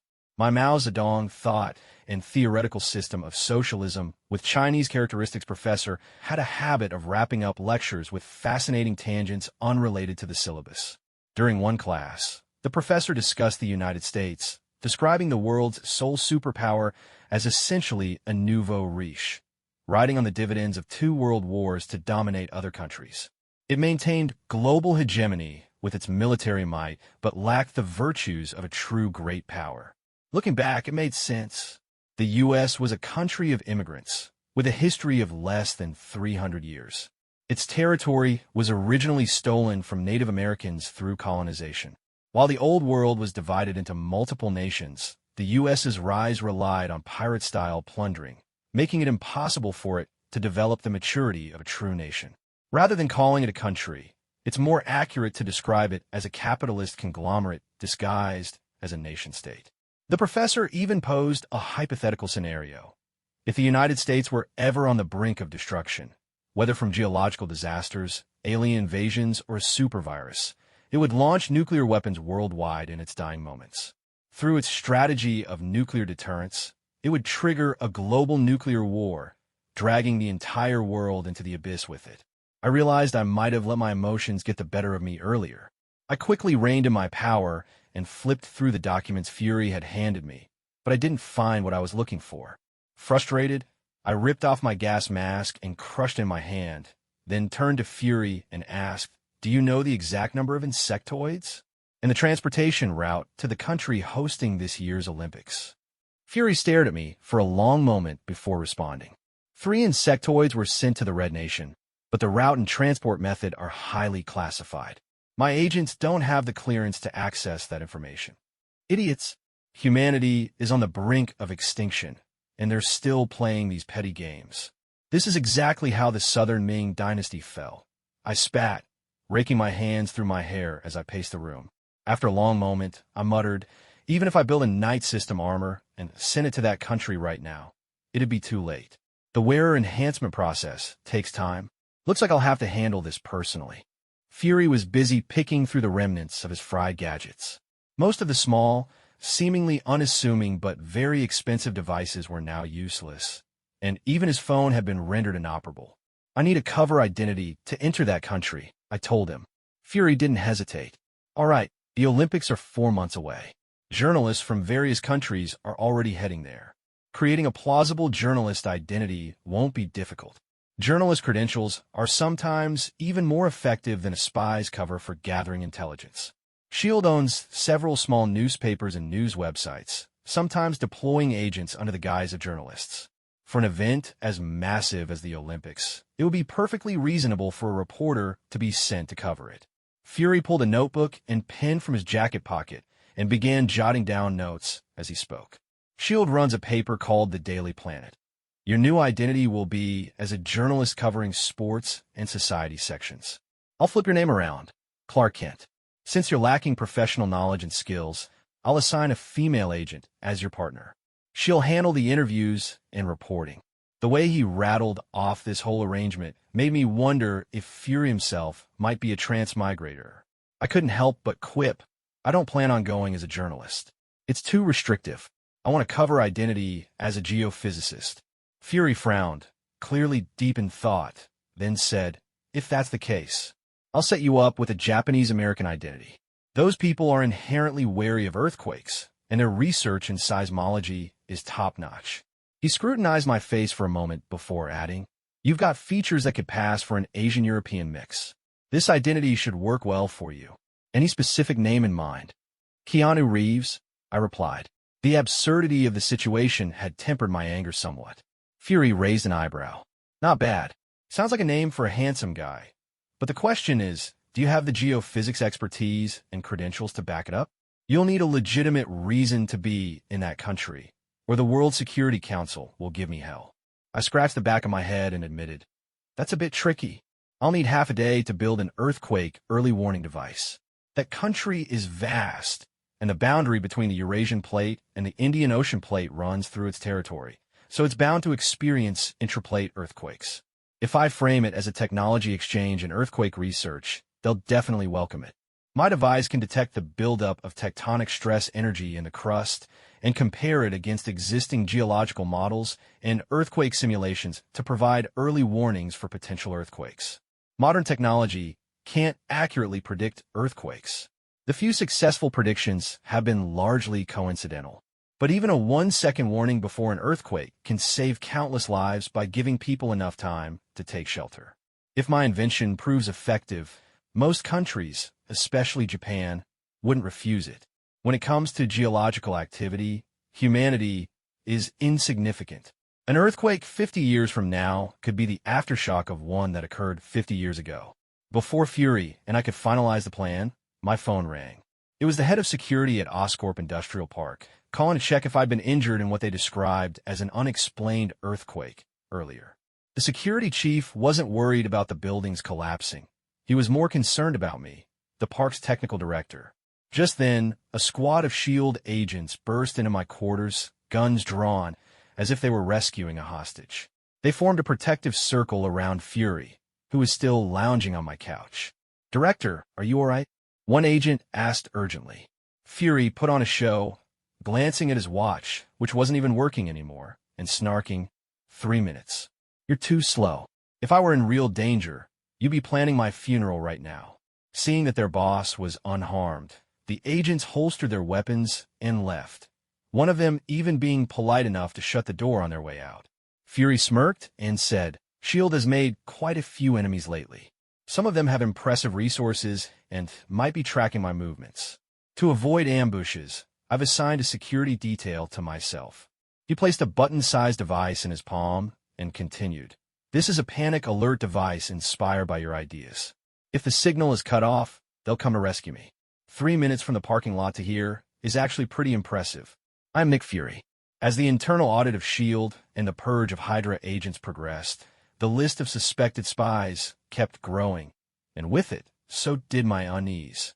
Many of the names on that list belonged to highly capable agents, people I had intended to promote to higher ranks and entrust with greater responsibility. This only proved that numerous Hydra operatives had climbed the ranks under my nose, gaining promotions without my knowledge. In that moment, I began to truly understand the weight of former director Alexander Pierce's predicament. To discover that the people you trust the most, the ones you personally groomed for leadership, are actually spies for an enemy organization. It's an unbearable blow. On one hand, I wanted to see S.H.I.E.L.D. grow stronger, but I feared that any expansion would only allow the Hydra cells hidden within to thrive. On the other hand, I wanted to eradicate Hydra completely, but I knew that doing so could destabilize S.H.I.E.L.D. entirely, leaving the world vulnerable without its protective shield. Yet letting Hydra linger was an ever-present threat. After interrogating some Hydra spies, I managed to obtain information on Hydra's operations outside of S.H.I.E.L.D. Though the data was incomplete, it hinted at the vast reach of their network. Being cautious yet decisive by nature, I immediately assigned a team of agents who had passed lie detector and truth serum tests to serve as my personal bodyguards. Divided into 3 shifts, they provided 24/7 protection. It felt like cutting off one of Hydra's heads. Sure, they say, cut off one head, and 2 more shall take its place, but losing a head still hurts, doesn't it? And with the purge of Hydra agents heating up, the flames would inevitably reach the Hydra leadership. I had no doubt I'd become their prime target, the thorn in their side they'd most want to remove. Aware of this, I made thorough preparations for my safety. In addition to my bodyguards, I carried a number of life-saving gadgets on me at all times, though most of those had just been destroyed. I pulled out a sealed bag and carefully placed the fried electronics inside. Even though the devices were now useless, some of the technology could still be salvaged. These were specialized tools patented by S.H.I.E.L.D., and every piece of equipment was accounted for. Even as director, I had to follow protocol and ensure that the remnants were returned for proper disposal. I fiddled with my phone, but it was completely unresponsive. Frustrated, I made a mental note to instruct the tech division to incorporate EMP protection into future designs. I glanced at Wei Xiaoming and asked, "Mind telling me what experiment you were running just now?" "Decoy robots," Wei Xiaoming replied, pulling a suitcase from his bedside table and donning a new gas mask. "The tricky part is perfecting the weight and infrared radiation signatures. The appearance is indistinguishable from a real person, but certain instruments can still detect the difference. I'm making gradual improvements." After ushering me out of his quarters, Wei Xiaoming returned to the mechanical lab, where he pieced together a tectonic stress detection device using the materials at hand. To me, it looked rudimentary, but it would suffice. After all, the computing power of a 2020 smartphone surpasses that of a computer from 40 years ago. Once the device, about the size of a family car, was completed, Wei Xiaoming contacted the bioengineering lab via internal communications. His assistant answered the call. "Did the earlier earthquake affect the surgery?" he asked. "Dr. Clark, there were no issues," the assistant replied. "These external personnel are quite experienced, though one of the observers did take a call and leave in a hurry. As long as the surgery was successful." "Doctor, it's best not to pry into certain matters," Wei Xiaoming said as he rummaged through a shelf piled with miscellaneous products. "After the surgery, you'll be responsible for calibrating and training Bioenhanced Subject 1. I'll be out of town for anywhere from 1 month to 6, and during that time, all technical operations at the industrial park will also fall under your purview. Understood, the assistant said in a low voice. Wei Xiaoming had framed the project as advanced prosthetics for the disabled, with the first experiment being a full-body prosthetic replacement for a quadriplegic patient. But I had seen the pre-surgery medical reports. This so-called patient was in perfect health, with no signs of paralysis. Moreover, the body designed to house her brain was absurdly durable, practically weaponized. Unlike the late Parker couple, who supposedly perished in a plane crash due to their principles, this assistant was content to focus on their role without asking questions. Then again, who's to say the Parkers weren't silenced for what they knew? Found it, Wei Xiaoming muttered, ending the call. From an unassuming corner, he retrieved a small cardboard box. Inside, he found a necklace-like device, which he promptly put on, carefully tucking it under his shirt collar. Time to stir things up. Dr. Death's back. The Americans have been too comfortable for too long. It's time to throw them into chaos. The new consciousness transfer device was far more portable than the previous helmet model. With it, Wei Xiaoming could multitask effortlessly, operating as Dr. Death persona whenever he pleased. After receiving the payment from Victor the Vampire for the Amazon cells, Dr. Death had purchased a warehouse in a remote area. Renovating it, he opened a bar under the guise of a shocker operative, providing his soldiers with a place to work and stay. Profits were irrelevant. These shocker combatants, originally subjects of human enhancement experiments, were physically superior to ordinary people. When small gangs tried to extort protection money, they were swiftly beaten back. Drunk troublemakers fared no better. Against all odds, the bar, despite its remote location, began to attract business. In the bar's storage area, a cryopod with blinking indicator lights opened, and the repaired Dr. Death emerged. His face had been deliberately crafted to resemble an older Magneto, though his hulking physique was far from human.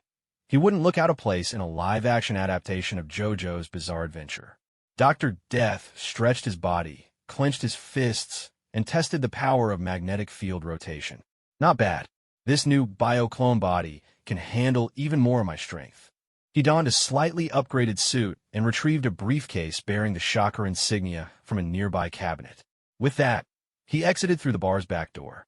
Inside the briefcase was the X Serum, a product of William Stryker's research. The serum temporarily unlocked latent X genes in humans, granting them superpowers. Once the serum was metabolized, the abilities disappeared, and the subject reverted to normal. In every version of the Marvel Universe, humanity's origin is never purely evolutionary. The Inhumans, for instance, were the result of Kree genetic experiments. Similarly, humans were creations of the Celestials. To allow for future upgrades, the Celestials deliberately left a slot in their design, manifesting as a missing piece in the human brain structure. In Iron Man 3, Killian's extremist virus concept was based on this discovery, though his technology was far from mature. I am Wei Xiaoming, also known as Dr. Death. The batch of X Serum I was carrying had been modified and improved. In this world, there were no mutants, so I used a massive database of human blood samples to conduct genetic analysis, identifying shared genetic markers and redeveloping the serum based on the original concept. Of course, the serum required certain materials not found on Earth. For this batch, I had used Terrigen crystals from Skrull spaceship. On Earth, Terrigen crystals are referred to as the obelisk, a remnant of Kree genetic experiments designed to create expendable soldiers.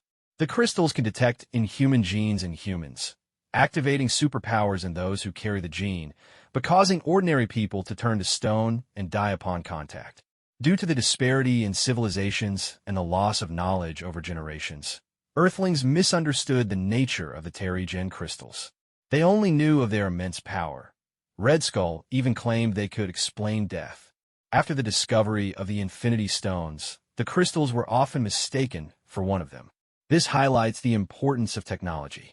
In the cosmos, Terrigen crystals, while valuable, are not considered rare treasures. A Skrull spaceship might carry an entire crate of them for trade. On Earth, however, countless people spend their lives trying to unlock their secrets, hoping to use them to conquer the world. It's like a flashlight, an artifact of divine power in the era of stone tools, but something you can buy for less than $100 at a convenience store today. As for who I'd sell the X serum to, I had already decided. While exterminating vampires, I'd use the backdoor access of the supercomputer brain to collect information on a group of individuals carrying dormant inhuman genes. These people were anything but stable. This instability was a common flaw among many Americans. Their fun-first education system bred ignorance, their superpower status fostered arrogance, and their individualistic hero complex made them eager to show off. As ordinary people, these traits were only mildly annoying. But once they gained immense power, it would be like a broke, frustrated writer suddenly winning a multi-million-dollar lottery. They'd completely lose themselves. With their personalities, they'd flaunt their abilities everywhere, just like Tony Stark. And their belief that they were the center of the world would only deepen. Even if their powers were only enough to handle low-level thugs and minor villains. In their minds, they'd see themselves standing toe-to-toe with Thanos as Avengers. If this were people from a different nation across the ocean, and they found themselves transported to a world like Marvel or Naruto, their first concern upon gaining powers would be avoiding the attention of groups like Hydra or Danzo. The individuals I had picked were even more extreme.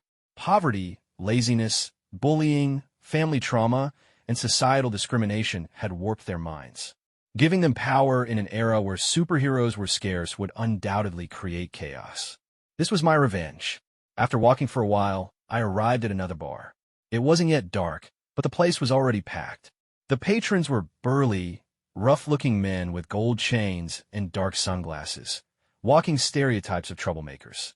Despite their intimidating appearances, they were oddly quiet, sipping their drinks and speaking in hushed tones. Their subdued demeanor terrified the bartender, who had polished the same glass 35 times out of sheer nervousness. Everyone knows the saying, "A barking dog doesn't bite." These silent men were clearly scheming something, and the bartender no longer cared about getting paid. He just prayed they wouldn't trash the place. The bartender had heard rumors. A few days ago, a local gang tried to stir up trouble at another bar, only to encounter some serious resistance. 5 individuals, barehanded, had beaten an entire group senseless. Even knives were useless against them. That gang ended up abandoning the entire street. While they likely tried to retaliate later, the bar remained open, suggesting the place had someone powerful backing it. Of course, not everyone buys into such tales, especially gang members. After the original gang left, other groups, like hyenas smelling fresh meat, moved in. Take the group in the bar now, the Bad Ghost Gang. They were small-time criminals, engaging in petty theft, extortion, and occasionally stealing cars. Hardly a major player. When the old gang left, the Bad Ghost Gang saw an opportunity to rise in power and decided to assert their dominance. The bartender secretly hoped they'd smash up that other bar, eliminating some competition and improving his business. But the Bad Ghost Gang wasn't the first group to hit a wall there. They had returned bruised and battered, many of them visibly swollen, with some even sporting sunglasses to hide black eyes. The bartender was filled with dread as I walked into the bar in a white suit. My face was aged, but my physique was imposing. "1 Beck's beer," I said, taking a seat at the bar.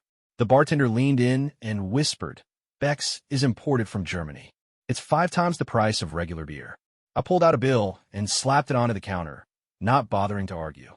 As the beer was placed in front of me, I glanced around the bar. My target became clear.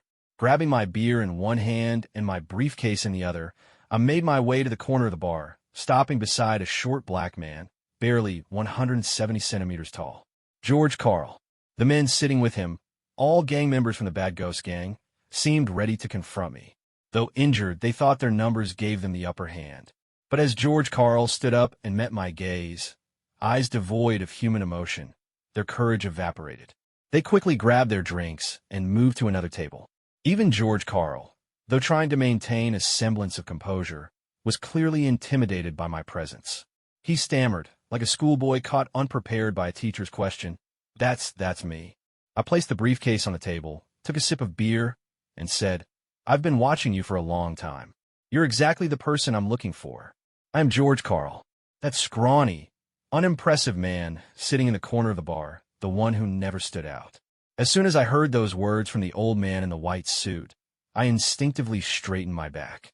No one likes the idea of someone secretly observing their life. If my hidden habits or embarrassing truths were ever exposed, I'd be socially destroyed. Dr. Death didn't seem to care about my reaction at all. He spoke mechanically, as if reciting lines from a script. You have a power inside you, something that sets you apart from others. Perhaps you've already sensed it, a latent energy, a potential that gives you this awareness. Everyone has that phase of adolescent fantasy, imagining they're unique, that they're destined for something greater. But reality hits like a slap in the face, reminding you that you're just another nobody. Then again, this is the Marvel Universe, where anything is possible. Maybe you're just some addict who stumbled into a lab looking for drugs to numb the pain, accidentally drank some experimental serum, and suddenly found yourself connected to a new cosmic force, gaining the power of 1,000,000 exploding stars and becoming a superhero. His words struck a chord with the thoughts I'd buried deep within me. I looked at this stern-faced old man with wide eyes and asked, "What's my power?" "I don't know," he replied bluntly. "Your power is still dormant. It's like Schrodinger's cat, a superposition of possibilities that won't collapse into a definite state until observed. You'll only know when you open the box." As he spoke, he entered a code to unlock his briefcase. Inside, 26 neatly arranged, oversized devices that looked like USB drives gleamed under the dim bar lights. He took out one with a large A symbol on it and slid it across the table toward me. "Coincidentally, I've been researching individuals with latent abilities like yours. I've developed a device that can unlock your true potential. This is yours." I picked up the USB-like device and examined it closely. At first, I thought it was just some ordinary gadget, but within a few seconds, I felt something strange. It was alive, resonating with me, responding to my touch. How do I use this?" I asked, clutching the device tightly, as if holding on to my future. My father disappeared before I was even born. My mother worked tirelessly to raise me, but I was born premature, weak, and frail. I wasn't like other black kids who excelled in sports. I thought I'd escape the cycle of poverty in the dead end of our black neighborhood by focusing on academics. But dreams are expensive. My mom's single income wasn't enough to send me to those fancy private schools. And in public school, all we got was fun education, useless fluff. Well, not entirely useless. One black teacher with a college degree did teach us how to behave if stopped by police. Keep your hands visible, don't argue, stay alive. That's probably the most practical lesson I've ever learned. Even if public schools had taught anything meaningful, the environment wouldn't have allowed me to focus. In the black community, or really any public school, nerds were ostracized. Girls like the jocks, the football team captains with muscle for brains. To avoid isolation, I forced myself into a group, even if it meant being the clown they laughed at. I followed them in a petty theft, bullying classmates, straying further and further from my dreams until I became a hollow shell of who I once wanted to be. In school, physical contact between teachers and students was forbidden, viewed as harassment. Bullying? Nobody cared. I barely graduated high school and ended up joining the bad ghost gang with the same neighborhood kids I grew up with. My future seemed set, prison or an early grave. But the appearance of this white-suited old man felt like a turning point, a glimmer of hope in a life that had been nothing but disappointments. As I reflected, one of the gang members couldn't sit still. He slammed his hand on the table, wincing as the motion aggravated his injuries. "Hey, you white pig, trying to scam us with a fancy USB? Do you even know who we are?" In his mind, this gang member had already calculated his options. If this Dr. Death guy was a scammer, they'd just rough him up and rob him. He seemed to carry a lot of cash. And if he was telling the truth, even better. The briefcase held over 20 of those devices, enough for each of them to take one. With superpowers, they wouldn't be small-time thugs anymore. What they'd do afterward? Well, his intelligence was barely above that of a chimpanzee, so long-term planning wasn't his strong suit. The rest of the gang stood up to back him up, trying to show solidarity. The bartender, terrified, ducked behind the counter, muttering about another ruined night and bracing for more losses. "I'll give you a demonstration of my abilities," Dr. Death said coldly, not even bothering to turn around. He waved his hand as if swatting at a fly, and a surge of electricity shot from his palm, knocking the loudmouth gang member unconscious. The remaining members hesitated, cursing under their breath but instinctively stepping back. Nobody dared to charge at him now. Dr. Death finished his beer in one gulp and turned his gaze back to me, his eyes boring into mine. "Well, have you made up your mind?" "Sir, what's the price I have to pay for this power?" I asked, clutching the USB device even tighter. $50,000, he said casually. Seeing the hesitation on my face, he smirked knowingly. He could tell I didn't have that kind of money. It was exactly as he'd expected. "Relax. We're above ordinary humans. I won't make things difficult for you. Besides, this device is consumable. It only works a few times before it's useless," he explained, his tone calm and confident. "The one in your hand is a trial version. Use it to make money, then come back to me for a second one. With power, making money is easy. Paying 50 grand for power? That's a steal." I nodded eagerly. "I'll do it." "Good," he said. "From now on, I'll be here at this bar every week at this time. When you've earned enough, come find me." With that, he closed his briefcase and stood to leave. Before he walked away, I called out, "Wait. How should I address you? And how do I use this?" He paused, turning slightly. "This is a Gaia memory. Press the button on the side to activate it, then place the connector against your body. As for me, you can call me Gandalf. Gandalf the White. I'm Nick Fury." After Xiaoming headed to the highest security mechanical lab, I didn't leave the Oscorp industrial base. Instead, I wandered around the complex, eventually making my way to the office area where I found the head of security, who was also a senior SHIELD agent. Inside his office, the agent was multitasking, issuing commands over his radio to conduct a full inspection of the industrial base. He was instructing his team to check for damage to pipelines and cables caused by the earlier earthquake to prevent secondary disasters. If anyone had been injured during the quake, they could also be located and sent to the hospital in time. When he noticed me, his highest-ranking superior, standing at the doorway, he immediately stood up and saluted. However, in a panic, he swiftly used his mouse to switch the display on one of his monitors. Even with my one good eye, I caught a glimpse of what he was trying to hide. On a screen separate from the surveillance monitors, an episode of My Little Pony was playing. "DD Director," the agent stammered, clearly rattled after being caught slacking off.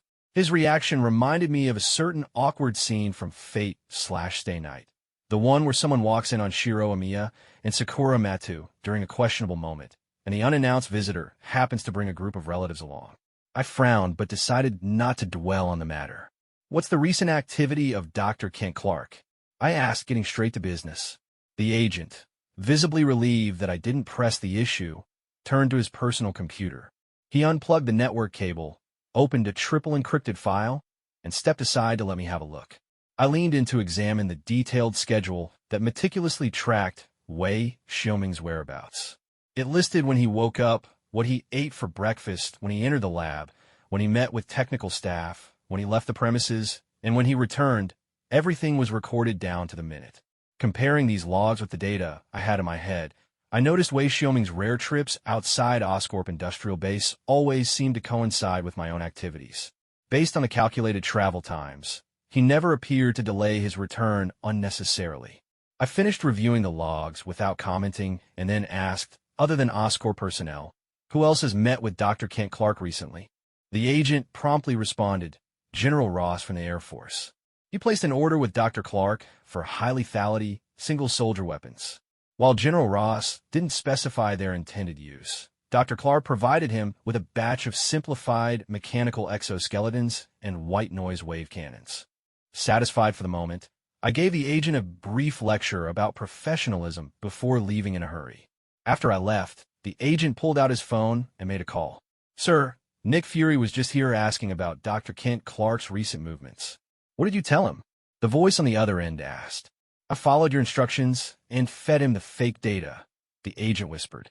"I've sent all available agents out on errands, so unless Fury goes digging into the most obscure corners of the base, everyone he encounters will be one of ours." "Well done." "Hail Hydra!"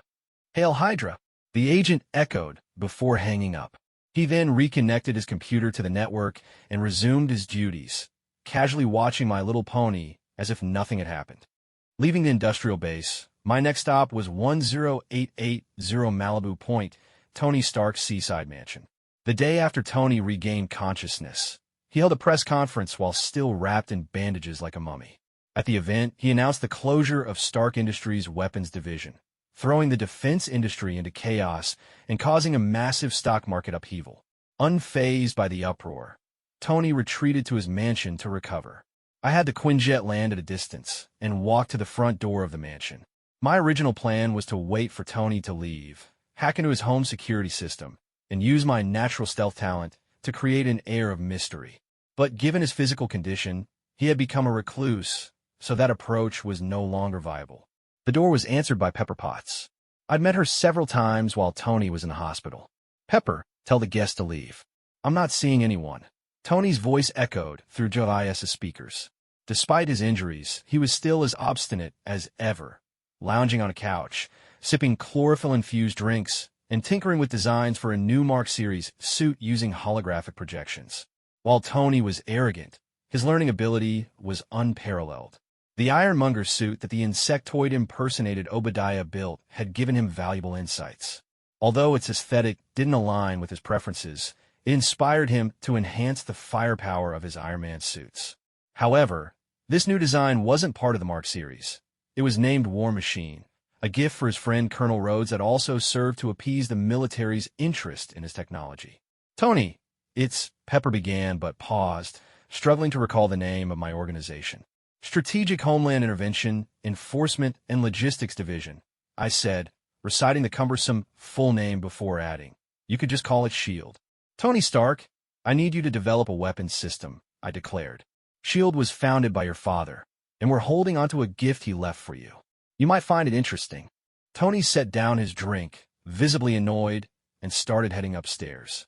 "I've already shut down Stark Industries' weapons division. Find someone else. There's a genius at Oscorp. Go talk to him." SHLD's name screamed government, and Tony had no interest in dealing with bureaucracy. By stepping away from military contracts, he'd left a lucrative market wide open, one Oscorp was undoubtedly capitalizing on. "I'm here because of him," I said, even though Tony was out of sight. "He's an unstable factor. I want you to develop weapons specifically to counter him. By his own admission, this is your specialty." Tony descended the stairs, now somewhat intrigued. "What kind of weapons? By the way, the mech you sent that night was impressive. I still haven't figured out its power source, and I doubt I can develop anything comparable to its performance in the short term. That suit was designed by Kent Clark, and the one fighting in it that night, that was him." I explained, my single eye gleaming with intensity. "But it wasn't the suit's power you witnessed. It was his own. He has abilities that surpass human limits. I need you to develop weapons with him as your hypothetical target." "A superhuman? What kind of abilities are we talking about?" Tony asked, now fully engaged. "Superior intelligence, enhanced physical attributes, advanced knowledge of information networks, and the ability to control electromagnetism and induce earthquakes," I replied. "I'm Tony Stark." "Pepper, pour our guest a drink. Use that special bottle from my collection," I said, casually sending Pepper Potts out of the room to give me some space.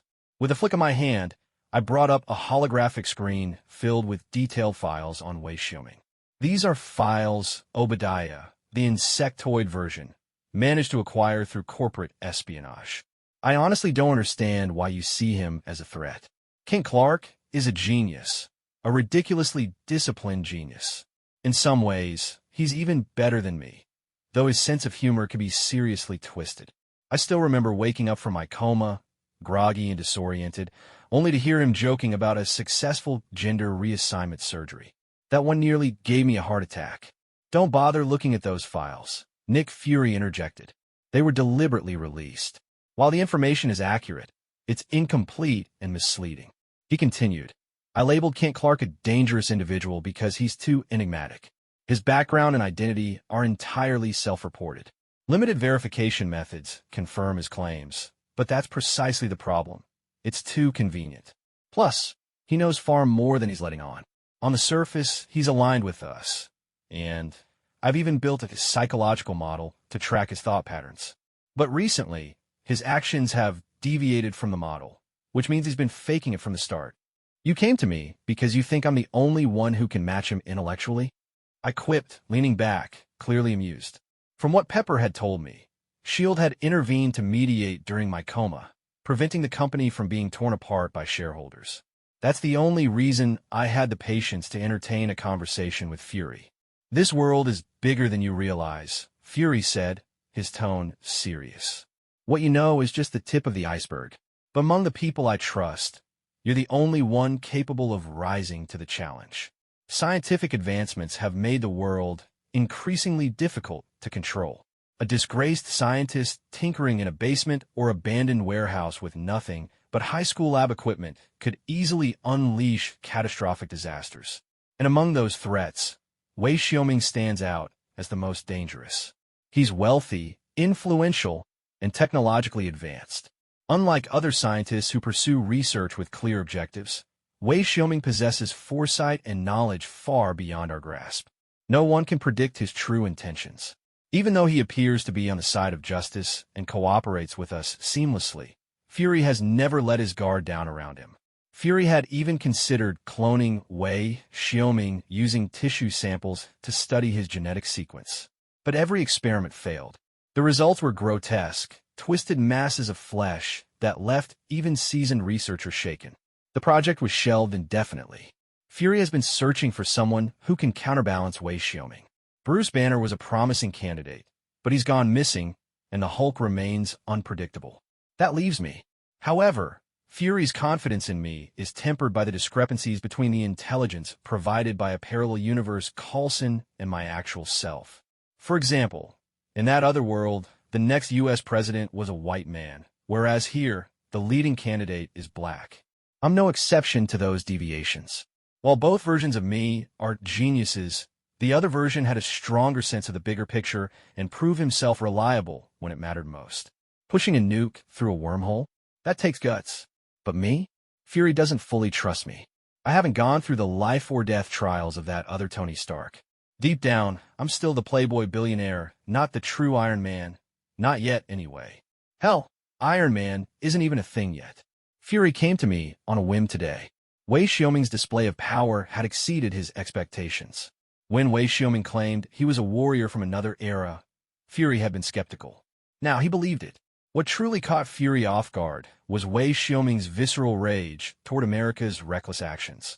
Normally composed and inscrutable, Wei Xiaoming had shown genuine anger over the U.S. meddling with that other nation. Fury recalled a joke he'd once made. Maybe communism really did succeed in the future, and Wei Xiaoming is here to speed things up. At the time, it was just idle speculation. Now, the thought wouldn't leave his mind. If Fury hadn't already witnessed Captain Marvel taking on entire fleets single-handedly or heard legends of future gods, he might have been more shocked by Wei Xiaoming's strength. But those things were distant concerns. Right now, he needed someone who could match Wei Xiaoming in both intellect and ability. Out of trust for Howard Stark, he chose me. At least my background was traceable, and my capitalist upbringing made betrayal unlikely. Your father's legacy and detailed files on Kent Clark will be delivered to you, Fury said. That includes materials on the upgraded version of your arc reactor and the SHIELD organization your father dedicated his life to building. Howard's son, Fury added, looking me straight in the eye. Don't disappoint me. With that, he turned and left. As the director of SHIELD, Fury was drowning in responsibilities. The Hydra Purge was stretching his resources thin, and he still had to deal with the World Security Council's constant inquiries. After he left, Pepper returned with 2 glasses of whiskey. What were you two talking about? She asked.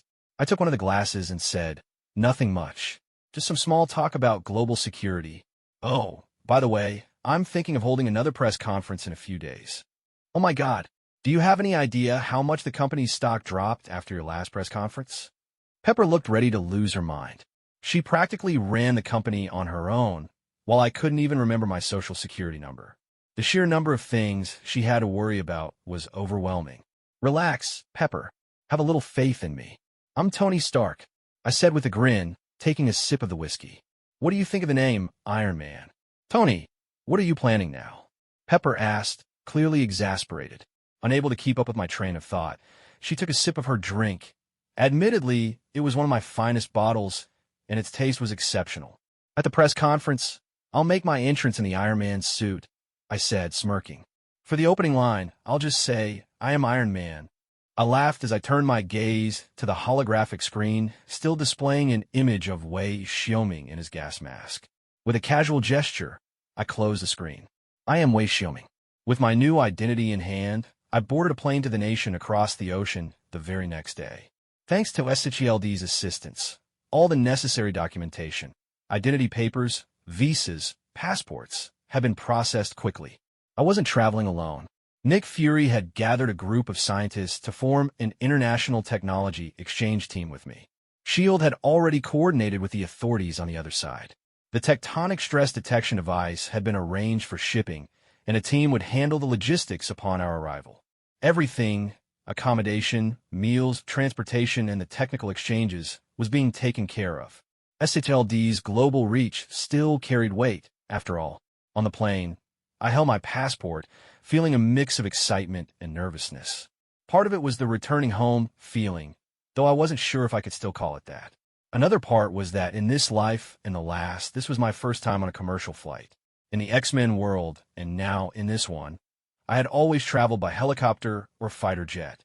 Flipping through my passport to pass the time, I nearly spat out blood. I had expected Fury to give me a name like Peter Zhao or Charlie Chun, but instead, he had assigned me a Japanese identity. My new name? Jotaro Kujo. The background story for this identity was absurdly detailed, bordering on comedic. I couldn't help but wonder, could Fury also be a transmigrator?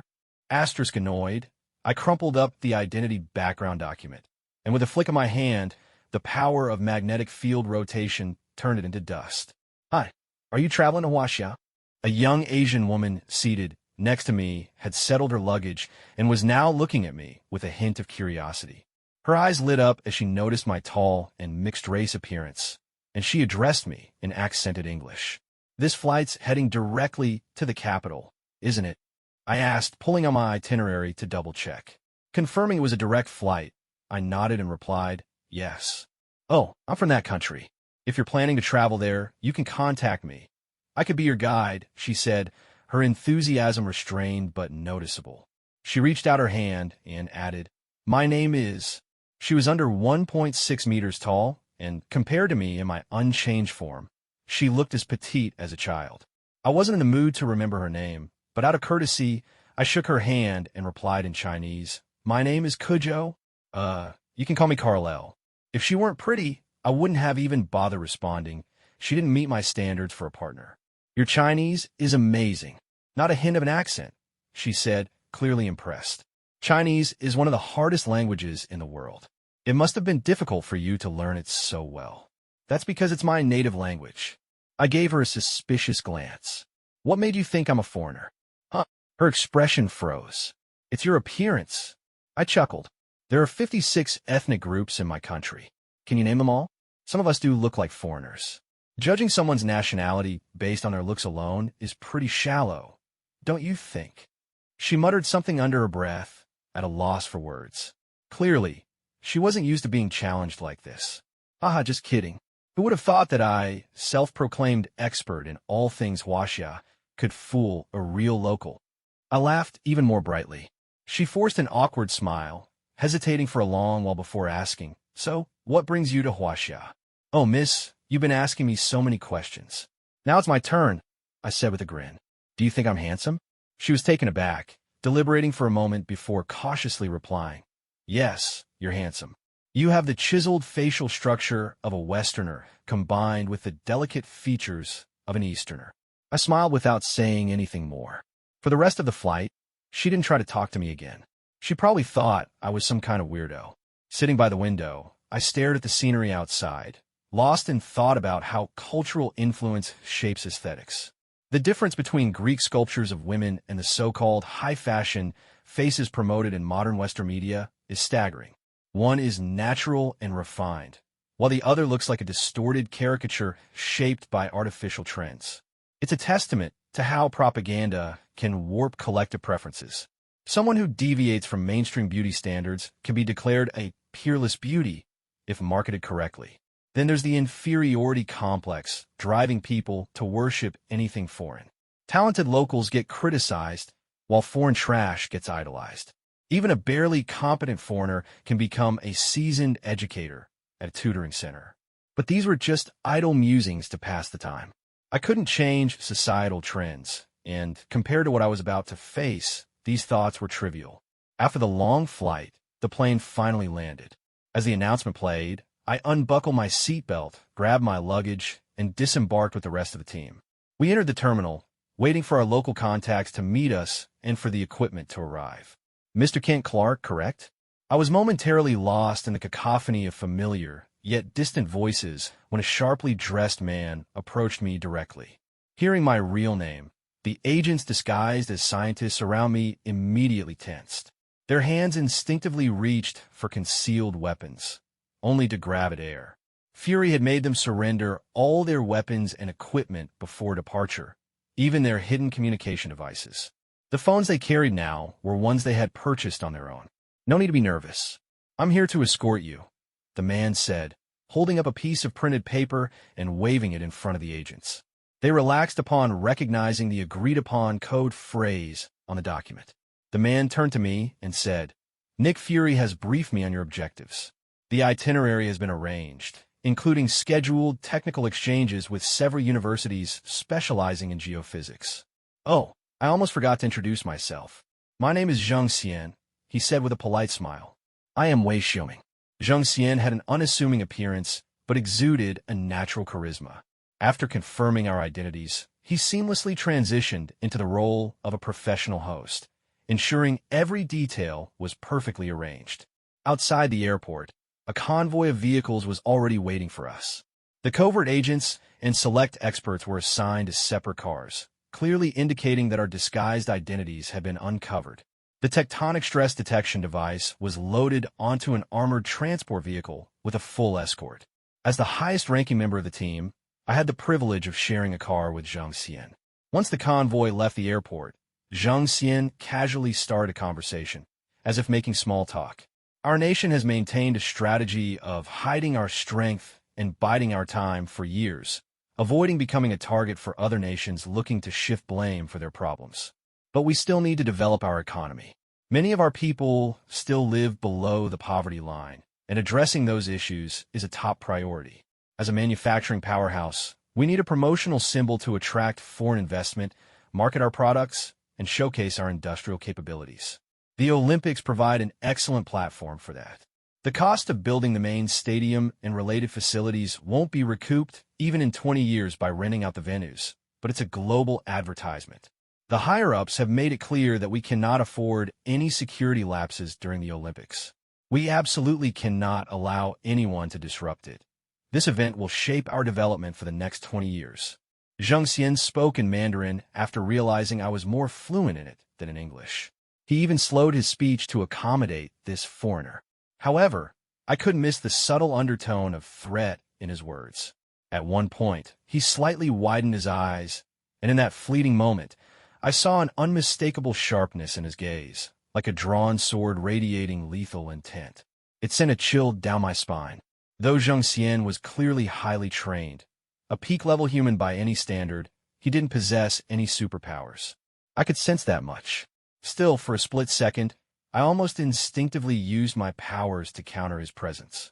After a moment's thought, I replied slowly, "I'm here for technical exchanges, to promote my innovations, and to handle official business. How much do you know about my purpose for this trip?" Zhang Xian's tone remained neutral. We thought we knew quite a bit. 2 days ago, Nick Fury provided us with additional information, giving us a more comprehensive understanding of you. You're the Chief Technology Officer of Oscorp Industries and the head of SHLD's research division, as well as a successfully enhanced super soldier. Fury has a broad perspective, and while SHIELD is a global organization, most of its bases are in the United States. Though the World Security Council funds the majority of its budget, the U.S. contributes the largest share, which limits his operations. Even so, he knows we're in a sensitive period. Before sending your team, he shared the personnel list with us but withheld details about your mission. Zhang Xian finished speaking and looked at me, clearly waiting for my response. I began to understand Nick Fury's strategy. He likely believed my earlier claims, the ones I used to mislead him, and had started looking for global allies to prepare for the impending crises. With its seat on the World Security Council and independence from SHIELD, China was a promising partner. Fury had sent me as an intermediary to build those bridges. But was I really the right person for this role? After briefly considering my options, I decided to leverage my position. How much do you know about the insectoids? I asked. Zhang Xian didn't mince words. You mean the 3 insectoids smuggled into our country by the United States? They're already on the dissection table. That fast. I was genuinely impressed by this nation's efficiency. The U.S., a global superpower, had taken 8 years to address the insectoid problem. Zhang Xian continued. 55 years ago, the U.S. airdropped fleas carrying deadly viruses, infected rats, and contaminated grain into our country. Thanks to a nationwide campaign to eliminate pests, we avoided a large-scale outbreak. For years ago, they conducted large-scale infectious disease experiments using our population as test subjects. We've since been extremely vigilant about foreign imports, especially those from the United States. I asked, how secure is this vehicle? Zhang Xian replied, allow me to formally introduce myself. I am Zhang Xian, head of China's highest intelligence organization.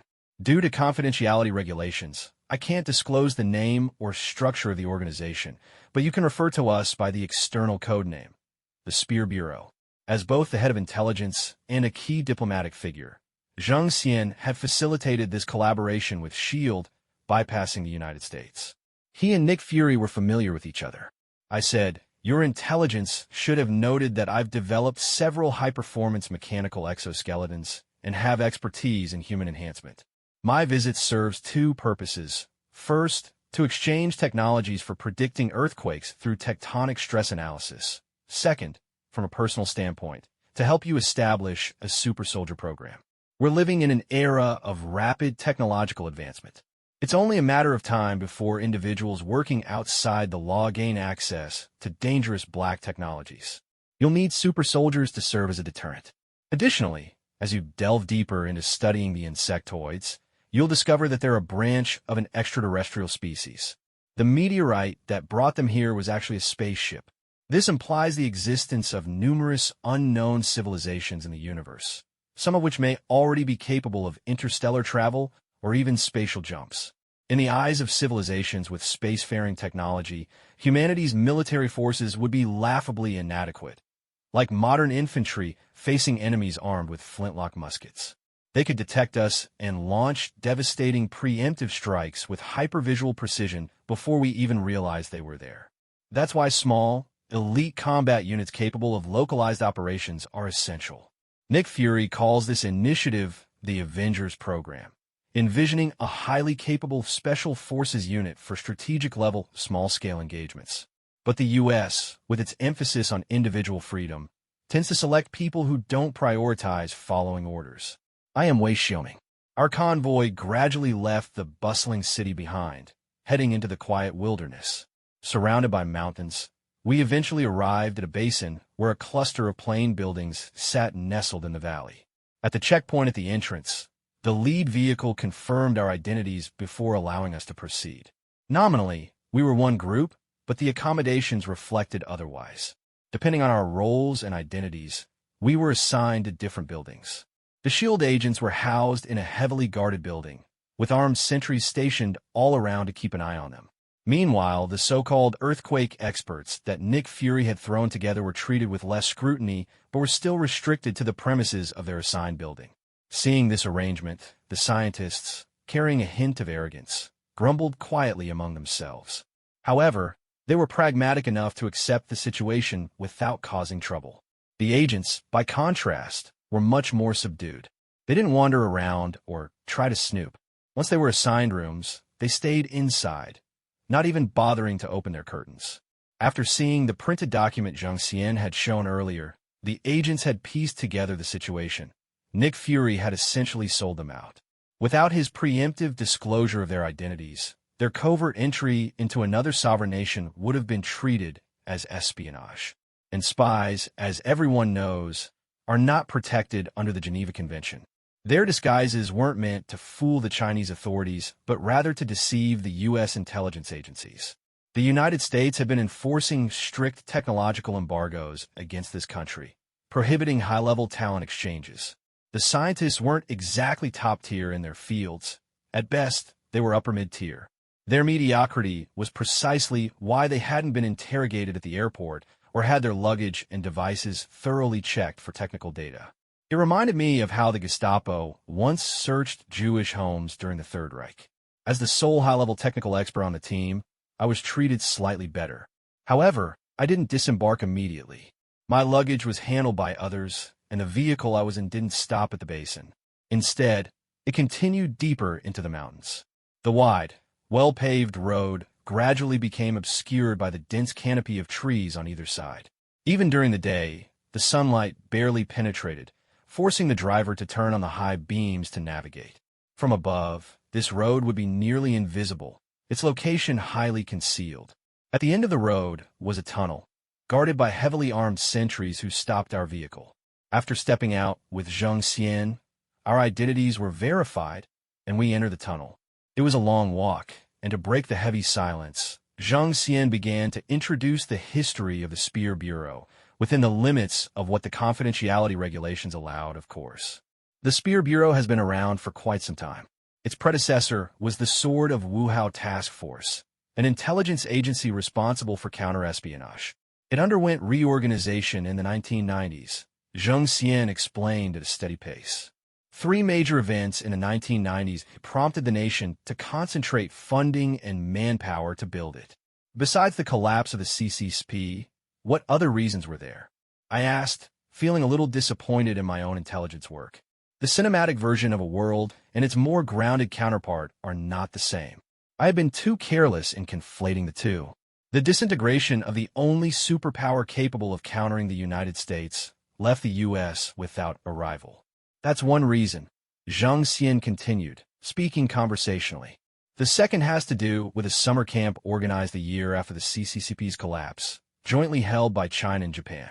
77 Japanese children and 30 Chinese children were brought together for a grassland exploration summer camp. Initially, the Japanese side planned a 100-kilometer trek for children age 11 to 16, but considering the physical condition of our kids, the distance was reduced to 50 kilometers, with an average load of 20 kilograms per child.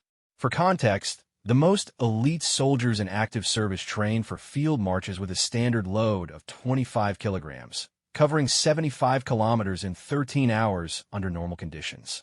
Zheng Xian's words reminded me of an article I'd read in my previous life. It was written by someone who worshipped Japan to an absurd degree, exaggerating the story for personal gain. In that world, the writer's wife was one of the organizers of the summer camp, and the article was essentially a glorified advertisement. I asked, did the Japanese kids actually manage to do it? A 50-kilometer trek with a 20-kilogram load. Zheng Xian shook his head lightly. That target was unrealistic. Even untrained adults wouldn't necessarily manage, let alone children. After our intervention, the trek distance was reduced to 19 to 21 kilometers, with their luggage transported by carts. If the kids got tired, they could ride in the carts. None of the Japanese kids chose to ride. They seemed numb to fatigue and pain. Even when sick, they said things like, "I won't retreat. I can't face my teachers and parents if I do." They gritted their teeth and finished the trek. The next day, the Japanese organizers planned a wilderness exploration. They divided the 77 kids into groups, handing them maps and compasses, and sent them off to find their way through unmarked grasslands. At this point, Zheng Xian paused, leaving the rest unsaid. Madness. That was my immediate evaluation of the situation. A group of middle schoolers participating in a summer camp was being treated like special forces recruits. The only word that came to mind was madness. Madness, indeed. But it was also a tactical display meant to influence public opinion, Zheng Xian said. They wanted us to believe that developed countries had superior methods for raising the next generation, that their kids were physically several times stronger than ours. It was a psychological tactic to erode our national confidence, to make us think we were falling behind from the starting line. I was one of those 30 Chinese kids. I thought for a moment and reached a conclusion. Were they conducting human experiments on their children? Zheng Xian nodded. Human enhancement technology. The United States leads in this field. After World War II, they absorbed the research of the Third Reich and Imperial Japan, even protecting war criminals to gain their knowledge. Both Germany and Japan conducted extensive human experimentation and produced many trained specialists in this area. Those Japanese kids were essentially soldiers in training. Their upbringing and education were entirely focused on preparing for future wars. By controlling the flow of information, they misled us into making poor judgments. That's one of the reasons the Spear Bureau was established. As we neared the end of the long tunnel, I asked, what was the third reason? Manhwaresumen. Zhang Xian said to me, the third event occurred in the 1990s. An alien warship approached Earth's atmosphere, but was repelled by an unknown force. Although the threat was neutralized, the decision-makers included preparation for warfare against extraterrestrial civilizations in their strategic plans. This is the true reason for the establishment of the Spear Bureau. Welcome to the Spear Bureau. At the end of the tunnel lay a massive space. I was astounded by the scale of what I saw. The Spear Bureau had hollowed out an entire mountain, reinforcing it with steel plates and concrete to create a base. The interior wasn't empty. The space was divided into multi-level structures supported by steel frameworks, maximizing every inch of space. The base was brightly lit, and scattered throughout were pieces of technology that clearly didn't belong to Earth. Based on their design and style, I immediately recognized them as Skrull and Kree technology. The objects scattered around were originally parts of complete machinery, but had been disassembled into components for analysis. Groups of researchers were studying their material composition, manufacturing techniques, and other details. Even if they couldn't reverse engineer advanced technology, breakthroughs in material science alone could drive significant industrial progress.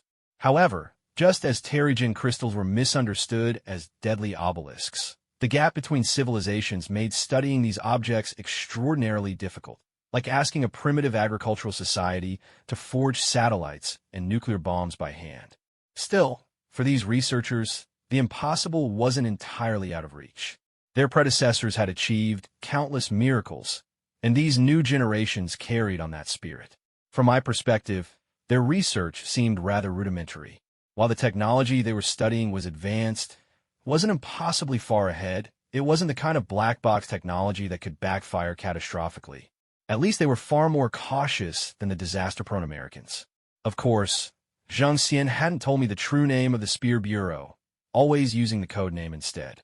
Bringing me into the base for a tour was already an exceptional gesture. They weren't about to let me access their core secrets. This way, please, Zhang Xian said, leading me through the base. As we walked, I observed their various research projects, memorizing the components being analyzed by their instruments. In my mind, I began piecing the parts together, simulating their assembly and function. Midway through the tour, I exclaimed, "You've managed to get your hands on a space warship." Even though the structural systems were incomplete, the components I'd seen were enough for me to recognize the silhouette. Just like a seasoned Pokemon trainer identifying a creature by its shadow, I immediately knew it was a Skrull warship. The other pieces belonged to Necrocraft, the Kree starfighter. Zhang Xian paused, seemingly unsurprised by my recognition of their research. This is the true reason the Spear Bureau was founded, to analyze extraterrestrial technology and build a beyond next-generation military force to defend our homeland from invasion. Back in the 1990s, during that extraterrestrial conflict, we didn't even have the means to observe what was happening. The wreckage from destroyed alien warships and fighters fell through the atmosphere and scattered across the globe. The debris within our borders was collected, and experts nationwide worked together on technical disassembly, analysis, and reverse engineering. The primary efforts were entrusted to the Spear Bureau. Zhang Xian was clearly referring to the Kree warship led by Ronan the Accuser, which Captain Marvel had repelled. I hadn't expected that event to have such far-reaching consequences. As we approached one of the compartments, I noticed a suit of iron armor under construction. Unlike Tony Stark's Mark II, which was sleek and elegant, or the brutish bulk of the Ironmonger, this suit had a rugged, utilitarian aesthetic reminiscent of Soviet-era engineering. Practical, yet imbued with a certain romanticism. However, the deep purple alloy shell made it look a bit less sophisticated. Using my magnetic field manipulation ability, I discreetly probed the armor's internal structure. Its performance was roughly on par with Tony Stark's unrefined Mark I, lacking the immense power of the arc reactor and hampered by technical limitations in its components. However, in certain areas, its capabilities were already approaching the level of Stark's Mark III. "It's called the Destroyer Armor," said a voice behind me. I turned to see a figure in a white lab coat. Judging by the ID badge on his chest, he was a senior technical supervisor. But his entire body was green, with wrinkled skin, a long chin, and elf-like ears, clearly not human. A Skrull. I instinctively tensed up, my muscles coiling as I adopted a combat stance.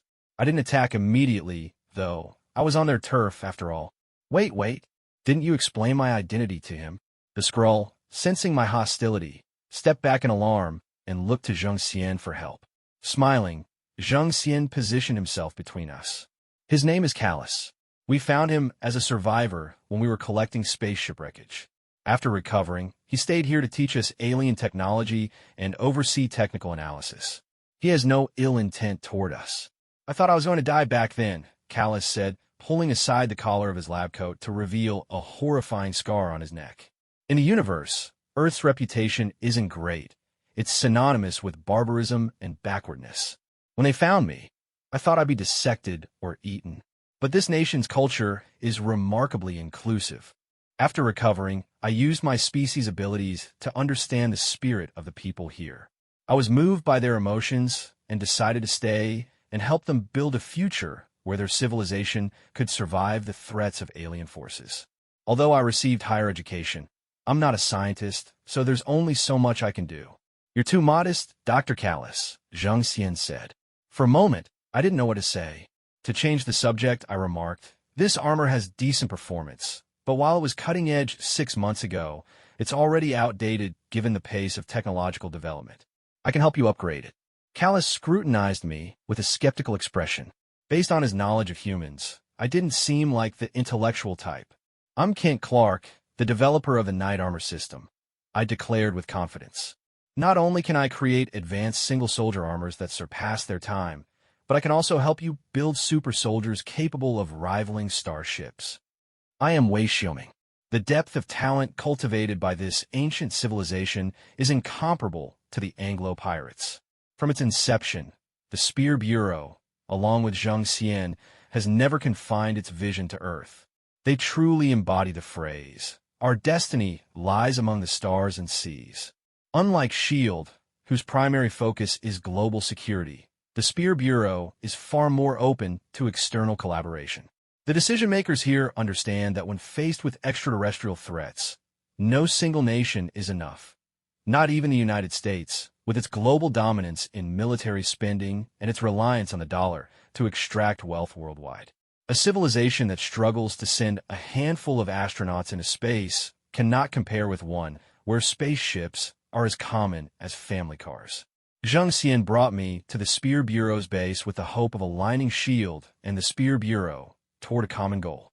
While the great powers of the world are constantly at odds over their interests, when it comes to the survival of human civilization as a whole, the stance remains consistent. However, my existence, my soul, goes far beyond anyone's expectations. I said, "Weather weapons. Let's call it the Weather Wish." By implanting electromagnetic cells, one could gain the ability to influence planetary magnetic fields and control the electromagnetic forces in the air, thereby manipulating atmospheric airflows. This would allow control over global weather patterns, turning hurricanes, torrential rain, hailstorms, and droughts into weapons. The energy contained in a hurricane surpasses that of human nuclear weapons. The weather which doesn't create the energy but harnesses it, leveraging solar radiation, Earth's rotation, and the moon's tidal effects on the atmosphere. To truly complete this project, however, you need a comprehensive global meteorological model, at least 100 meteorological experts working in unison, data feedback from weather satellites around the clock, and a supercomputer capable of processing enormous calculations. It would take the combined effort of an entire scientific corps to concentrate all that power into a single individual. As for super soldiers, I can take full responsibility for their creation. I can even design armor to help them process data and control their abilities. In truth, creating a super soldier isn't difficult for me. It's just a matter of method. Fully cybernetic transformations would also qualify as super soldiers. With my abilities and technology, I could complete the Weather Witch project on my own. But I'm not inclined to simply hand over a finished product to the Spear Bureau like some arms dealer. I want their technical personnel to learn from me, to teach them and pass on the knowledge. After all, it's better to teach a man to fish than to give him a fish. The people of this nation are exceptional learners. Even if I don't intentionally teach them, they'll figure out most of it just by observing. Only by cultivating a team of skilled technicians can they truly keep up with the times. The second super soldier project I propose is the Saber. By implanting nanoscale genetic weapons into cells, one could achieve superhuman physical attributes and resistance. These genetic weapons would be sensitive to electromagnetic forces, enabling the individual to manipulate Earth's magnetic field for levitation and flight. With control over electromagnetic forces, they could also harness plasma to create weapons. I suggest developing a suit of flexible armor with optical camouflage capabilities to complement the Saber's electromagnetic disruption, allowing them to infiltrate undetected. These two types of super soldiers are the ones I've researched most extensively, given that I rely heavily on the electromagnetic manipulation abilities derived from Magneto's powers. The related technologies are well developed in my simulations and are more reliable here than in the hands of the United States. As for this armor, I pointed to the destroyer armor developed by Callus. It's clearly assembled from parts of alien spacecraft, but the component's full potential hasn't been utilized. I can help you optimize it. The next day, the tectonic stress detection device was activated and detected that a major earthquake would strike central China in a little over a month. Emergency measures were taken to evacuate people and property from the affected areas, and earthquake safety education and training were conducted in other regions. A month later, the earthquake hit, magnitude 8.0 on the Richter scale. The tremors were felt across many Asian countries. Fortunately, thanks to the timely evacuation and preparation, casualties and losses were minimized. With the Olympics approaching, had there been widespread casualties, the event would have been doomed. Delegations from multiple countries began visiting Oscorp Industries, inquiring about the price and sales plans for the tectonic stress detection device. Norman Osborn had no idea what they wanted to buy, but it was clear that it was one of my inventions. The Japanese delegation, in particular, bowed so deeply they were practically at a 90-degree angle, a clear indication of how critical this technology had proven to be. Because of its connection to S.H.I.E.L.D., the report quickly landed on Nick Fury's desk. Fury, with his single eye, flipped through the documents repeatedly. Coincidence, he muttered to himself. Unable to think of a better explanation, Fury could only continue believing that I was a man from the future. I'd never paid much attention to the nation across the ocean, and this exchange program was only made possible by the U.S. Department of Defense's poorly played hand. If they hadn't dumped the insectoids into that country, I'd probably still be in the lab working on my research. The earthquake detector that had proven so successful was something I'd hastily thrown together after learning about the situation from Fury. I hadn't expected it to be so effective. The earthquake affected tens of thousands of people and caused nearly $100 billion in damages. Given the U.S.'s disaster relief capabilities, the affected areas wouldn't recover for at least a decade. Just then, there was a knock on Fury's office door. He closed the file and casually placed it in a drawer. "Come in," he said. The visitor was his trusted subordinate, Phil Coulson. During the Hydra Purge, Coulson had been tasked with forming a special operations team to track down Shocker and Dr. Death. This time, he had returned to report on his findings.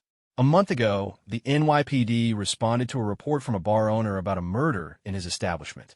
Upon investigation, the victim turned out to be a member of a low-level street gang, the Bad Ghost Gang. Coulson began. Fury frowned. A low-level gang wouldn't typically warrant SHLD's attention, unless it involved someone like Kingpin, who controlled the majority of New York's gangs and even had influence across the U.S. It seemed like a waste of resources for Coulson to get involved. If Coulson had taken the time to report this personally, there had to be more to the story. Fury gestured for Coulson to pause and activated the office's signal jamming device. Only then did he motion for him to continue. "I am Phil Coulson." Watching Nick Fury trying to give me signals with his expressions, I couldn't help but feel baffled. I wanted to complain, but held my tongue. After all, with his perpetually stern face, Winking and signaling didn't exactly have much effect. Continue, Nick Fury said after activating the office's security measures. He leaned back in his chair, waiting for me to speak. I couldn't blame him for being so cautious.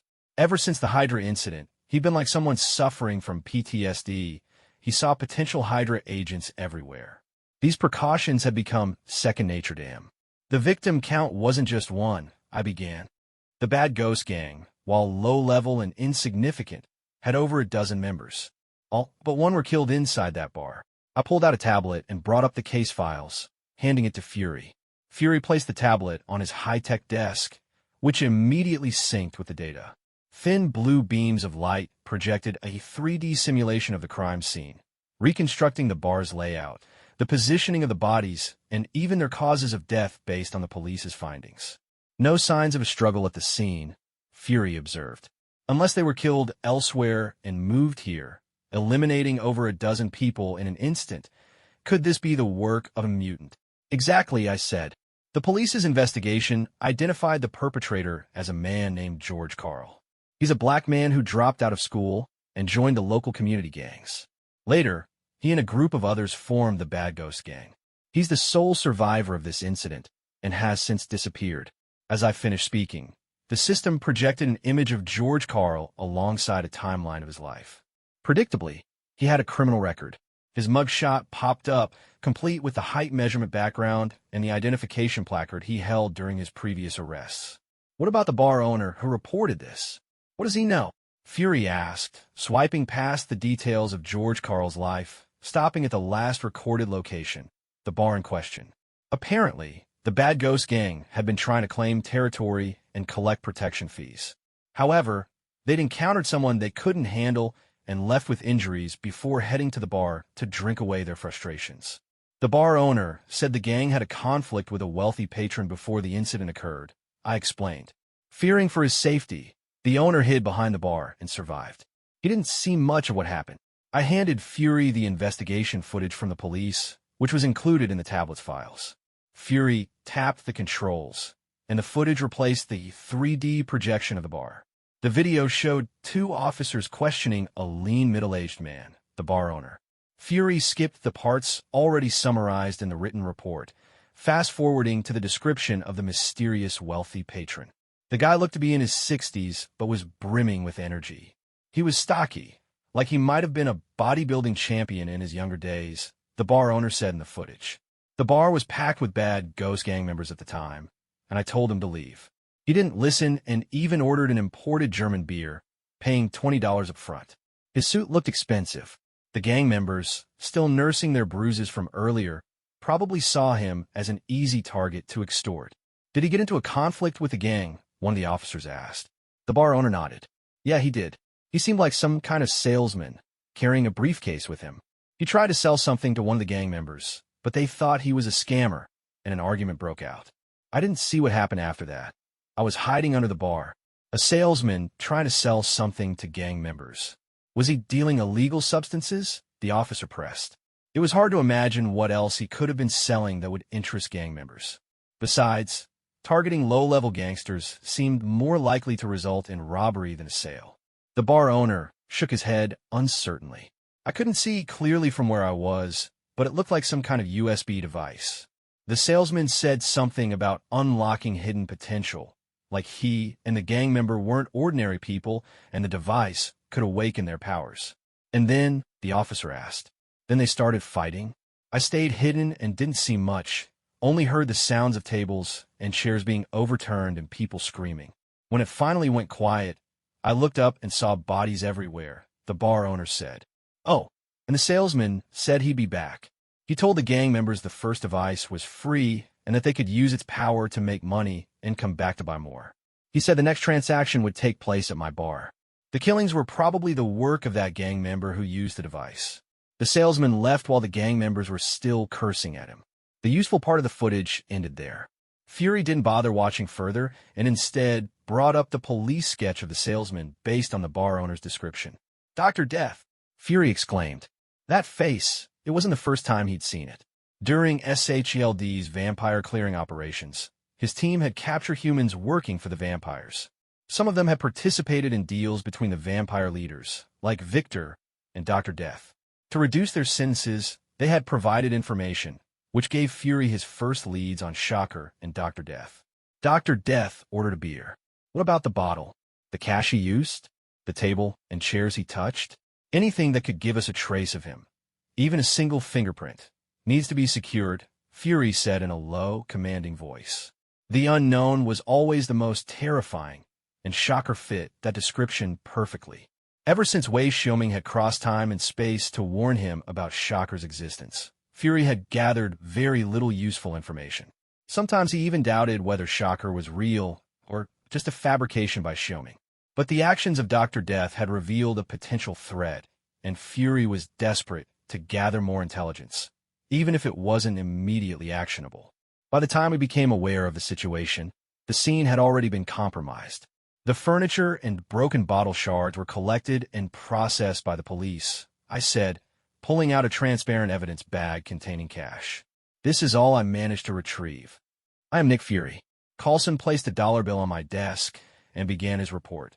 This is a freshly circulated bill. Based on its serial number, it was last handled by an arms dealer. The only fingerprints on it belonged to the bar owner. Molecular scent analysis came up empty. There's no sweat residue left by the person who originally handled it. Though the results weren't ideal, I nodded, signaling Coulson to continue. Coulson started detailing the background of the arms dealer. Victor Von Doom, an overseas arms smuggler with ties to the vampire syndicates. He's one of their more significant operatives, responsible for supplying weapons to fuel regional conflicts. This bill was part of a payment from the vampire Victor to him, presumably for goods sold by Dr. Death. The product? Amazon sells. My expression turned intense the moment I heard that. Where's Victor Von Doom now? Do we have more detailed information on him? Judging by his surname, he's German, isn't he? The investigation into Shocker is classified at the highest level. Only a handful of people know about it. I've never included it in SHELD's official files. Everything is conducted in secrecy, with Coulson reporting directly to me. No electronic or written records are kept. Both Shocker and Hydra have deep ties to the Third Reich, and a Von in Doom's surname indicates noble German lineage. Coulson clarified. No, he only has German ancestry. He hails from the small Eastern European nation of Latveria. His grandfather was a soldier for the Third Reich during World War II. After being injured, he stayed in Latveria, married a local woman, and settled there after the war. Victor Von Doom's education was funded by the Victor Foundation, a front for the vampire Victor. This support allowed him to escape the poverty of Latveria. He earned multiple doctorates in physics, biochemistry, and other fields from New York State University. After graduating, he began working with Victor, facilitating arms deals. Despite the wealth he accumulated through arms trafficking, Von Doom didn't use it for personal indulgence. Instead, he established educational programs to improve Latveria's education system, giving more children access to quality education. After hearing this, I came to a conclusion. Von Doom was marked by the vampires from a young age and groomed to be their pawn. For creatures with lifespans as long as theirs, waiting 20 years is nothing. Where is he now? According to military operations reports, he was on the target list for elimination. He's likely dead. Coulson hesitated before adding, however, his arms trade was undoubtedly connected to high-level U.S. officials. Normally, he would have been able to clear his name quickly after being apprehended. But with the current anti-vampire sentiment, someone with extensive knowledge like Victor Von Doom couldn't be allowed to live. Some people didn't want him to survive the cleanup. Damn it, I cursed under my breath, though it wasn't clear if I was directing it at Doom or the politicians involved. I took a deep breath to steady myself. What about your team? How are they handling things? And what about the mutant? Have you identified his abilities yet? Coulson replied, I've stationed agents near George Carl's home, rotating shifts to keep watch. If he shows up, we'll know immediately. We've also investigated the places he frequents. Aside from reports of him suddenly spending generously, we haven't found any other useful information. As for the bar, after the murders, the owner was desperate to sell it. I had someone buy it at a low price, and we're continuing to operate it. The crime scene is old now, and we're still unsure whether Dr. Death and George Carl had any direct contact. If they didn't, the bar might have been just their transaction site. But considering how severe the incident was, it's unlikely they'd be too cautious to keep using it. Carlson paused to catch his breath before continuing. The autopsy reports on the victims are back. They were killed by high-speed impacts from blunt objects. Something accelerated to subsonic speeds, killing them instantly. What's the motive? I flipped through George Carl's file, trying to spot anything we might have missed. Unless the guy's a psychopath, a violent maniac, or mentally unstable, there's no reason for him to suddenly massacre his gang members. From his records, he's just a petty thief, too cowardly to commit arson or murder. So why did he turn on his own crew? We're still investigating, Carlson admitted, with no new leads in that regard. One more thing, I added, this guy's extremely dangerous. Your team won't be able to handle him alone. I'll assign a rapid response unit for backup. Thank you, sir, Carlson replied before heading out to carry out his mission. Left alone in my office, I rubbed my temples and resumed reviewing George Carl's file. If only Wei Xiaoming were still in the States, I thought. He'd probably know exactly what Dr. Death was selling.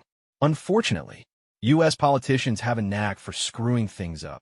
And Victor Von Doom, if we'd managed to capture him alive, we could have extracted a wealth of useful information.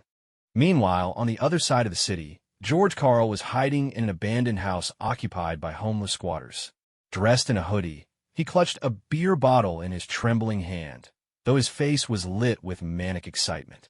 George Carl was never a good person, just weak, uneducated, and lacking in strength or intelligence to act on his inner malice.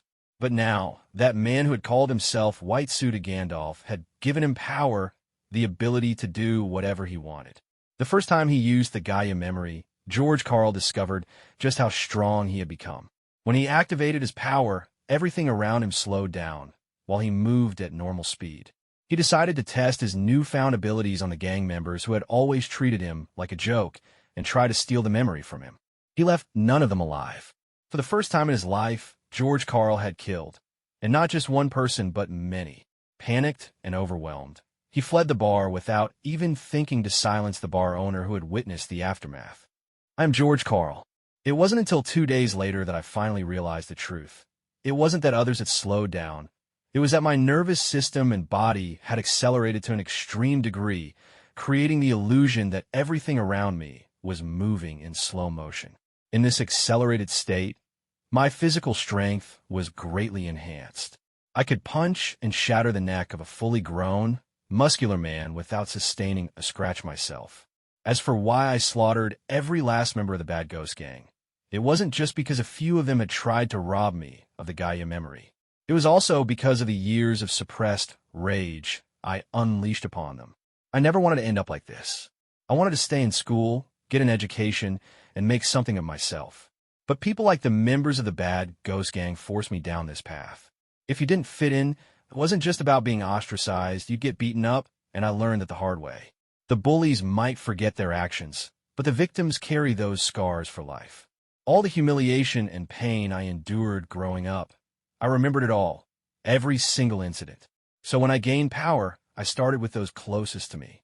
In my accelerated state, before I killed each of them, I recounted every moment they had humiliated me, from schoolyard taunts to their time forming the gang. Then, with a single punch, I ended them. In normal time, those words I said probably lasted only a second. After fleeing the bar, my first instinct was to go home, my safe haven.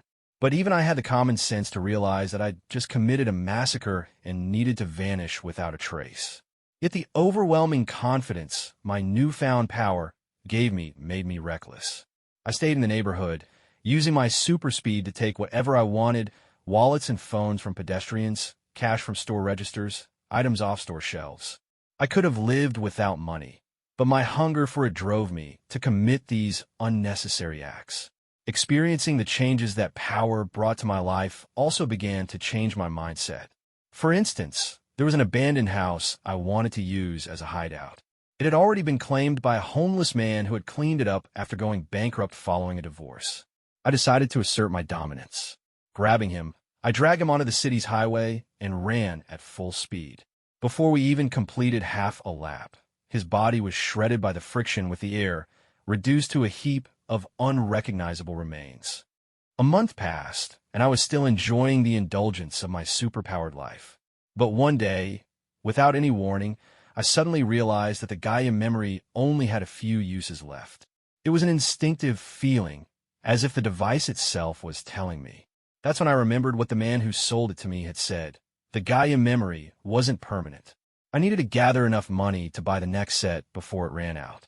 Was it $50,000 or $70,000? I muttered to myself, like a student who had partied all summer and forgotten what day it was. I couldn't quite recall the exact price, only that it was expensive. I counted up the cash I had taken over the past few weeks. It didn't even add up to $10,000. I can't lose this power, I thought. I had grown too accustomed to the feeling of having superhuman abilities. The thought of losing it and returning to being a nobody was unbearable. I had to gather enough money to buy the next Gaia memory before this one ran out. But I wasn't smart enough to come up with a proper plan. The only idea I had was to rob someone. But where could I find a large cash transaction in a short period of time? In America, people love living on credit, and most large purchases are made with credit cards. So I set my sights on gangs that dealt in white powder. As a superpowered individual, I boldly appeared in front of both sides of a drug deal. Before their nervous systems could even register my presence, I had already snatched the bag full of tightly bundled cash they were using for the transaction. The guys holding briefcases filled with cash were the real bosses, but I was just a low-level thug. I didn't have the connections to find them. After pulling off the job, I returned to my hideout in the abandoned house, trembling as I cracked open a bottle of beer. Even with my powers, I only dared to bully weaklings like homeless people. Robbing a drug-dealing gang was a major step up for me. Counting all the cash I had scraped together, I finally reached $50,000. I checked the time. Tomorrow was the day that white-suited Gandalf said he would return to the bar. My Gaia memory only had one use left. I couldn't wait any longer.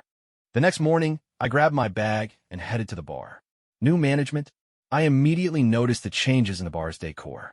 The sleazy, miserly owner who was always wiping glasses behind the counter had been replaced by a balding, middle-aged white man. The new owner greeted me with a warm smile. The bar changed hands recently.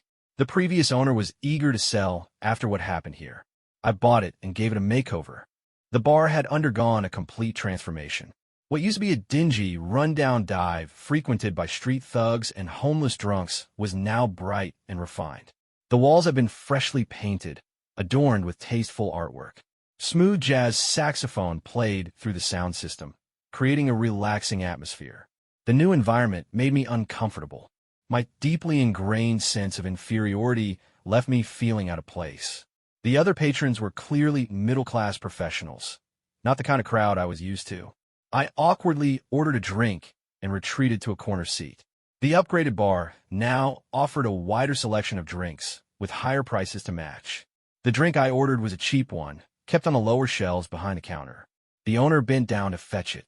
Using the bar as cover, the owner, none other than Phil Coulson, spoke quietly into his comms channel. Target 1 is here. Repeat, Target 1 is here. Target 2 is likely to appear as well. Prepare for engagement. Copy that. Came the responses from SHIELD agents stationed in the surrounding streets and the Rapid Response Team's commander. The field team leader instructed his agents, check your gear. Stay alert and ready for action. Meanwhile, the Rapid Response Team, led by Brock Rumlow, received the same orders. Rumlow, a high-ranking Hydra operative, gave his Hydra Line team members a stern warning. Whatever you do, don't rush in too far during the next phase of the operation. None of the agents, aside from Coulson, knew who the enemy was. Before the mission, Rumlow had been briefed by his contact, Sylvia Hill. Acting on orders from former Hydra leader Alexander Pierce, she revealed that the enemy was a prototype of the man obsessed with becoming a cyborg, Kent Clark. The codename? Dr. Death. Dr. Death's appearance was a deliberate distraction meant to divert Nick Fury's attention. Fury was too dangerous. Without this diversion, he would undoubtedly continue digging into Hydra after exhausting their decoys. And when that happened, their survival would be at risk. Asterisk, asterisk, I am Brock Rumlow. Asterisk, asterisk, dealing with someone like Kent Clark is no joke. Forget about his potential status as a future super soldier. He's the guy who developed the advanced weapons I'm holding right now. And if this so-called Dr. Death is one of his creations, even just a puppet, there's no way he's simple. The rumors I've heard about Clark's experiments on bioengineered humans paint him as cold and ruthless. Even if it's just an act, he doesn't hold back, not even with his own people. Due to Hydra's strict secrecy protocols, I couldn't share too much with my team, but I've dropped more than enough hints. Whether SHLD's people want to charge in headfirst or not is their problem. I am George Carl. As I took another sip of my drink, regret began creeping in. I shouldn't have killed those guys, I muttered to myself. If I let them live, the bar wouldn't have changed hands, and maybe I wouldn't feel so out of place here. Thankfully, Dr. Death didn't keep me waiting long. He entered the bar wearing the same pristine white suit, carrying his signature briefcase. He ordered a German beer without even glancing at the bartender. Actually, Carlson disguised as the bartender and casually placed a dollar bill on the counter. Grabbing his beer, Dr. Death slowly walked over to my table. His calm demeanor was almost unnerving as he sat across from me, placing the briefcase by his feet. My anticipation was written all over my face. Despite knowing an arrest was imminent, Carlson remained cautious, using tweezers to discreetly pick up the dollar bill and sealing it in a transparent evidence bag before tucking it away. "Thank you for waiting, Mr. George Carl." Dr. Death greeted me in a salesman-like tone, his voice smooth and relaxed. "How's my product working out for you? Has it improved your life?" I instinctively touched the Gaia memory in my pocket, its familiar shape reassuring me. The memory's amazing. It's made me stronger than I ever thought possible. I've never felt better. Dr. Death clasped his hands on the table and leaned forward slightly, his posture utterly at ease. "I'm delighted to hear that. It's my honor to provide you with something so life-changing. Now, are you ready to purchase the next product?" At his words, I pulled the bag of cash from under the table, my eagerness barely contained.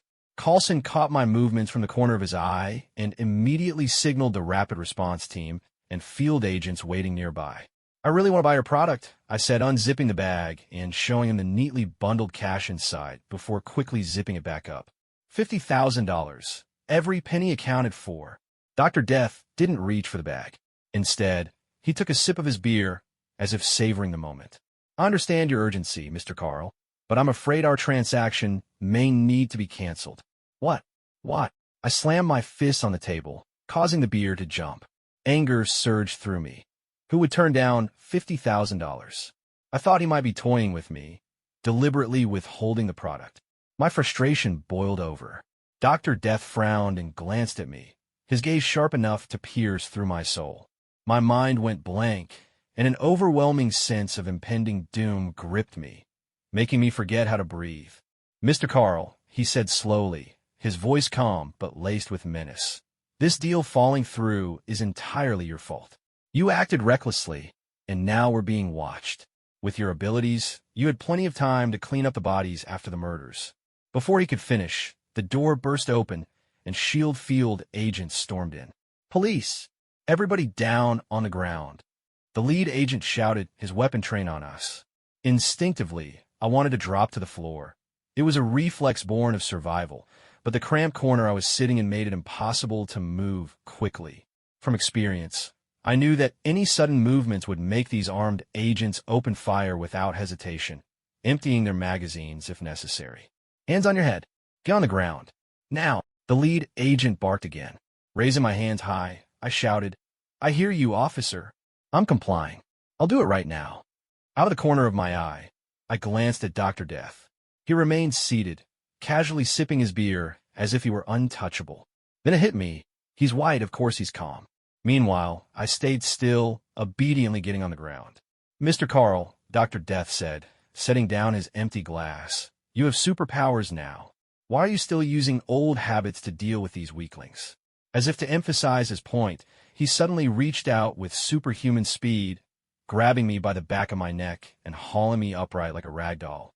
With his other hand, he yanked the Gaia memory from my pocket, activated it, and stabbed it into my neck. The device hummed as my powers surged back to life. "Open fire," the lead agent ordered. Before he could finish the word fire, the room erupted with gunfire. Bullets rained toward us like a deadly storm. "Ah!" I screamed, instinctively trying to run. With my enhanced speed, I could see each bullet's trajectory and dodge them with ease. But Dr. Death's grip on my neck was unrelenting, holding me in place as a human shield. The pain I expected from being torn apart by bullets never came. Instead, it was like being hit by a water gun as a kid, just a mild sting. The agents on the other side, however, weren't so lucky. One by one, they fell to the ground, blood pooling beneath them. "Idiot," Dr. Death snarled, throwing me to the floor like a sack of garbage. "Even with superpowers, you're useless. Two objects in contact exert equal and opposite forces. That's Newton's third law. When bullets hit you, they generate a reaction force. You can accelerate that reaction force and send the bullets back to their origin." I stared at Dr. Death in horror. The sleeve of the hand he'd been using to hold me had torn away, revealing a grotesque metallic appendage. A biomechanical tentacle coiled around his arm, glinting with a metallic sheen. "What the hell are you?" I screamed, trembling. "I'm the Grim Reaper Doctor." When I heard George Carl's exclamation of "monster," I couldn't help but burst out laughing and retorted, "Oh, so in your eyes, anyone with superpowers is a monster? That's some textbook superpower discrimination you've got there." He stubbornly shot back, "Hey, after you used a memory drive, didn't you also join the ranks of monsters? To put it bluntly, you're just a monster disguised as a human.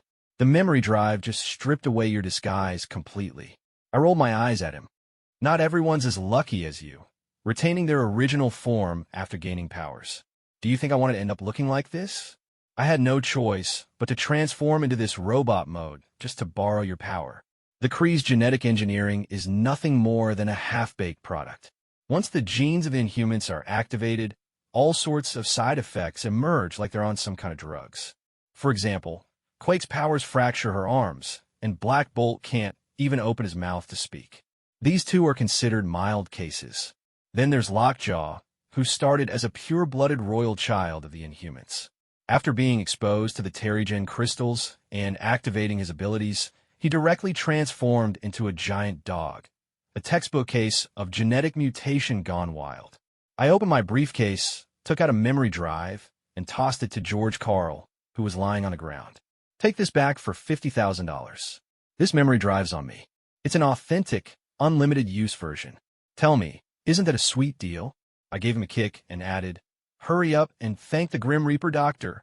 Stop pretending to be mute." George Carl grabbed the memory drive and, while his powers were still active, used his speed boost hack to bolt, not forgetting to snatch the $50,000 on his way out. What a sly little rascal. I turned around, ready to leave, a smug grin plastered on my face like a kid who just pulled off a prank without getting caught. That whole nonsense about recoil accelerating rebounding bullets in this mostly unscientific Marvel universe for someone like George Carl, pulling that off is as impossible as trying to lift yourself to the sky by stepping on your own foot. A pure fairy tale. My body doesn't even have the kind of superpower that lets me control others' bodies. What I just did was classic Magneto-style metal manipulation, though I did push the biological aspect to its limits. In that split second, I tracked multiple high-speed targets, nearly tearing myself apart from my mechanical frame. Luckily, my self-healing ability saved my life. Rebounding bullets can't kill SHLD's field agents. Their advanced bulletproof vests are like turtle shells. The bullet heads can't even penetrate them. As for railguns, those are high-end tech with a ton of issues like data computation and energy requirements. Just the recoil alone could knock me flat. The agents lying motionless on the ground weren't dead, just in pain, a result of their experience. S.H.I.E.L.D. has so many enemies that field agents getting ambushed is almost routine. Even when the mission has nothing to do with others, as long as it ticks off S.H.I.E.L.D., people are happy. Over time, the agents summed up survival tactics, passing them down through generations. Those that didn't learn, well, they got written out of the story. It's not like I could pull out a dagger and go melee against people who are immune to firearms. Charging at them knowing I'd lose, that's not bravery, that's stupidity.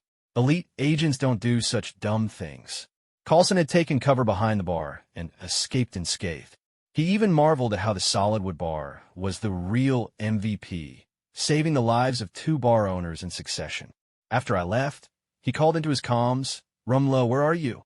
For this operation, Nick Fury had approved high-tech gear for Rumlow's rapid response team. If they had been there, the field agents wouldn't have been taken down so quickly. Rumlow made an excuse. "Sir, the bar space is too small to fit that many people." He said it with a straight face, though his expression betrayed his unease. He couldn't help it. His team was too obedient.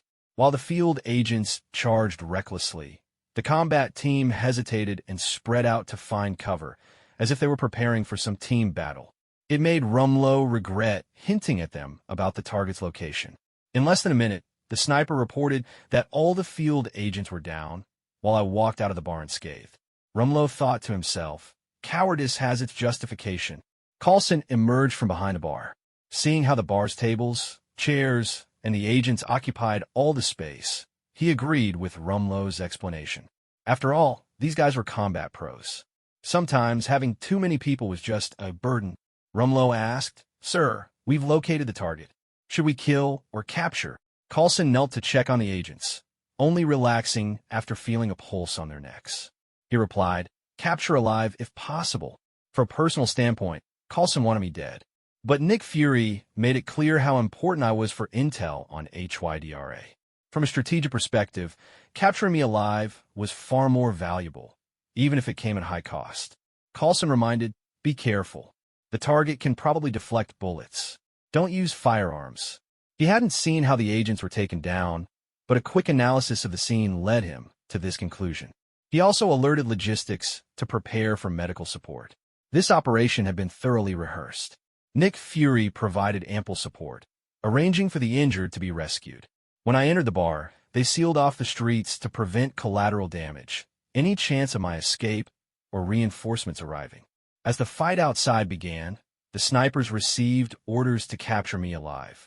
They put away their sniper rifles and pulled out grenade launchers, calculating my movement trajectory before firing 6 rounds. I knew there was an ambush outside, but my skills breed confidence. I strolled leisurely down the empty street as 6 black eggs landed around me. I playfully added sound effects. Boom! The moment the sound dropped, the 6 rounds released powerful electric currents, forming a large net that trapped me.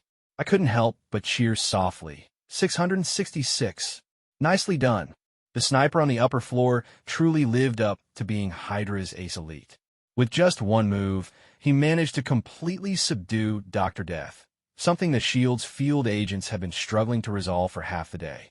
He handled it with ease. Those 6 specially crafted rounds, called Static Expander, sounded incredibly cool just by their name. After being fired, they could release a high voltage of up to 100,000 volts. The sensation was akin to countless people wielding electric shock devices from lighters and relentlessly zapping you. What creature could withstand such an electrotherapy package? Within moments, the target would be left questioning their life choices and rendered incapable of action. Compared to it, Professor Yang's anti-internet addiction electrotherapy was like child's play, completely outclassed. Moreover, the current intensity of the static expander wasn't too high, staying within the range of human tolerance. It just caused excruciating pain without significant side effects, though of course for individuals with pre-existing vascular or neurological conditions, it might be a different story. This device could even function as an EMP. As long as the voltage was high enough, no level of insulation could withstand its power. Originally, the static expander was developed by Wei Xiaoming for combating alien insects. This time, it was brought along specifically to deal with George Carl, a mutant with super speed capabilities. Logically speaking, the best weapon against someone like George Carl would be the Knight system, since the best weapon against a speedster is another speedster, after all. However, the trouble lay in the battle at the Stark Energy Center. Out of 5 Knight system users, 4 killed. The one survivor barely clung to life after emergency medical treatment, but the accompanying Knight armor system was nearly wrecked, just missing a few key components to complete its final blow. Military tech personnel tried to reverse engineer and repair the Knight armor technology themselves, but they were far from the level of the everyone's a genius with unlimited resources crowd across the ocean. In the end, they only managed to vaguely figure it out before patching it back together. Since they couldn't fix it themselves, they had no choice but to send it back to the original manufacturer for refurbishment, which was sure to be a costly affair. Unlike electronic devices, the Knight armor system didn't come with a 2- or 3-year warranty. To make matters worse, The Department of Defense made a blunder by sending Wei Xiaoming, the technical director, overseas with a geological force detection device for a technology exchange. The remaining tech personnel could handle basic maintenance, but repairs were beyond their capabilities. "We just can't do it," as they would say. Fortunately, Wei Xiaoming had a conscience. Before leaving, he developed the static expander as a backup. After all, with such a vast territory in the U.S., who knew where alien insects might pop up? When the Knight armor system and its users were out of commission, this would be their life-saving straw. As I watched Dr. Death trapped, I immediately led my team out from behind cover, cautiously advancing toward him with our new weapons, as he writhed like an electric hedgehog, tangled in currents. In my mind, I couldn't help but wonder, according to the intel, Dr. Death shouldn't be this weak. But regardless, I reported to Carlson over the comm channel, "Sir, we've subdued the target." But then Dr. Death suddenly revealed a sinister smile and said, "Electromagnetism has won. Don't you understand?" Hey, wasn't that the exact line Magneto used to casually dissolve Storm's lightning? It fit this situation surprisingly well. Bang, bang, bang, bang, bang, bang. 6 explosive sounds in succession erupted as all 6 static expanders burned out and began smoking. Dr. Death clenched his right fist, and from between his ring and middle fingers, a long blade emerged as he shouted, "Sword of Hell!"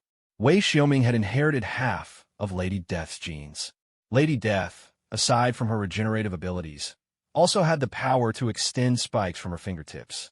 When Wei Xiaoming upgraded Dr. Death's clone body, he combined this ability with the Hell Sword of one of the original 4 progenitors, Hell Yuan Hai. This resulted in a technique where man and blade became one, allowing the clone to extract metallic element from mechanical parts and manifest blades from any part of his body. I quickly issued tactical orders. "Sniper, take the shot. Everyone else, find cover. Lethal force authorized." The team immediately scattered. The sniper on the upper floor, after firing the static expander, raised his sniper rifle and aimed at Dr. Death. Upon receiving the order, he unhesitatingly pulled the trigger. The nail-shaped metallic projectile, propelled by an electromagnetic acceleration rail, shot out of the gun with a whoosh, heading straight for Dr. Death. This new electromagnetic rifle, with a caliber of 5.8 millimeters, had nail-shaped bullets accelerated by an electromagnetic force field, giving it power comparable to anti-material weapons. It could tear through the front armor of a main battle tank, assuming it wasn't equipped with reactive armor, which was more than enough to deal with a mutant. As the sniper pulled the trigger, Dr. Death raised a briefcase emblazoned with the Shocker emblem as a shield, shouting, "Magnetic field rotation, electromagnetic shield." The magnetic field rotation made the briefcase nearly indestructible. The bullet from the electromagnetic rifle pierced the first layer of the briefcase's shell and the foam padding, but got stuck in the outer shell on the other side. Dr. Death tossed the briefcase aside disdainfully and sneered, "They're actually using this junk against me?" Nick Fury must think highly of Dr. Death. As he spoke, his regenerative ability began to take effect, rapidly healing his biological components. Clenching his left fist, another long blade emerged from between his fingers. With a single step, he dashed forward like a phantom, reaching the sniper before he could fire a second shot. With a swift slash, he split the sniper's face right down the middle. After taking out the sniper, Dr. Death lunged toward another team member who hadn't yet reacted. His robust figure, augmented with metallic limbs, moved with the lightness of a ghost. With one swipe of his left hand, he severed the gun in the soldier's hands, and with his right hand, he plunged a blade straight through the soldier's body. After swiftly eliminating 2 operatives, Dr. Death stepped back slightly, casting a sideways glance in the sniper's direction. Almost simultaneously, a nail-shaped bullet landed on the ground between him and his next target. If he had been a fraction of a second slower, the bullet would have hit him. This brief delay gave the well-trained operatives a chance to counterattack. A white energy beam shot out from a futuristic-looking gun, sending Dr. Death flying. This was the white noise sonic cannon. It utilized high-frequency vibrations to create air resonance, producing sound waves imperceptible to humans. This weapon had been custom-made by General Ross from the Osborn Group, designed to counter heavyweights like the Hulk. It bypassed their muscular defenses to directly attack internal organs, replacing the bulky vehicle-mounted sonic cannons. The infantry version of the white noise sonic cannon was just as powerful as its vehicle-mounted counterpart, and in some aspects, even more effective. I immediately shouted, "It works! Alternate fire! Don't give him a chance to catch his breath." Whoa, is this what they call digging your own grave and jumping into it? I performed a mid-air Thomas spin to adjust my angle and landed steadily. The damage caused by the white noise sonic cannon was instantly auto-repaired by my regenerative abilities, though the mechanical parts still took some battle scars. But I had no intention of stopping. I bolted straight toward the operatives who were frantically firing at me. Previously, due to the angles, only one sniper could target me. But there wasn't just one sniper hidden in those high-rise buildings. There were more. They were just limited by their line of sight and angles, so they couldn't lock onto me precisely. As I sprinted, nail-shaped projectiles exploded on the ground in front of and behind me, as if they were free. The snipers were rapidly adjusting to my speed and movement patterns, as well as the electromagnetic rifle's muzzle velocity and trajectory. The bullets were landing closer and closer to me. That nonsense in movies about protagonists zigzagging to dodge sniper fire? Total scriptwriter fabrication for dramatic tension. A competent sniper, having fired tens of thousands of rounds at moving targets, would see through human movement trajectories like they were transparent. The only reason they were missing now was that they were still getting used to the electromagnetic rifles and unfamiliar with this new weapon. Add to that the maze-like complexity of the urban environment, and their hit rate was embarrassingly low. Unfortunately for them, their buffer time was as short as opening a blind box. By the time they were confident in hitting me, I had already reached the area where the operatives were stationed. The snipers hesitated, unable to fire anymore. The operatives weren't clustered together. They were tactically spread out behind cover, providing mutual support with their weapons. But I wasn't just any human. I had Magneto's powers as my cheat code. By slightly interfering with the angles of their gun barrels, their hit rate plummeted like a sheer cliff drop. Additionally, the white noise sonic cannon was developed by that guy Wei Xiaoming, so I knew its parameters inside out. This included the firing intervals deliberately designed to reduce recoil's impact on accuracy. By the time I reached the operatives, most of them had just fired one shot and were still charging up their second, leaving them powerless to retaliate. I slashed through their weapons with one strike and incapacitated them with another. Against me, these operatives were like fragile chickens, unable to last even a single round. Even if the other operatives disregarded their comrades' lives and fired indiscriminately at me, I could use the still-breathing ones as human shields to block the bullets. Those regular operatives basically became wall decorations. Before long, I reached Rumlow. This guy, well, he surrendered faster than France in World War II. He immediately gave up resistance. Hiding in a corner formed by the protruding outer wall of a building, shielded on both sides, he thought he was safe. I grabbed him and dragged him out into the open, using him as a human shield.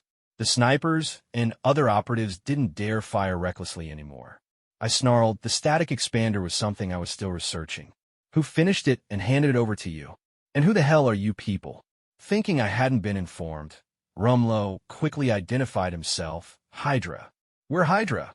He then frantically tried to signal with his eyes that he was one of us, while sneaking glances at the communicator, implying that Coulson was still listening and begging me not to blow his cover. On the other end of the communicator, Coulson breathed a sigh of relief upon hearing this, praising Rumlow's tactical planning and quick thinking. Not only had he avoided exposing himself as a SHIELD agent, but he also successfully redirected the blame, attempting to incite conflict between me, Shocker, and Hydra. The previously incapacitated field agents began getting back on their feet. None of them were seriously injured. Despite the unfavorable situation, they didn't dare slack off. After checking their firearms and ammunition, they raised their weapons and charged back into the fray, leaving Coulson stunned. Unfortunately for them, before they could rejoin the fight, a dark figure descended from the heavens, scattering the field agents like bowling pins. A few unlucky ones were crushed so badly that their bones snapped and tendons tore. The figure was a corpse, clearly a sniper from the rapid response team, based on his attire. His neck had been twisted before he fell from the high-rise. The person responsible for his death soon revealed themselves. Several burly men dressed in black bodysuits and wearing black masks leapt down from above. Their enhanced bodies, augmented with exoskeletal armor designed to align with human skeletal structure, effortlessly absorbed the impact with a slight bend of their knees. These were Shocker operatives. To ensure Shocker, as an organization, stood tall, I, Wei Xiaoming, in my Dr. Death persona, unleashed all the power at my disposal. Shocker operatives, who had been lying in wait in nearby buildings as ambushers, had already dealt with the snipers and were now officially entering the battlefield. Half an hour later, Nick Fury stormed onto the street like a firefighter in a frenzy. Coulson was seated in a chair, having his forehead and cheek wounds disinfected and bandaged by medical personnel. His suit was shredded to the point of resembling beggar attire, and one of his arms was in a sling. Upon seeing Fury, Coulson told the medics to pause and stood up to report. Fury raised a hand, signaling him to remain seated, and asked, "The mission failed?" The answer was obvious. The number of personnel sent for logistics was as large as the combat team itself. Most of the logistics personnel were busy stuffing corpses into body bags, loading them onto trucks, and preparing them for transport. They even had to apply makeup to the bodies, fabricate a plausible cause of death to inform the families, and then arrange funerals and burials. A few others were scraping bits of remains off the walls with shovels. Meanwhile, others, clad in work uniforms, rubber boots, and gloves, were scrubbing bloodstains off the ground and walls with a mixture of cleaning agents, flushing the dirty water into the sewers. Bullets were being painstakingly extracted from walls and floors, one by one, and bagged. The shop Coulson had rented had gone from a fully furnished property to a bare-bones shell. "Yes, sir," Coulson replied in a low tone. The target was a mutant with several mutant subordinates equipped with rudimentary mechanical exoskeletons. Based on eyewitness accounts, they appear to have undergone artificial enhancement. Their strength, reflexes, and physical toughness have all reached terrifying levels. What are the casualties? From the scene, Fury could already tell it wasn't good. He had equipped this mission with high-grade weaponry. Under normal circumstances, his team could have taken out a tank platoon with minimal losses. Yet the casualties here were severe. Coulson took a deep breath. 25 members of the rapid response team. 5 are still undergoing emergency treatment, but their condition is critical. Captain Rumlow suffered severe blood loss and fell into a coma. After transfusions and stitches, he's temporarily out of danger. The rest are all dead. 13 field agents. None survive. I'm Coulson. I just gave a brief report to Nick Fury, that bald-headed egg, on the operation. Starting from George Carl entering the bar, all the way to a field agent being knocked out by a Shocker operative with one punch, which caused the poor guy's muscle spasms to pull the trigger wildly, even accidentally injuring himself. I laid out every single detail for Fury. By the time I finished the report, my injuries had mostly been treated. Fury and I were walking and chatting, sneaking around like thieves to avoid running into others. Previously, Wei Xiaoming had explained Shocker's organizational structure to Fury. From top to bottom, it goes: the enigmatic Shocker Supreme Leader, the 3 top executives, the monstrous freaks as their main force, and finally the cannon fodder level Shocker combatants.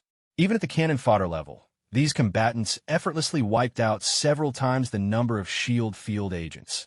Agents who had been meticulously trained and tested through life and death situations.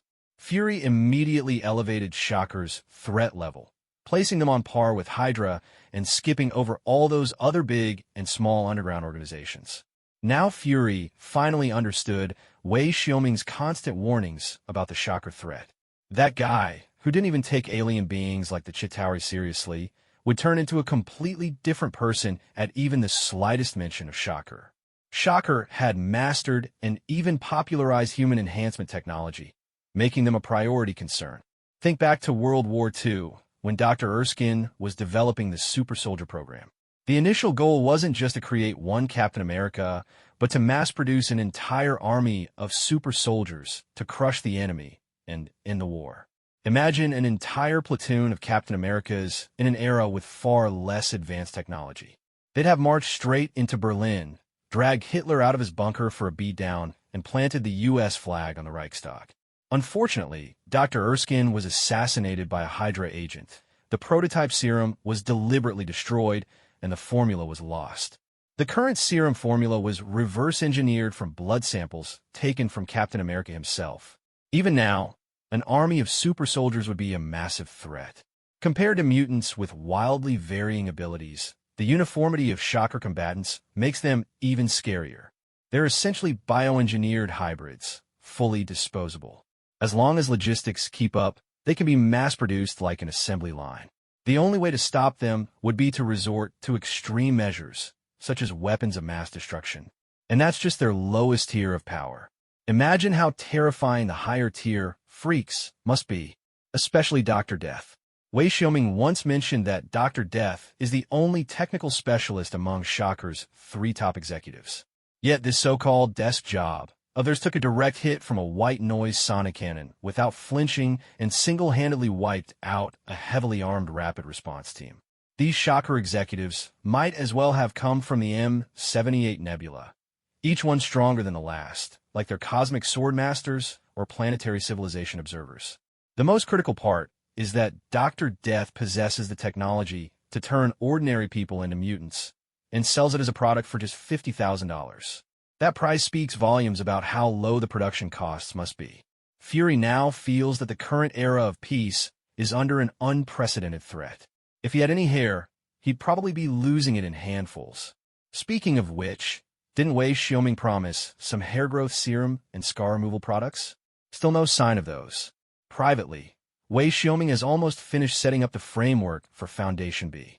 Once funding is injected and products are launched, the organization will be able to sustain itself financially without depending on Fury's blood transfusions. The next step is to reach out to factions that don't get along with S.H.I.E.L.D. and recruit some yet-to-rise power players. Fury adjusted his train of thought and asked me, "Anything else to add?" I pulled a cash evidence bag out of my shirt pocket and said, "This is money handled by Dr. Death. It has his fingerprints on it." Before Rumlow was attacked, Dr. Death grabbed him and questioned us about our identity and the origin of the static expander, saying it was one of his unfinished projects. Rumlow claimed to be from Hydra, and then he was attacked. Fury took the evidence bag and praised Rumlow for his quick thinking. I remember Wei Xiaoming privately commending the captain of the rapid response team as well, saying he was still active in his era. When Wei Xiaoming first met Rumlow, he even rambled on about a human modification plan, clearly tailored for Rumlow. Fury said, "Take 2 weeks of paid leave and rest up. After your vacation, the workload will be heavy. Shocker has only revealed the tip of the iceberg, and your mission is to uncover the entire thing." I replied, "Understood, sir." On the way back, Fury sat in the back seat, staring at the cash evidence bag in a daze. His agent instincts and experience were telling him that something wasn't right. Apart from the ferocity of the final battle, Dr. Death's actions seemed like something out of a middle schooler's fantasy novel, juvenile and illogical. When all was said and done, the only tangible outcomes were that George Carl, a street thug, gained supernatural powers. Shocker showcased a bit of their strength, and S.H.I.E.L.D. lost some personnel. None of it seemed beneficial to anyone. Unable to figure it out, Fury called Wei Xiaoming.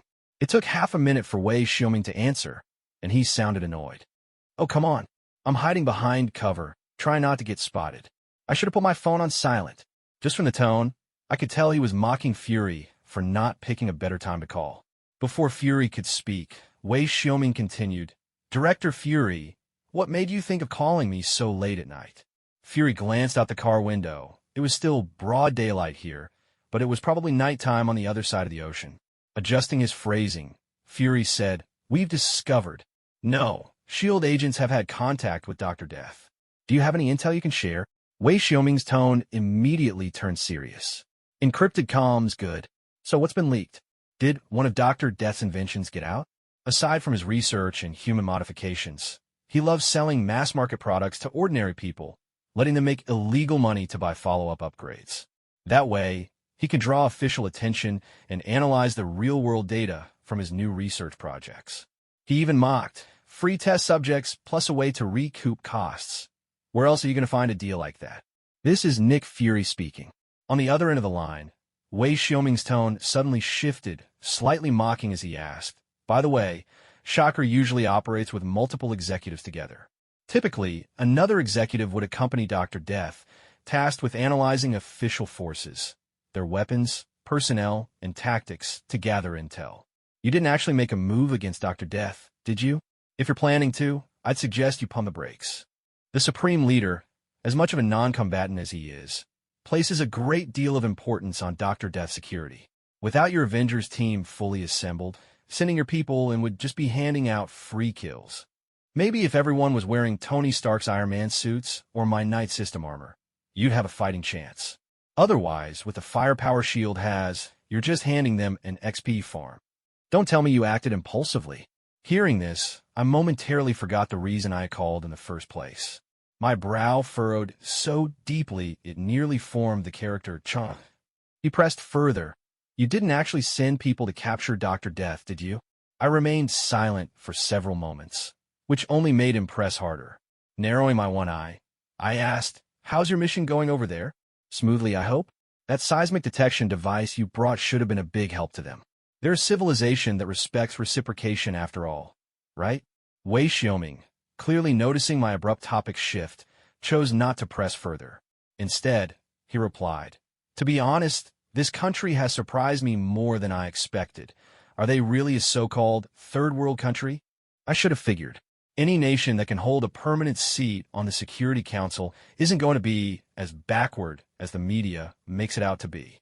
The U.S. government loves its propaganda, after all." He added, "The alien insect crisis has been handled thanks to their help. Now all that's left is cleanup, disposing of the bodies, and tying up loose ends.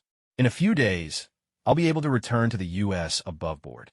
Then, with a hint of ridicule, he continued, "If I don't hurry, they might just reverse engineer the geological stress detection tech. After all, this is the same country that repelled an invasion in just 3 months, the fastest war conclusion among participating nations." After exchanging a few trivial remarks, I ended the call and rubbed my brow with the side of my right index finger knuckle. Regret was beginning to sink in. My lack of trust in Wei Xiaoming had been the real reason this mission failed. If I had asked him for insight when Coulson first reported on Dr. Death, instead of keeping him in the dark, things might not have turned out this disastrously. Not only did we gain nothing, but we also suffered heavy losses, not to mention nearly losing Coulson, one of my most capable agents. This bitter pill was one of my own making, and now I had no choice but to swallow it. I've worked with Wei Xiaoming for years. His so-called predictions have come true time and time again. I shouldn't have been so suspicious of him. When did I become this paranoid? Closing my eye, I leaned back in my seat. Outwardly, it seemed like I was resting, but in reality, I was replaying the events of the past few weeks in my mind, searching for discrepancies. Hydra. The words surfaced in my thoughts, along with the hidden forces and varied individuals lurking behind them. I know Alexander Pierce's capabilities. He couldn't root Hydra out of S.H.I.E.L.D. after decades of effort. He could only quietly gather intel. Yet when the task fell to me, though there were some hiccups, the cleanup wasn't nearly as difficult as I anticipated. That's suspicious. It's like when I had a psychological team model Clark Kent's psyche to determine if he was lying. Hydra's been embedded in S.H.I.E.L.D. for so long, they'd certainly have analyzed me. They'd know that once exposed, I'd be subjected to all sorts of external manipulations to cloud my judgment. I glanced out the window, then at my watch, silently calculating the time difference on Wei Xiaoming's end. At this hour, shouldn't it be midnight there? The explanation of a vast landmass didn't quite add up either. This is Wei Xiaoming. After hanging up the call, I had the urge to crush my phone in a fit of frustration, but I held back. I wasn't in the Spear Bureau's base, nor was I in my residence, or even within China's borders. I'd made my way to Eastern Europe. Earlier, I had handed over the complete technical data for 2 super soldier projects to the Spear Bureau staff and finished upgrading the destroyer armor. After that, I stepped back, much like a university professor who oversees the big picture but doesn't spoon-feed knowledge like a primary school teacher. The details were up to them to figure out on their own. There's plenty of knowledge in their textbooks and libraries. These were top-tier talents, experts at surpassing their masters. The real value of these projects lay not in the projects themselves, but in expanding their horizons and ways of thinking. It's like giving a group of craftsmen blueprints for muzzle-loading cannons and breech-loading rifles while they're still figuring out how to make more accurate and faster-firing crossbows, and then guiding them through the production of the first batch of firearms. With my responsibilities largely wrapped up, I've had time to relax. Every day, I've been exploring, sampling local delicacies, and enjoying guided tours arranged by the Spear Bureau, all paid for with a generous expense fund. One afternoon, while I was enjoying a state banquet reserved for important foreign guests, my long-silent phone suddenly rang. The number was unfamiliar. Very few people had my number, so it had to either be someone significant or a sleeper agent I planted. I answered the call, and the voice on the other end introduced himself. "Dr. Death, this is Doom. Victor Doom. I was the one who represented Mr. Victor during our dockside transaction. You gave me your business card back then, saying you admired me and wanted me to work for you." Controlling my voice to mimic Dr. Death's tone, I replied, "Ah, yes, I remember you now. I recall you turned me down at the time." I had been intrigued by this individual, whose name and background bore striking similarities to Dr. Doom and Victor Von Doom. On a whim, I'd given him my card, though I'd assumed he'd die during the vampire eradication operation. Sounding desperate, he said, "Dr. Death, I'd like to work for you now. Please save me." Wow. Under the bright moonlight, the radiant glow illuminated Mizuki's sinister face. I, Naruto, stood under the tree as Irika-sensei pulled out the kunai from his leg, shielding me behind him. He shouted, "Naruto, don't hand the sealing scroll over to Mizuki. It contains forbidden techniques. It's dangerous. Mizuki is using you to get it." Naruto, Irika-sensei, caught a glimpse of me standing there, dazed, possibly worried I'd been hurt by Mizuki's earlier attacks. While keeping a close eye on Mizuki's every move, he glanced over to assess me. The once energetic me now resembled an old man on the verge of collapse, hunched over and looking at him with dull blue eyes. I stared at Irika-sensei, and like a middle-aged man resigned to life's misfortunes, I exclaimed in surprise, "Huh? Irika-sensei, did you get a hair transplant?" Irika-sensei's forehead veins bulged as he pointed at Mizuki, who was glaring down from the treetop, and angrily retorted, "Idiot, look at that guy. Why are you joking at a time like this? And my hair is thick and lush. I take good care of it every day." Mizuki, uninterested in Irika-sensei's self-defense, interrupted with a smirk, "Naruto, Irika just doesn't want you to get the scroll. That's why he's saying all this." "Mizuki, stop spouting nonsense. Let me tell you the truth, Naruto." Seeing that Mizuki was about to reveal the village's biggest forbidden secret, Irika-sensei roared, "Shut up, you bastard. 12 years ago, the village made a rule that only Naruto Uzumaki must not know." I was utterly confused. The scene before me stirred up distant memories. I muttered, "A rule? Only I wasn't allowed to know?" Mizuki trembled with excitement, then burst into maniacal laughter. "Yes. Why do you think everyone in the village dislikes you, even hates you? It's because you're the Nine-Tails Demon Fox. The demon fox that killed Irika's parents and destroyed the village. Now you understand why everyone despises you, and why even Irika doesn't want you to have the scroll, don't you? Ha ha ha. Everyone kept it from me, that I'm a Nine-Tails Demon Fox." My eyes widened in disbelief, unable to accept this revelation. My face was filled with shock. Isn't this something the whole ninja world already knows? Why does Mizuki think it's some secret rule of the village? Also, when did Irika-sensei decide to get a hair transplant? Seeing that this earth-shattering secret had shattered my psychological defenses, Mizuki secretly rejoiced. "Now's my chance. Die, Naruto." He then pulled out the giant shuriken from his back and hurled it at me. He figured that as long as he got rid of this annoying brat, the injured Irika would be no threat, and the sealing scroll would be his. Then, offering it to Lord Orochimaru might. "Run." Naruto, Irika-sensei, seeing that I wasn't moving to dodge, reacted instinctively, using his body to shield me from the deadly blow. Irika-sensei coughed up a mouthful of blood and said sorrowfully, "We are the same. No parents, no one to praise us, no one to care. I had no talent and could only rely on pranks to get attention. Even if I excelled, no one truly cared. That kind of pain is unbearable, isn't it? Naruto, if only I'd been more reliable, you wouldn't have these memories. I'm sorry, Naruto. Irika-sensei's heartfelt words brought tears to my eyes. A drop of his tear landed on my forehead, reigniting the light in my eyes. As always, Irika-sensei, Mizuki, who had been putting on a calm front, now had a twisted expression from the thrill of toying with his prey. How ridiculous!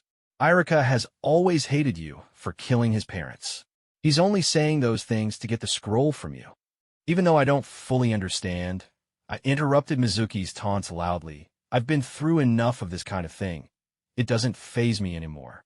I crouched down and pressed 2 fingers near the wound on Irika-sensei's back, using chakra to seal several of his pressure points and stop the bleeding. Though I didn't have to be a Kugin, as the son-in-law of the Hyuga clan, I knew a thing or two about such techniques. Naruto, Irika-sensei looked at me, stunned, as if wanting to say something but holding back. Whatever it is, we'll talk later, sensei. For now, let's deal with this guy first. I used my small hand to lift Irika-sensei's larger one. A bright blue sphere slowly formed in his palm, filled with the bond between teacher and student. This technique, Irika-sensei was dumbfounded by the chakra sphere before him. Years ago, the village suffered greatly because of the Nine Tails, or rather, because of me. I fully understand why the villagers fear me. If you make a mistake, you have to own up to it. After all, I'm a student Irika-sensei is most proud of. The Nine Tails didn't do it on purpose, though. I'm not very bright, and no one acknowledges me. Only Sensei understands my pain, and only Sensei believes I'm not a fox demon, but, blood boiling with passion, I raised my thumb to my chest and declared firmly, Naruto Uzumaki of the Hidden Leaf. As soon as I finished speaking, I raised Irika-sensei's hand above my head. The Rasengan emitted a brilliant blue glow, illuminating the surroundings. Sensing danger, Mizuki took a step back and tried to reassure himself with a trembling voice. It's just 2 losers bluffing. A brat like you. I can take you out in one move. Mizuki, you, who are full of malice.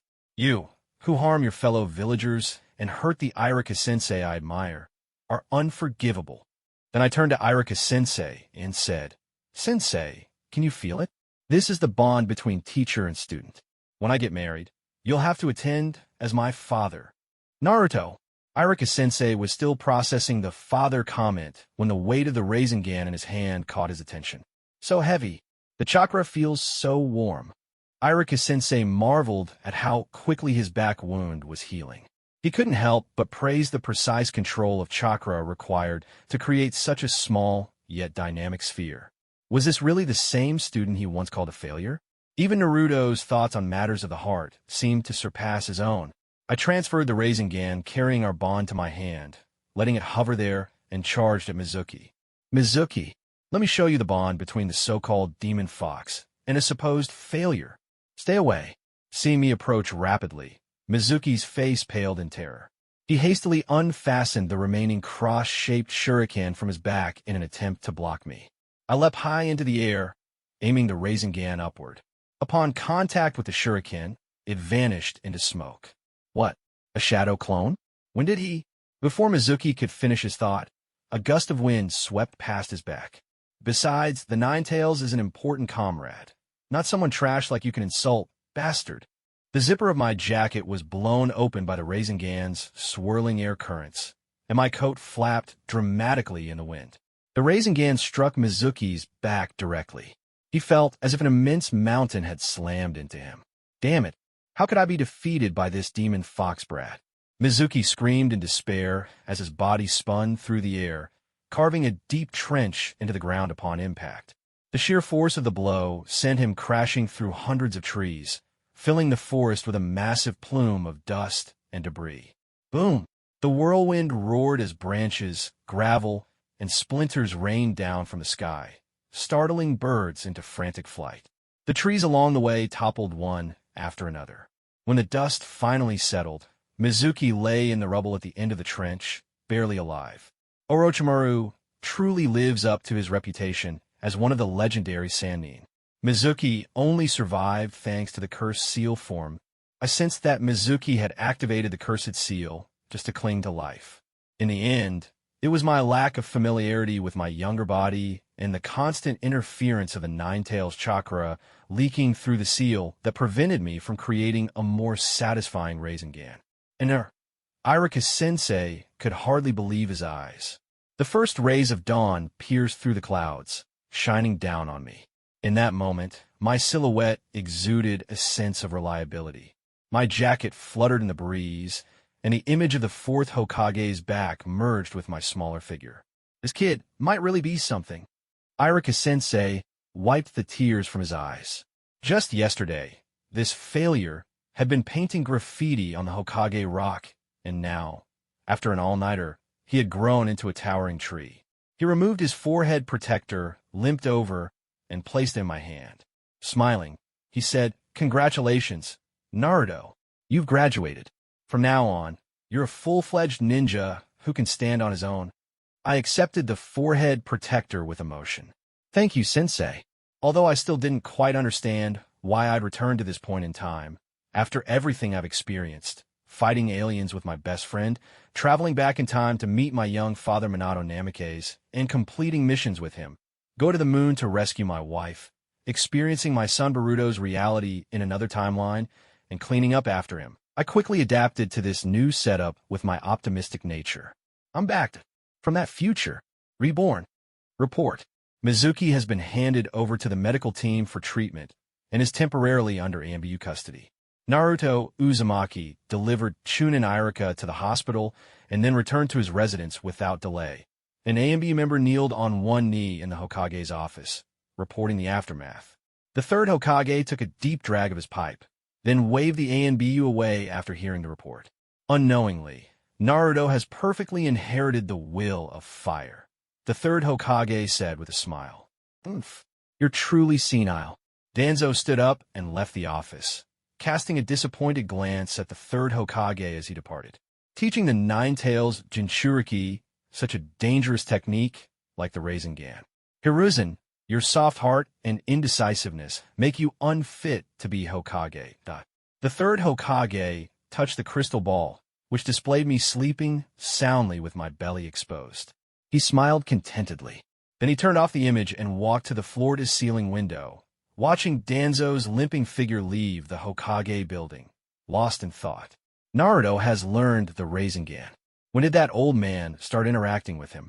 It seems he hasn't given up on trying to control the Jinchuriki under my watch.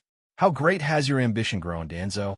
I, Naruto, returned to the place I lived in during my younger days, with mixed emotions filling my heart. I'm about to see you soon. You must be living a pretty unhappy life right now, huh? I placed one hand on my stomach. Even though I've always been a bit dense, I deeply understood its importance to me. It's not just the source of power for me as a Jinchuriki. It's a true companion in every sense. As my consciousness gradually blurred, I found myself in the sealed space.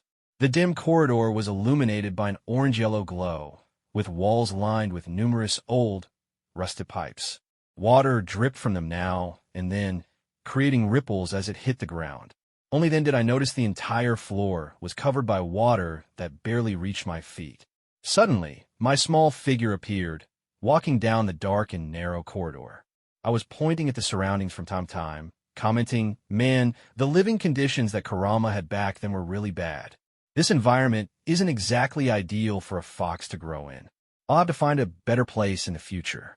Otherwise, it'll be embarrassing if it gets outdone by the other tailed beasts. I heard the Eight Tails already has a luxury flat to live in. I think we're here." I stopped in my tracks. Before me stood a massive steel gate made of crimson bars, with the word "seal" written on a paper tag stuck to its center. From behind the gate came the sound of a beast's heavy breathing, a signal that it was ready to hunt. It had sensed my presence. Crimson eyes opened within the darkness, and in an instant, a mix of complex emotions seeped out like bubbles through the gaps in the gate. Those emotions surrounded and enveloped me. I calmly accepted those emotions, allowing the bubbles to cover me entirely, with only my clear eyes left visible. These were the emotions Kurama had accumulated over years inside the bodies of three Jinchuriki. Its sadness, anger, helplessness, loneliness, joy, sorrow, desolation, as well as all the negative emotions humans felt toward Jinchuriki. These included feelings from people like Mizuki, my classmates, Danzo, MBU operatives, the Leaf's higher-ups, and ordinary villagers. Humans feared Kurama, were terrified of its power, and yet refused to submit to it. They used other emotions to mask their cowardice.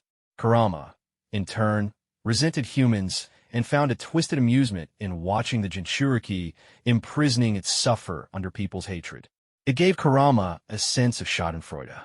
And now I, a mere brat who had shackled its freedom, was standing here, openly accepting the pain it had endured.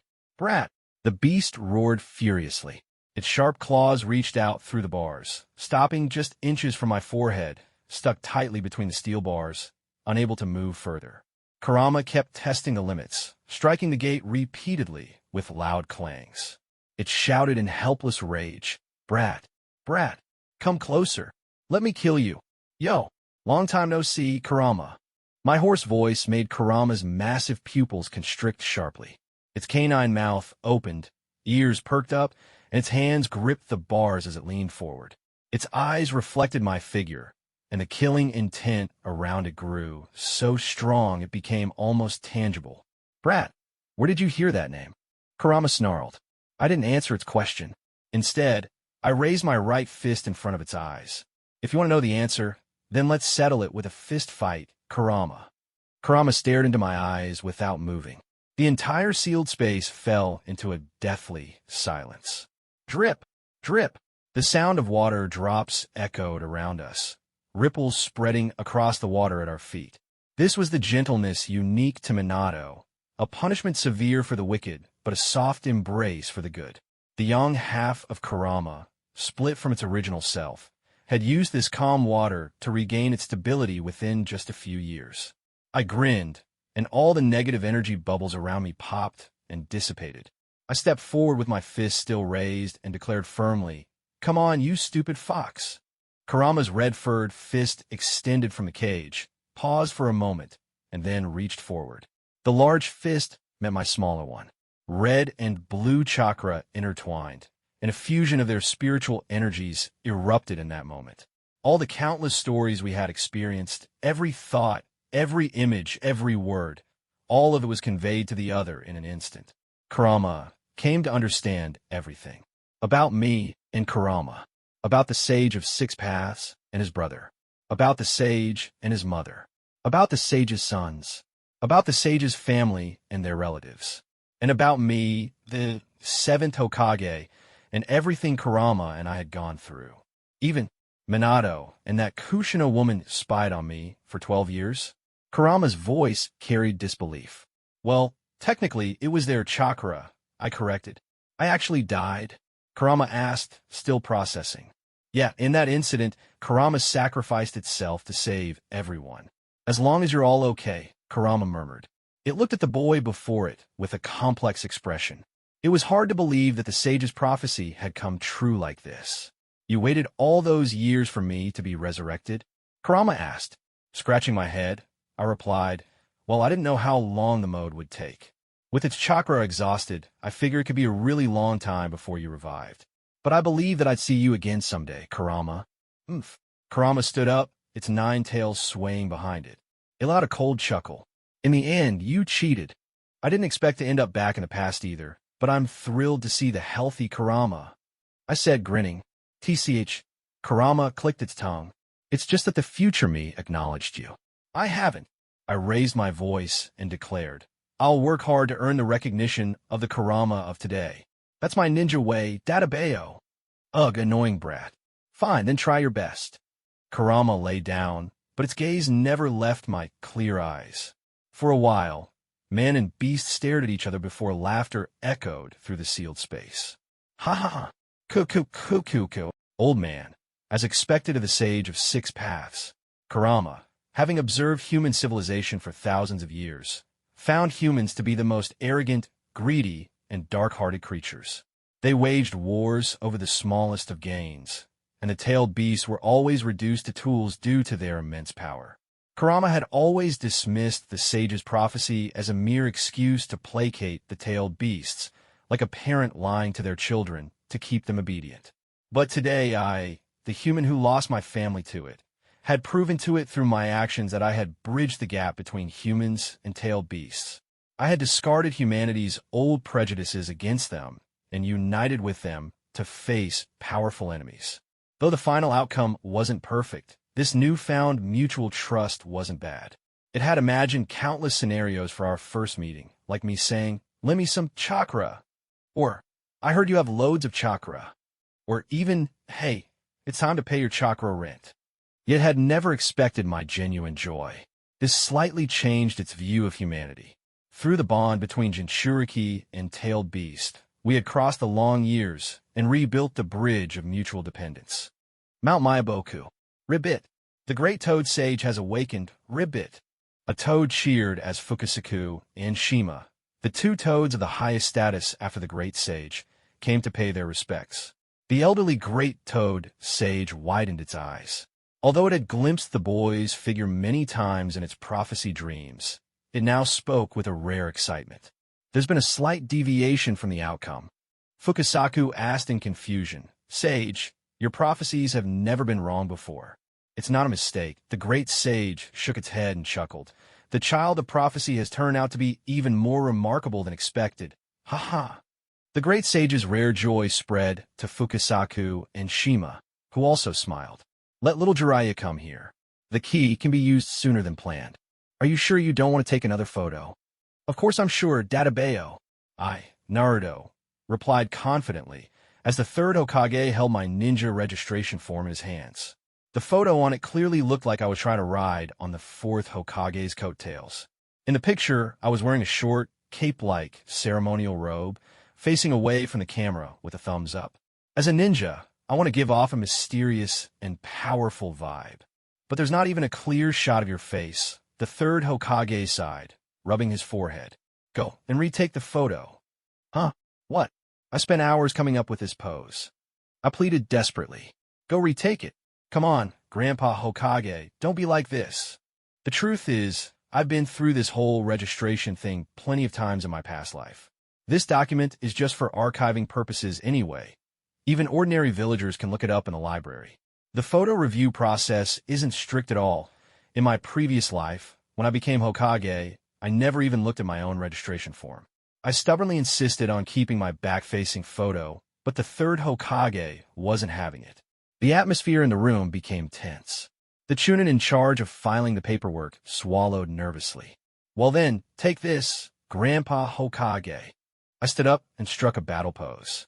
I knew that only by using that long-sealed ultimate forbidden jutsu could I make the third Hokage agree with me. Oh, then let me see how capable Naruto, inheritor of the will of fire, really is. Come on. The third Hokage lowered the brim of his Hokage hat, obscuring his expression. I formed a hand seal and shouted, "Sexy jutsu." A more alluring version of my female transformation, Naruko, appeared in the room, completely nude. Her curvaceous figure, mesmerizing posture, and smooth, radiant skin, partially obscured by swirling mist, left much to the imagination. I reverted to my original form, only to see that the third Hokage was still sitting with his hat brim lowered, steady as a rock, showing no reaction at all. He had completely shut down. "He's dead, isn't he? The third Hokage has passed away." The clerical chunin exclaimed in shock, causing the room to descend into chaos.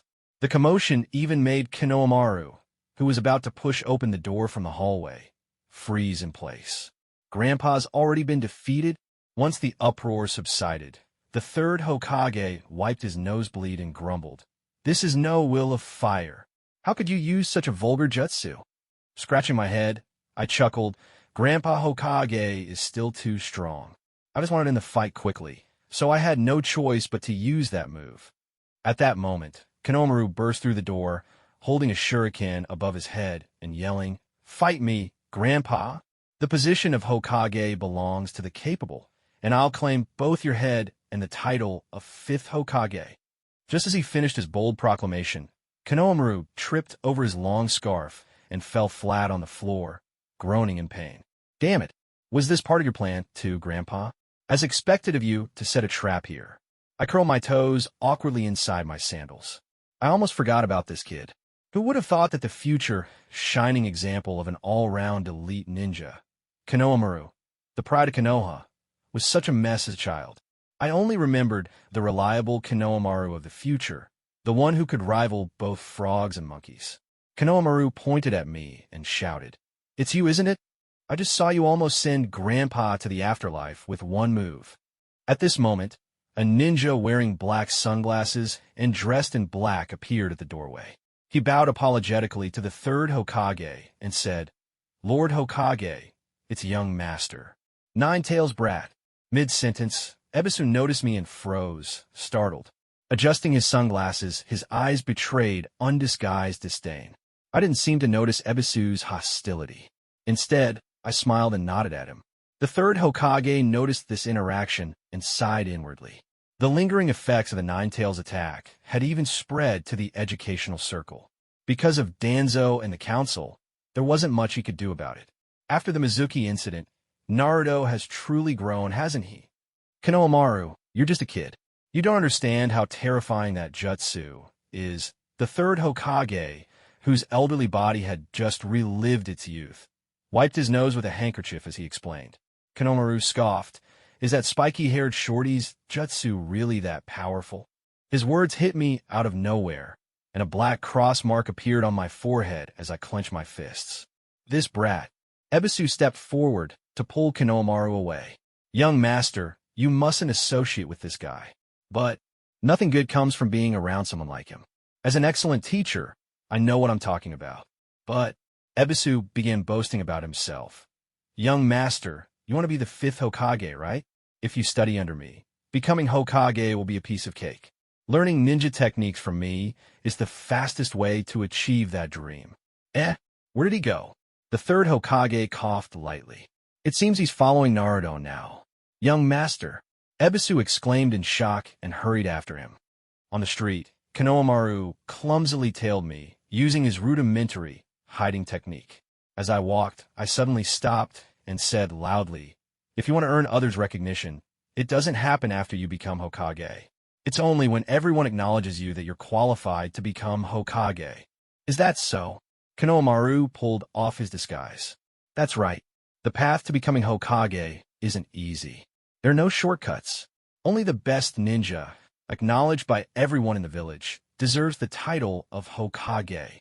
I straightened my forehead protector and continued. Back then, I went through so much just to gain the recognition of one person. It was no easy task. Konohamaru felt that this path seemed incredibly difficult, and his young heart wavered. My goal is also to become Hokage. Tomorrow, I'll officially become a ninja before you do. One day, I'll face you in battle for the title of Hokage. Just wait for me, Konohamaru. I pointed my thumb at my chest and declared, "Remember this. My name is Naruto Uzumaki, and I'll become Hokage one day." My words inspired Konohamaru, solidifying his determination to walk the challenging path ahead. I won't give up the title of Hokage. I acknowledge you. Until I become strong enough, you're my big brother. Big brother. The glasses teacher is coming to catch me for a lecture. Konohamaru hid behind me. Darn you, Naruto! Ebisu approached us step by step, his sunglasses reflecting a cold glint. He muttered under his breath, "I'm an outstanding teacher who's trained several Hokage candidates. I must get rid of this pest clinging to my student." Stupid fox. Konohamaru trembled with fear. Big brother Naruto. Sighing, I told Konohamaru to step back. Ebisu-sensei was indeed an elite teacher. Even Kakashi-sensei had praised him. His strength wasn't to be underestimated. I didn't want to hurt him, especially since he'd once generously contributed to my wedding fund. Well then, Shadow Clone Jutsu. Thousands of clones of me appeared in the empty alleyway, all standing at the ready. Konohamaru's eyes widened. They're all solid clones. This is incredible. The sheer amount of chakra startled even Ebisu, though he quickly regained his composure and sneered as he stepped into the circle of clones, ready to fight. I'm not some useless teacher like Mizuki. You may have numbers, but pests are still pests, no matter how many there are. Watch closely, Konohamaru. This is the first jutsu Big Brother will teach you. the strongest secret technique I perfected over the years. Harem Jutsu. 3D IMAX. Lord Ebisu, Duong Duong. Ebisu's nosebleed was so intense it launched him like a rocket, adding a streak of light to Konoha's sunset. He, too, gave up on thinking. In the Hokage's office, the third Hokage, Hiruzen Sarutobi, turned off the image in his crystal ball, lowered the brim of his hat, and smiled. It's that silly jutsu again. That kind of silly jutsu doesn't work on me anymore. With that, he peacefully lay down, startling the ANBU guards. The third Hokage has passed away, and he's smiling contentedly. I, Naruto, slumped over the desk, feeling completely drained. After spending all of yesterday teaching Konohamaru that secret technique, even with my sage-level mental stamina, I hadn't fully recovered by today. Honestly, even when I was Hokage, using loads of shadow clones to help rebuild Konoha wasn't as exhausting as explaining that part of human reproduction to a young would-be elite ninja. What are you doing here, anyway? Today's orientation is only for graduates, isn't it? Shikamaru walked over, spotting the forehead protector tied around my head, and asked curiously, "Don't tell me you got in through Irika's back door?" I wave him off casually, a habit when dealing with my strategic brain. It's a long story. Oh, morning, Hinata. I spotted Hinata sitting in the corner of the room and immediately greeted her. Hinata was so adorable as a kid. She really was like a little sunflower. Gee, good morning, Naruto-kun. It's great that you graduated, Hinata stammered nervously, her face turning as red as a ripe apple as she buried her head even lower. Hanabi was right. Just a little change, and a boy would notice you. Sure enough, Naruto-kun noticed me today after I put on the forehead protector. Knowing how shy my future wife was, I smirked and teased. "Hinata, you're so cute, hee-hee." And Naruto-kun is really handsome, too. Hinata's face practically steamed like a kettle.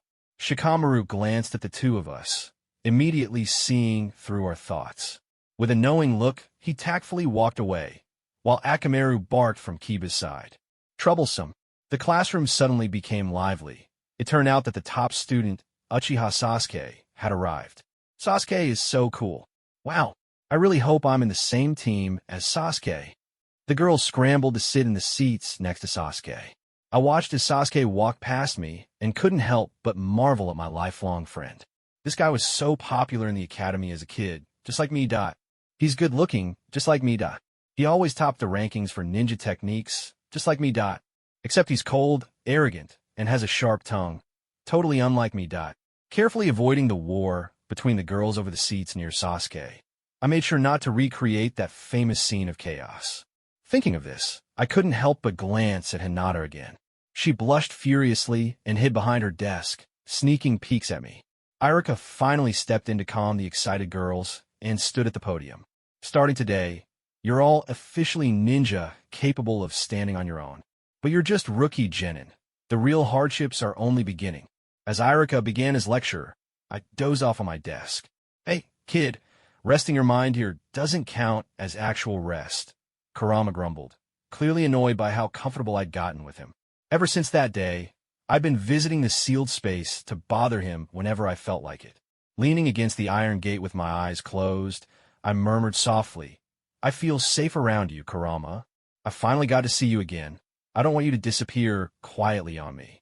At the very least, I'll always be here by your side." Kurama didn't respond, simply lying down against the gate. Before long, the sealed space was filled with the sound of my steady breathing. One annoying brat. Why isn't our sensei here yet? Sakura grumbled, frustrated by the empty classroom. For some reason, the Team 7 instructor hadn't shown up. All the other teachers had already left for the day, but ours was still a no-show. Sasuke rested his chin on his hands, eyes closed, trying to look cool, though he was just as annoyed inside. Damn it, I can't waste time like this. I need to defeat him. Neither of them noticed the small hole in the classroom's wall clock, through which someone with dead fish eyes was secretly observing us. And Naruto, how long are you planning to sleep?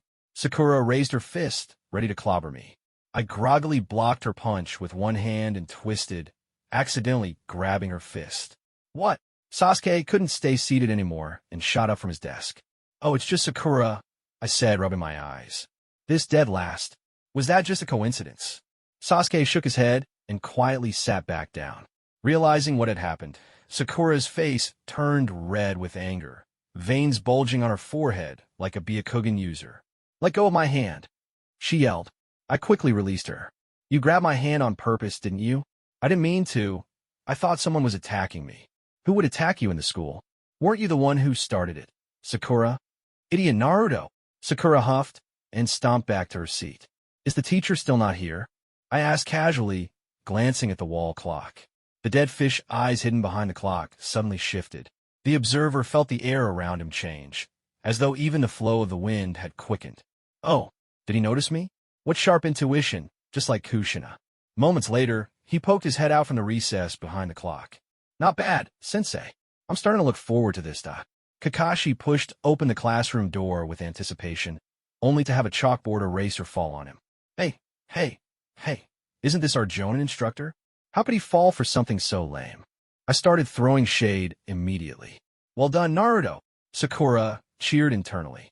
Sasuke looked utterly shocked, his eyes wide. "Seriously? This is a Jonin? Falling for such a low-level prank? He's pretty average, sensei."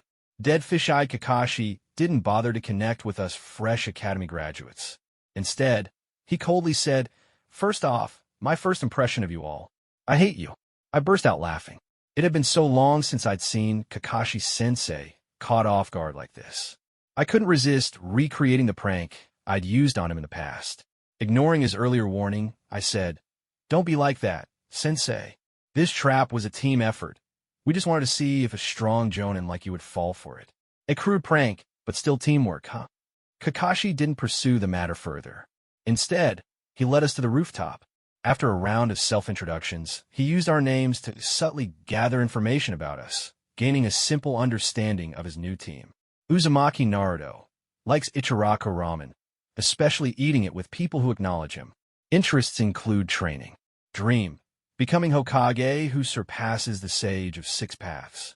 Haruno Sakura likes Sasuke. Uchiha Sasuke. Dream, killing his brother. Kakashi muttered to himself, his dead fish eyes looking even duller. Completely incapable of teamwork. The third really gave me a tough one this time. "Well, anyway, tomorrow we'll have a survival exercise. If you fail my second test, you'll all go back to the academy for retraining." He formed a hand seal and added, "Meet me at 5 in the morning by the memorial stone in the forest. Don't eat breakfast." With a puff of smoke, Kakashi disappeared, leaving behind a faint echo of his voice. "You'll throw up if you do." Naruto finished saying, "Well then, since that's the case, I have some training to do later. Sasuke, Sakura, see you tomorrow." Then with a poof, I vanished into a cloud of smoke. "What? Another shadow clone?" Sasuke's expression shifted, realizing he hadn't noticed the entire time that I wasn't the real body. When did he switch? Damn it, that Naruto. A sudden sense of urgency replaced the small satisfaction he'd felt at securing the top spot among the new graduates. That guy, just days ago, he couldn't even properly perform the clone jutsu, and now he can use shadow clones so proficiently. Meanwhile, Sakura thought I was being considerate, giving her the opportunity to spend time alone with Sasuke. In her mind, her inner self cheered with a fist pump. "Nice job, Naruto." Outwardly, though, she blushed and hesitated, shyly saying, "Sasuke, how about we have lunch together later? We could get to know each other better, since we'll be working as a team in the future." Sasuke flatly rejected Sakura's suggestion and even lectured her. "You should spend that time training. Look at Naruto. He's already showing that kind of determination. My time is precious. To restore the Uchiha clan, I have to constantly get stronger. Next time, Sakura." With that, Sasuke leaped off the rooftop, his expression serious as he headed in the direction of my house. I need to see what's up with that dead last. On the rooftop, Sakura was left standing there, thinking about Sasuke's words. To restore the Uchiha clan. I can help with that too. Inside the sealed space. Without the key, this is my limit. I looked at the faint traces of golden chakra that had appeared around me and clenched my teeth in frustration. The chakra that had seeped out from a nine-tailed seal over the years wasn't anywhere near enough to compare to the full-body golden mode. With this limited strength, I could only selectively cover parts of my body, leaving little room to truly utilize it in future battles. The Otsutsuki clan, relying on their divine techniques, didn't care much about traditional ninjutsu. Their use of taijutsu techniques far surpassed anything in the ninja world. Back then, I only managed to beat Momoshiki because he relied solely on taijutsu and lost to me and Sasuke. But Ishiki's taijutsu was even stronger than Momoshiki's. That's why Sasuke lost. I lost too. It was only by burning through all of Kurama's chakra and entering the Baryon mode that I managed to keep up with him. Kurama, sensing my anxiety, knew I was feeling the pressure. Lying on the water's surface, swishing his tails, he said, "No need to rush. Just knowing your opponent's intel ahead of time is already a good start. Besides, the chakra that seeped out of this iron gate is nothing more than insignificant dust. Take your time. I have to get stronger quickly. At the very least, I need to be at a better state by the time Urashiki arrives." I dispersed the semi-golden mode and scratched Kurama's vibrant fur through the gaps in the iron gate, saying, "Hang in there a bit longer, Kurama. I'll get you a better place to grow soon, Databeo. No more lying to me in the future." "Annoying brat," Kurama muttered, closing his eyes. However, when he felt the sensation of my scratching on his chin, he instinctively opened his paw, his tail straightened, and his fur puffed up in enjoyment. When my consciousness returned to my body, it was already nearing evening. Like always, I found Irika and had him treat me to a bowl of Ichiraka ramen. At the Uchiha clan training grounds, kunai and shuriken were scattered everywhere, and the wooden training dummies were riddled with weapons. Damn it, what's this about training later? Sasuke threw another shuriken in frustration. That guy slept the whole afternoon, so boring. He was both embarrassed and angry, venting his frustration by throwing more shuriken, gaining a lot of experience points, but leaving his eyes faintly red. The next day, Team 7 waited all morning, but Kakashi didn't show up until nearly noon. "Sorry I'm late, everyone. On my way here, I came across an old lady who had fallen, so," Kakashi began explaining with one of his lame excuses. In truth, every morning, Kakashi visited the graves of his former teammates to pay his respects and reminisce about the past. Even after all these years, he hadn't fully moved on from losing his dear friend Obito Uchiha or the pain of having to take Rin's life with his own hands. But what he didn't know was that Obito had been secretly watching him, watching the man who had spent half his life tending to his grave. Liar. Kakashi-sensei is such a liar. Clever Sakura, who had read plenty of angsty teen romance novels, wasn't fooled for a second and immediately called out the bachelor ninja's excuse. Kakashi pulled out 2 bells and said, "By noon, anyone who manages to take a bell from me passes. Those who don't," he set an alarm clock on a wooden post and placed 2 bento boxes beside it. 2? But there are 3 of us. Sakura immediately spotted the issue and asked, "Did anyone tell you all that you'd all pass?" Kakashi replied casually, "Those who don't get a bell will fail, go back to the academy for retraining, and get tied to the post to watch the others eat lunch." Sasuke, annoyed, said, "So that's why you told us not to eat breakfast?" Kakashi shrugged. "Let's begin. You can use ninjutsu, taijutsu, jinjutsu, attack from any angle you like." As soon as he finished speaking, Sasuke and Sakura spread out, hiding in what they thought were concealed spots. Meanwhile, I vanished into a cloud of smoke right in front of Kakashi. "Oh, starting with a clone, huh?" Kakashi muttered, slightly surprised. Just then, a rustling sound came from a nearby bush. Glancing at it out of the corner of his eye, Kakashi casually took out his Aika Paradise book and began reading, thinking, absorbing the memories from shadow clones. He's still a kid after all, giving away his hiding spots so easily. A figure emerged from the bushes. It was me. The idiot. Whatever. I'll use this chance to see what he's capable of, Sasuke thought seriously, observing from his hiding spot. Inner Sakura growled fiercely, "Go, Naruto! Gather intel for Sasuke." I charged at Kakashi from behind with my fists raised. My right hand swung toward his face, but he casually blocked it with a raised arm. I immediately followed up by slapping his arm aside with my left hand and threw another punch at his face. Kakashi tilted his head to dodge and deflected my incoming left hand. I suddenly delivered a roundhouse kick aimed at his chest, which he caught by the ankle. However, the kick was a feint. I used the leverage to launch a stronger knee strike at his head with my other leg. In just a few seconds, we exchanged several rounds of taijutsu. Even with one hand holding Aika Paradise, Kakashi found himself retreating a significant distance to dodge my knee strike. Realizing I wasn't to be underestimated, Kakashi put his book away and said, "I don't know where you learned taijutsu, but you're still far from being able to hurt me." I smirked. The taijutsu was a technique I had picked up during the fight with Momoshiki. Grab the arm, aim for the head, and if you miss the head, go for the chest. Sharp and swift taijutsu became more crucial than ninjutsu in battles against the Otsutsuki clan. Over the past few days, I'd used plenty of shadow clones to familiarize myself with this younger body. My muscle memory was starting to kick in. I was only going to get stronger. "Well then, Kakashi-sensei, how will you deal with my next attack?" I said, getting back into my stance. "You're still just a fresh genin." Kakashi formed a hand seal. Earth style, headhunter jutsu. A hand shot out from the ground beneath me, pulling me down into the earth until only my head was visible above the surface. As expected of Kakashi-sensei, using a jutsu with no visible traces, I praised. "Thanks for the compliment." "Wait, what?" Kakashi realized too late. The only thing left in the ground was a small crater, and the me he had been fighting dissolved into a puff of smoke. Understanding that the taijutsu exchange had been with a mere shadow clone, Kakashi froze for a moment, muttering in disbelief, "What's with this kid?" I, Naruto, suddenly felt the sound of cutting air behind me. Kakashi, like a nimble monkey, flipped backward and rolled to the side, successfully dodging a few shuriken. The shuriken collided at his original position, and one even ricocheted toward where he had just landed. Without missing a beat, Kakashi leapt several times in succession, effortlessly escaping the danger zone. "Oh ho! Seeing someone else show off. It looks like the Uchiha prodigy couldn't sit still, huh?"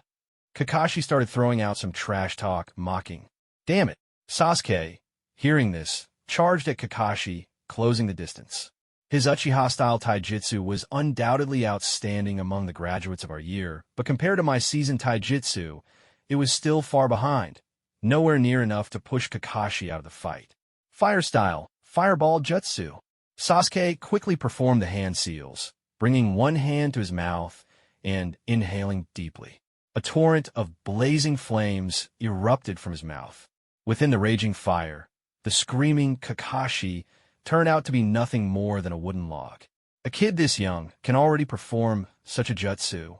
Kakashi, now perched on a tree branch after substituting himself with the log, muttered while observing Sasuke, who was now quickly retreating to find cover.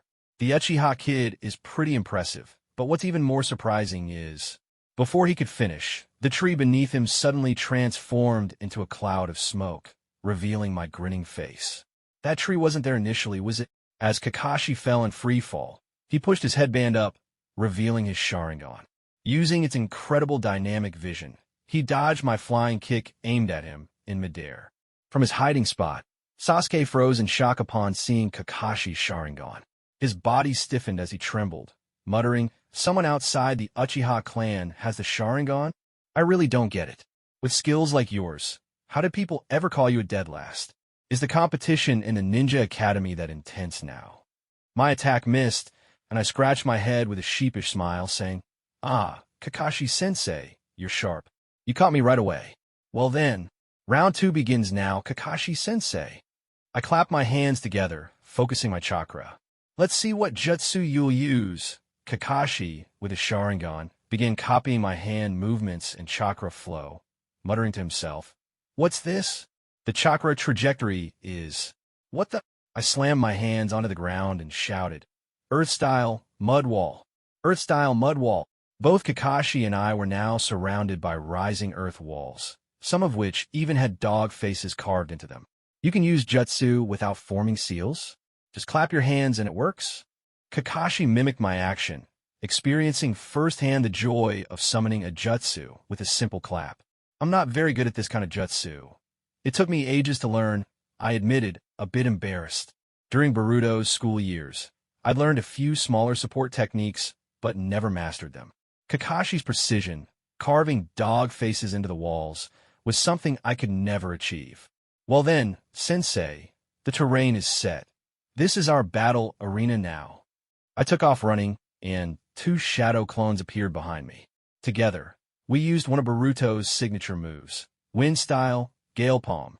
The air currents generated by the clone's jutsu propelled me straight toward Kakashi. Clenching my fist tightly, I slammed it against Kakashi's crossed arms. That's a heavy punch, but now you've got no chance to dodge. Kakashi grabbed my body and flung me into the air. Forming the tiger seal with his hands, he yelled, "Leaf Village Taijutsu secret technique. 1,000 years of death." The airborne me took the full brunt of the attack and dissipated into smoke. Meanwhile, the 2 remaining clones off to the side clutched their butts in pain, collapsing to the ground. From a distance, Sasuke, who had been observing the battle, was left speechless. So strong. Naruto, this guy. Gritting his teeth, Sasuke couldn't believe it. He'd always considered himself better than his peers, but somehow I had improved so much without him noticing. "Sasuke, over here," I whispered, waving to him from not far away. Sasuke walked over and found Sakura already there. Holding my butt in pain, I said to the 2 of them, "There's no way I can take the bells alone. We got to work together as a team. Let's come up with a plan before Kakashi-sensei finishes off my clones." The sound of shadow clones dispersing came repeatedly from inside the mud wall. Sasuke gritted his teeth, but eventually nodded, saying, "All right." Sakura looked at Sasuke, then at me, and nodded seriously as well. The last shadow clone was thrown out, breaking the mud wall in the process. Kakashi emerged, panting, pulling his headband back down over his Sharingan as he wearily said, "You're quite the surprising kid." He was clearly annoyed by my relentless use of shadow clones and absurdly large chakra reserves. Fighting someone like me was his worst nightmare. If he kept using a Sharingan, he'd burn out too quickly. Kakashi began to suspect that my real goal with the mud wall wasn't just to create terrain, but also to drain his already thinning chakra reserves. "Well then, what's the Uchiha prodigy planning to do?" Kakashi asked, looking at Sasuke, who stood out in the open without trying to hide. Sasuke didn't reply. Instead, he threw a massive Fuma shuriken straight at Kakashi. Kakashi tilted his head slightly, easily dodging the projectile. But then, his eyes narrowed as he noticed another Fuma shuriken hidden in the shadow of the first. The first shuriken was a feint, and the real attack was hidden in its shadow. That shadow, shuriken jutsu, was executed beautifully. Kakashi silently praised Sasuke as he leaped high into the air, avoiding the second Fuma shuriken. Without a teammate to follow up, this move has a glaring weakness. You underestimated a Jonin. After all, poof. What? Kakashi looked down, only to see the second Fuma shuriken transform into me. I was pointing a kunai at his lower half. I cackled loudly. "Keek. You're midair and can't change direction now. If this lands, Kakashi-sensei, you'll be spending the rest of your life in a wheelchair." "Damn it." Kakashi, unable to find a point to maneuver midair, twisted his body into an awkward arc, narrowly avoiding the kunai. It grazed his cheek, carried by the wind. As he descended, he smirked and said, "Too bad. Such a brilliant strategy." Poof. What? Again. Kakashi looked up to see the kunai transform into Sakura. She was directly above him, raising her fist as she shouted, "Take this. I'm running out of chakra. If I keep this up, it'll only get worse," Kakashi thought bitterly as he took Sakura's punch full force. Not the most elegant attack. Sakura's massive punch landed squarely on Kakashi's silver-haired head, forcing him to lean forward. Sasuke and I seized a moment, charging in from 2 directions, each reaching for the bells tied to Kakashi's waist. But this teamwork is perfect. Team 7. Kakashi collapsed to the ground with a smile, unconscious. The 3 of us gathered around his fallen body, whispering to each other. "Wasn't that a bit too much? Sakura, you hit him way too hard. And you want to talk Naruto?" I got to admit, Sakura's punch was pretty impressive. "Even you, Sasuke. So what do we do now?" "Obviously we eat lunch." Sakura hesitated. "But there are only 2 bento boxes." I interrupted her, wagging my finger. "Come on, it's just 2 bento boxes. When we're on missions in the future, we might have to share a single mouse between the 3 of us." "EW, Naruto, you're so gross," Sakura said, disgusted. But Sasuke nodded in agreement. He's right. Sharing the bento now is better training for surviving missions later. When Kakashi finally came to, he overheard the three of us discussing teamwork. He couldn't have been happier. You two take the bells, Sasuke and Sakura, I said. Sasuke, as cool as ever, replied, you did the most work. I'll go back to the academy. I can graduate again in no time. No way. I should be the one to go. You two were way better than me this time, Sakura said, tearing up. You're already strong, Sakura. Don't forget, you just knocked out a Jonin with one punch. Idiot Naruto. Kakashi's lips curled into a smile. He was about to give us a lecture on teamwork when he realized his hands and feet were tied to a tree stump. Next to him was the aftermath of our shared bento meal, leaving him speechless. I explained the two bells in this survival exercise were meant to divide us and make us act individually. It's impossible to defeat a Jonin like Kakashi-sensei one-on-one. Without you two, there's no way this would have worked. Sasuke thought to himself, is this what teamwork really means? Just graduated genin like us managed to defeat a powerful Jonin. No wonder the village set up such a seemingly unreasonable survival exercise. Exactly, Kakashi shouted, drawing our attention. Missions are usually carried out in teams.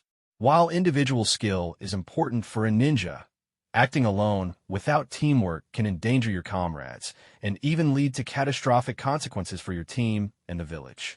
Anyone who breaks the rules of the ninja world is called scum. But those who don't value their comrades are worse than scum. Kakashi looked up at the sky. Though he didn't share his story, the pained smile beneath his mask spoke volumes. Well, all of you pass. Kakashi, still tied up, managed to give us a thumbs up. Let me tell you, that day at the mission hall, this middle-aged lady, easily weighing over 500 pounds, was hugging a cat named Little Tiger and rubbing it like crazy. After paying her mission fee, she walked away with a face full of doting affection. Meanwhile, I rubbed my smooth cheek, which was still faintly aching from all the scratches, feeling like even my soul was protesting. That cat is definitely going to run away again, I muttered. Sasuke and Sakura immediately agreed, saying in unison, no doubt about it. While Kakashi was handing out our payment, he suddenly asked, so, how's the tree climbing practice coming along? I rubbed my finger under my nose confidently and said, that? I mastered it ages ago, Databayo.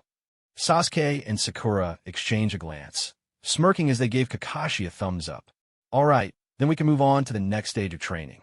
Sasuke, are you getting pretty good at using those eyes of yours too?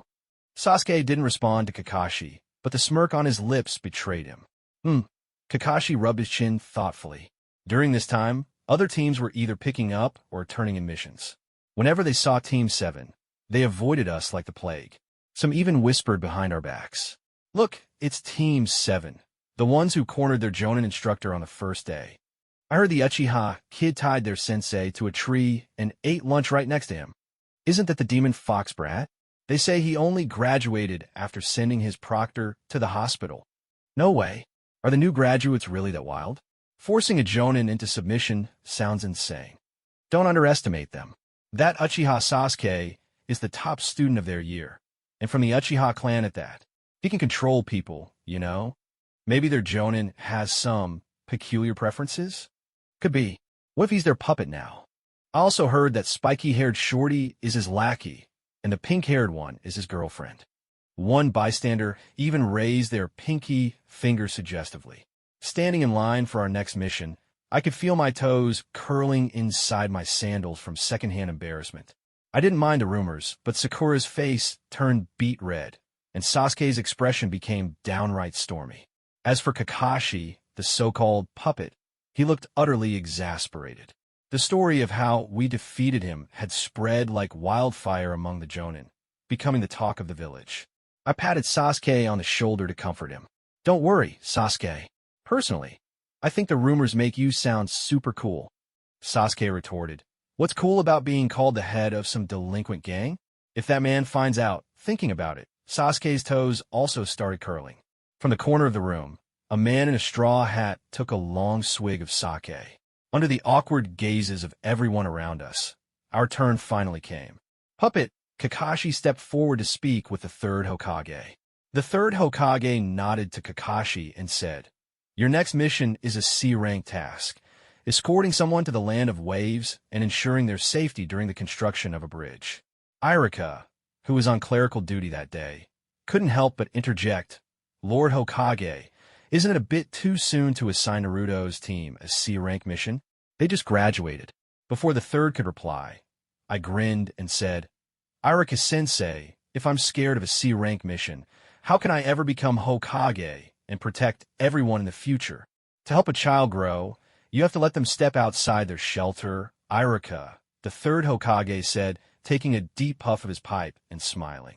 My words about protecting everyone seemed to strike a chord with him. He looked absolutely delighted. Seeing that Irika still wanted to say something, I added, Sensei, you've got to trust in my strength, Adebayo. Irika sighed helplessly. You're impossible. The third Hokage called out to the hall. Tazuna-sen, you may come in now. What the? Why are they all just a bunch of little brats? The old man, carrying a bamboo basket and holding a bottle of sake, stumbled through the door. He was about to say something tough to intimidate us, but when he got a good look, his breath caught, and he sobered up halfway. Lord Hokage, could you assign me to a different team? Tazuna looked troubled. He'd already overheard the rumors about Team 7 while waiting outside, and clearly had no faith in us. Sasuke glanced at Tazuna out of the corner of his eye. To everyone's surprise, Tazuna immediately pointed at Sasuke and shouted, Lord Hokage, look! This gang leader ninja is going to harm me. Arrest him. Veins bulged on Sasuke's forehead as he growled angrily. You old geezer, I'll kill you. I quickly stepped in to mediate. Come on, Sasuke, let it go. The old guy's just being honest. Naruto, are you asking to get on my hit list too? After some time working together, we'd all become familiar with each other's personalities. My knack for breaking the tension sometimes even left the usually aloof Kakashi at a loss. Guess that's what it means to be Kushina Uzumaki's son. In the end, we packed our gear and left the Hidden Leaf Village after getting clearance from the gate guards. I walked up to the distracted Tazuna and tried to shift his focus by asking, so, useless, booze-loving old man, what's the land of waves like? Just call me old man and drop the useless part, Tazuna grumbled. Still, when asked about his homeland, a smile appeared on his face, and a hint of anticipation lit up his eyes. The land of waves. It's a poor country, but the people always hold on to hope, dreaming of better days and working hard for them. But ever since that rich man Kato came along, Kakashi, sensing something off, immediately interrupted. Hold on a second. Tazuna-san, are you talking about that Kato? Kato from Kato Enterprises? He's said to be one of the richest men in the world. Tazuna nodded. That's right. On the surface, he's just a shipping magnate, but behind the scenes, he hires ninjas and thugs to do all sorts of shady business. A year ago, he came to the land of waves and used violence and money to monopolize maritime transport. Since we're an island nation, it's like he's got us by the throat. We're completely at his mercy. As Tazuna was explaining, I suddenly noticed a puddle on the side of the road ahead. Sakura stopped and turned back to ask, What's wrong, Naruto? Nothing, I said, shaking my head as I slowly walked toward the puddle. Kakashi immediately sensed something was off. A glimmer of sharpness flashed through his half-lidded, dead fish eyes. It reminded him of the time, during team assignments, when I somehow detected his hiding spot. Slowing his pace to match mine, Kakashi said softly, If Kato is involved then... Splash! Two oddly dressed ninjas suddenly emerged from the puddle. What? The two mist ninjas connected by a chain quickly ensnared both Kakashi and me, tearing us apart into chunks that fell to the ground. Two down. One of the mist ninjas said coldly, his face full of killing intent as he turned toward Sasuke. You're next. Sakura screamed in terror. Sasuke flipped out of the way of the chain and used a shuriken to pin it to a tree, forcing the two ninjas into close combat. Sakura, snapping out of her panic, grabbed a kunai and stood protectively in front of Tazuna. One of the ninjas bypassed Sasuke and charged at Sakura, but I dropped down from above, landing squarely on his back. Seated mount-crushing technique. No matter how much the mist ninja struggled, he couldn't shake me off. Yo, Sakura! Sakura exclaimed in relief. Naruto, I'm so glad you're alive. So, as I was saying, if Kato's involved, he'll definitely resort to extreme measures.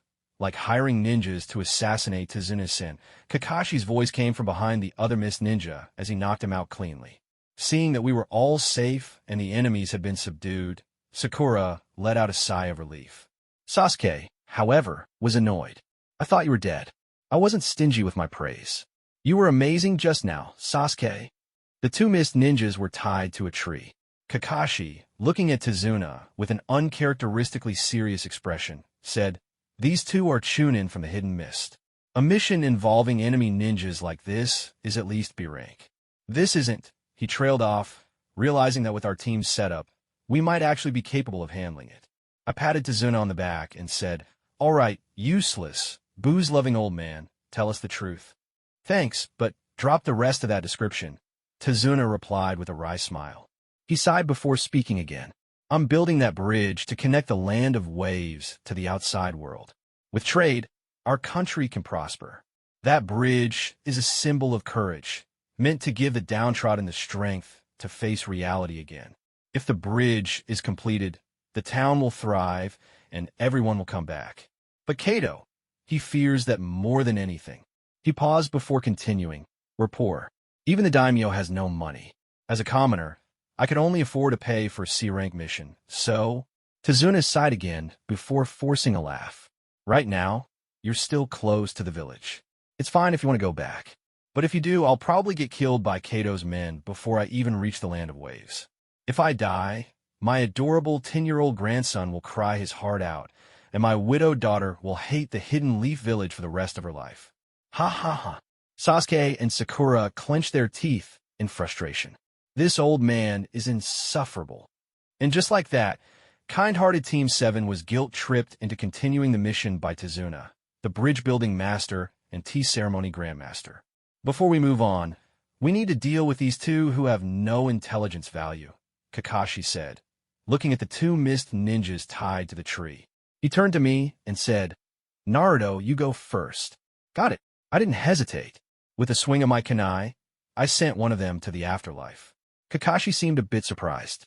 "Oh, that was decisive. I was going to use this as a chance to toughen up your mindset." I adjusted my forehead protector and replied, "I've long been prepared to become Hokage. I could even handle office work right now. Leaving them alive would have been unwise. They might come back to cause us trouble, right?" Sasuke, seeing how casually I handled the situation, felt challenged. Though he had the resolve, he wasn't as decisive as I was. Gritting his teeth, he picked up his kunai and said, "I'll take care of the other one." This was his first time. On that day, he grew up. I, Naruto, stood in a small, lonely boat shrouded in thick mist over the sea, listening as the boatman said, "We're almost at the bridge. Just follow it, and you'll reach the land of waves."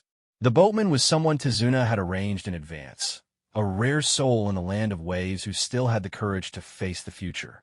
Hearing this, everyone looked ahead. Even through the dense mist, we could make out the silhouette of a magnificent structure looming in the distance. As it came into clearer view, we couldn't help but gasp in awe. There it was, the half-finished bridge that Tazuna had been working on before leaving the land of waves. Kakashi looked up at the towering bridge supports and said, "Impressive." The boatman quickly shushed him, saying, "Keep it down, Ninja-san. I'm only out here rowing because the mist is thick enough to hide us. I'll even turn off the engine and row by hand. If Kato finds out, we're done for." Sakura asked worriedly, "Is Kato really that dangerous?" The boatman nodded. The guy who was supposed to pick up Tazuna-san a few days ago, Kato found out he was still smuggling goods on the side, so, well, that's why I'm here today. After we landed and bid farewell to the boatman, the rising sun began to burn away the mist. Tazuna turned to Kakashi and said, "From here on out, Jonin Kakashi-san, you'd better protect me properly." Yeah. Kakashi sighed, feeling the weight of responsibility. The next attackers definitely won't be Chunin level. It'll probably be Jonin level at least. What a headache. He glanced at our team, still waving goodbye to the boatman. I just hope I can get them all back to the village safely.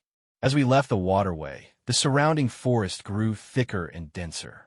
Sasuke quietly asked me, "How long did it take you to learn walking on water after the tree-climbing exercise Kakashi mentioned?" Walking on water, I reminisced about the time Ebisu and the pervy sage taught me. Altogether, it took me a few hours. Once you've got the tree climbing exercise down, it's pretty similar. Killing intent. Kakashi's expression suddenly sharpened as he turned his gaze toward a nearby bush. Sasuke, just as alert, threw a shuriken into it. When we pulled back the leaves, we found a rabbit. Sasuke frowned. A rabbit? But there was clearly someone here just now. Kakashi explained, that's a snow rabbit. In colder regions, ninjas often keep them as substitute for the body replacement jutsu. Hearing this, Kakashi's tone grew serious. In other words, everyone get down. A massive blade spun toward us, cutting through the air. Everyone quickly scattered to dodge, except for me. Kakashi didn't believe for a second that I'd be frozen in fear by such an attack. Trusting my instincts, he tackled Tazuna to the ground. Sure enough, I nonchalantly said, like this, Sasuke. Supporting myself with one hand on the ground, I flipped over just as the colossal blade came flying. I dodged it perfectly, even planting a foot on the flat side of the blade. Using chakra to adhere to the blade's surface, I halted its momentum mid-spin. Then, with a powerful kick to the back of the blade, I sent it flying back in the direction it had come from. See? Once you've got the tree climbing basics down, you can use it for all sorts of things. I said, I knew how to use this chakra technique myself, but teaching others was a whole different matter. After all, this was a method Sasuke would frequently employ in the future. Is that so? Sasuke muttered, his mind opening up to all sorts of new possibilities and inspirations. Clang! The massive blade embedded itself in a tree trunk. A burly figure stepped out from behind the tree, standing on the hilt of the blade and looking down at us. The man was shirtless, his muscles rippling. Half his face was obscured by bandages, giving him an imposing yet mysterious air. The Mist Village forehead protector on his head and the massive blade at his feet revealed his identity immediately. Kakashi taunted, well, isn't this Momochi Zabuza from the Hidden Mist? After all that time on the run, you've fallen to the point of taking dirty jobs like this? Zabuza wasn't fazed by Kakashi's words. In a calm tone, he replied, I didn't expect to run into the copy ninja Kakashi. Clearly, I'm not being paid enough for this job. Hand over the old man, and I'll let you go. Sasuke, eager to test himself against a strong opponent, was just about to make his move when Kakashi stopped him. Form a manji formation to protect Tazuna-san. This is where teamwork comes into play. Facing a ninja of this caliber, Kakashi couldn't afford to divide his attention. He needed to ensure Tazuna's safety before engaging in battle himself. He adjusted his forehead protector, revealing the three-tomo Sharingan in his left eye. Sasuke stared intently at Kakashi's Sharingan before shifting his gaze to Zabuza. The killing intent radiating from these two jonin is on a completely different level. It's nothing like the survival exercise. The mist around us, which had been thinning, began to thicken again. Kakashi recognized this as Zabuza injecting chakra into the air to perform the hidden mist jutsu. Enough small talk. I'll take care of the old man after I deal with you, Kakashi. You're using that much chakra to hide your presence? Planning to use silent killing techniques, huh? Kakashi observed. From within the dense mist, Zabuza's cold voice rang out. 8 points: throat, spine, lungs, liver, carotid artery, subclavian artery, kidneys, heart. Which vital spot should I go for? The murderous intent in his words was like a sharp blade, freezing us in place. Even blinking felt dangerous.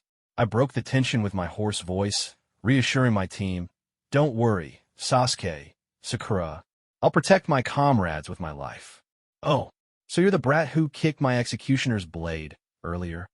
Zabuza suddenly appeared within our formation. Surprisingly, instead of aiming for Tazuna, he placed a massive blade against my neck. It seemed he couldn't stand anyone touching his weapon, no matter how close to death they were.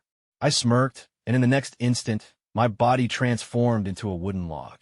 I reappeared behind Zabuza, forming the tiger seal with my hands. Kakashi-sensei's secret technique. Zabuza's figure dissolved into water and reappeared behind me, swinging his massive blade down. Impressive. This water clone has 1/10 of my strength, and yet you handled it so easily. Poof! What? A kunai pressed against Zabuza's throat as my cheerful laughter echoed from behind him. Kikik. I'm just as surprised, Zabuza-san. This shadow clone has 1/1000 of my strength. yet you managed to destroy it in one strike. Realizing he had underestimated me, Zabuza's figure once again turned into water. This brat has some skill. But then, Zabuza's real body appeared behind Kakashi, catching him off guard and kicking him into a water-filled pit. Water prison jutsu. Kakashi was now trapped in a water sphere, suspended above the surface. Zabuza chuckled. Kakashi, you were too careless. This is a specialized water prison. You can't escape from inside. And as long as you're immobilized, I don't have to hold back against those brats. We'll settle our score later. With one hand maintaining the water prison, Zabuza used his other hand to form seals. From the water emerged another figure. It was Zabuza again, a water clone. Kakashi shouted, "Run! Water clones can't move too far from the original. Take Tazuna-san and get out of here. We'll figure something out later." "Don't be ridiculous." Sasuke snapped. "If we leave you behind, there's no retreat. Turning our backs on an opponent like Zabuza is even more dangerous." He readied several shuriken, his eyes locked on Zabuza. I tightened my forehead protector, formed the shadow clone seal, and grinned confidently. "Let's go, Sasuke." "Show off," Sasuke muttered, not forgetting to throw in a jab. Then, glancing back at Tazuna, he said, "Tazuna-san, stay close to Sakura. Got it, gang leader. You just focus on the fight." Tazuna replied. I, Naruto, shouted loudly, "Multi-shadow clone jutsu." In an instant, hundreds of shadow clones appeared around us, surrounding Zabuza tightly. The sheer number of clones completely blocked the path of Zabuza's water clone, leaving no room for it to advance. So many shadow clones. This brat really has talent, Zabuza muttered, his eyes lighting up with excitement. The thought of killing such a talented brat is thrilling. The water clone Zabuza was quickly tied up by my shadow clones. Sasuke took advantage of the situation, throwing several shuriken toward Zabuza's real body. Zabuza casually moved to dodge them.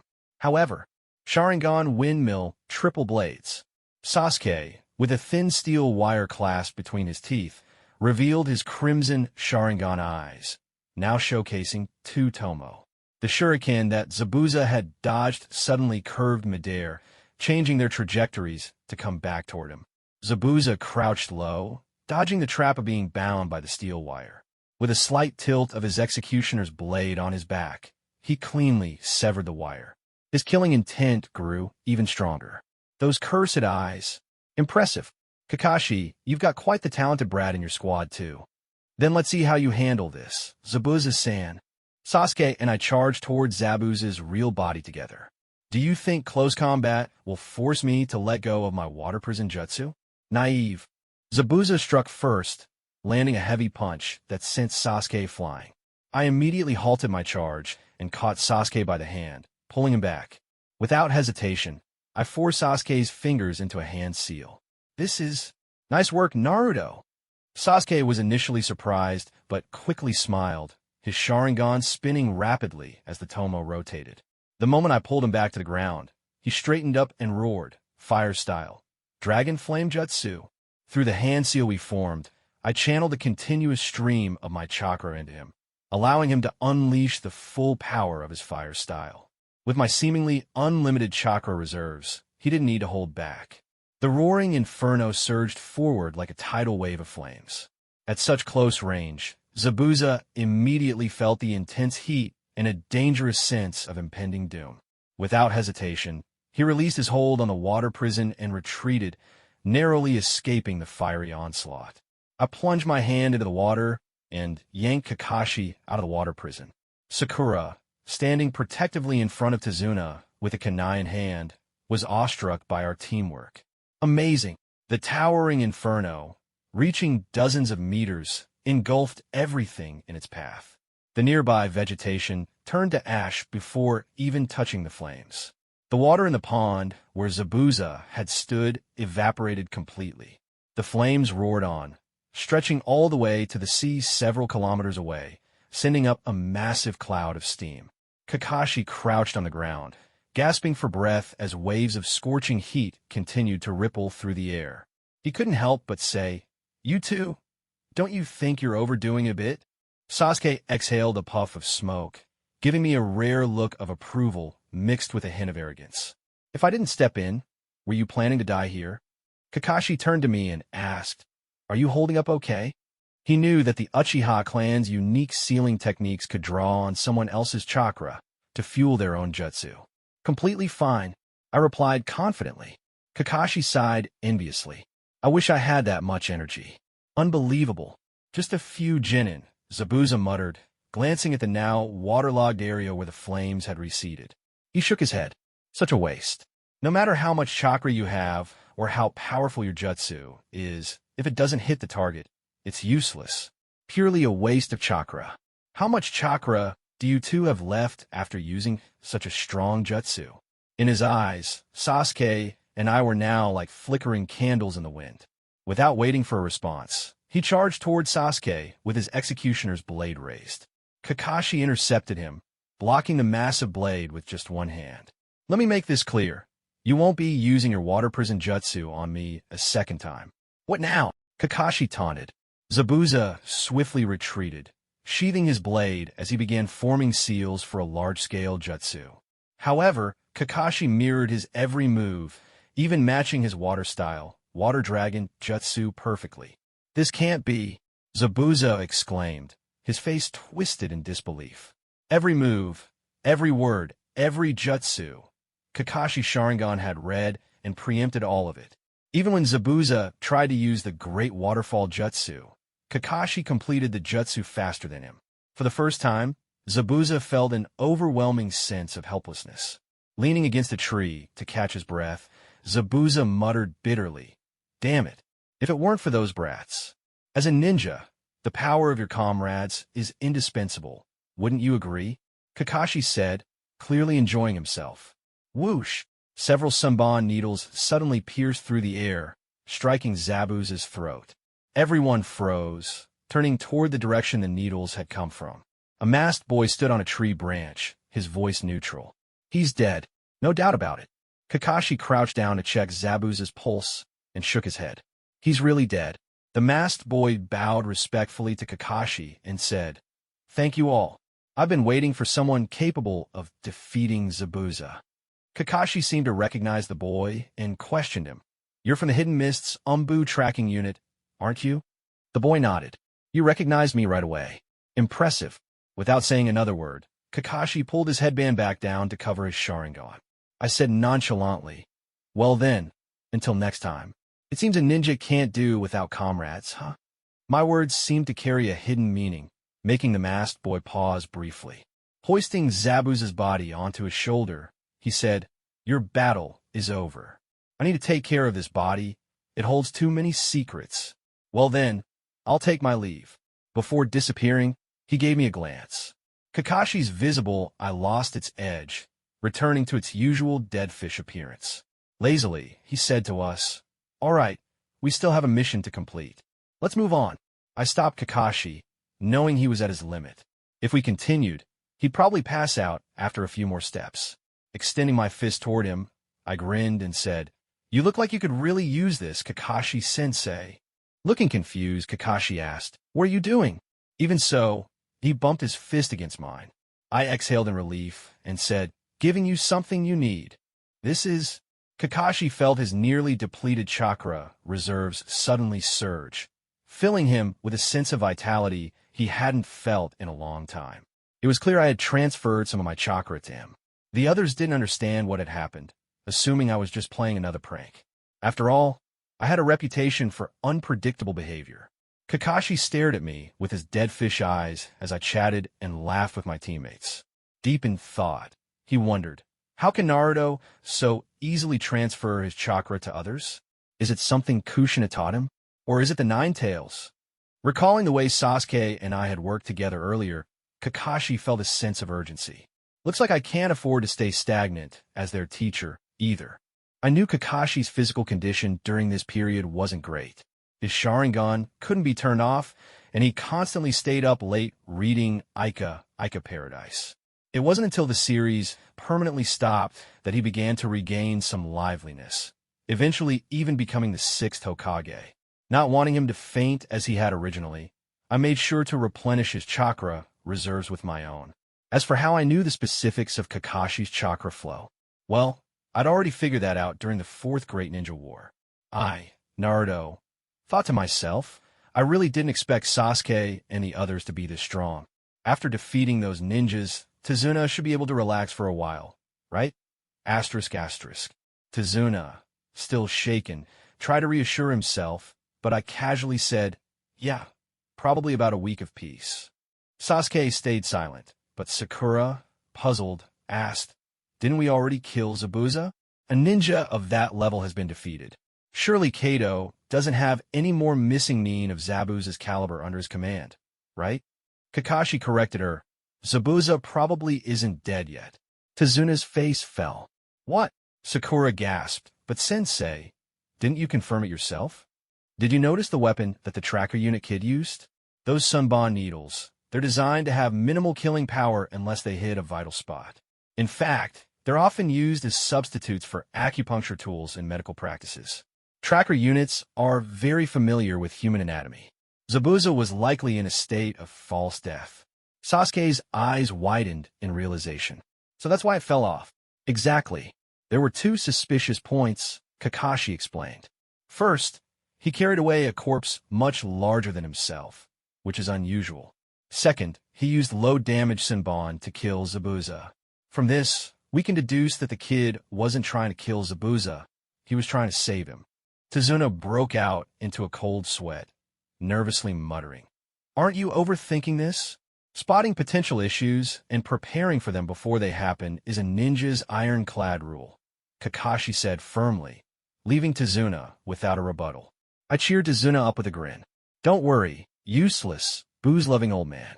Zabuza is in rough shape after fighting Kakashi-sensei. It'll take him at least a week to fully recover. We should be safe for now. Tazuna, seemingly bolstered by my words, responded, drop the useless and booze-loving part. But yes, I'll be counting on all of you to protect this old man for the sake of the Land of Waves. I can't afford to die. Sakura then asked, so, Sensei, what kind of preparations are you talking about? Kakashi stopped walking and turned to face the three of us. Training. When we reach our destination, I'll give you special training. You all performed well this time. While I was trapped, you showed tremendous strength. Especially you, Naruto. You've grown the most in terms of teamwork and coordination. Both Sasuke and Sakura agreed wholeheartedly. Ever since I became a ninja and joined the team, I'd seemed like a completely different person. So reliable, unlike the dead last from the academy. Even Sasuke, though he wouldn't admit it aloud, had started comparing himself to me in his mind. Ever since we were 7, when we made the opposing seals in a sparring match during an academy practical lesson, we hadn't fought each other again. Neither of us really knew the other's true strength. After pushing ourselves to hurry, we finally got Tazuna home safely. Waiting for us was a beautiful woman with long, flowing black hair and a soft, kind face, as well as a young boy wearing a fisherman's hat. Thank you all so much. The beautiful woman, Tazuna's daughter Tsunami, bowed deeply to us. It's what we're here to do, ma'am, Kakashi said smoothly, showcasing his experience in social situations. He chatted with Tsunami with ease. Grandpa, the boy, Inari, rushed into Tazuna's arms, clinging to him. Tsunami scolded him gently. You haven't greeted the ninja who protected your grandfather yet. Inari, however, stubbornly replied, it doesn't matter. They're all going to die anyway. What's the point? Veins bulged on Tsunami's forehead as she clenched her fist. That's so rude, Inari. No one can stand up to Kado. Anyone who tries just ends up dead. I crouched down to his level, placing a hand on his shoulder and smiling. Don't worry, Inari. No matter how strong the opponent, your big brother here will defeat them. After all, I'm going to be the Hokage someday, a superhero. Inari's expression wavered, as if something soft inside him had been touched. It felt like he'd heard similar words before, but he took a step back and turned away. People like that don't exist. If you don't want to die, you should leave this place now. With that, he ran off. Inari, that child. Tsunami called after him, but he didn't respond. She turned to us and apologized profusely. I'm so sorry for his behavior. Tazuna sighed. The boy lost his father. He's been very emotionally unstable lately. Please forgive him if he says anything unpleasant. Kakashi, with his dead fish eyes, stared at Tazuna and dryly said, It's fine, Tazuna-san. You haven't exactly been pleasant to talk to either. Tazuna laughed awkwardly, trying to lighten the mood. Ha ha, is that so? Ha ha ha. After settling our gear at Tazuna's house, Kakashi led us to the seaside for training. You all mastered tree climbing before, so now we'll go a step further, walking on water. Kakashi demonstrated by focusing chakra into his feet and stepping onto the water. He walked across the waves as if strolling on flat ground. With tree climbing, you concentrate a set amount of chakra to a specific point and maintain that level. Since the tree is stationary, that exercise is about maintaining a fixed chakra output, Kakashi explained. But walking on water is different. You need to constantly release the right amount of chakra from your feet into the water to stay balanced and float. This requires a higher level of chakra control and is an advanced version of the tree climbing exercise. It's also essential for controlling the exact amount of chakra needed for ninjutsu. So what do you think? Want to give it a try? Sakura and Sasuke, eager as ever, immediately began testing the waters on the shallow beach. Since I'd already completed the tree climbing and water walking exercises in the past, Kakashi pulled me aside and led me into a dense forest. Listen, Naruto, to be honest, compared to Sakura and Sasuke, I haven't been sure how to structure your training. I don't fully understand the extent of your abilities. I need to figure out what you're truly capable of before I can teach you effectively. The second half of the survival exercise, Kakashi adjusted his forehead protector, revealing his Sharingan. The three Tomo spun rapidly. The third Hokage had mentioned to Kakashi that Danzo might have secretly made contact with me at some point. Now that we were far from the land of fire, Kakashi saw this as the perfect opportunity to truly understand me, to uncover my thoughts and capabilities. This time, it's just the two of us. I, Naruto, seem to have been waiting a long time for this moment. Excitedly, I said, well, if that's the case, there's no helping it, Kakashi-sensei. I'm going in. Kakashi, with the powerful insight of his Sharingan, saw clearly that for a moment, my eyes turned into crimson vertical pupils. This time, I'm going to use offensive ninjutsu. I won't hold back. After saying that, Kakashi drew a kunai. Asterisk, that was definitely the Nine-Tails chakra, just now. Could the seal be loosening? Asterisk, whoosh, golden chakra wrapped around me like a flame. In a flash, I disappeared, leaving only a ripple of golden light in my wake. Kakashi's pupils contracted sharply. So fast. In terms of pure speed, it's already comparable to Guy. Fortunately, the Sharingan could still keep up with my speed. Its forced dynamic vision allowed Kakashi to see the golden aura enveloping my body. Crackle. Electricity surged in Kakashi's hand as chakra from both his feet clung to the ground, allowing him to narrowly block my punch. Kakashi focused intently on me at that moment. The previously diffused golden chakra had now concentrated on my fist. It shimmered brightly, dreamlike, yet beneath its surface lay monstrous strength. It seems this unusual chakra grants you abilities spread out. It significantly boosts your speed. Focused in one area, it increases attack power, though at the cost of speed. As expected of Kakashi-sensei, even in times of peace, you can keep up with me in this state. And where did you get this power, Naruto? The third Hokage had already informed Kakashi of my potential far surpassing what I displayed at the Ninja Academy. With my current strength, even as a Jonin, Kakashi might not be my match. So he took this opportunity to test my limits. I gently touched my stomach and said softly, "This is the treasure left to me by my predecessors, a power meant to protect the village and my comrades. Is that truly what you think? I won't allow anyone to claim they want to protect the village while secretly doing things that harm it." Fine electric sparks climbed up Kakashi's calf. Lightning chakra stimulated his cells, greatly enhancing his physical abilities and speed. The electricity in Kakashi's hand surged toward me like it had a life of its own. I quickly spread the golden chakra over my entire body and leapt back. A faint golden cloak materialized on my back. At that moment, Kakashi matched my speed. We moved at high velocity, golden and blue streaks of light colliding and weaving. After a few exchanges, we came to a standstill again. I responded, "One day, I'm going to become Hokage. Just protecting Konoha isn't enough. I want to protect the entire shinobi world. Kakashi still couldn't understand this inexplicable sense of responsibility and asked, even though you've been hated by everyone since you were a child, why would you do this? Precisely because I've gone through all of that. I don't want anyone else to experience the same. I'll make everyone acknowledge me and then change everything. I closed my eyes as the golden aura around me dissipated. My chakra seemed to extinguish, blending into the surrounding environment. After a moment, I reopened my eyes. Red markings appeared at the corners, and my pupils transformed into toad-like eyes.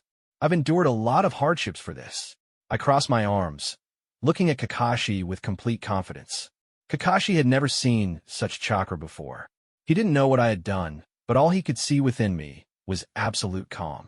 My chakra and the Nine Tails chakra were as still as a tranquil lake, without a single ripple. I snapped my fingers, and a breeze swept through us. The leaves rustled, the grass swayed, and flower buds opened under the gentle wind, blooming vibrantly. This is the power of nature, Kakashi-sensei. Kakashi's Sharingan could no longer predict my movements in this state. Even when I had used the Nine Tails chakra earlier, he could barely keep up. But now, for the first time since acquiring the Sharingan, he was at a loss. He froze momentarily. This power, this sensation. I crouched down, extended a finger, and gently flicked a blade of grass. Instantly, the grass grew into a sapling, sprouting branches and leaves, continuously rising until it became a tall, lush tree before Kakashi's eyes. With style? No, it's not with style. I stood up, walking past the sturdy trunk, smiling. This is the power of nature. Crack! The tree trunk suddenly snapped and crashed to the ground. Kakashi frowned. He hadn't seen me touch the tree. It feels like some invisible force passed through the tree. I stepped in front of Kakashi, looking up at his Sharingan. The red markings and toad eyes put immense pressure on him. This is Sage Chakra. My techniques can't see through it, not even the Sharingan. So that's it. The legendary Sage mode. Kakashi's 3-tomo Sharingan spun rapidly, but he still couldn't perceive the Sage Chakra I mentioned. I really can't see it. Whoosh! The kunai in Kakashi's hand struck my fingertip. A series of stabs and slashes followed, but I blocked them all with a single finger. No matter how much force Kakashi applied, he couldn't push through. To think you can block my attacks at such close range with just one finger. The kunai can't even pierce your skin.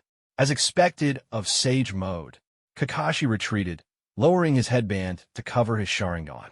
Faced with my two terrifyingly powerful states, he realized he couldn't handle me alone. The red markings at the corners of my eyes faded, and my pupils returned to normal. I raised my fist toward Kakashi and earnestly said, "Don't worry, Kakashi-sensei. I deeply value Konoha and my comrades. What you're worried about won't happen because I am Konoha's Naruto Uzumaki." Kakashi looked into my clear eyes and asked, "One last question. With your strength now, what do you think of Sasuke and Sakura?" With one hand raised in a fist, I awkwardly scratched the back of my head with the other. Sakura, huh? I used to like Sakura a lot. She's so cute. Sensei, don't look at me like that. Later, because of various reasons, I came to understand Hinata's feelings. That's when I realized Sakura isn't my other half, but a reliable comrade. I seemed to open a floodgate, rambling endlessly about my personal feelings. Kids these days are so precocious. Kakashi patiently listened to my thoughts about Sakura. Since I still hadn't mentioned Sasuke, he asked directly, "And what about Sasuke?" "Sasuke, he's like a brother. Even though he's arrogant, super conceited, even though we haven't been on the same team for long, for some reason, I'm already sure he and Sakura are my comrades. And you too, Kakashi-sensei, you're irreplaceable." My determined gaze made Kakashi pause for a moment. He finally let down his guard toward me. The mysteries surrounding Naruto probably all stem from the Nine Tails within him, or perhaps from Konoha's darkness. I'll need to report this to the third Hokage once we return to the village. He smiled, raising his fist to meet mine. Our small but resolute fists touched, and he accepted the chakra I conveyed to him. That familiar yet unfamiliar sensation deepened a smile in his eyes. This kid carries the same warmth in his chakra as his predecessors. I, Naruto. Listen to Tazuna raise his glass and drink heartily, exclaiming, "Ah, this is super fun. It's been so long since I've had a meal with so many people." Tsunami poured more sake for Tazuna and Kakashi, smiling as she said, "It's been a while since it's been this lively." The ever-sociable Kakashi raised his glass and said, "Miss Tsunami, you're so beautiful. Surely it's always lively around you." Tsunami blushed slightly and playfully scolded, "Oh, Ninja-sama, you really like to joke." Sakura, noticing a family photo on the wall with a corner torn off, asked curiously, "Why hang a damaged photo here?" Inari kept staring at it during dinner, ignoring the killing intent from Tazuna. Kakashi glanced at the photo frame and commented, "It's like someone intentionally tore someone out of the picture." As soon as he said this, Tazuna, Tsunami, and Inari fell silent.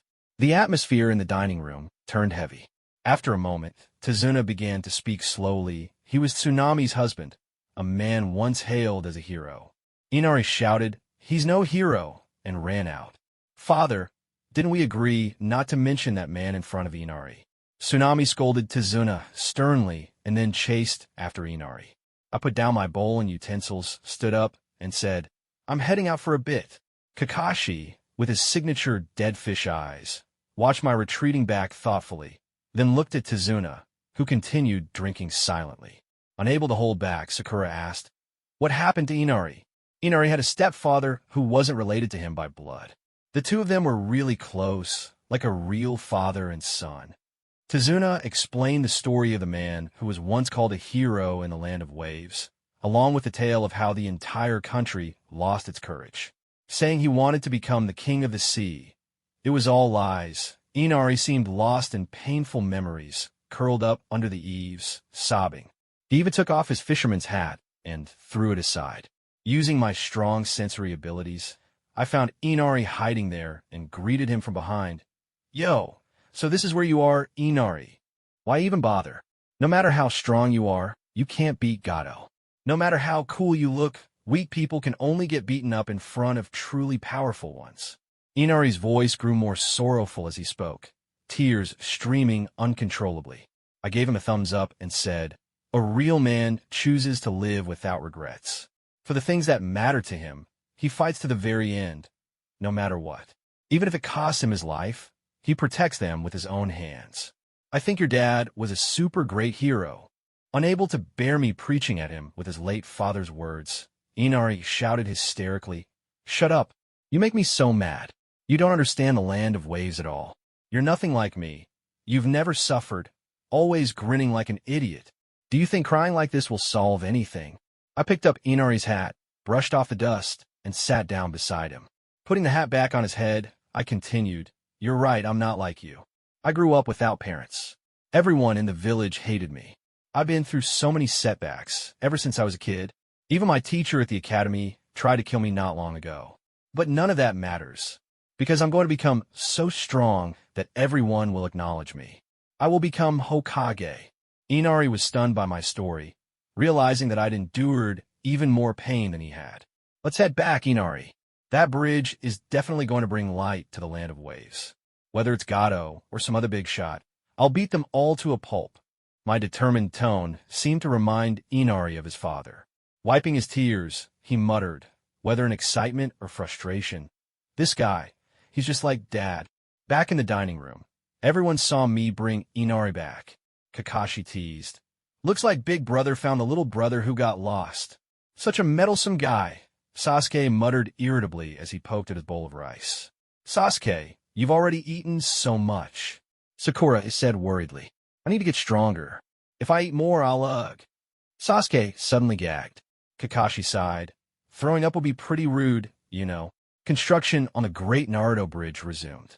Tazuna's leadership was impressive, like a pillar holding everything together. Among the construction workers, his words carried weight, and most of them were willing to keep working on the bridge that symbolized hope. The worksite on the bridge was bustling with activity. Beneath the bridge, on the surface of the water, Sakura and Sasuke stood steadily. Kakashi praised, "Quick progress. You really are geniuses." Sasuke clenched his fists, thinking, "Asterisk, I can feel it. I'm really getting stronger." I'm getting closer. Itachi, asterisk. While Sasuke was secretly delighted, Kakashi doused his enthusiasm. You've learned to control chakra, but without powerful jutsu, it's still lacking. I suddenly had an idea and said, Kakashi-sensei, I just thought of a jutsu that would work for Sasuke and me. Kakashi raised an eyebrow with interest. Oh, let's hear it. Sasuke and Sakura also looked over in curiosity. Splashing the water slightly with my foot, I said, You saw Sasuke and my fire release jutsu from before, right? It was super cool. Back then, I only provided the chakra. If we added another jutsu to it after that. I tried to continue, but I ran out of words. I couldn't figure out how to explain it properly. After all, even when I became Hokage, I was still a genin in rank, and I didn't have much knowledge about jutsu. I left all the complicated stuff to Shikamaru, who hated trouble but was great at solving it. You're talking about combination jutsu, right? Clever Sakura understood my idea and voiced it. My eyes lit up. Yes, that's it. If I had added wind release chakra back then, but would have been enough to hit Zabuza, right? To my surprise, Kakashi's dead fish eyes showed a hint of surprise at my suggestion. You're already aware of chakra nature manipulation? Wind release can indeed enhance the speed and power of fire release jutsu, but it requires perfect synchronization, right? I wagged my finger confidently. Sasuke and I are teammates in Team 7. As long as we train seriously, there's no such thing as impossible. Right, Sasuke? Sasuke looked at Kakashi seriously and asked, How strong could this training make us? If it's combination jutsu, I might not be able to block it, Kakashi admitted honestly. It's true, not many people know about this kind of jutsu, but in elite circles, it's quite famous. An individual's jutsu can be very strong, or multiple ninja can perform the same jutsu together, increasing its power. But it's still limited. 10 ninja using fire release are just 10 fire releases. But with combination jutsu, the power of 2 people's jutsu can exceed that of 10. There's even someone in the village who specializes in performing combination jutsu with their summoning beast. Mentioning that person, Kakashi hesitated briefly, glanced at Sakura, then continued. So, Sakura, you'll start learning medical ninjutsu. Sasuke and Naruto, you'll train in combination jutsu. From now on, I'll personally guide your training. I was deep in thought when suddenly, crack! A muscular hand crushed an apple, its juice dripping down from the palm. That's great news, Zabuza-sama. The delicate-looking boy, Haku, lit up with joy, his smile as radiant as a girl's. Just a little more, and I'll be fully recovered. As expected of Konoha's #1 technician, top-notch skills and instincts, not to mention those brats under him. Zabuza didn't expect this mission to be such a challenge. Haku, you'll come with me next time. Leave the brats and Kakashi's team to me, Zabuza ordered. Haku's cheeks flushed as he nodded respectfully. Yes, Zabuza-sama, and you said you'd handle it yourself to ensure success, only to slink back here, barely clinging to life. Kato's cane slammed the door open with a loud clang, and he barged in with an entourage of bodyguards, his attitude insufferably arrogant. Though this mission failed, don't think you can insult a former member of the 7 Ninja Swordsmen of the Mist so casually. Haku instantly appeared beside Kato, gripping his neck with a freezing cold tone. Kato could only gasp and growl, HRRKK, as his bodyguards scrambled to draw their blades. That old man was just lucky last time. He won't be so fortunate this time. Zabuza waved his hand, signaling Haku to release Kato. The wealthy man collapsed to the floor, gasping for air, looking utterly pathetic. Zabuza left the room, with Haku closely following behind. One of Kato's bodyguards helped him up, fuming. If it weren't for their skills, I would have cut them down with 1 slash on the spot to avenge you, Kato-sama. The others chimed in agreement. But Kato's face grew increasingly dark. Gritting his teeth, he snarled, Damn it, what's so great about the 7 Ninja Swordsmen? They can't even complete a job. Wait. Time passed quickly. Under Kakashi's guidance, the 3 of us in Team 7 completed our training, and the construction of the bridge was nearing completion. This magnificent bridge brought rare smiles to the faces of the people of the Land of Waves. Some even regained their courage, joining the construction efforts to fight against Kato, speeding up the progress. A small boat passed under the bridge. Standing at the bow, Zabuza opened his eyes, speaking coldly. Are you ready, Haku? Haku, wearing the mist mask, replied. Yes. I'm curious to meet the kids you praised. Zabuza-sama. Don't underestimate them. I lost last time because I let my guard down, Zabuza said as he jumped onto a bridge pillar, walking vertically upward. The bridge will likely be completed in a few days.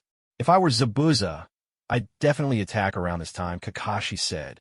Over the past few days, he had us patrolling everywhere. After witnessing my massive chakra reserves, he had me send out countless shadow clones daily for patrols, giving Sakura and Sasuke more time to train. Even after their training was complete, I kept shadow clones stationed near Tezuna's house, just in case someone tried to sneak in. I was feeling a little down, though, because I hadn't run into Haku in the forest recently. Maybe the last fight made him wary of coming nearby to gather herbs. So annoying. Is this what Shikamaru used to call the butterfly effect? I muttered. Tezuna was inspecting the construction site when I suddenly said, Tezuna-asen, someone sneaked into your house. What? Tsunami and Inari. Is it Kato? Tezuna's face turned pale with fright. He was about to rush back when Kakashi stopped him. Kakashi pointed at the group of fallen construction workers ahead and said, Tezuna-san, Naruto has plenty of shadow clones protecting your house. Tsunami and Inari will be fine. Right now, you need to prioritize your own safety. When did this?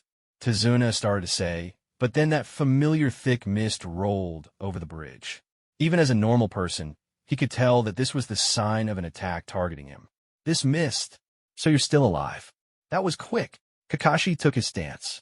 Sasuke, Sakura, and I quickly formed a protective formation, with Tezuna in the center. Sorry to keep you waiting, Kakashi. You're still the same, huh? Babysitting those brats. How pitiful for a jonin. Zabuza's voice echoed through the mist, making it seem like he was speaking from all directions at once. There. Sasuke's sharp eyes caught multiple Zabuza figures slowly approaching us. Go for it, Sasuke, Kakashi ordered. With a swish, Sasuke manipulated steel wires, guiding shuriken through the air like living creatures. They pierced the water clones, turning them into splashes of water. Sasuke retrieved the wires and smirked. Trying to circle behind me, like last time? The same trick won't work on me twice. Zabuza's real body slowly emerged from the mist, with a masked boy, Haku, following behind. Zabuza glanced back at Haku and said, He took out my water clones in one go. That brat has improved a lot. Your rival has arrived, Haku.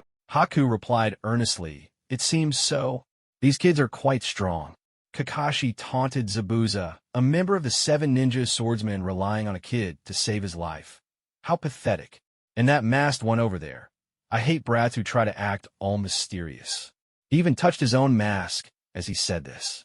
Tezuna chimed in, Some hidden mist assassination squad, you are. What a joke. You're all just standing there. Sakura joined in, even worse than Kakashi-sensei. Veins bulged on Zabuza's forehead as he growled. Say what you want about me, but don't you dare insult Haku. I'll make sure you all. That guy's mine. Sasuke interrupted, glaring at Haku. I hate mysterious types the most. Naruto, Sakura, stay out of this. Sakura's eyes sparkled. Sasuke is so cool. I had a different opinion.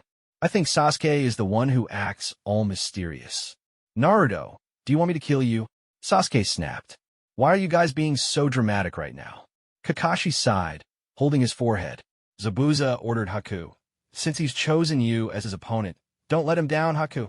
Understood, Haku responded.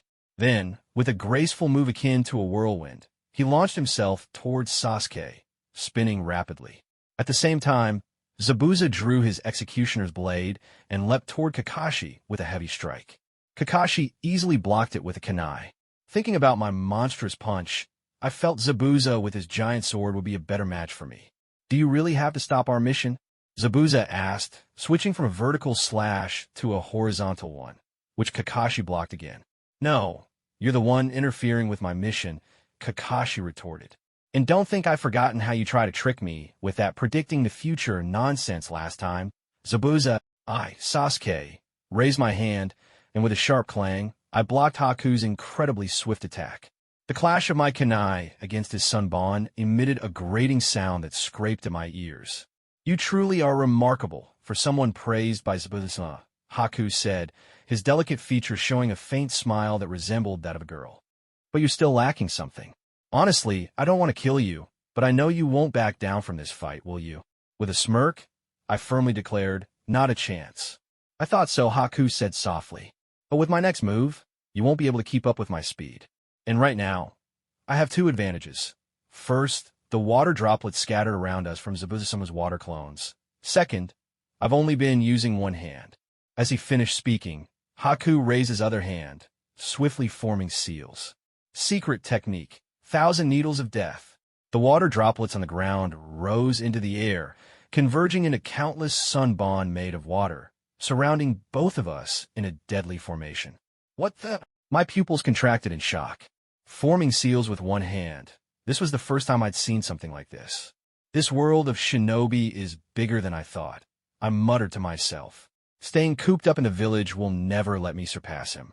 This mission, it's shown me the gap between myself and others. Kakashi, Zabuza, this boy who's my age, and even Naruto. But one by one, I will restore the glory of the Uchiha clan. There's no way I'll lose here, especially not to someone who doesn't even dare show his face. My eyes turned crimson, the Sharingan manifesting, adding a dark intensity to my already sharp features. As the water sunbon closed in on me, I acted swiftly, grabbing Haku's hand, the one that had just completed the one-handed seals, and forced it into forming new seals with me. Kakashi, who was fending off Zabuza's relentless strikes, glanced at me and Haku out of the corner of his eye. Seeing me forcibly form seals with Haku's hand, he smirked slightly. So, he learned his trick from back then, huh? Fire style, Phoenix Flower Jutsu. I spat several fireballs, sending them toward the surrounding water sunbon. The intense heat scattered and evaporated the incoming projectiles. Haku leapt out of the fire's range, but I raised an eyebrow. Hidden within the embers of my Phoenix Flower were several shuriken, which shot toward him. Phoenix Flower shuriken. The shuriken rained down like a storm. Though Haku tried to block with his sunbon, his speed wasn't enough to deflect them all. Several shuriken struck him, even shattering the mask on his face. Nice work, Sasuke. Kakashi cheered, clearly pleased with my execution.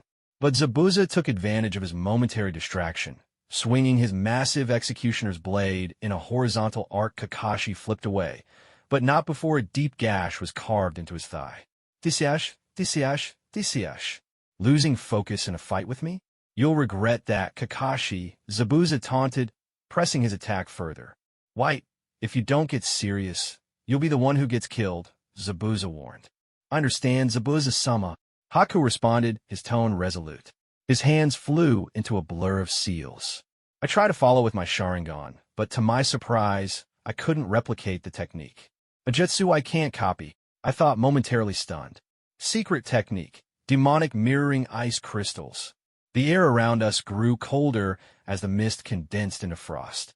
Within moments, the moisture in the air solidified into reflective ice mirrors, forming a dome that completely surrounded me. Haku touched one of the mirrors, and, to my shock, his body disappeared, merging into the ice as if he'd become part of it. From a reflection in the mirrors, Haku threw sunbon at me. They pierced my arm, drawing blood. What is this? I exclaimed, trying to dodge the next wave of sunbon. But the mirror Haku had just attacked from was now empty, and he appeared behind me in another mirror, launching another attack. This time my leg was struck. This is my true speed, Haku said calmly. You're not the only one here with a Kekkei Genkai. I see, I muttered, taking a deep breath to calm myself. Though I had been panicking moments ago, I quickly regained my composure. With the Sharingan, I locked onto Haku's movements, tracking his position through the mirrors. From that point on, I dodged every attack. Haku's voice grew softer, almost disbelieving. How? How is this possible? My crimson Sharingan eyes glinted in the dim light, their hypnotic gaze following his every move. No matter how fast he darted between mirrors, I could see through him. This is getting troublesome, Haku murmured. Elsewhere, Zabuza jumped into the air, his massive blade slicing downward with a deafening whoosh. Clang!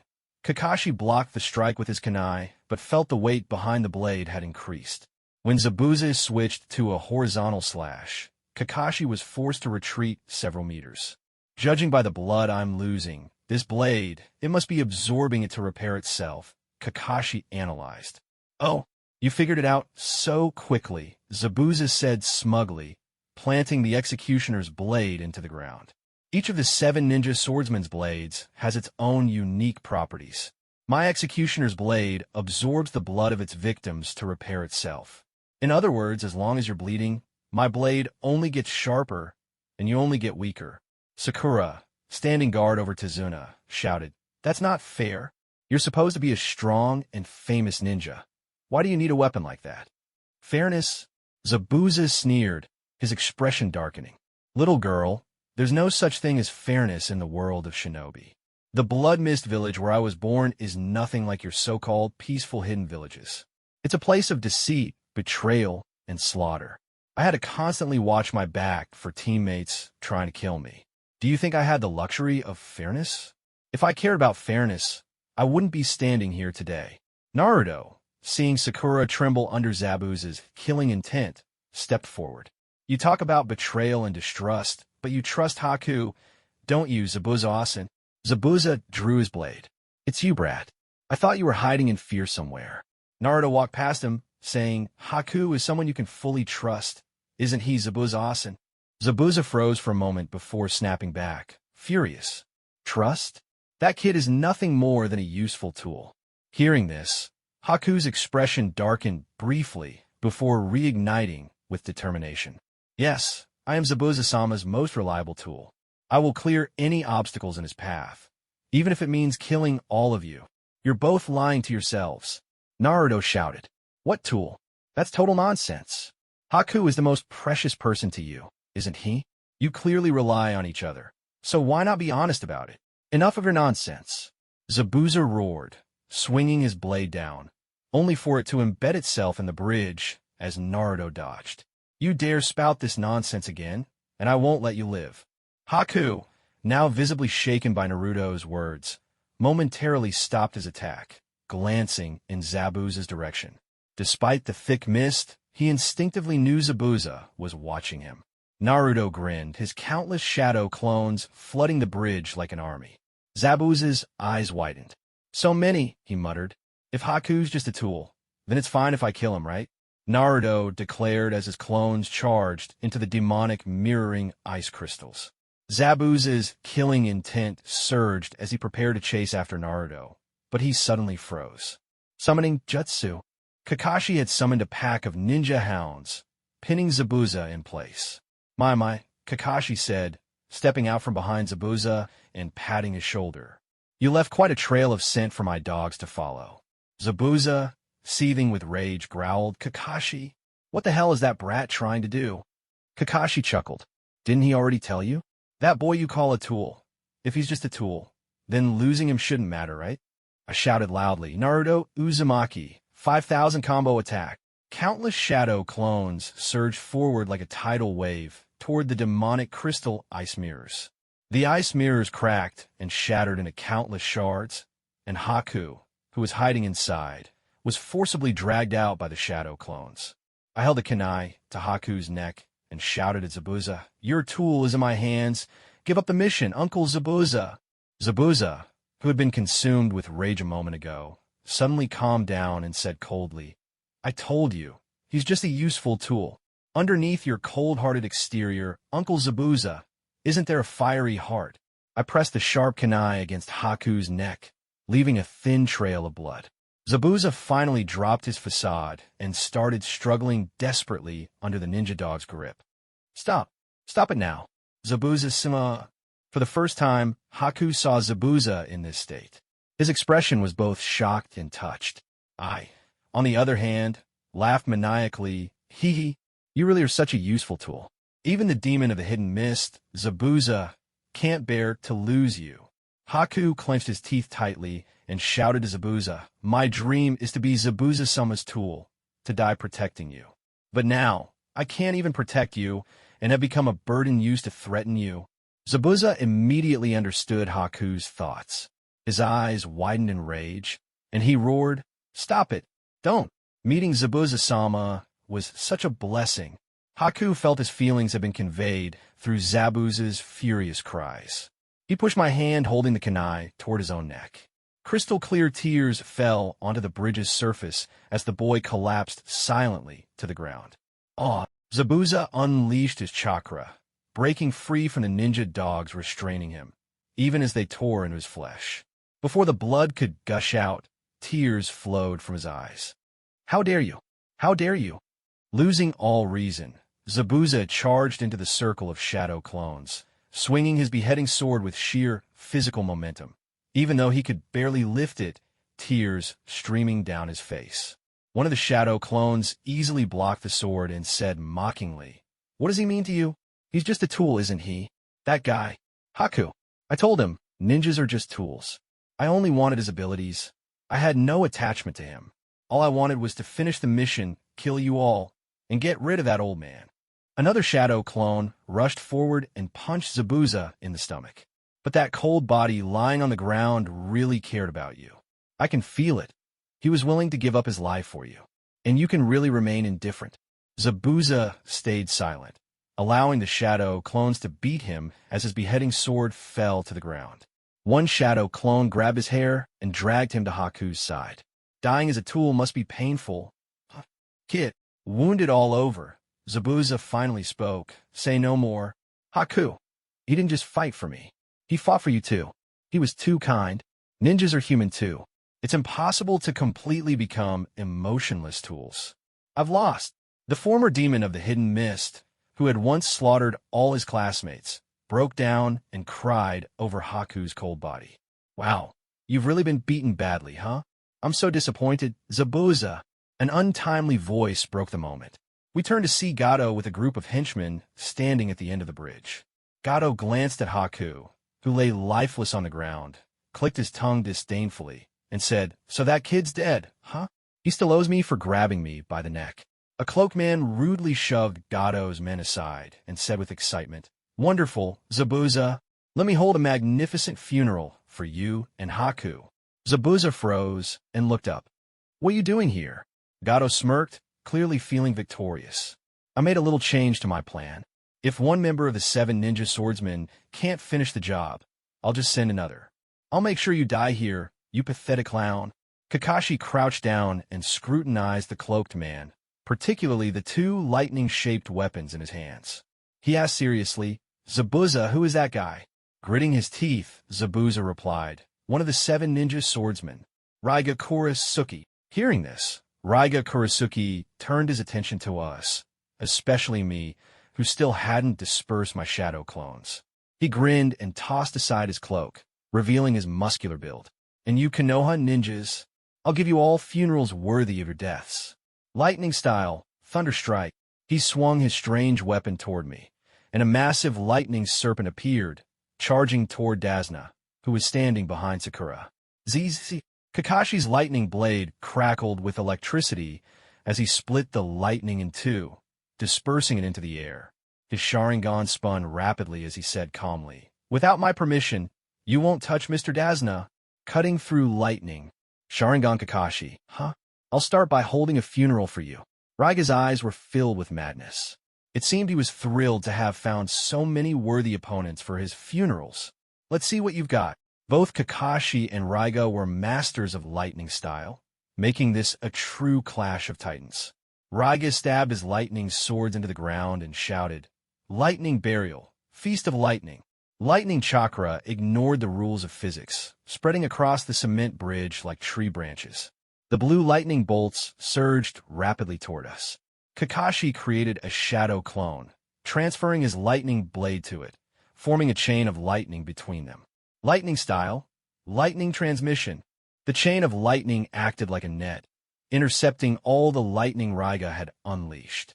I walked over to Sasuke and whispered, "Sasuke, it's time to put your training to the test." Clenching his teeth, Sasuke whispered back, "Can I even interfere in a fight of this level? Huh? Is the Uchiha prodigy afraid of a fight?" Sasuke's eyes became resolute. "You're always showing off. Fine, let's do this." I smirked and gathered a large amount of wind chakra in my palm, then slapped Sasuke on the back. "Fire style, dragon flame jutsu." A massive, spiraling flame emerged from Sasuke's mouth, scorching the ground and illuminating the entire bridge in a red glow. The roaring flames charged toward Raiga, who was still battling Kakashi. Damn it, no way. Raiga was engulfed by the spiraling flames, but the fire didn't stop there. It continued toward Gato and his men. The wealthy Gato let out his final scream before being consumed by the flames. Kakashi glanced back at Sasuke and me, clearly pleased with our combination jutsu. They work well together. However, Kakashi's gaze shifted to Zabuza, who was holding Haku in his arms, filled with regret. Seeing that the battle was almost over, I decided to reveal the truth to Zabuza. Uncle Zabuza, actually, there's no need to say more. I've abandoned the mission and won't bother you anymore. From now on, I'll carry Haku's ashes and travel across the ninja world. It's what he always dreamed of. A hint of sorrow crossed Sakura's face. If only you'd spoken your true feelings sooner, this wouldn't have happened. As Zabuza prepared to leave, I stepped in front of him to stop him. Zabuza thought we wouldn't let him go and said lightly, "Go ahead, finish me off." He closed his eyes. "Haku, I'll join you soon." A cold yet warm hand touched his face, and Zabuza opened his eyes in shock. Haku, blushing, was wiping his tears. Even someone as strong as Zabuza-sama has shed tears for me. Zabuza broke down, crying even harder. "You damn Konoha brats." I scratched my head, looking completely different from when I had used Haku to threaten Zabuza earlier. If I hadn't done that, Uncle Zabuza would never have spoken his true feelings. Damn Konoha, damn brats. Wah. I'm just glad Haku's okay. The demon of the hidden mist had been completely played by me. Naruto, aren't you afraid of karma for toying with people's feelings like this? Kakashi teased, pulling down his headband to cover his Sharingan. There was no longer any need to fight Zabuza. It seemed this mission was coming to an end. Drive them all out. These violent lunatics. A large crowd of villagers from the Land of Waves appeared at the end of the bridge, wielding kitchen knives and farming tools. There were even more of them than Gato's men, and their numbers were overwhelming. More enemies? Sasuke prepared to use another jutsu, but Kakashi stopped him. "Sasuke, those people aren't enemies." A young boy wearing a hat emerged from the crowd. It was Inari. Inari held a water ladle, looking cautiously at Zabuza, but with courage in his eyes.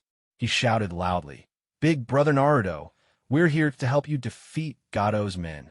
The residents of the Land of Waves had gathered their courage and united. Together, these ordinary people finally dared to rebel against the once invincible Gato. Null be someone who carries responsibility and stand by what you believe is right. Good night. ZZZ Wayne's promise leaving Professor X's office. Wayne headed straight back to his dorm room. As soon as I approached the dormitory, I could hear the steady rhythm of snoring coming from inside. Gently pushing open the door, I found, as expected, the little chubby fellow sprawled across his bed, fast asleep. Although he hadn't fought directly last night, he'd taken on the crucial role of rallying the troops before battle, tirelessly calling out for students to join in the defense of the school. His voice had echoed through the air, carried by a loudspeaker, but each shout had come from deep within, with every ounce of strength he could muster. By the time the fight was over, his throat felt as if it were being pricked by 1,000 needles. Reina, who had overseen the whole operation, saw that he was too hoarse to speak and gently instructed him and the rest of their squad to return to the dormitory and get some rest.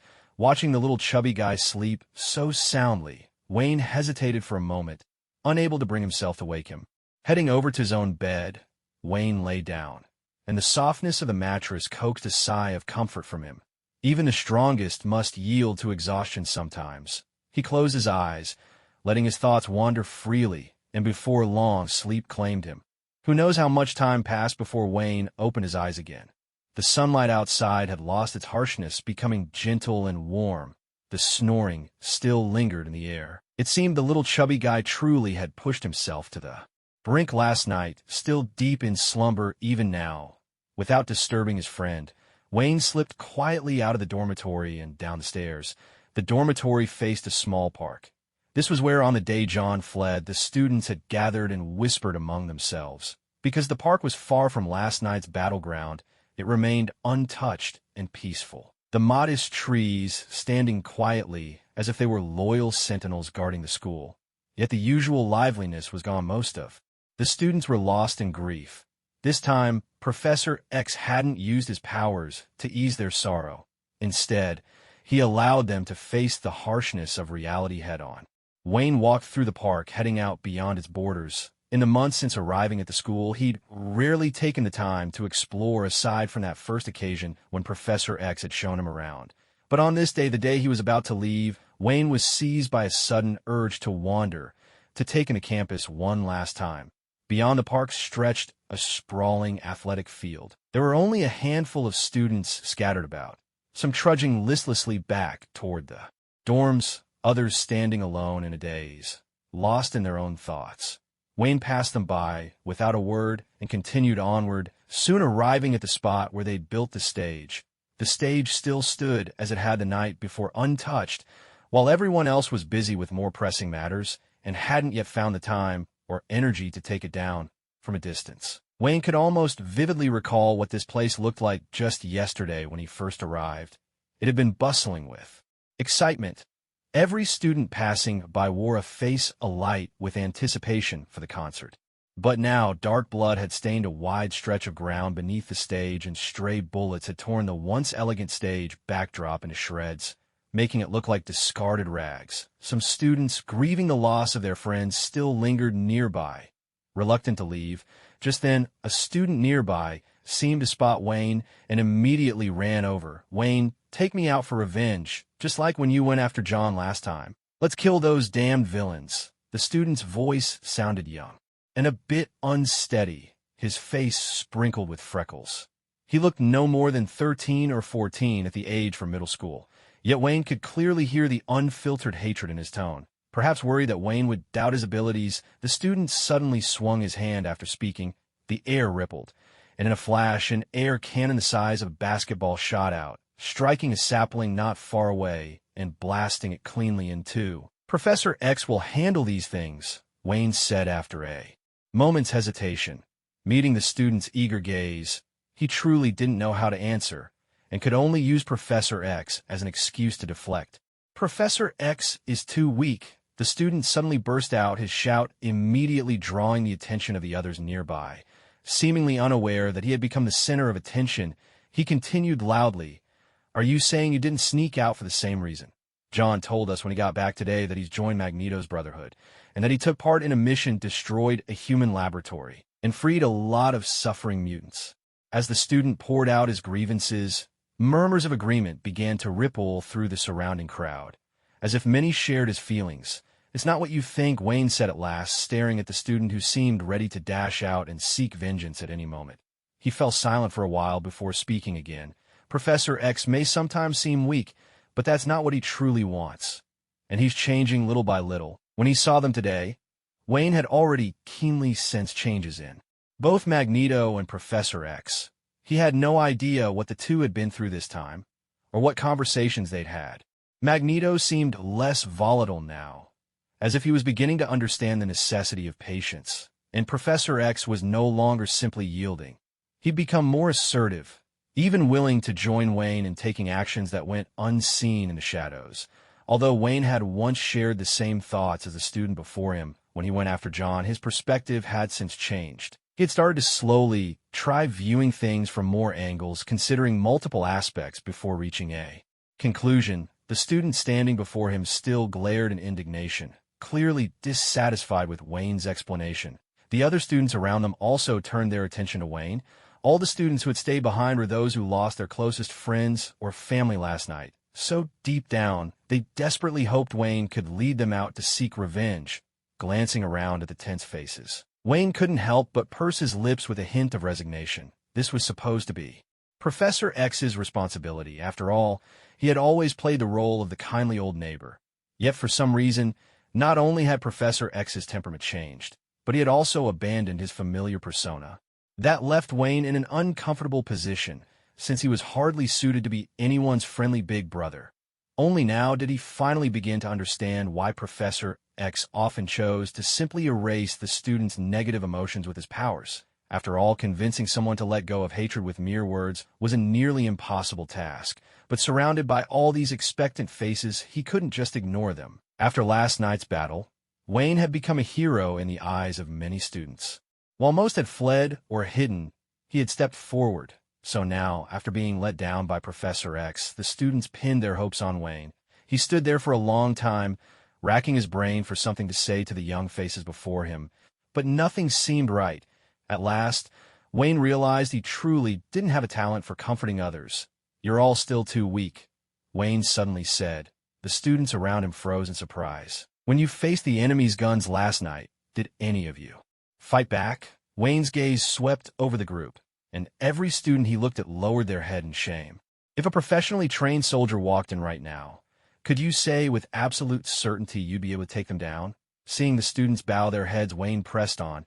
"So the one you should blame isn't Professor X for being weak, but yourselves. Why, when you were attacked, was your first instinct to run instead of resist?"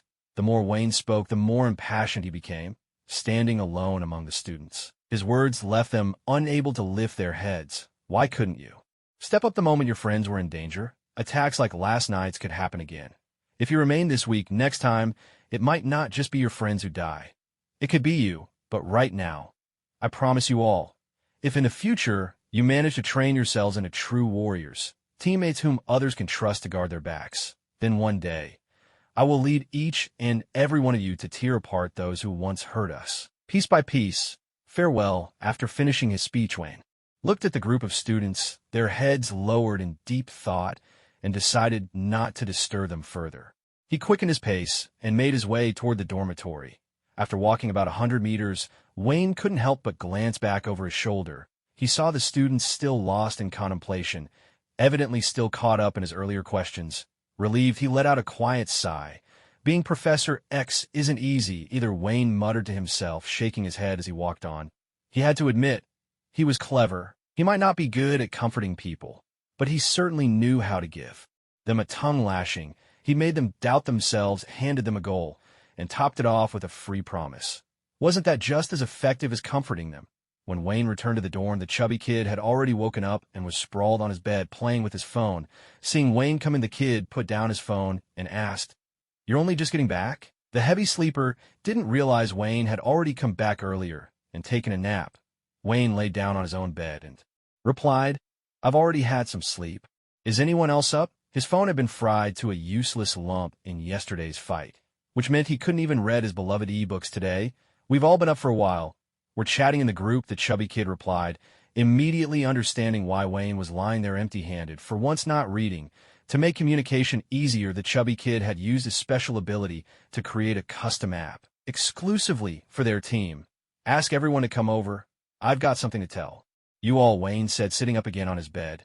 It was time for goodbyes. The chubby kid glanced at Wayne, who looked unusually serious, still unaware of what had happened. Nonetheless, he sent out a message to the others. Before long, there was a knock at the door. Wayne got up to open it and found Liao standing in the doorway, dressed in doorman pajamas. "What's so important that you have to say it face to face?" Liao asked, striding in and flopping down onto the sofa beside Wayne's bed. Without a hint of politeness, the sofa let out a tortured creak, struggling under his weight. "Why does this sofa feel so cramped?" Liao grumbled, trying to wriggle into a comfortable position on the now too small couch. As Liao's control over his powers improved, so too did his weight seem to increase. Previously, because a large portion of his food would disappear into the interdimensional space, Liao had gotten used to indulging in lavish feasts every day. However, as his control over the interdimensional space improved, less and less food was slipping away. Yet his appetite only grew, and his figure had already surpassed that of the chubby kid, charging straight toward the 300-pound mark. "Let's wait until everyone is here before we talk," Wayne said, sighing as he watched his sofa suffer yet another round of abuse. For once, he didn't threaten Liao. The chubby kid beside him noticed Wayne's unusual restraint as well. Normally, if Liao treated his sofa like this, Wayne would have already hoisted Liao up with one hand and tossed him out like trash. After a few minutes, Adonis suddenly appeared out of some shadowy corner, silently taking his place in the room. The last to arrive was Miaoji. As soon as she entered, she gave Wayne a warm hug. Watching Wayne fight his way through a sea of soldiers yesterday had kept her worrying all night. Now that his squad was finally all together, Wayne took a deep breath. He had prepared himself for this moment, but now, facing their expectant gazes, he suddenly found it hard to speak, though they hadn't known each other long. Wayne already regarded them as his companions, as his family. He was silent for a long moment before finally speaking. "I might have to leave for a while. Where are you going?" The chubby kid was the first to ask. "I'm not sure yet," Wayne replied. "How long will you be gone?"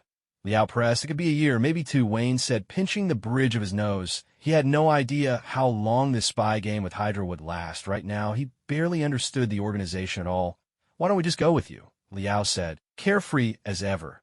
Now that he could fully control his abilities, he didn't need to stay here. He could leave whenever he liked. "Is it dangerous?" Adonis asked quietly from the corner. Though usually reserved, Adonis was perhaps the most clear-headed among them, and had already guessed Wayne's intentions. "There's some risk, but nothing I can't handle," Wayne replied with an easy smile. In truth, if the measure of danger was whether something threatened his life, Wayne still didn't know what could truly endanger him. Sitting beside Wayne, Miyaoji immediately clutched his hand, looking up at him with pleading eyes. Before she could speak, Wayne patted her head and addressed the group. "The soldiers who attacked the academy yesterday, and the ones who tormented me before, all come from an organization called Hydra. This time, I'm leaving to deal with them." As soon as the words left his mouth, the chubby boy jumped in. "Then why aren't you taking us with you?"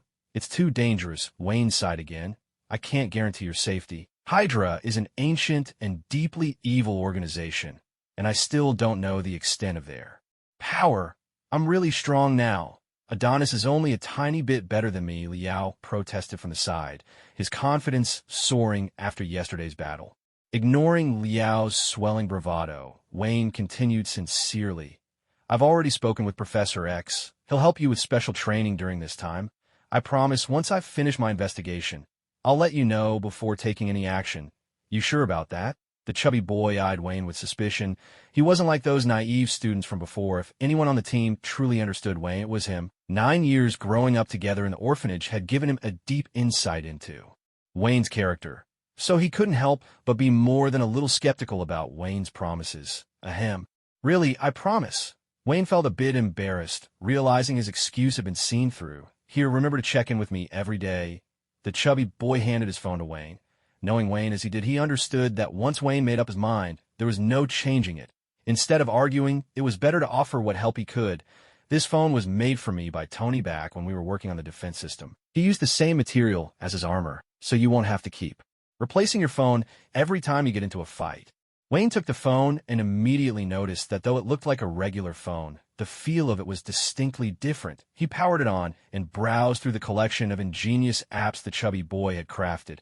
Wayne's eyes grew misty with gratitude as he looked at him and said, "It's just missing an ebook app." With an exasperated look, the chubby boy wordlessly took the phone back in a flash. He created an app that could download any book from the entire internet. Watching the chubby boy's heartfelt gift, Liao suddenly panicked. Instinctively, he covered the Doraemon pouch on his stomach, looking conflicted and unsure. Once Wayne had the phone back, he nodded in satisfaction. Instead of leaving right away, he stayed and began to chat casually with everyone. Professor X needed some time to arrange his new identity, so Wayne was waiting for his signal.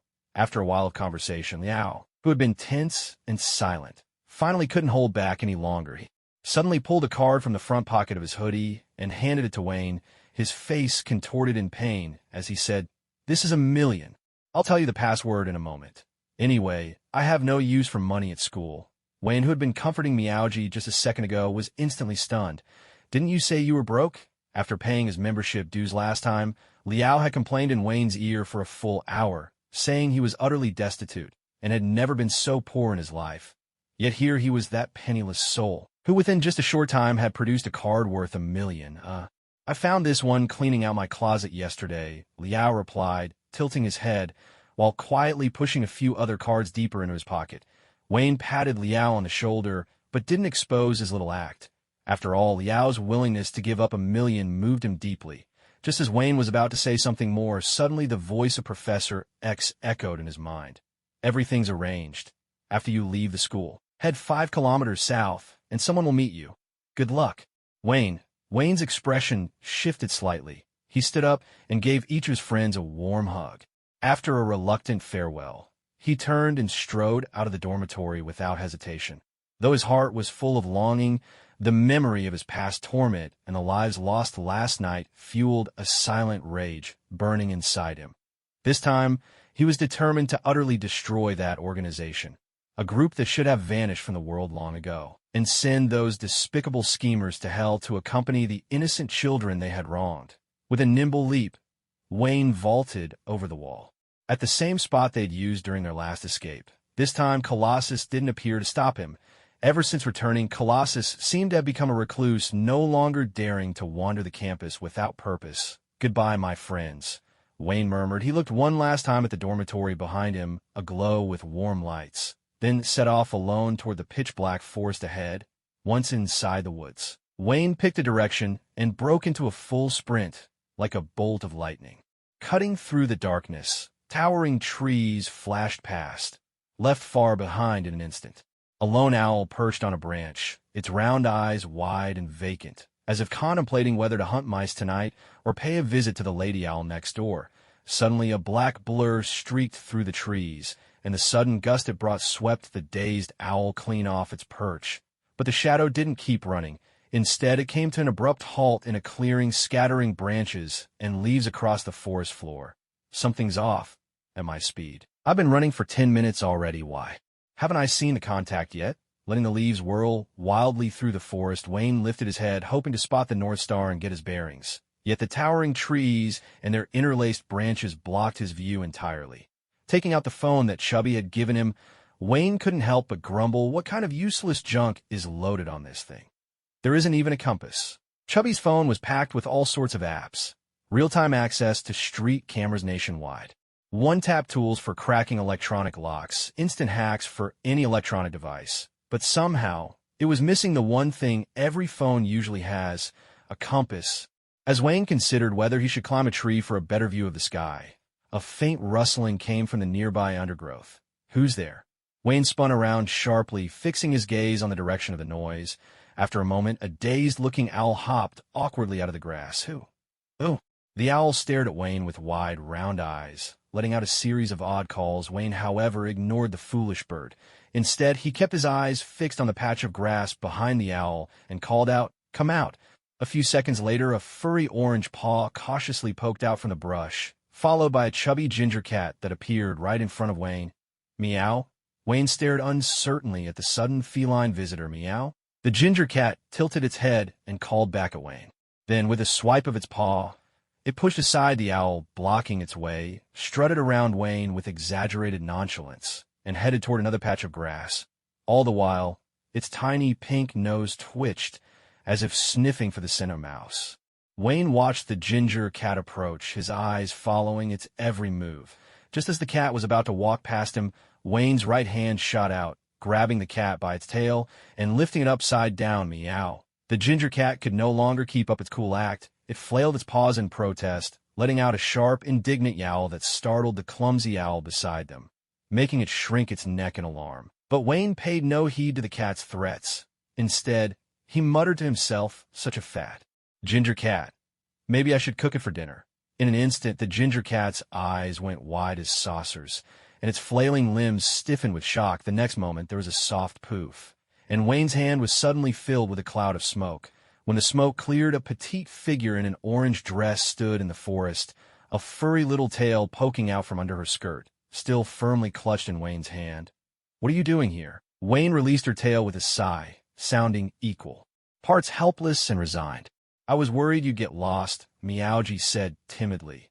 "I'm almost at the rendezvous point," Wayne replied without a change in expression. "Which way did you go when you left the school?" "South." "This is north." Wayne's lips twitched. No wonder he'd been running for so long without seeing the contact.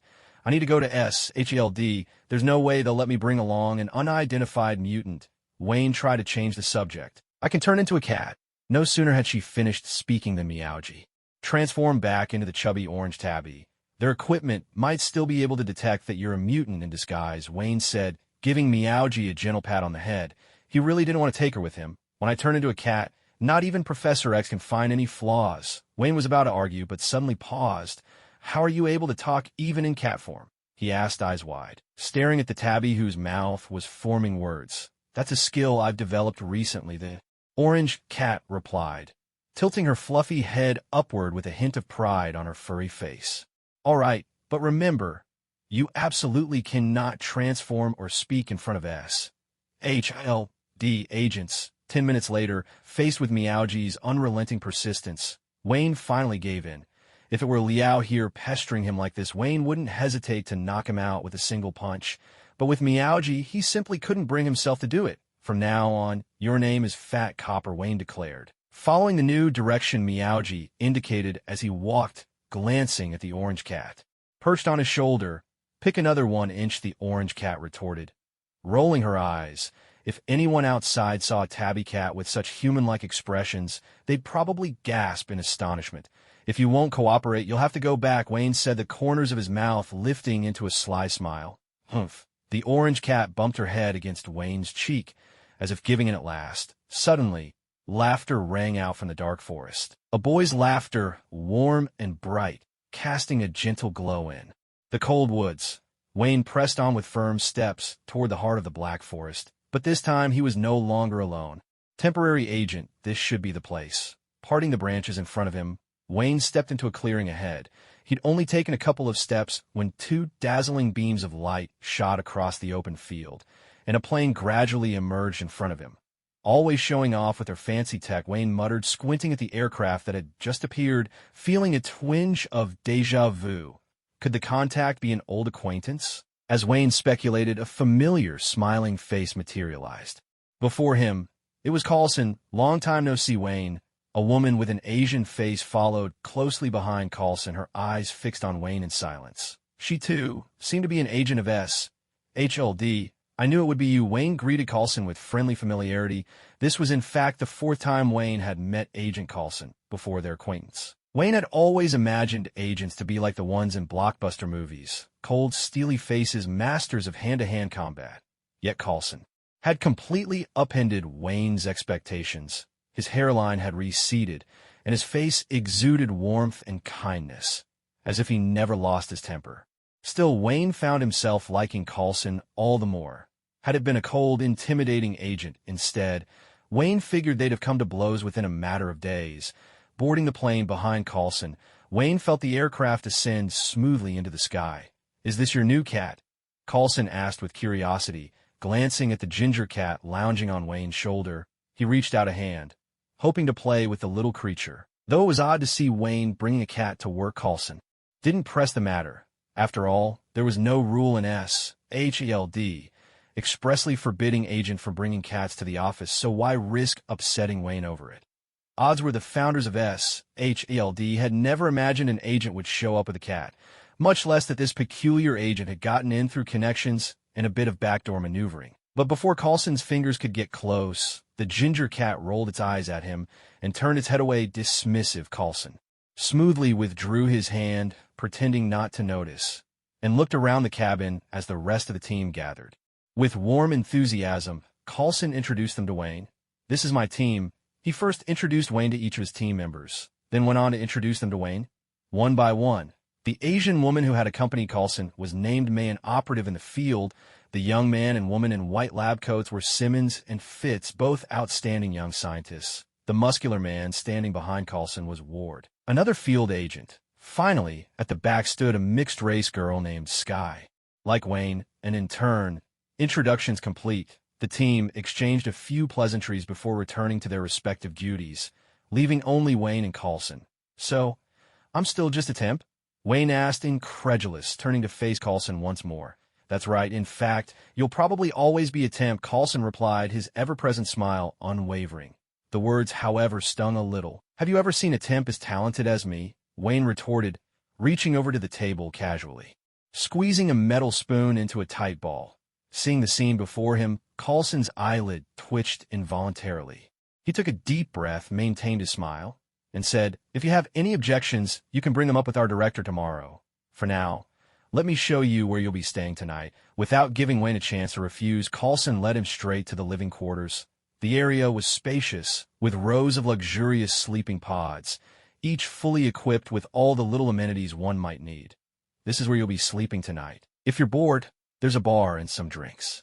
Outside, I hope you have a pleasant evening. After showing Wayne to the last pod, Carlson, clearly worried Wayne would raise further objections, gave a polite bow, and quickly took his leave. Wayne took a moment to survey his new lodgings. He placed the sleeping Meowgie at the head of the bed.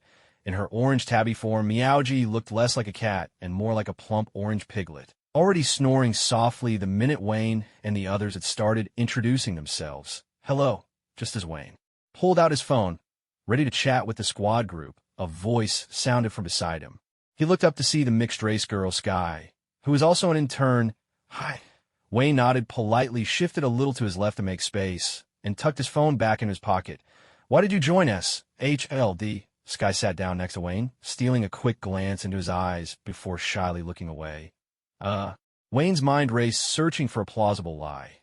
After all, he couldn't exactly tell people he'd joined HLD just to secretly investigate Hydra. As far as he knew, only the director he'd spoken to on the phone last time was aware of his true purpose. Perhaps even the always cheerful, balding Carlson had an inkling.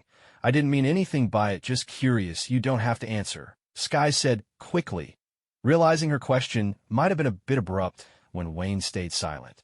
It's all right. Why did you join us? HILD. Wayne seized the opportunity to turn the question back on her, sparing himself from inventing an explanation. Because of some unexpected events, Sky clearly didn't want to delve into the details. Instantly, an awkward silence settled between them. Softly, Meowgie, half awake, stretched lazily on the bed. Is that your pet? What's his name? Sky, spotting Meowgie nestled on the pillow, seized the chance to strike up another conversation. In truth, Sky herself had only joined HLD recently, and everything around her still felt unfamiliar and a little overwhelming. Meeting another intern like Wayne made her instinctively feel a touch of camaraderie. It seemed that Sky had kept pets before and was rather fond of cats, so once she started talking, she couldn't stop.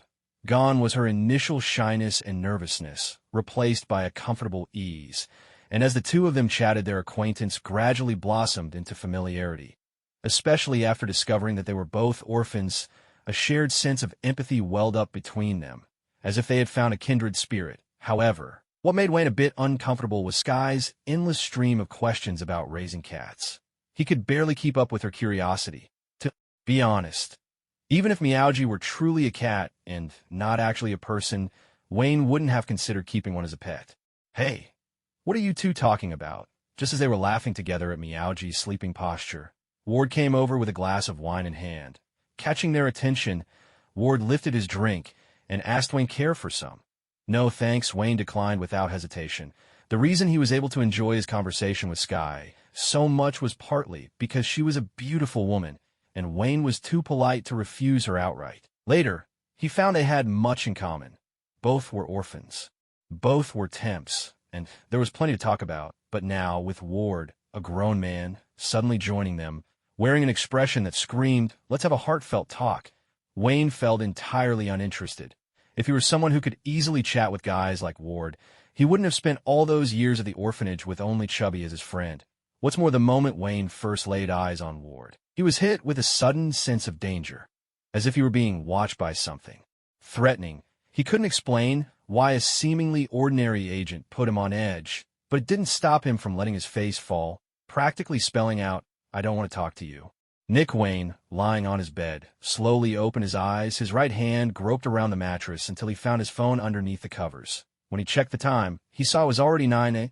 The next day, glancing helplessly at Meowgie, who was still sound asleep beside him, her soft breathing filling the room, Wayne lazily stretched and reluctantly dragged himself out of bed after turning Ward down last night. Wayne hadn't spoken much more with Sky. Instead, he lay in bed reading books, fully immersed in stories until the early hours, only closing his eyes when exhaustion finally took over. Now stepping out of the lounge, Wayne made his way to the airplane's dining area, moving with the ease of someone who knew the place well. He had no idea what the facilities were like on other HLD planes, but Carlson's aircraft was impressively well equipped. Its kitchen could easily rival that of a small restaurant. Ever since their last flight to the academy, both Wayne and Chubby had been unable to forget this plane. Pushing open the dining room door, he found the rest of the crew already enjoying breakfast. "Good morning," Wayne greeted everyone with a nod. Did you sleep well? When Wayne walked in, Coulson handed him a breakfast. I slept well, Wayne said as he found a seat by himself, picking up a slice of toast and taking a bite. The bread tasted quite good, certainly better than what they served at Xavier's school for gifted youngsters. Clearly, an agent's perks were better than those at a free school. A few minutes later, Wayne had polished off the eggs and toast in front of him. After taking a sip of milk, he called out to Coulson, who was busy tinkering with something in the kitchen. Another serving, please. No sooner had he spoken than a fresh breakfast appeared before him. Wayne turned his head and saw that it was Sky who had brought it over. Aren't you eating? He asked. I'm full, Sky replied with a faint smile. The conversation they'd shared yesterday had left her feeling a sense of trust toward Wayne in this unfamiliar environment. After all, they were both orphans and both newcomers to SHIELD, though this new recruit certainly seemed special. Last night, Sky had put her formidable hacking skills to use, digging up information about Wayne online. She discovered that not only did he have over 1 million followers on Instagram, but he was also quite familiar with the famous Iron Man. The more she learned, the more mysterious her new friend appeared. When do we get to meet the director? Wayne asked, quickly finishing his second breakfast and turning to Coulson. He was eager to sort out his identity issues and begin his real adventure as an agent. In about half an hour, Coulson replied, glancing at his watch with a slight grimace. He was caught between his own boss and Wayne, who had Professor X backing him. As a lowly agent, he felt stuck in the middle, not wanting to offend either side. Luckily, the half hour passed quickly. The moment the plane landed, Wayne followed Coulson off the aircraft, while the others stayed behind on standby, stepping onto the tarmac. Wayne took his time surveying the SHIELD headquarters. Before him, it wasn't as mysterious as he'd imagined. Just an ordinary building, though with a rather unique design. There was a fan-shaped structure at the front and a cylindrical tower at the back, the entire building clad in shades of gray. Wayne stuck close to Agent Coulson as they made their way inside. As soon as they entered, he saw a stream of sharply dressed people bustling through the lobby. This looks just like any regular office building. Wayne couldn't help but comment to Coulson, feeling that nothing matched the image he'd built up in his mind. We're a legitimate organization under the world. Security Council, not some shady underground operation, Coulson replied, a hint of resignation in his tone. Over the years, the endless stream of blockbuster spy films has painted the life of a secret agent as something mysterious, dangerous, and best kept in the shadows. In truth, most agents, outside of their missions, lead fairly ordinary lives after entering the main hall. Coulson led Wayne straight toward a transparent elevator.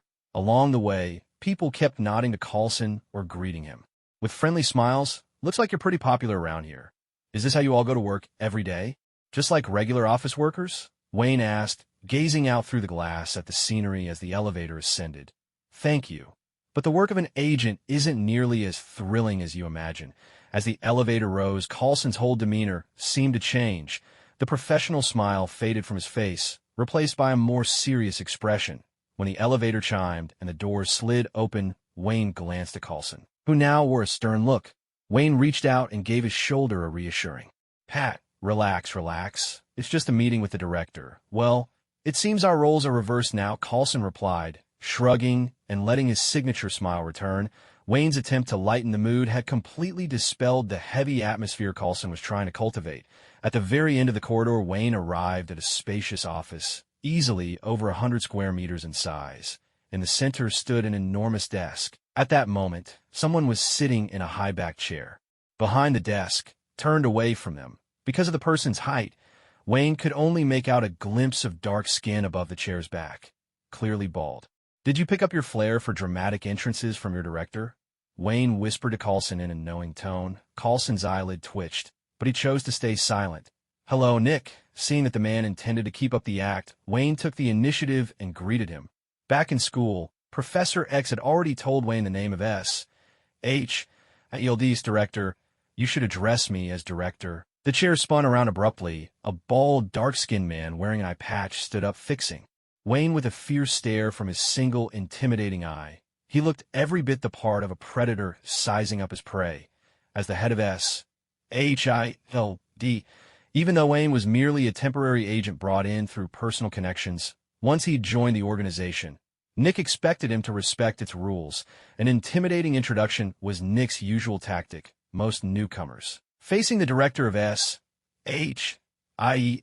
for the first time, their ultimate boss, couldn't help but feel nervous, and Nick took advantage of that, using sheer force of presence to break down mental defenses and assert his authority right from the start.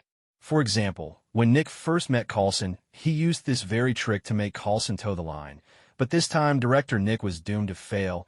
A stifled laugh slipped out, staring at the pirate captain look-alike in front of him. The scowling, black-skinned, bald-headed Nick.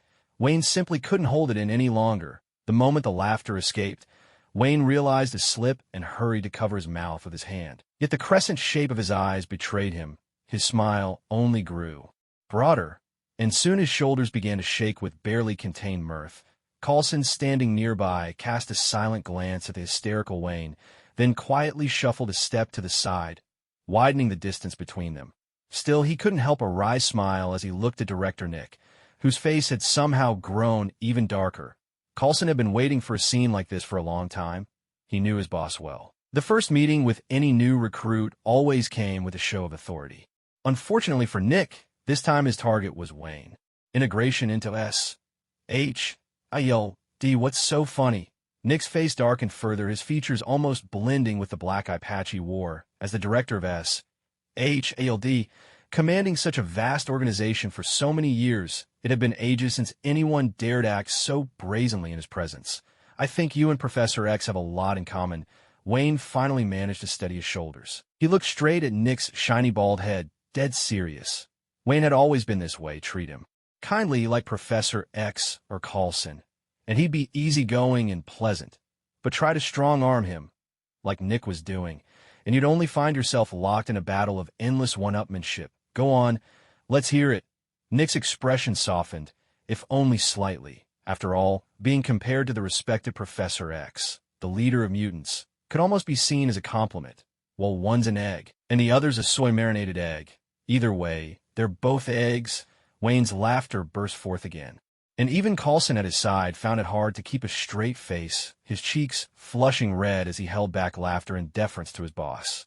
While laughing, Wayne felt secretly relieved.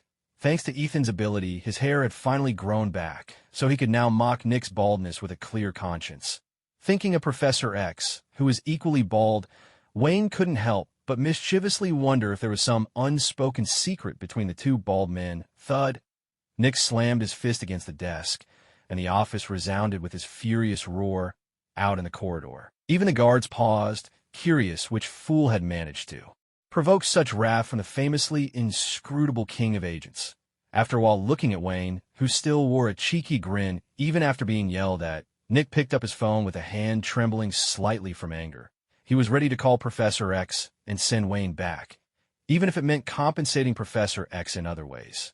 He simply couldn't stand seeing that annoying face any longer. I think we can skip this childish bickering and get straight to the point. Director Wayne suddenly became serious, having keenly noticed Nick's little gesture.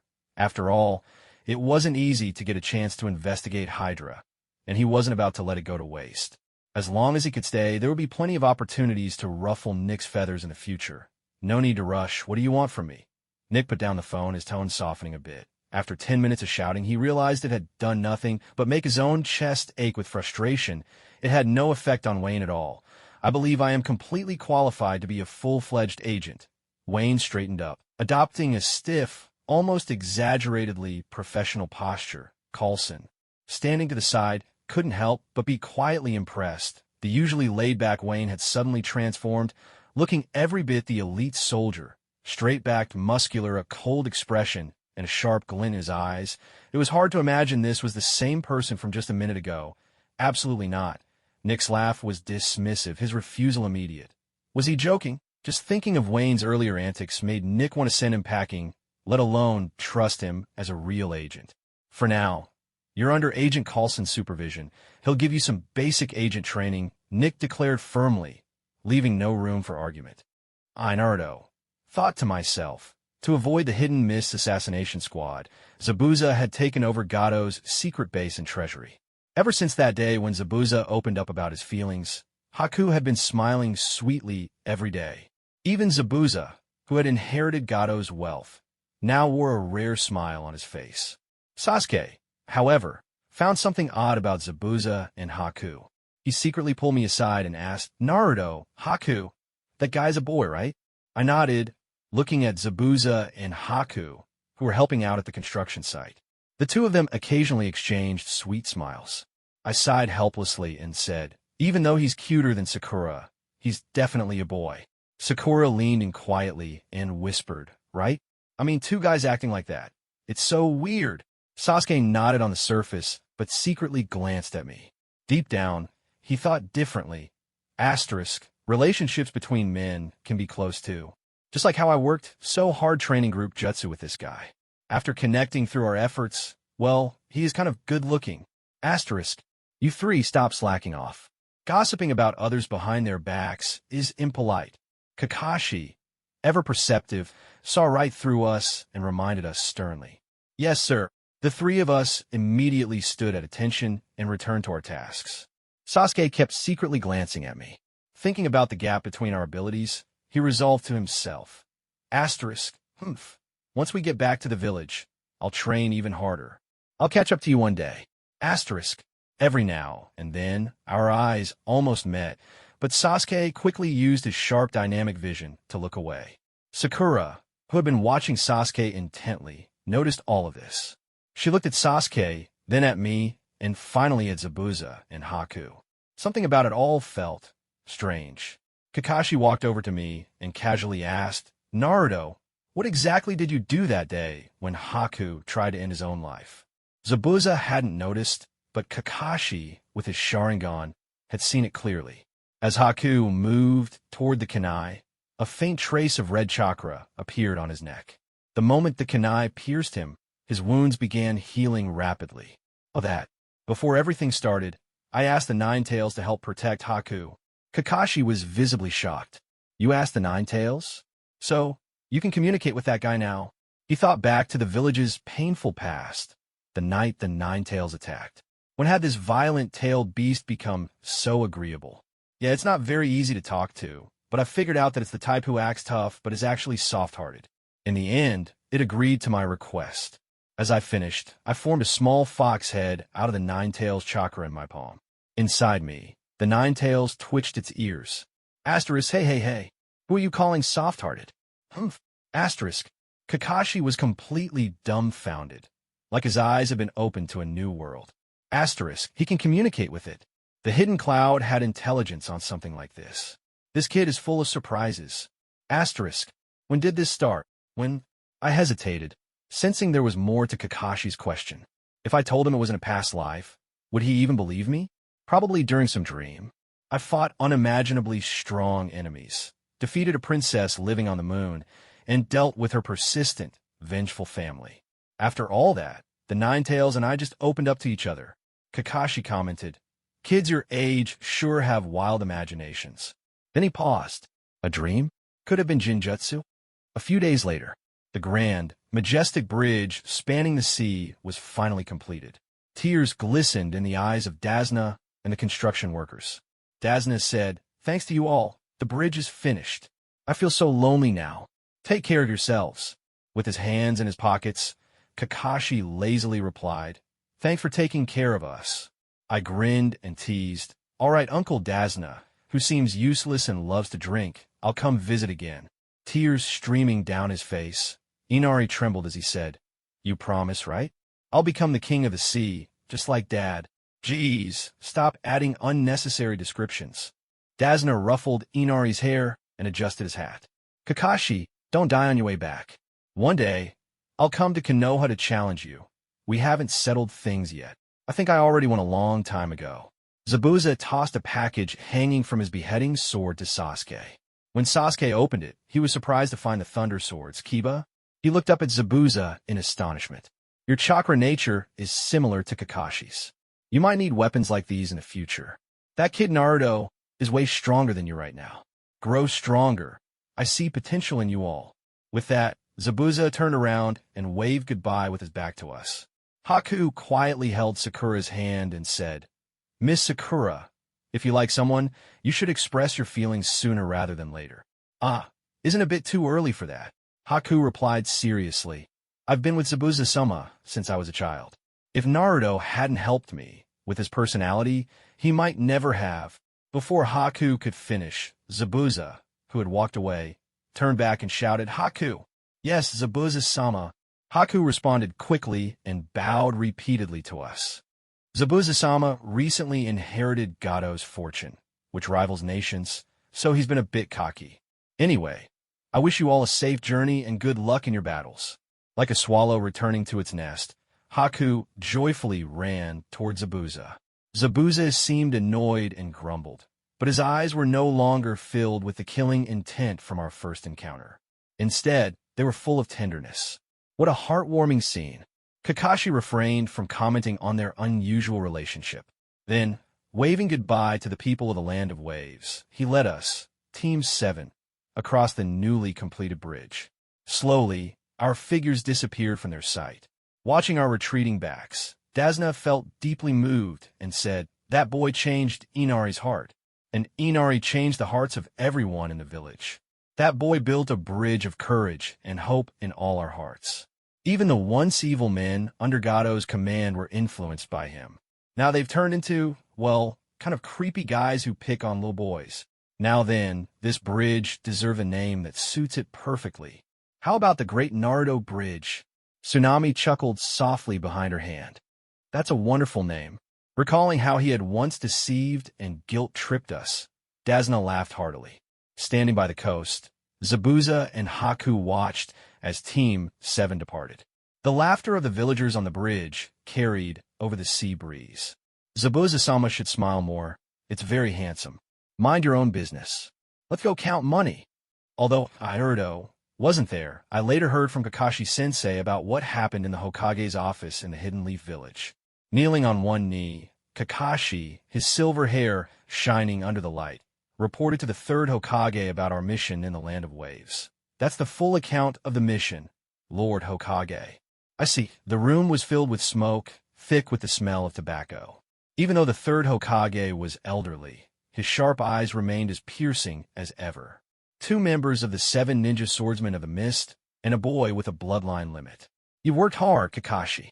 This is what being a shinobi of the Hidden Leaf entails.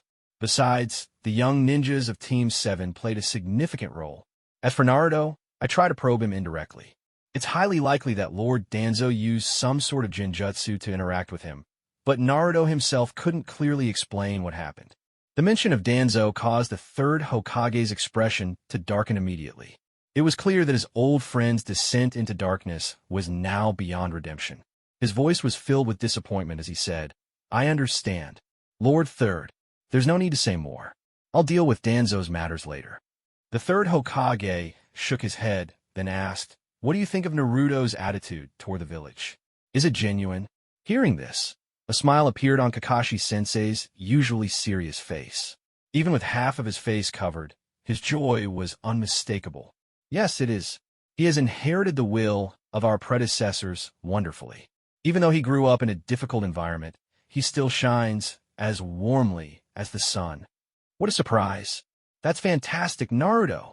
The third Hokage smiled too, looking down at the image in his crystal ball. His thoughts drifted to the past as he murmured. The fourth Hokage sealed the 9 tails into this child, hoping he would become a hero in the hearts of the villagers, someone who could stand on his own as a great shinobi. But due to the elders' interference, I failed to take care of this child properly. I failed the fourth Hokage and his wife. Yet Naruto has grown into a shinobi as radiant as the sun despite his circumstances. It was as if a heavy burden had been lifted from the third Hokage's heart. Suddenly invigorated, he picked up a pen and changed the original C-rank designation of our mission to an S rank on the task scroll. Kakashi-sensei reminded him, "Lord Third, this isn't in accordance with the rules, is it?" Taking a deep drag from his pipe and exhaling slowly, the third Hokage sighed. "In the end, I'm still a shinobi. Sometimes you have to break the rules and push forward. Anyone who has a problem with it can take it up with me." Understood. Meanwhile, Sasuke, Sakura, and I were waiting for Kakashi-sensei in the forest near the memorial stone. Sasuke, carrying the thunder swords on his back, kept sneaking glances at me. Whenever I caught him looking, he would quickly avert his gaze. Smart as she was, Sakura felt out of place and thought to herself, asterisk, here we go again. These two have been acting weird ever since we got back from the land of waves. The atmosphere is so awkward. Kakashi-sensei's late again. What's he even doing? Asterisk. Under this strange tension, it was nearly noon by the time Kakashi-sensei finally appeared, perched on a tree branch. He greeted us cheerfully. Hey, good morning, everyone. I just ran into a lost black cat. Smart Sakura immediately exposed his childish excuse with a sharp retort. Liar. Don't be like that, Sakura. Too smart a girl might scare men away, you know. That's still better than someone who's always late being popular. Kakashi-sensei quickly changed the subject, taking out a task scroll. Today's mission is, after we spent the day alternately pulling weeds, picking up trash, and walking dogs, we finally had some personal time. Sasuke couldn't wait any longer. He ran up to Kakashi-sensei, took the thunder swords off his back, and held them in his hands. Kakashi, can you train me now? Kakashi-sensei had been reading Make Out Paradise all day, but seeing Sasuke's enthusiasm, he glanced at Sakura and me before saying, Next, I'll be guiding Sasuke in his training. You two can take it easy for now. Any objections? My eyes lit up, and I stepped forward to ask, Kakashi-sensei, are you going to teach Sasuke that jutsu? Kakashi-sensei looked at the ninja swords in Sasuke's hands and nodded. That's right. This jutsu is perfect for Sasuke. With the thunder swords as an assist, his strength will definitely skyrocket. Are you feeling nervous about being surpassed by your teammate? I gave Sasuke a thumbs up and said confidently, I believe you'll become super strong. So work hard to catch up to me, Sasuke. Hearing that, the determination in Sasuke's eyes grew even stronger, though he still refused to acknowledge my strength verbally. TCH, how boring. That's all you've got. Sakura also encouraged Sasuke. Good luck, Sasuke. Once you master the new jutsu, let's go on a date. No way. To revive my clan, I need to surpass Naruto and Kakashi. There's still a lot of training ahead. Maybe next time, Sakura. As Kakashi-sensei led Sasuke away, Sakura, rejected again, looked dejected. I patted her on the back and said, Don't give up, Sakura. Sasuke's just bad at expressing himself. Maybe next time he'll say yes. Just then, a square-shaped boulder rolled toward us. When I turned around, I instantly knew it was Konohamaru and his crew. Boom! The boulder exploded, and the three little ones coughed in the smoke. Cough, cough. We used too much gunpowder. I walked over and patted Konohamaru's head. Of course it's you, Konohamaru. Konohamaru had formed the Konohamaru Corps with his friends Moegi and Udon. They were wearing goggles like the ones I used to wear, my very first fans. Seeing my hand resting on Sakura's shoulder, Konohamaru's eyes lit up, and he smirked mischievously. Big bro, are you dating this sister? Feeling playful, I transformed into the third Hokage, pipe in hand and looking weathered. Ah, that was the youth I've left behind, Konohamaru. When you grow up, you'll understand how troublesome it is to be popular. Konohamaru's face turned red, and his eyes sparkled. Big bro is a ladies' man? That's amazing. Gah! Sakura's glare, full of killing intent, shot toward us. Konohamaru and I, along with his friends, trembled in fear and quickly ran off. Sorry, we were wrong.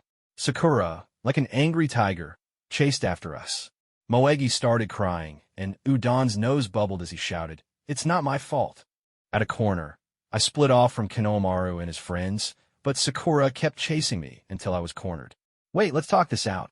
I was just joking earlier. Remember? We've even eaten together. Sakura was grabbing my collar, ready to hit me when suddenly, we heard a commotion and Konohamaru's voice crying out in pain. Let me go. Let me go. Sakura and I ran over quickly and saw a man in a black jumpsuit holding Konohamaru up with one hand. His face was painted with purple war paint, and he looked annoyed. You're annoying, Brad. Noticing the forehead protector on the man's head, Sakura's expression turned cold as she asked, Why is someone from the hidden sand here in the leaf? Looking at the black-clad man, I suddenly realized, it's Kankuro. Atro. So that means the Chunin exams are coming up. Kankuro scoffed, ignoring Sakura's question, and leaned closer to Konohamaru. Before the annoying people show up, I'll have some fun with you. Temari, worried about causing trouble, warned him Kankuro, don't cause a scene. Meanwhile, Sasuke, carrying the Thunder Swords, stood by the mission hall's entrance. Kakashi-sensei was inside, submitting our completed task report. Iruka-sensei took the report absent-mindedly, asking, "Great, I'll take it. So how's Naruto doing with his team?" Kakashi-sensei glanced toward Sasuke, but noticed he had already walked off. "He's doing well enough." Scratching his head in embarrassment, Iruka-sensei said, "I've been so busy lately, I haven't had time to check in on him. I've been worried." His face turned red as he spoke. Kakashi-sensei replied candidly, "You know Naruto's personality, optimistic as ever. Sure, he argues with Sasuke, but the way he protects his comrades is something you taught him well. Frankly, his skills are already beyond yours." Iruka-sensei smiled, relieved. "Really? That's great to hear. Ha ha ha." Overhead, a hawk soared through the skies of the hidden leaf. On the streets below, Kankuro and Temari faced off against Sakura and me. As the hawk flew by, I noticed it and smirked, stepping in front of Sakura protectively. "You're Kankahachi, right? I'd suggest letting go of the third Hokage's grandson before things get messy, no matter what you're here for." "What? This brat is the Hokage's grandson." Kankuro didn't even have time to correct my deliberate misnaming of him. Cold sweat broke out on his forehead as he realized how hot the situation had become. He could feel countless eyes watching him from the shadows, ready to strike the moment he stepped out of line. As I was hanging out with everyone, something unusual was happening across the hidden leaf. All the Jonin squad leaders seemed to sense a summons. Whatever they were doing, they all paused and looked up at the sky. A hawk was circling wildly above the village, crying out loudly as if delivering an urgent message. On the streets below, I could faintly see the activity of the ANBU. Temari glanced at the spiky-haired boy in front of her, Konohamaru, and found him unexpectedly troublesome. They hadn't even done anything particularly outrageous, but with just one sentence, he had elevated the situation into a potential diplomatic incident between villages. "Forget it, Kankuro. If you keep going, you'll get scolded later," Temari warned. Kankuro, clearly reluctant, muttered under his breath, "This is why I hate brats, especially short ones like this. And these little punks are the worst." Whoosh! A small pebble struck Kankuro's hand, making him flinch and release his grip on Konohamaru. Moegi and Udon hurriedly ran over to help Konohamaru, bringing him back to stand next to me and Sakura. They knew that being near me, the reliable big brother Naruto, was the safest place to be. Above us, Sasuke sat coolly on a tree branch, casually tossing another pebble in his hand. With a smirk, he said, "Hey, punk, what makes you think you can run wild in someone else's village?" "Sasuke, you're back." Sakura cried out in surprise, clearly happy to see him again. TCH, another annoying brat. If there's anything I hate more than short kids, it's cocky little show-offs like you. Kankuro growled, shaking his hand before releasing his puppet, the crow, from his back. Clearly, he wasn't going to let this slide. "Kankuro, stand down," a cold, indifferent voice suddenly interrupted, startling everyone present. Sasuke froze for a moment, sensing the chill in the air. Turning his head, he saw a red-haired boy with spiky hair hanging upside down from a tree branch behind him. The red-haired boy had the kanji for love carved into his forehead and dark rings under his eyes. This guy clearly hadn't slept in years. His voice was calm, yet it carried an icy edge. "You're embarrassing our village. Do you even know why we're here in the Hidden Leaf?" The once arrogant Kankuro immediately turned into a bootlicker. "Let me explain, Gaara. They provoked me first." Gaara's eyes narrowed ever so slightly, his tone dark and menacing. "Shut up, or I'll kill you." Kankuro stumbled backward in fear, stammering apologies. I know, I was wrong. It's all my fault. I'm so sorry, everyone. I made a mistake." Gaara glanced at the rest of us, and, with the same cold indifference, said, "Apologies for the offense." Though his words were polite, there was no sincerity in his tone, and his eyes remained icy. Sasuke, however, couldn't help but feel a deep unease under Gaara's gaze. It was like being stared down by a predator, and his body instinctively wanted to back away. Clenching his teeth, Sasuke thought to himself, "That look in his eyes, I can't stand it. Gaara's body seemed to dissolve into sand, flowing from the tree branch to the ground where Kankuro and Temari stood. Reforming into his human shape, he said, "Let's go. We're not here to play ninja games." As the three of them turned to leave, Sasuke jumped down from the tree and called out, "What's your name?" Gaara stopped in his tracks and turned slightly, his expression unchanged. "Sabaka no Gaara. I'm interested in you too." "And you?" "Uchiha Sasuke." The two of them locked eyes, tension crackling in the air. Before I knew it, I had somehow appeared behind Gaara. With one arm draped casually around his neck and a playful grin on my face, I said, "I'm Uzumaki Naruto. Hey Gaara, let's be friends." "What? When did he get there?" Kankuro and Temari were both shocked, unable to comprehend how I, a ninja from the leaf, had suddenly appeared in their midst. This is impossible. Not just Gaara, but even the sand shield. Kankuro's worldview seemed to crumble as he witnessed this. The moment I touched Gaara, a strange sensation rippled through my mind. The spiritual space within both of our seals connected, expanding into a vast, watery domain. In this endless water, a massive creature opened its circular, golden eyes. "Hey, the great Shikaku." The one-tail, Shikaku, had almost forgotten about this deep spiritual space unique to the tailed beasts after so many millennia. What happened here was beyond the perception of the outside world. Not even the Jinchuriki could enter without their consent. A fiery red, furry arm wrapped itself around Shikaku's neck, and a familiar, smug voice rang out. "Long time no see, Stinky Raccoon." "Ugh, Stinky Fox." Shikaku shrieked like a startled cat, leaping far away.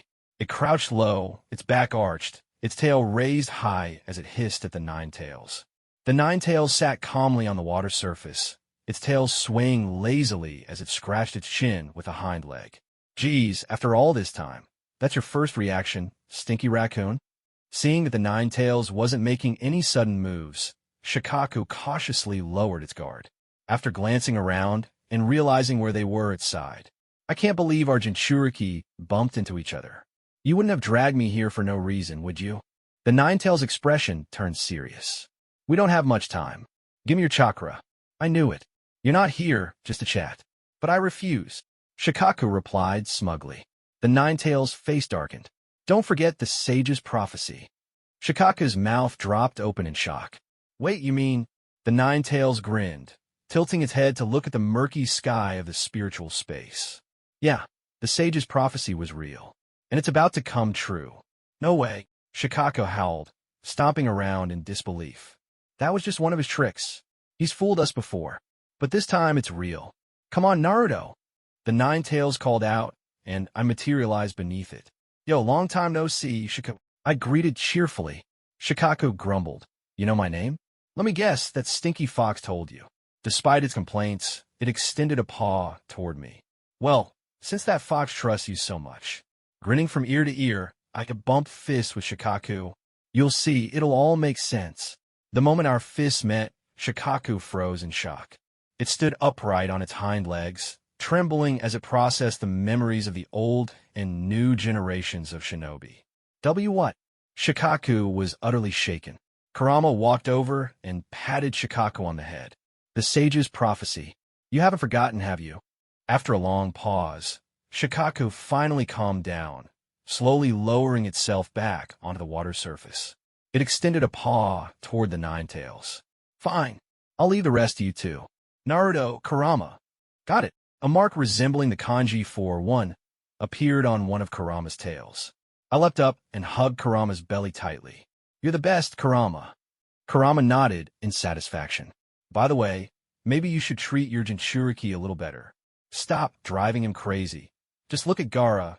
You've turned him into a nervous wreck. Mind your own business." Shikaku snapped, though deep down, it couldn't help but feel a twinge of envy at the bond between me and Kurama. Asterisk, maybe I should care about Gaara a little more too. Asterisk. Naruto, was still listening to Shikaku talk to me. Shikaku seemed to want to communicate with his Jinchuriki properly this time, but in the real world, Gaara suddenly crouched down, clutching his head, and started muttering, "Hee. Mom, don't worry, it'll be soon."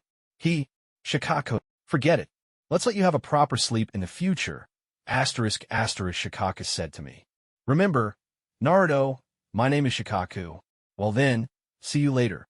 Shikaku exited the deep spiritual space, and I returned to the sealed space with Kurama.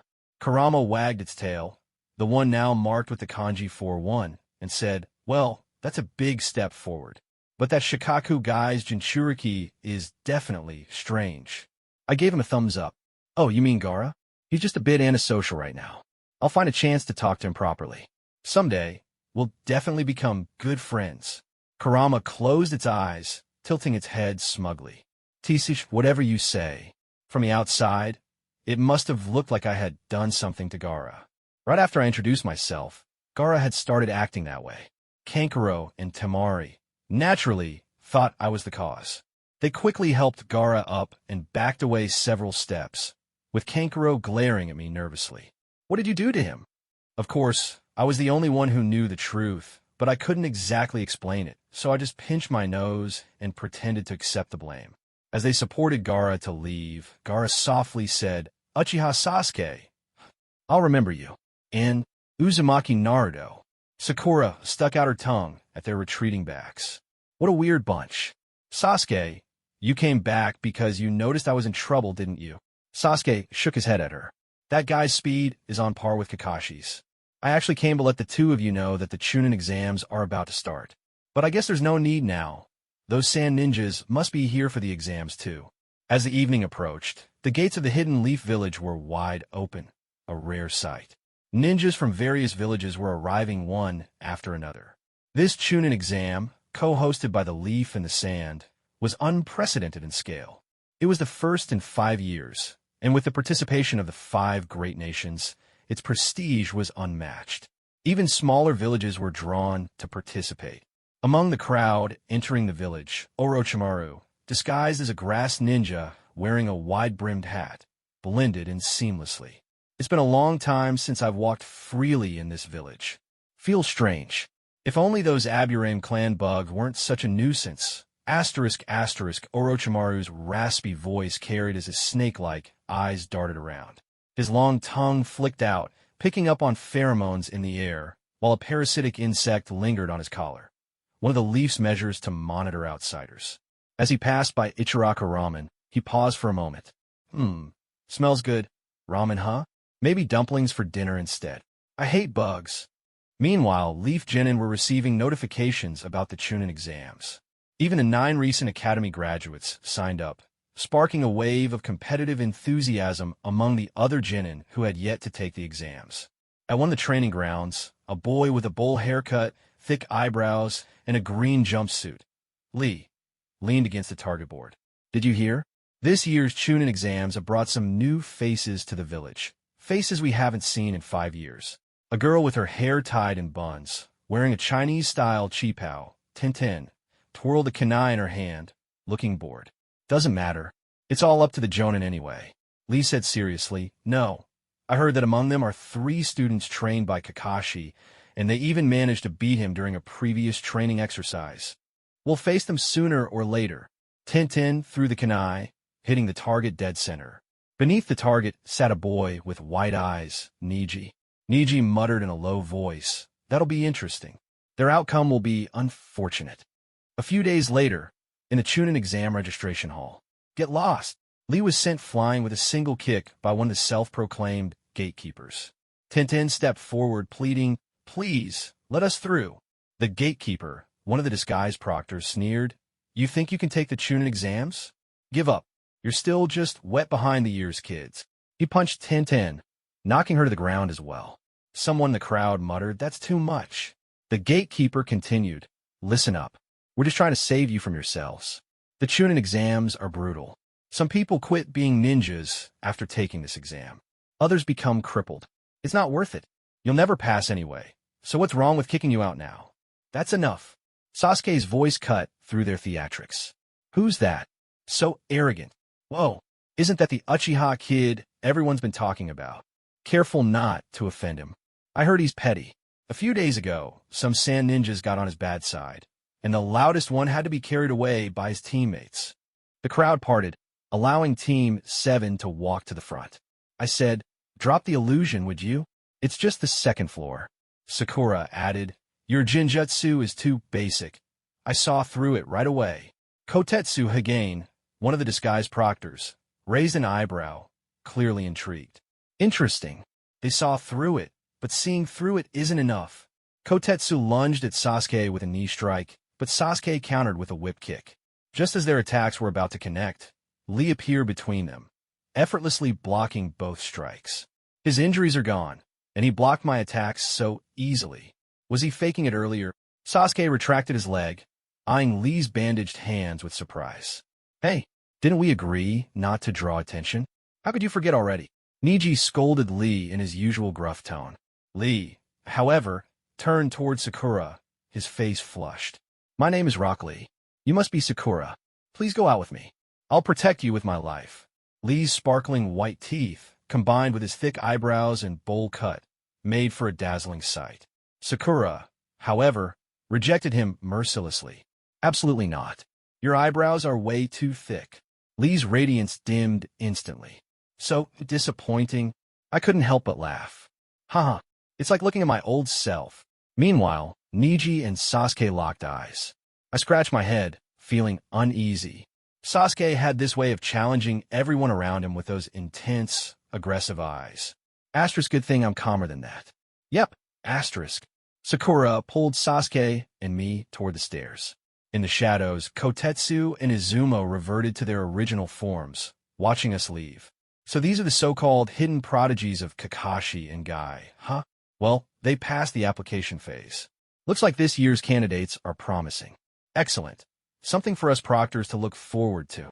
As we walked through an empty hall, Lee's passionate voice rang out. "You with the fierce gaze. Wait a moment." The three of us turned to see Lee standing atop a ledge, looking down at us solemnly. "What do you want?" Sasuke asked. "I challenge you to a duel. Right here and now." Lee leapt down and struck a fighting pose. "I want to test myself against the heir of the so-called genius clan. Let's see how far my techniques can go. And also, asterisk, he turned to Sakura, his voice filled with passion. "Sakura, love?" Sakura recoiled, horrified. "No, this guy is even more over the top than Kakashi-sensei and Naruto combined." "Hey, what do you mean by that, Sakura?" I protested. "Last time, I saw you and Kakashi-sensei talking about that book he reads." That was, before I could explain, Sasuke coldly interjected. "Do you even know what this clan name represents, thick brow boy?" "I'll show you." Lee's grin widened. Asterisk, this is perfect. I'll prove myself, Guy-sensei. Asterisk. I could tell Lee's determination to surpass geniuses through sheer effort. And while it's true that effort can surpass talent, by the time I was reborn, Lee was still chasing Sasuke. Sasuke, glanced at the clock on the wall of the hall. There were less than 30 minutes left until registration for the Chunin exams closed. Then I looked at Rock Lee, who seemed pretty ordinary. I was confident I could win. Smirking, I said, "I'll finish this in 5 minutes." With that, I dashed toward Lee. Just as my fist was about to connect with his body, poof, he disappeared. Asterisk, what the? That speed is insane. Asterisk, I thought, startled, as I quickly scanned for his figure. Suddenly, I felt a gust of wind above me. Instinctively, I ducked, narrowly avoiding his leaf hurricane. The moment Lee landed, he spun with the momentum, sweeping his leg toward me in a sweeping kick. I was still crouched from dodging his earlier attack. Asterisk, no way to dodge. I'll have to block it. Asterisk, clenching my teeth, I braced myself. I couldn't believe how fast this guy moved. It was like he was in fast forward, always a step ahead. I raised my arms to defend, but Lee's kick broke through my incomplete guard, slamming into my chin and sending me flying. Sasuke, Sakura shouted in worry. Naruto held her back, signaling her not to interfere. This opponent's different from the ones we've faced before. That guy. I clumsily got back on my feet, my eyes now blood-red with the double tomo of my Sharingan. Fixing my gaze on Lee, I saw his fighting spirit flare even brighter. He grinned and said, "My techniques aren't ninjutsu or jinjutsu, they're pure taijutsu." With incredible speed, he appeared beside me. His relentless taijutsu assault left me no room to counter. His strikes rained down like a storm, not only battering my body, but also shattering my pride. I've heard that the Sharingan can see through Jinjutsu, Taijutsu, and Ninjutsu. But Taijutsu is a bit different. Even if your Sharingan can read my movements, your body isn't fast enough to keep up. All you could do is take the hits. Watching Lee explain so earnestly, I realized he wasn't mocking me or looking down on me. He was straightforward and sincere. There was no malice behind his words. Asterisk, so this is the real weakness of the Sharingan. But still asterisk. Suddenly, Lee appeared in front of me again, crouching low before launching an upward kick to my chin. The force sent me airborne. While I was still in the air, Lee appeared behind me.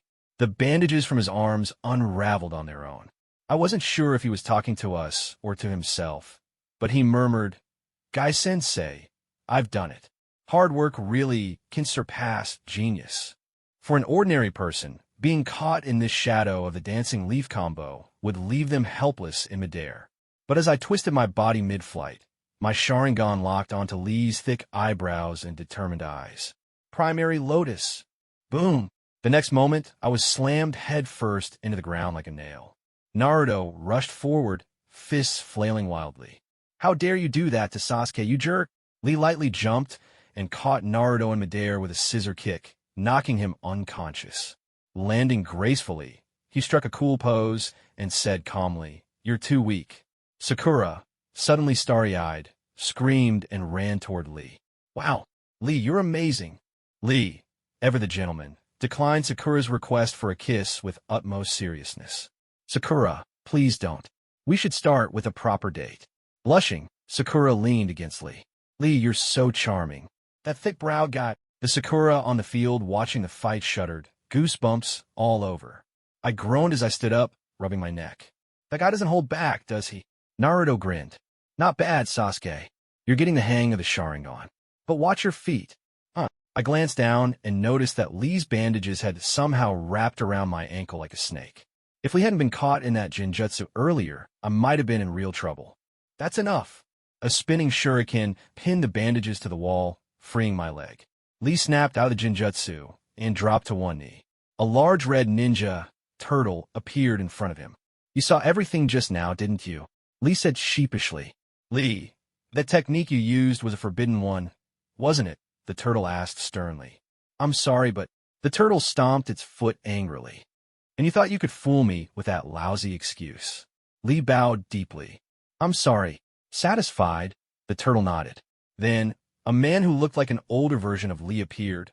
It was none other than Might Guy. After introducing himself in an overly dramatic manner, he demonstrated his blinding speed to me. His movements were so fast they were almost like teleportation.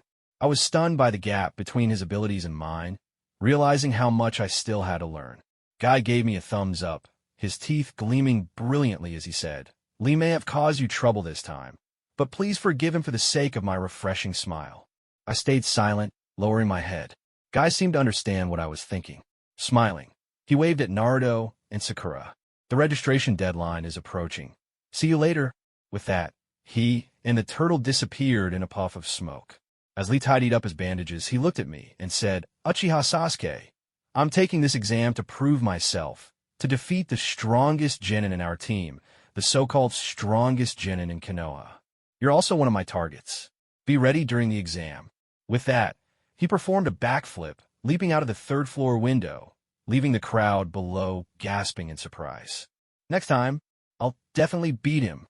I gritted my teeth, feeling unsatisfied with how things had gone. Naruto, hands behind his head, said casually, "Don't sweat it.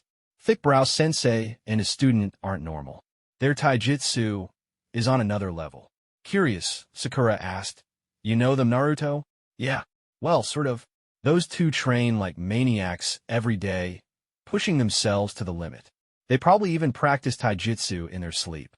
Thick-brow kid doesn't have talent for ninjutsu or jinjutsu, but he works harder at taijutsu than anyone I've ever seen." "I see," I said, a smirk forming on my lips. "Interesting. This Chunin exam just got a lot more fun. With so many strong opponents, if I can't beat them one-on-one, I'll rely on the two of you. Just like the survival exercise and the Land of Waves mission." Uzumaki Naruto, Haruno Sakura. Naruto, already in sync with my thoughts, grinned, and fell in a step beside me. Yeah, we'll fight together.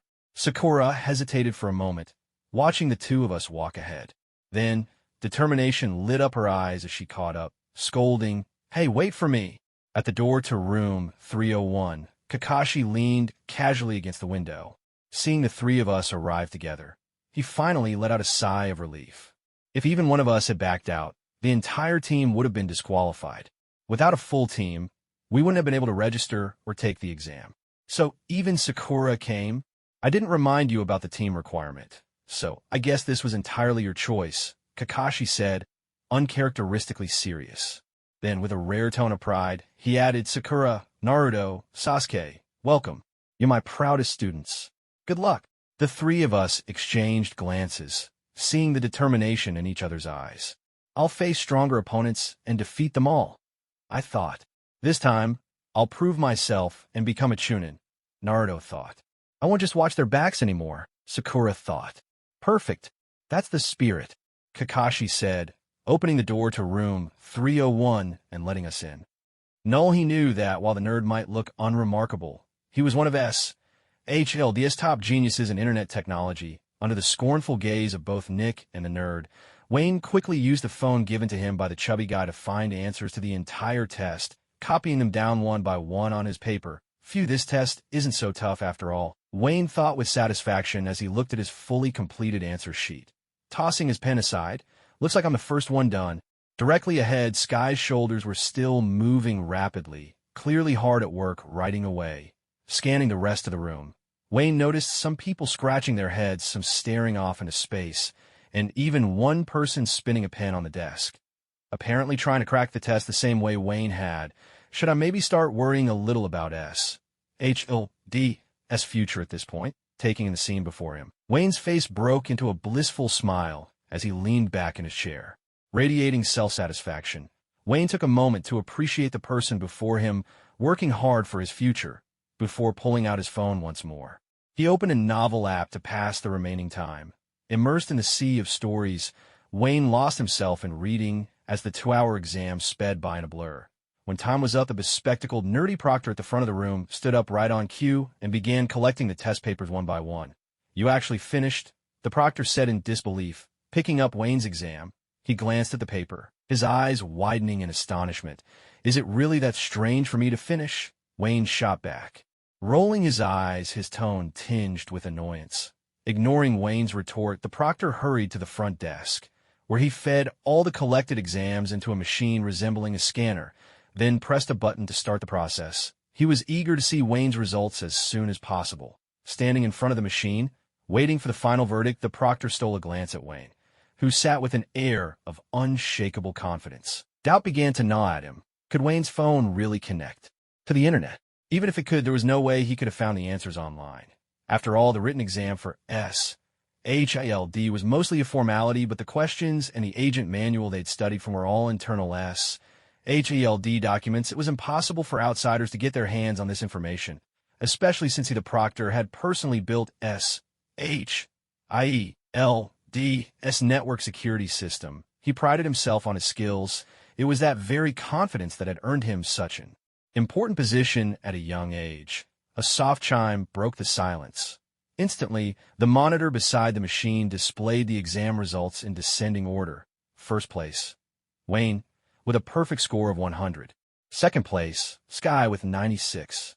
The proctor instinctively nudged his glasses up his nose, suddenly recalling that the phone-obsessed idiot in the back row was in fact Wayne. He actually scored 100, the proctor muttered, looking up with a complicated expression at Wayne, who still sat at the back, absorbed in his phone. In that moment, his confidence in his own technical prowess wavered. He couldn't believe Wayne had managed a perfect score on his own. That left only one possibility. Wayne had really used his phone to hack through the signal blocking device and cracked his network security. The proctor's voice was quiet, but in the hush of the sealed room, it seemed to ring out all the clearer. Everyone instinctively turned to look at Wayne in the last row, their faces painted with identical shock. Only those who had taken the exam knew just how diabolical this so-called agent manual really was, yet the laid-back young man in the back had managed a perfect score. In all of SHLD's history, only a handful had ever achieved that feat. Among them, Wayne's old acquaintance Carlson, sitting across from Wayne Sky, was by far the most shocked of them all. She knew better than anyone what Wayne was truly capable of. For him, scoring a 60 would already be considered a miracle. But now he'd actually gotten a perfect 100. As Sky stared at him with wide, round eyes, Wayne flashed a mysterious smile. He raised a finger to his lips, signaling her to keep quiet until they were outside. "I actually passed the test, so I'll be heading out first," Wayne announced as he stood and made his way to the door. As he passed the bespectacled nerd, he deliberately twirled his phone in his hand for all to see. When Wayne caught sight of the nerd's expression, like he'd just swallowed something foul, he nodded to himself in satisfaction. What Wayne didn't know, however, was that at that very moment Nick was sitting in his office, watching the security feed, wearing an expression just as sour. As the nerds, "How'd you do?" The moment Wayne stepped outside, Coulson came up to greet him. As an officer, Coulson's attitude toward his subordinates was always exemplary. While the other agents waited inside the exam room for their superiors to pick them up, Coulson alone had chosen to stand outside the entire time. "Of course I got a perfect score," Wayne replied, raising his eyebrows at Coulson. "I'm serious," Wayne. Coulson sighed. Clearly exasperated. Wayne wasn't a bad guy, but he did have a reputation for being a little unreliable. "He really did get a perfect score," Sky said as she caught up, then turned to Wayne. "How did you pull that off?" "Let's talk as we walk," Wayne suggested, following Coulson as the three of them retraced their steps. "Actually, you just use your phone to look up the answers," Wayne explained, pulling out his phone as they walked. "No way," Coulson shot back immediately. He'd taken the exam himself and knew how skilled the nerdy guy was with technology. There was no way an ordinary phone could break an HALD's network under those conditions, unless, of course, it wasn't an ordinary phone at all. "Can I take a look at your phone?" Coulson asked. "Sure," Wayne replied, handing it over. The moment the phone was in his hand, Coulson realized it was different. His fingers brushed across the surface. It felt nothing like a regular phone, more like a special alloy.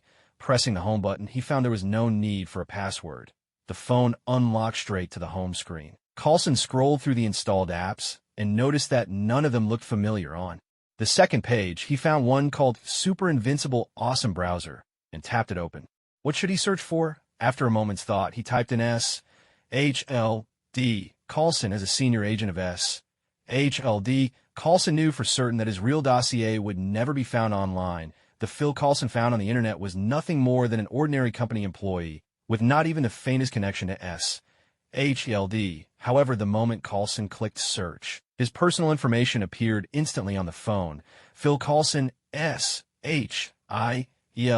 Level 7 Agent, Mission. Records. Tony's anomaly.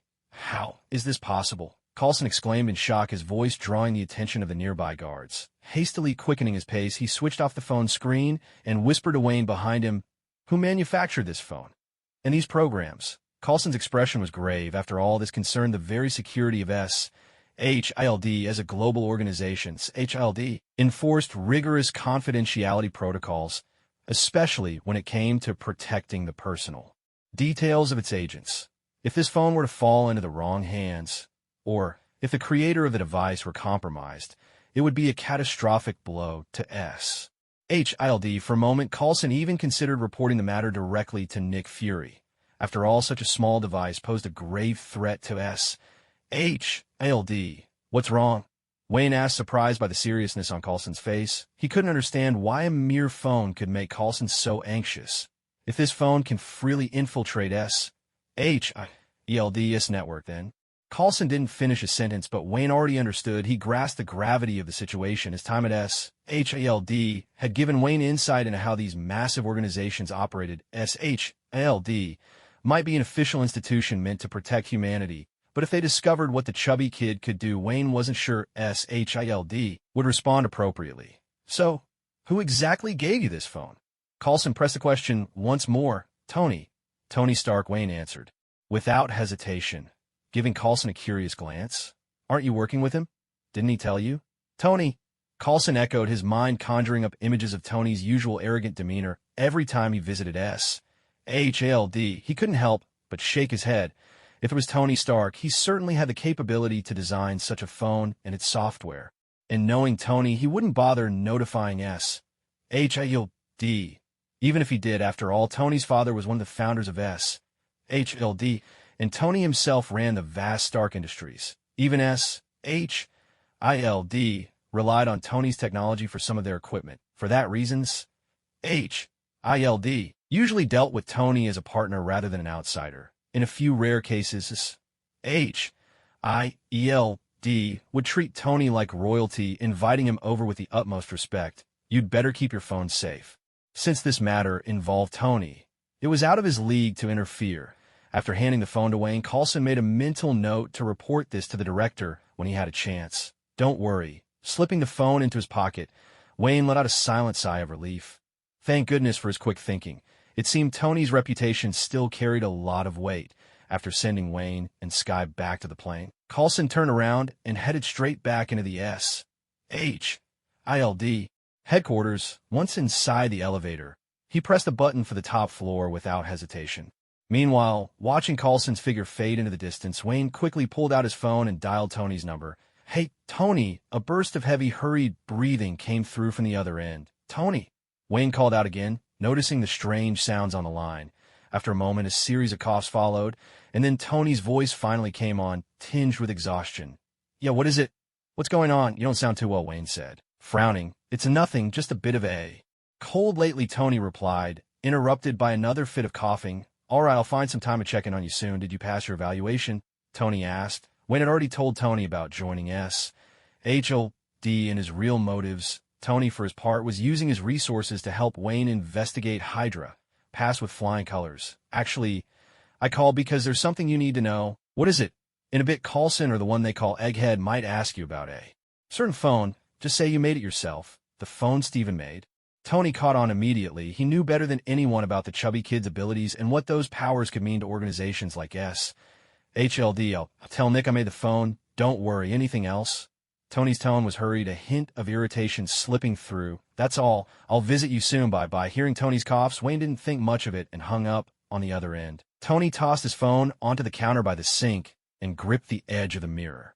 With both hands, his reflection showed him disheveled, several buttons undone at his chest. Through the gap in his shirt, dark purple veins spread out from the arc reactor embedded in his chest, snaking outward in a menacing pattern. Tony's face was pale, his lips colorless, and he looked years older than he did just days ago. Not long after Tony's phone rang again, he reached out to grab it, but his hands suddenly trembled. Quickly steadying himself against the table, he regained his balance.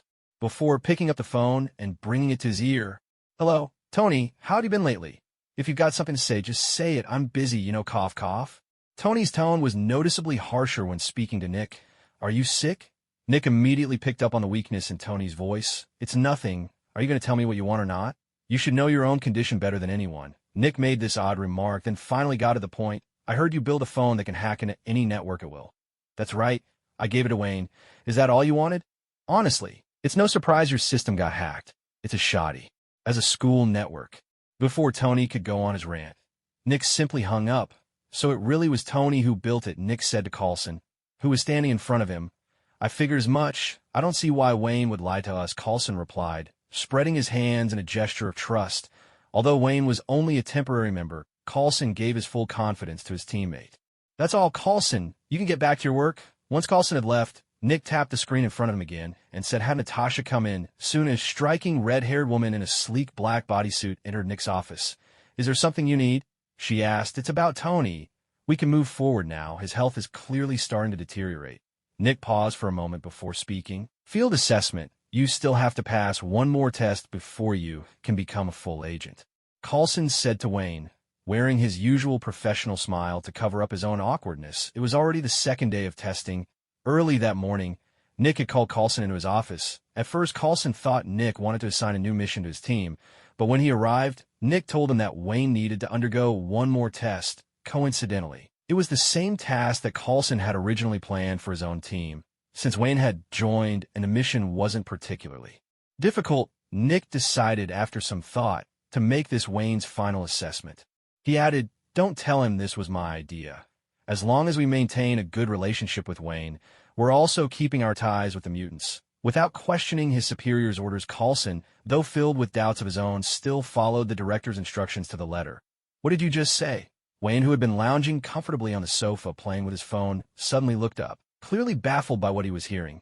After all, he had just passed the exam. Yesterday, and not just pass, but aced at scoring first place with a perfect mark. He had been hoping that, now he was an official agent, he might find an opportunity to pay Tony a visit. Yet here came another trial out of nowhere. Due to some unforeseen circumstances, Coulson replied, his smile stiffening. As an exemplary agent, he couldn't refuse an order from his director. Obedience was absolute. But from another perspective, being told to make his team members do extra tasks for no apparent reason left Coulson with a guilty conscience. He considered himself a rare breed, a conscientious agent among his peers. Most others, in his view, were more like Director Nick, grim-faced, cold-hearted types. A brief cough escaped him as he realized he was letting his dissatisfaction with the director get the better of him. And he quickly pushed those thoughts aside. You need to carry out a field mission. Another unforeseen circumstance. Wayne's brow furrowed. Ever since joining SHLD, he noticed he was frowning much more than before. It was mostly because the place seemed to be full of these so-called unforeseeable factors, rubbing his brow quickly, since constant frowning would make him look older, or so Sky had warned him. He tried to regain his composure. Is SHLD always this exploitative and oppressive toward low-level agents like us? I promise this will be the last time. As soon as you complete this mission, I'll give you 3 days off, Coulson said as he took a seat beside Wayne, hoping to make amends in some small way. So what's the assignment? This mission will take you to India. Of course, we'll get you there, Coulson added quickly, noticing the dissatisfaction in Wayne's eyes. But you'll have to complete the mission alone. SHILD, the scientist has been kidnapped and taken there. Your job is to rescue him. My very first mission is a rescue. Aren't you afraid I'll mess up and get the hostage killed? Wayne asked, curiosity piqued. He had assumed the assessment would involve some trivial tasks, but a hostage rescue meant a real life was at stake. The target you're rescuing does belong to SHILD, but we recently discovered he's been involved in some rather ambiguous dealings with other organizations, Coulson confided in a hushed tone. So he's actually an undercover agent, but he doesn't know his cover has been blown. Then he just happened to get kidnapped, and he's still foolishly expecting SHILD to come rescue him? Wayne finally sorted out the tangled web of relationships. In other words, this hostage wasn't all that important. Even if Wayne failed his mission this time, SHILD could simply use it as an excuse to get rid of him. Exposed agent. That's exactly right. Here's a photo of the hostage. Tomorrow morning, we'll send you over, Coulson said, pulling a photo from his pocket and handing it to Wayne. I need to get back to work now. Make sure you're ready. See you, Wayne replied. After Coulson left, Wayne studied the photograph in his hand. It was just an ordinary candid photo. The man in the picture looked to be in his 40s, probably British with short curly hair and a prominent belly. Rescuing people really is such a hassle, Wayne muttered, tossing the photo onto the sofa and letting out a sigh, since he was now part of SHILD. Of course, he wanted to do his best on every mission. But rescuing a hostage from terrorists was no easy task. Wayne suspected that SHILD had already given up on the scientist. They just didn't want to deal with him openly, so they orchestrated these roundabout schemes. Back in his room, Wayne saw his orange tabby cat sprawled right in the center of the bed, fast asleep. He reached out and gave the cat's belly a thorough rub. Meow. The orange tabby cracked open its eyes, still half asleep. We've got a mission tomorrow, Wayne announced as he lay down on the bed. Meow. You can talk now. There's no one else around. What kind of mission? The cat asked lazily, stretching and glancing around before whispering in Wayne's ear. We're rescuing a hostage from a gang of terrorists. Tomorrow, I'll draw their fire while you sneak in to make sure the hostage stays safe. No problem. The orange tabby nodded, looking eager. After sleeping for over 2 months, she needed to get out and stretch her legs anyway. The next morning, when Wayne entered the dining hall with Maya Gigi, he was surprised to find everyone already seated in neat rows. Everyone except Ward. Ever since Wayne had knocked him out that time, Ward instinctively avoided him whenever possible. So unless it was absolutely necessary, Ward would always be absent from any gathering that included Wayne. Hey, why are you all up so early? Wayne asked, taking his usual seat. Well, it's your first mission today, so we wanted to show our support. Sky replied. Although she'd heard about Wayne's abilities, she hadn't witnessed them firsthand, so she couldn't help but worry a little. Yes, I made a little gadget just for you, so we can keep an eye on your safety at all times, Fitz said, cradling a small machine that looked a bit like a remote-controlled airplane. Over the past few days, Wayne and Fitz had gotten along quite well. After all, they were the only 2 young guys on the team, so they had plenty in common to talk about. You just want to watch a live feed, don't you? Wayne rolled his eyes, bluntly exposing Fitz's little white lie. After spending so much time together, Wayne had gotten a pretty good sense of Fitz's personality. Busted, Fitz gave a sheepish chuckle and busied himself with his gadget once more.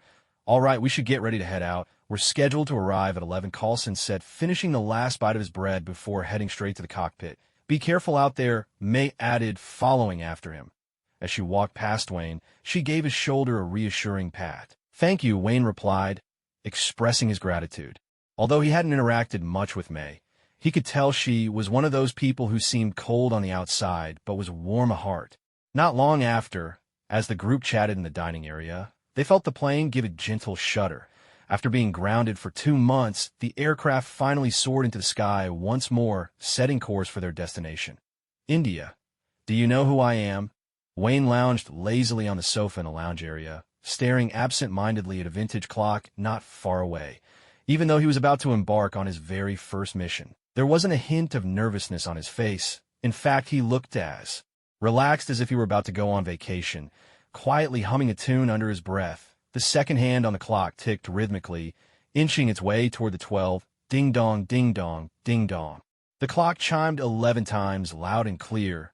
It was an incredibly old clock, yet the hourly chime was surprisingly powerful. A little too much for Wayne's heightened hearing. Nearly every night, he'd be jolted awake once or twice by its booming announcement of the hour. We've arrived. It's up to you after we land, Coulson said, appearing right on cue. Their estimated arrival time had been set for 11 o'clock. Not a minute off. SHLD had a reputation for meticulous planning, factoring in every detail, right down to the timing. Before any mission, can't we just get rid of that noisy old clock?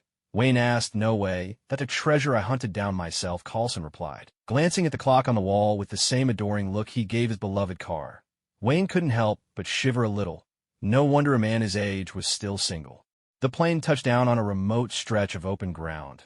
With the cloaking system engaged, no one had any idea they'd arrived. Wayne rose from the sofa, and the moment he stepped out of the lounge, he noticed everyone was gathered near the plane's hatch. Even Ward, though clearly reluctant, stood off to the side. After all, they were teammates. No matter the small frictions between them, at crucial moments like this, he still had to show up. Are you sure you want to bring that with you?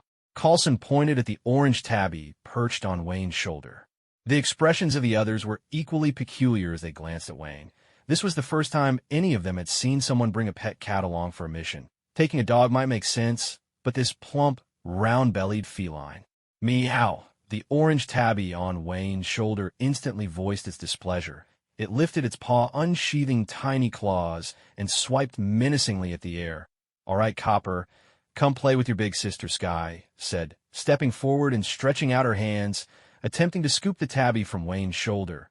Lately, whenever Sky was bored, she'd come over to tease the orange cat, and she'd even confide little secrets to it. What she didn't know was that the tabby she held in her arms was actually a mutant, and her whispered secrets became lively topics of conversation between Meowji and Wayne every night. The orange tabby nimbly leapt to Wayne's other shoulder. It's fine. Trust me. I'm going to need its help in a bit. Wayne waved his hand, signaling that he really did intend to bring the cat along.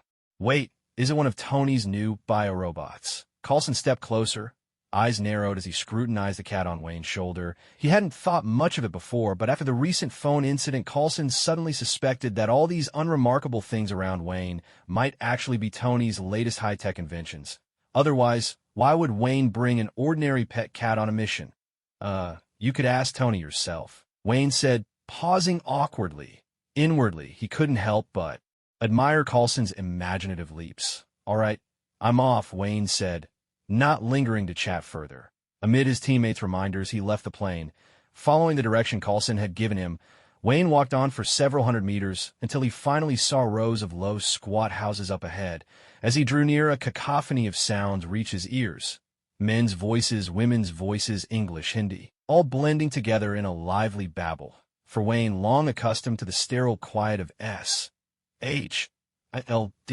this vibrant commotion suddenly felt like a breath of real life. He slipped through a narrow alley and emerged onto a broad street. Evidently, the local commercial district. The dense flow of people made Wayne's scalp tingle with nervousness. Shops lined both sides of the street, while vendors with makeshift stalls crowded the center of the road. The irregular arrangement of stalls and displays made the entire street feel chaotic, with all sorts of trash scattered across the ground. "You dirted my carpet, you bastard!" a street vendor shouted, grabbing a woman who was passing by, holding up a gray rug in his other hand, its surface marked with conspicuous stains. "I didn't even touch your carpet. I was just passing through," the woman explained anxiously. She had simply walked by and hadn't stepped on anything. It was clear the vendor thought she looked like an easy target and was trying to extort her. Such scenes were all too common in this place. Local police never bothered to get involved, and with no surveillance cameras along the open-air street, there was no way to know what had really happened. Disputes like these were usually left for the parties to settle themselves. That encouraged many struggling vendors to come up with crooked schemes, especially targeting locals who seemed timid or unsuspecting foreign tourists. Naturally, this also attracted plenty of pickpockets to the area. As Wayne watched the commotion unfold, a particularly small and skinny Indian man brushed past him. The man stumbled, bumping right into Wayne. "Sorry, I didn't mean to," the man apologized sincerely, steadying himself with Wayne's help before starting to walk away. But Wayne quickly grabbed his arm. "What are you doing?" the little Indian man whispered. Looking flustered, his raised voice drew the attention of nearby onlookers. While some people were still focused on the vendor and the woman, a new crowd began to gather around Wayne. Sensing the growing audience, the little Indian man seemed to gain some confidence. "Let go of me. Are you trying to start a fight here in the street?" "My friend is a police officer in this area," he said, standing up straighter and raising his voice. Just then several tall, burly locals pushed their way through the crowd. "Let him go." "Foreigner," said one of them, a broad-shouldered man who looked to be their leader. Stepping right up to Wayne, "He stole from me," Wayne replied, glancing at the big man, but refusing to release his grip. "He's lying. Why would I steal anything?" The little Indian man protested, struggling to free his arm from Wayne's iron grasp. No matter how he tried, Wayne's grip didn't loosen. It only made his arm start to ache. Desperate, the man shot a pleading look at the burly local. "I said let him go, kid. This isn't your country," the big man murmured, leaning in close to Wayne's ear at this moment. The onlookers had clearly caught on to what was happening.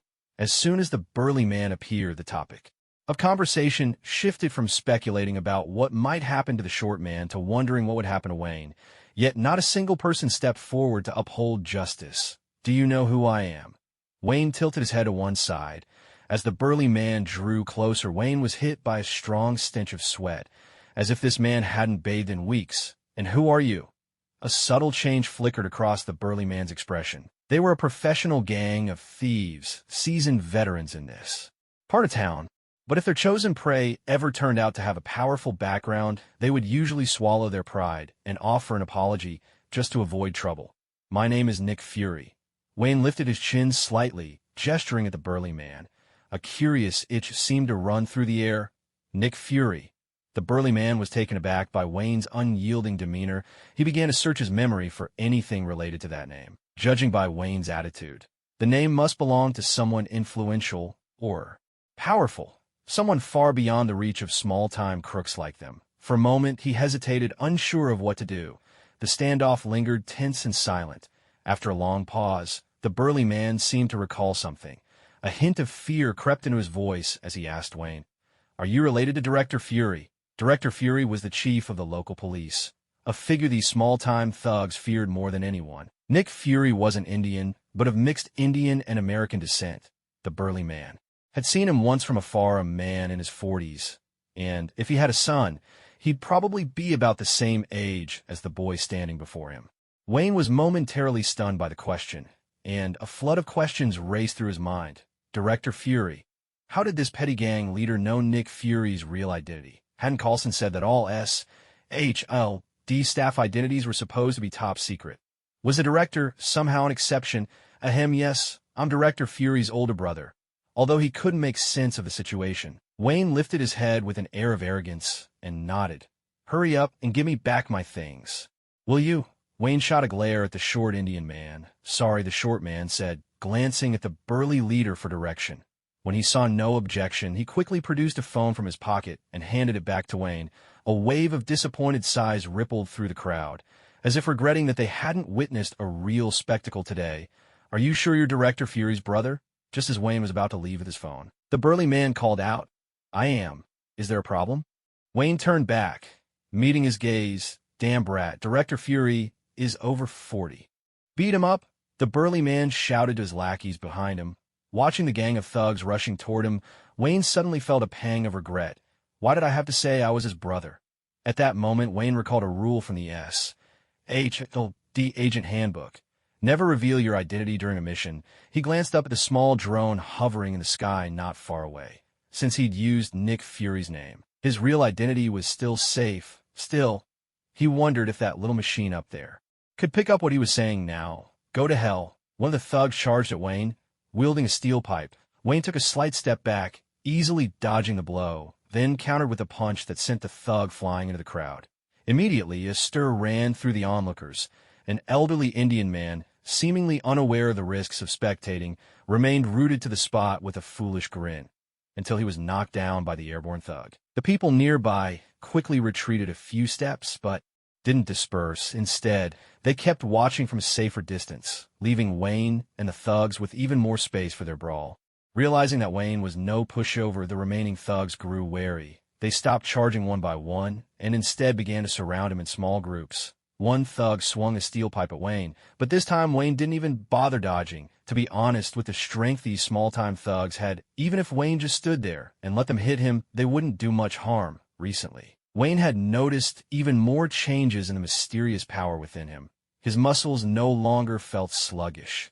Instead, they were brimming with strength. His skin seemed to have become more elastic, tougher, almost resilient. At this point, an ordinary person with an ordinary knife would have a hard time cutting through his skin, but his bones had started to change too, a subtle itch radiating from deep within, reminiscent of the growth spurts of his childhood. It wasn't an irritating itch, but rather a soothing one, a sensation that, to Wayne at least, felt oddly comforting. Gripping the steel pipe a little tighter, Wayne wrenched it from the thug's grasp. With a solid rhythm, he rapped it 3 times in the air, thud, thud, thud, and before the 3 surrounding thugs could even react, he'd struck each one squarely on the head. They collapsed instantly, blood streaming from their wounds, their eyes rolling back as they hit the ground. The sudden turn of events made the few lagging thugs in the back come to an abrupt halt. Each of them clutched their steel pipes, trembling as they stared at Wayne, who stood before them with a calm expression. The burly man at the very back quickly realized that something was wrong. In the blink of an eye, all 4 of his henchmen were sprawled on the ground, and the others were clearly paralyzed with fear. He hesitated for a moment, feeling that it was up to him to save the day and restore their shattered momentum. Yet when he looked at Wayne, a numbness crept up his legs, as if he'd been standing too long and desperately needed to rest. Let's finish this quickly. I have more important things to do, Wayne said, glancing at the thugs who no longer dared to approach. He tossed the steel pipe in his hand to the ground. If he kept holding it, he was afraid he might accidentally kill someone. As Wayne's steel pipe hit the pavement, the remaining thugs finally mustered up their courage and charged again. But their bravery only made them fall even faster. The onlookers felt as if the world spun before their eyes. That foreign teenager moved like a superhero straight out of an Indian movie, dispatching the thugs in the blink of an eye. Mom, it's true. The movies are real. There really are people this amazing here. An excited Indian boy exclaimed, tugging at his mother's hand. Remembered his foreign friend once mocking their country's films, calling them fake and full of superheroes. But today he'd seen a real-life superhero with his own eyes, and he couldn't wait to give his friend a piece of his mind the next time they met. Seeing all his men lying on the ground, the burly man cursed under his breath. Seizing the moment while Wayne's eyes weren't fixed on him, he made a dash for it, hoping to blend into the crowd. Yet, in a rare show of unity, the surrounding spectators parted instantly wherever he tried to run, as if anticipating his every move. Panicking, the burly man picked a random direction and sprinted at full speed, but just as he thought he'd escape, a figure suddenly blocked his path. Staring at the terrified man before him, Wayne couldn't help but say, "You're supposed to be the boss. Don't you have a shred of dignity?" "Ah!" The burly man looked at Wayne as if he'd seen a ghost in broad daylight. With a scream, he turned and bolted in another direction. With a heavy thud, Wayne dashed forward and floored him with a single punch. He had no patience to play games with a gang of thugs. This time, though Wayne didn't quite control his strength, the burly man flew through the air like a basketball, tracing a perfect arc before landing with a crash in another circle of spectators.